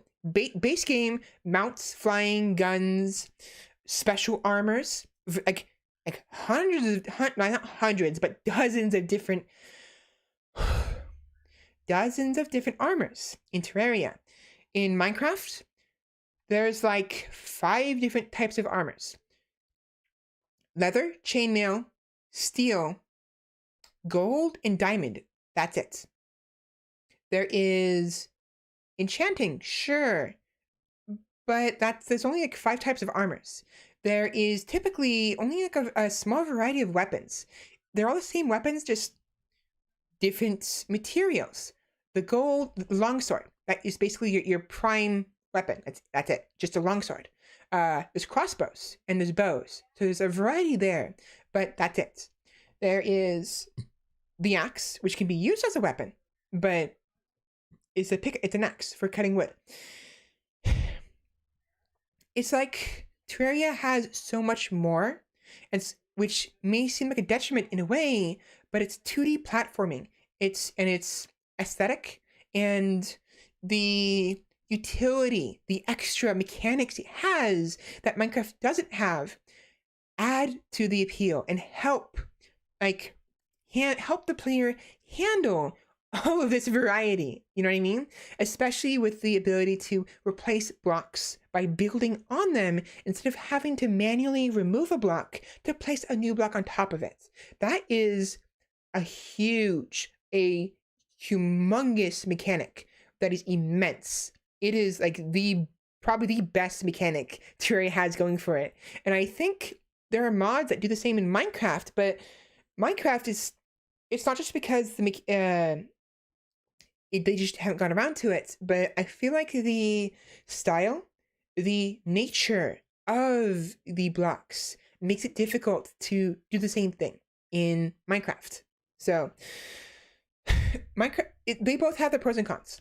If you want to build and you want to be 3D and you want to build like perfectly sized, like 1-to-1, like the London, you know, or Paris, or, you know, building, you know, towns, Minecraft. If you want some more story and RPG, if you want more utility and more variety in mechanics, despite not having the 3D sort of like mechanic, then Terraria is good. But yeah, they're both games. Sandbox games are fun, but I get bored of them quickly unless there's another mechanic that can keep me interested long enough to be able to build a base and get some steam, gather some steam and get rolling. Because I tried Space Engineers because Sohit Womble plays it, and I like what he does. And it's neat. It's awesome. I like the idea. Slow down.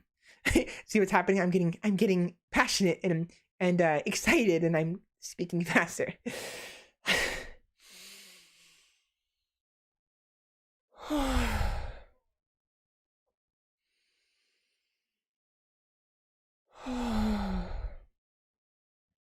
But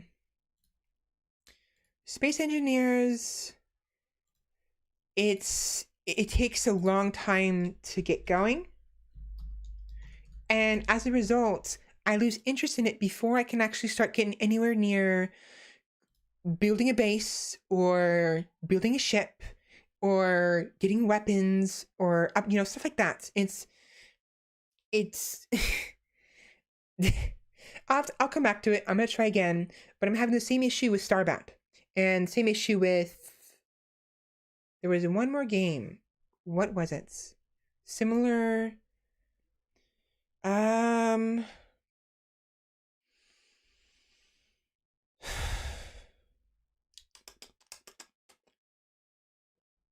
don't remember what it was.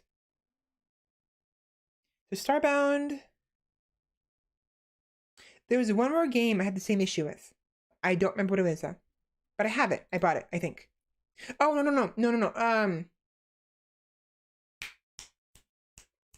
Moon something. It's gonna drive me insane if I don't figure it out now. Moon Quest. Not Moonlighter. Moon Quest. So Moon Quest is a sandbox. It's similar to Terraria in that it's got 2D platforming, but it's got this interesting it's advertised as, in the tags, an adventure indie roguelike. It's 2D. It's procedural generation, action, pixel graphics. It's a survival, open world survival craft, platformer, dungeon crawler, permadeath, single player, replay value, and action roguelike. So it's an open world survival sandbox game that is procedurally generated, it's 2D with pixel graphics, and it's an adventure with some action. So it's got some story to it and stuff like that. So those games, they're nice. Sandbox games are fun. If there's too many directions and I have a hard time focusing, a hard time figuring out what an object, like a goal to focus on, I will get bored. Especially if it feels like I'm not making any progress. For instance, I also have that issue when I'm playing Stellaris and Crusader Kings. Now, with Crusader Kings, I'm actually enjoying a lot playing it with you guys, or playing and showing it to you guys. I'm actually having more fun than I did previously. So maybe all I need is to be able to stream it to have fun. So furthermore, we have a goal in CK3. So we are playing as a Norse Viking. And my goal I set is to create the North Sea Empire in CK3. So I have a goal now, and I'm playing a game that I already naturally love. I love it to bits. It's one of my favorite games. It's like within the top 5. Dark Souls series, Crusader Kings series, Bloodborne would be part of the Dark Souls. So the From Software, Paradox, and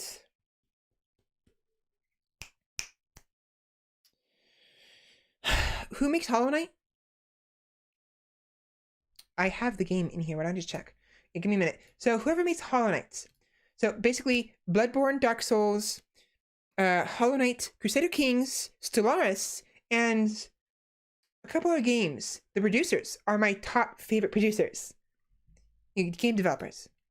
And most of their games have some emphasis on RPG. Role-playing, the RPG element, the action element, the adventure element, and a little bit of strategy and difficulty. So I need a game that has some adventure, action adventure, role-playing, some customization. Character customization is a big plus for me. I want to be able to make a personal character. Some strategy would be nice. Some colony management. I actually enjoy it in managing a colony. RimWorld is wonderful. I love the idea of building my own nation. So nation management, strategy, action adventure, RPG, and a little bit of sandbox is okay, but not too much sandbox. If the sandbox overwhelms the rest of the mechanics, I get bored quickly. So I prefer RPG and strategy games, basically. And I prefer exploring and, seeing new stuff and, trying to fight against the world and develop my own country and my people and just, I want a challenge, but I don't want too much of a challenge, stuff like that. World of Warcraft, I tried to get into it. Honestly, I tried, but I got bored of it for some reason. I don't know why. Something about it, I got bored really quickly. And I think it's because of the mechanics of the combats. So I used to like MMOs a lot. But around the time of I don't remember which one it is, but I know that Terra had something to do with it. It wasn't Terra. There was another game, but around that era where Terra was released and a couple of games, that and the fact that I played Dark Souls, I became too accustomed to proper hitboxes, I've lost my desire with MMOs in the last few years. MMOs definitely have a lot to be desired. I have an interest in trying Phantasy Star, but for Warcraft, I don't like the point and click. I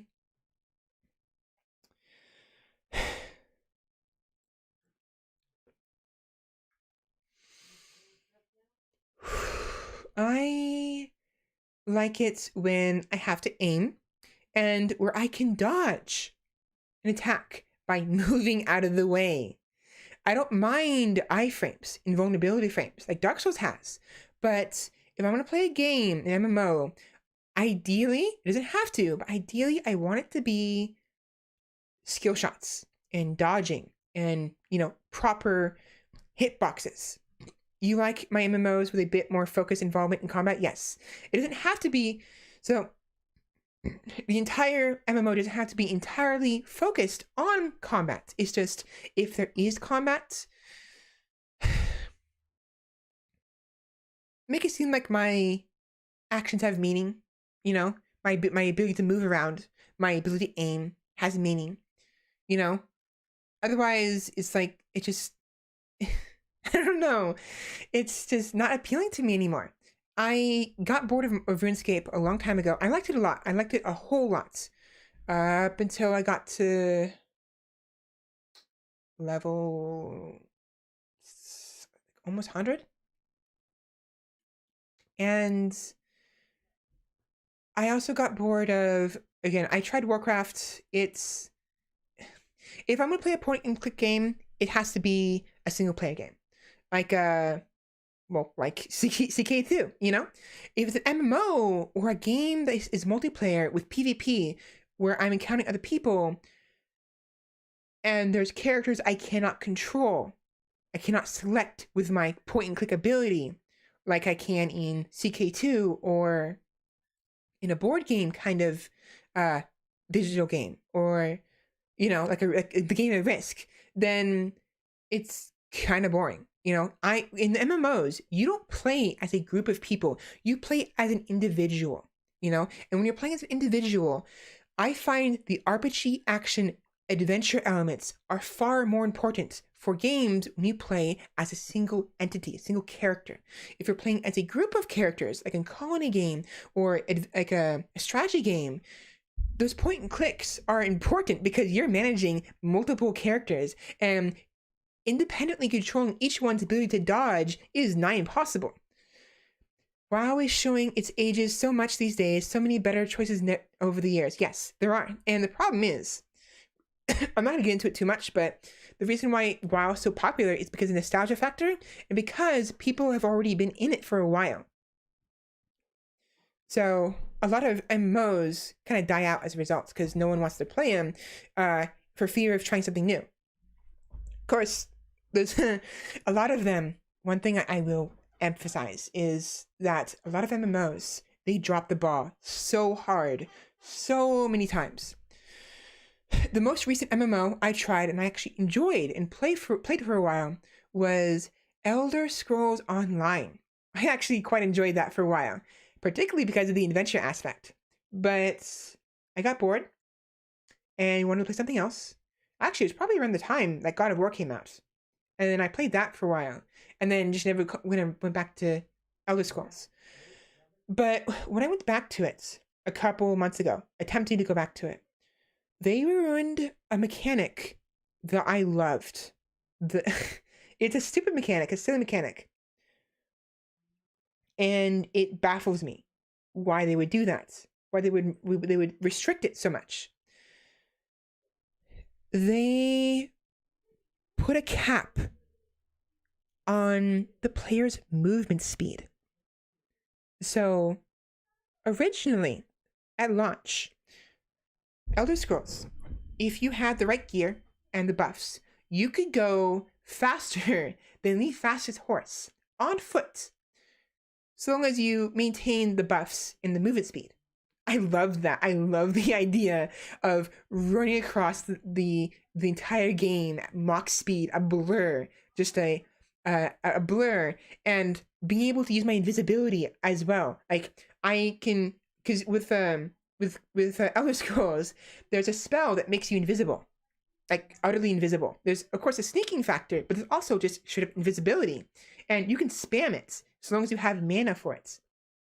And I would combine that with my running buff, and I would basically be running at Mach speed, constantly invisible, and with the special like silence gear, there's like shadow gear, like a type, a version of armor, a title or something that makes it so like you basically have faster movement speed while crouching or sneaking. And so I would be able to run at normal speed while crouching. I would be crouching, and yet I'm running the same pace someone else is standing up. And it was the funniest fucking thing. You can still do that, but now I can't go super fast while doing that. Oh yeah, I recall that change. Was sad about it myself. It's MMOs. I understand the need for balance. I understand the need to appeal to the larger audience, but they're too afraid to let the players abuse certain mechanics. They're too afraid to be accommodating and to leave things as they are so long as they're not broken. If it's not broken, don't fix it. The running mechanic was not broken. It was fine. What they should have done, if they were worried about people abusing it, what they should have done is put a detriment. So they should have made all of the speed boosting gear and the speed boosting stuff, make it so that they deal reduced damage while those boosts are up. So they have to choose between moving quickly or dealing damage or something like that. You know, they should have, instead of restricting the speed, they should have added an element to it, and they should have increased the speed of the mounts, because apparently I think that's one of the reasons why they did that, was because you can go faster with the buffs than the fastest horse at max level, because the horses have levels, and at max level with the fastest horse there's like a certain speed. So if I remember correctly, basically I think the fastest speed is the cap is at the fastest speed of the fastest horse. So you can never go faster than the fastest horse. And that's just dumb. I thought they did it just to sell fast mounts because nobody would buy mounts being able to go that fast. Yes, exactly.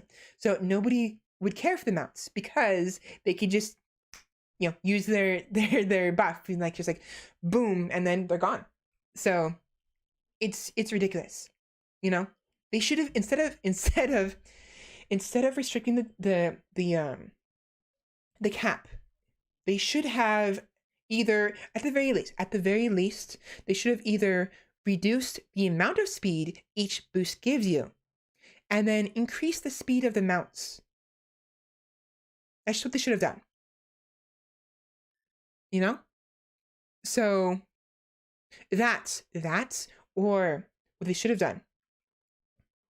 They should have had it so that way your speed is shared with the horse. This is dumb. It's a dumb idea because obviously, if you ride a horse, does it make a horse faster? If anything, it makes a horse slower.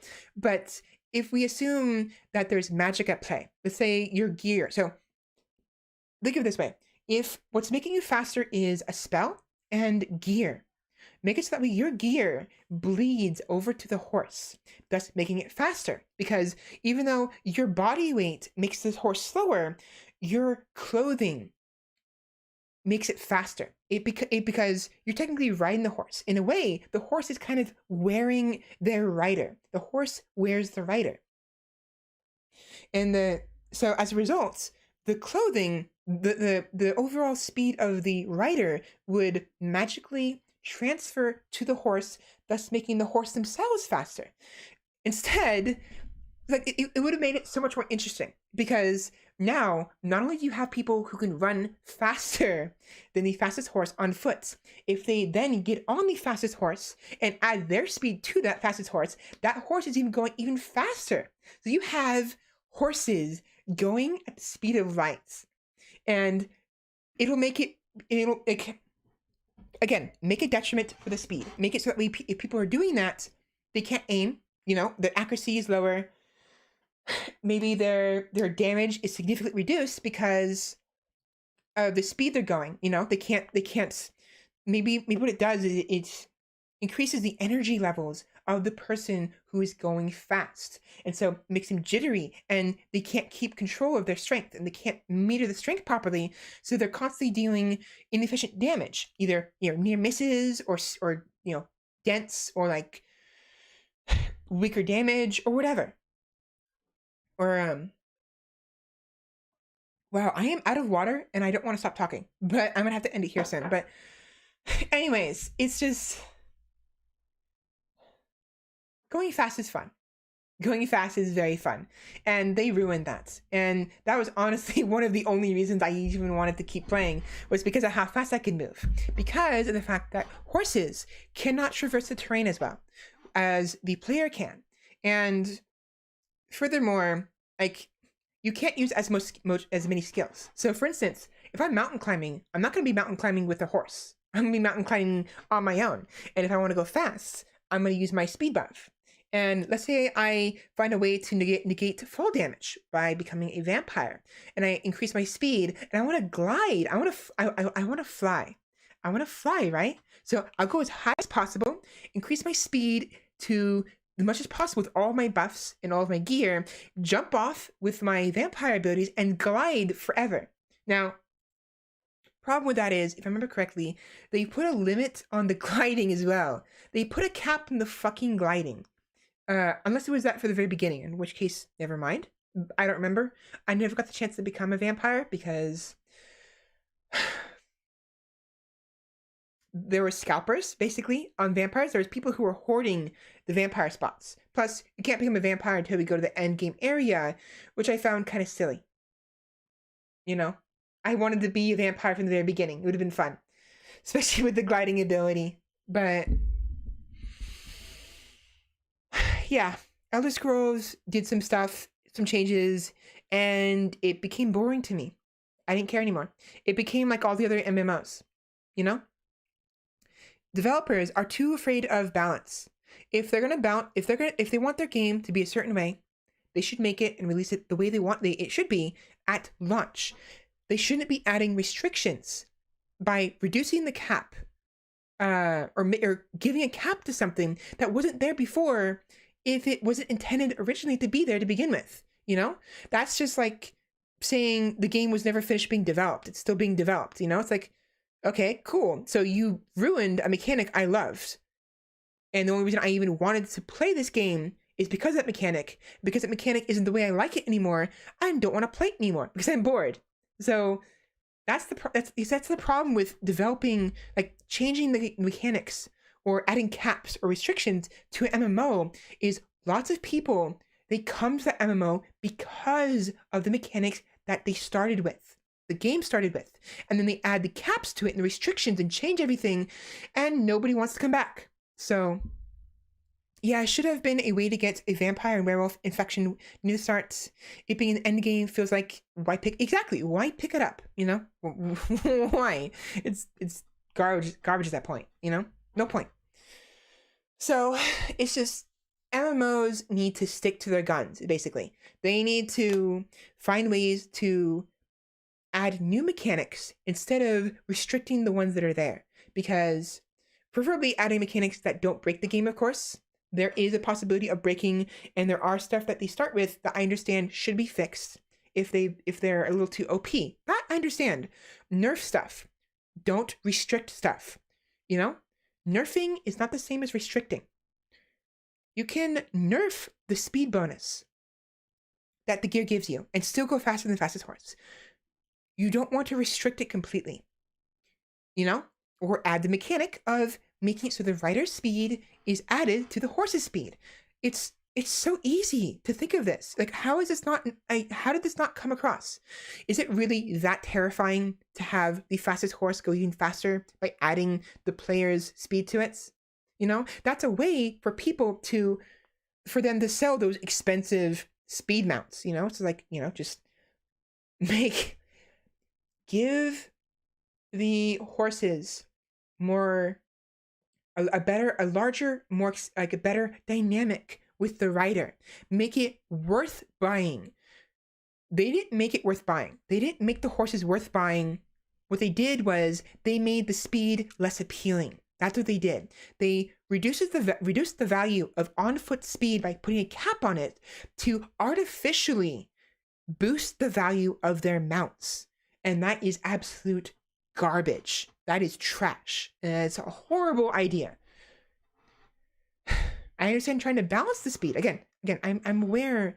I understand the need to balance it, to maybe reduce the speed a little bit.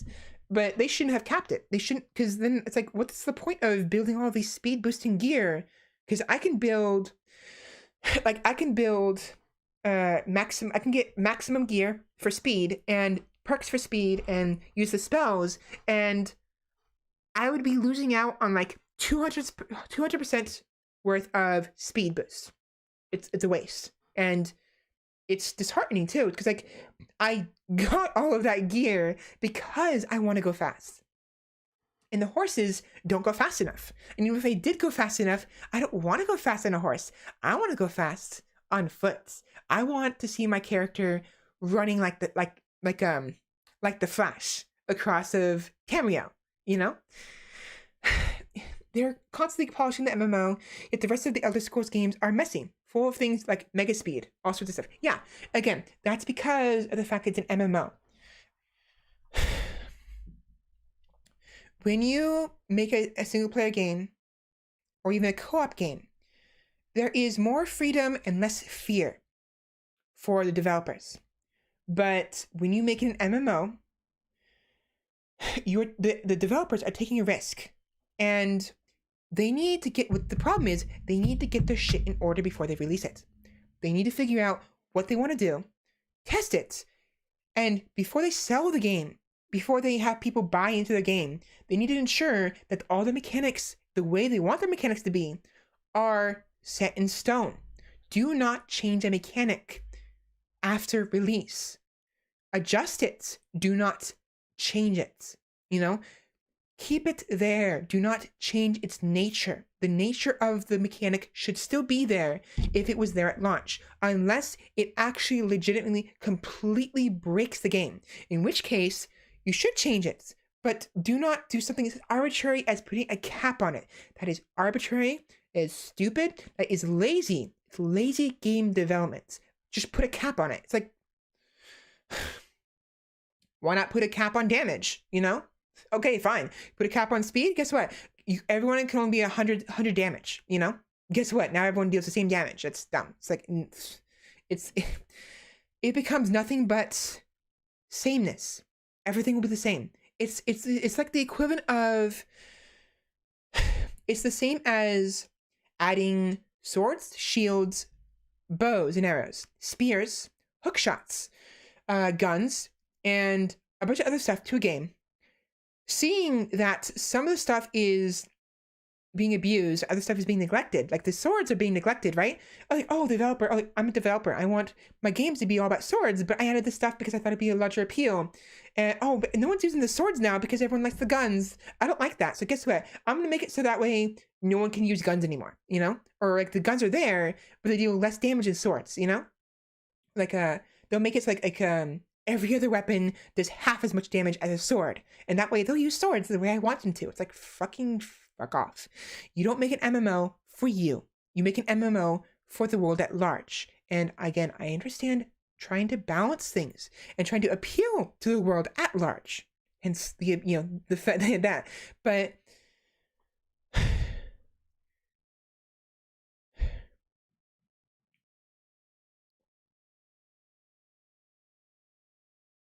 the nature of a game should be set in stone from the very beginning. If you're going to change it, do not remove it.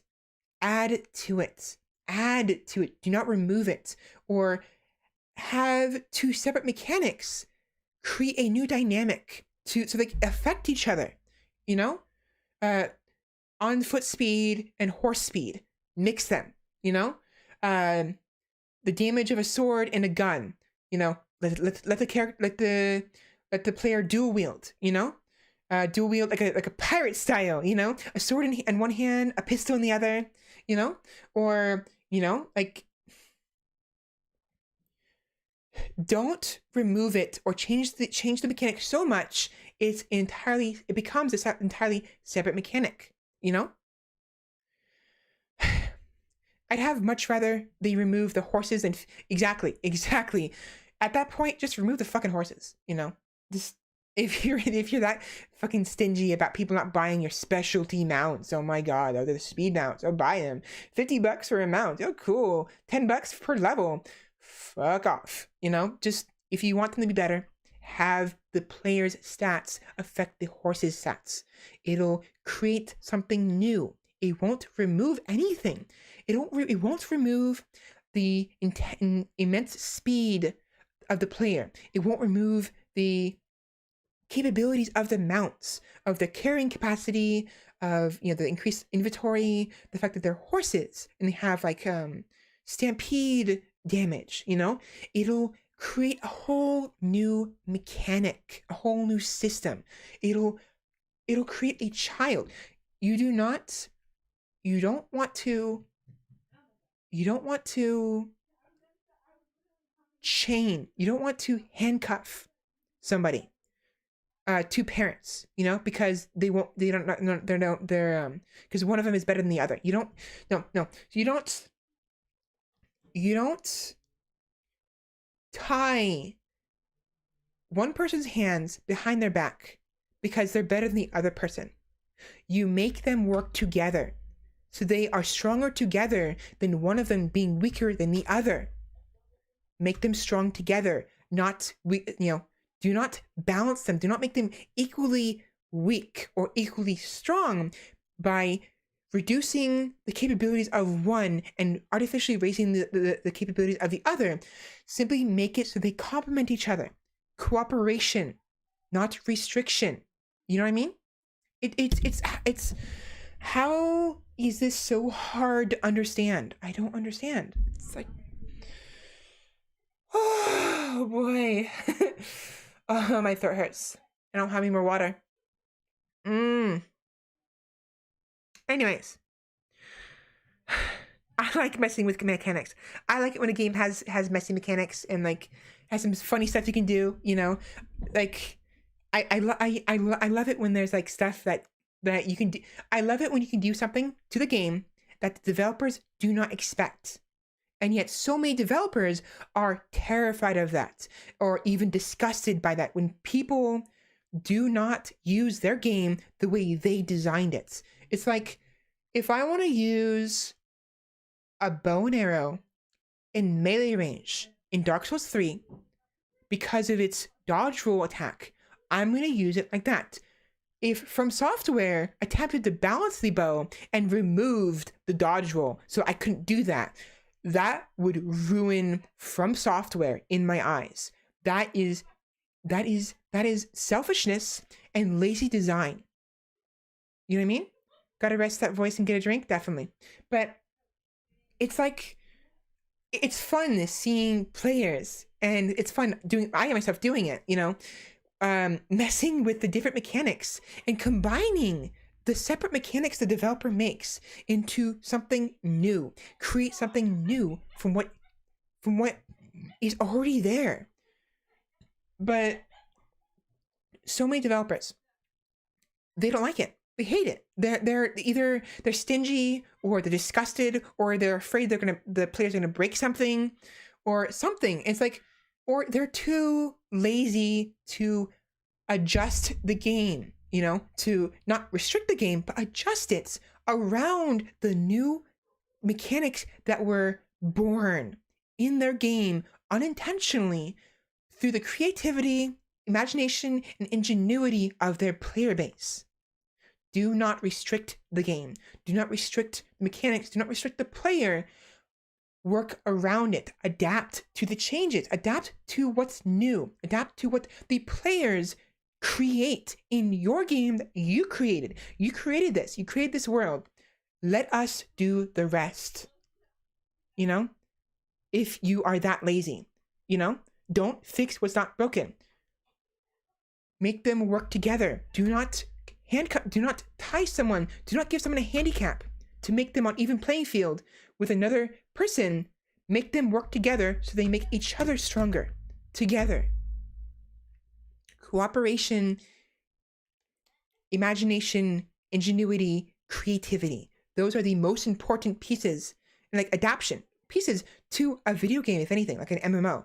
And so many MMOs are just like, oh my god, they're changing it. They broke the mechanics, or oh my god, I didn't expect this would happen. I don't want this. It's my game. I didn't plan for this to work that way. Therefore, I'm gonna make sure it doesn't work that way. It's like,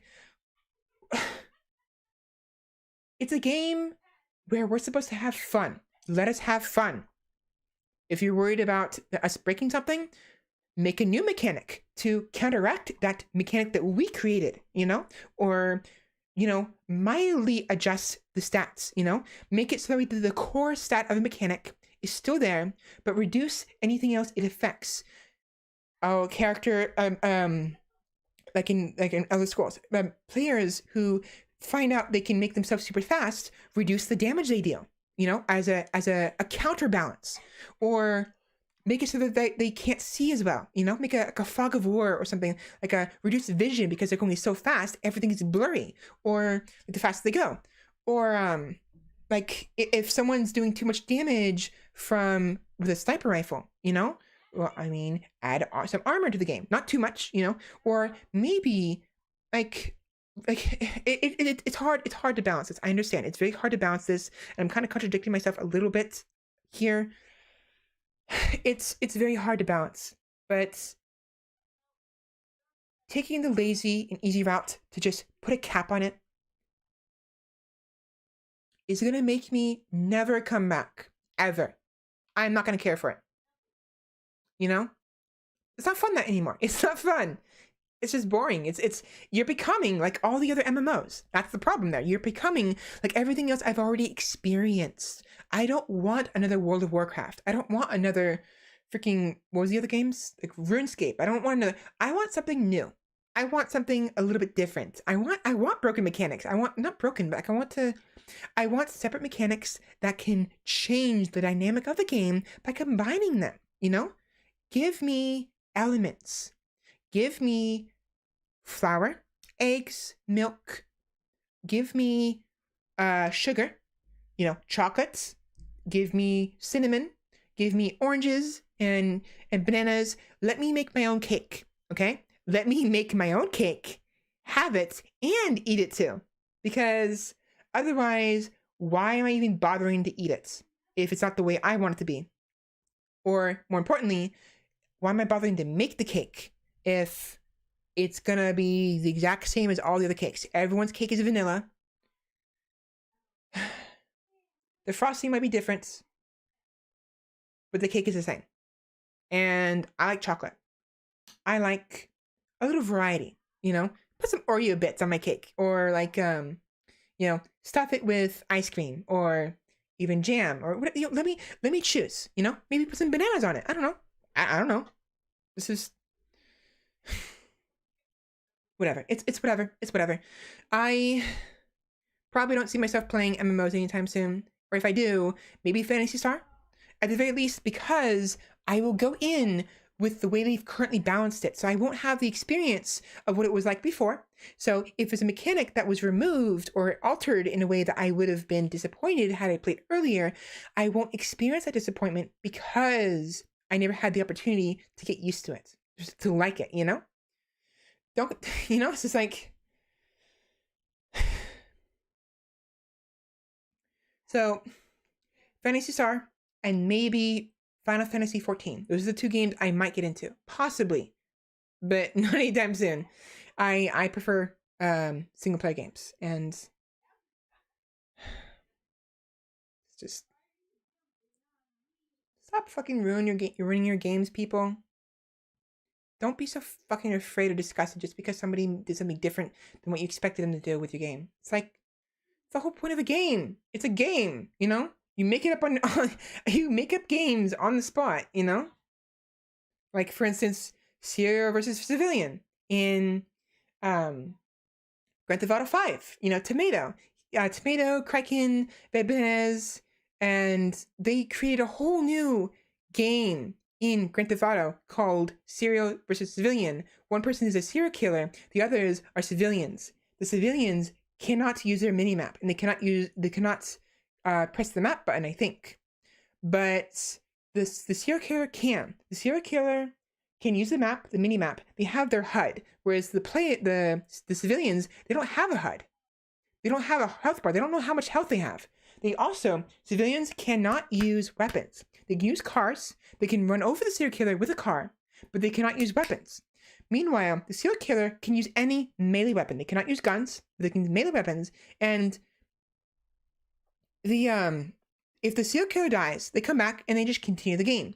But if the civilian dies, if the serial killer dies, if the serial killer is the one responsible for the civilian's death, the civilian becomes a serial killer, and it's a game of tag basically. But if the civilian dies of natural causes, if they fall from a great height, or they get run over by somebody else, an NPC, or they're shot by the cops, and it doesn't say serial killer, this player killed this player, then they're still civilians, and they will respawn, and they just keep running. So it's a neat game. It's let the players have the creativity. Let us have our fun. You know? Let us have our fun. Just simple as that. I'm done. I talked way too much. My throat hurts so much. I don't have any water, so yeah. Anyways. Thank you all so much for watching. Thank you for listening to me rambling.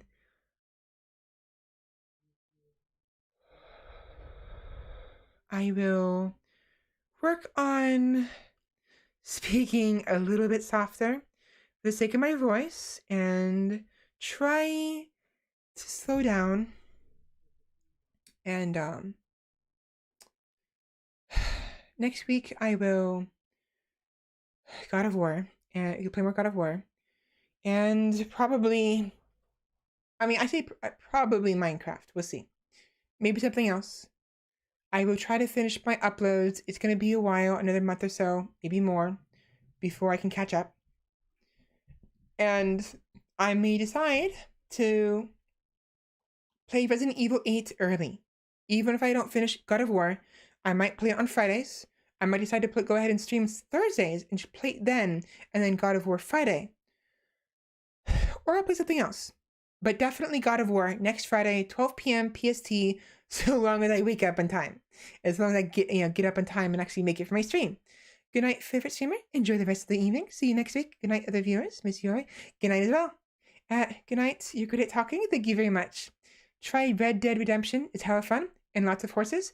If you like it, I have the second game. I may end up doing that.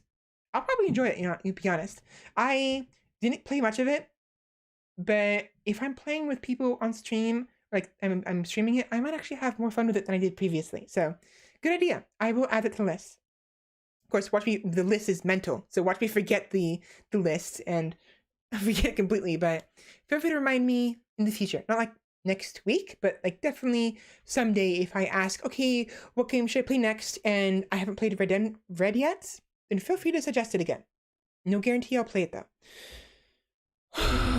Because I have lots of other games to get through. Anyways, have a good night, everybody. I had a lot of fun. Skul was fun. I'll be playing more of it in the future. Kingdom 2 Crowns, always fun. I fucking lost my current playthrough, so I'm going to continue the playthrough. I just have to restart from the beginning. And I'm going to get some water, yes. Oh, boy. Have a good night, everybody. And I will see you next week. Bye!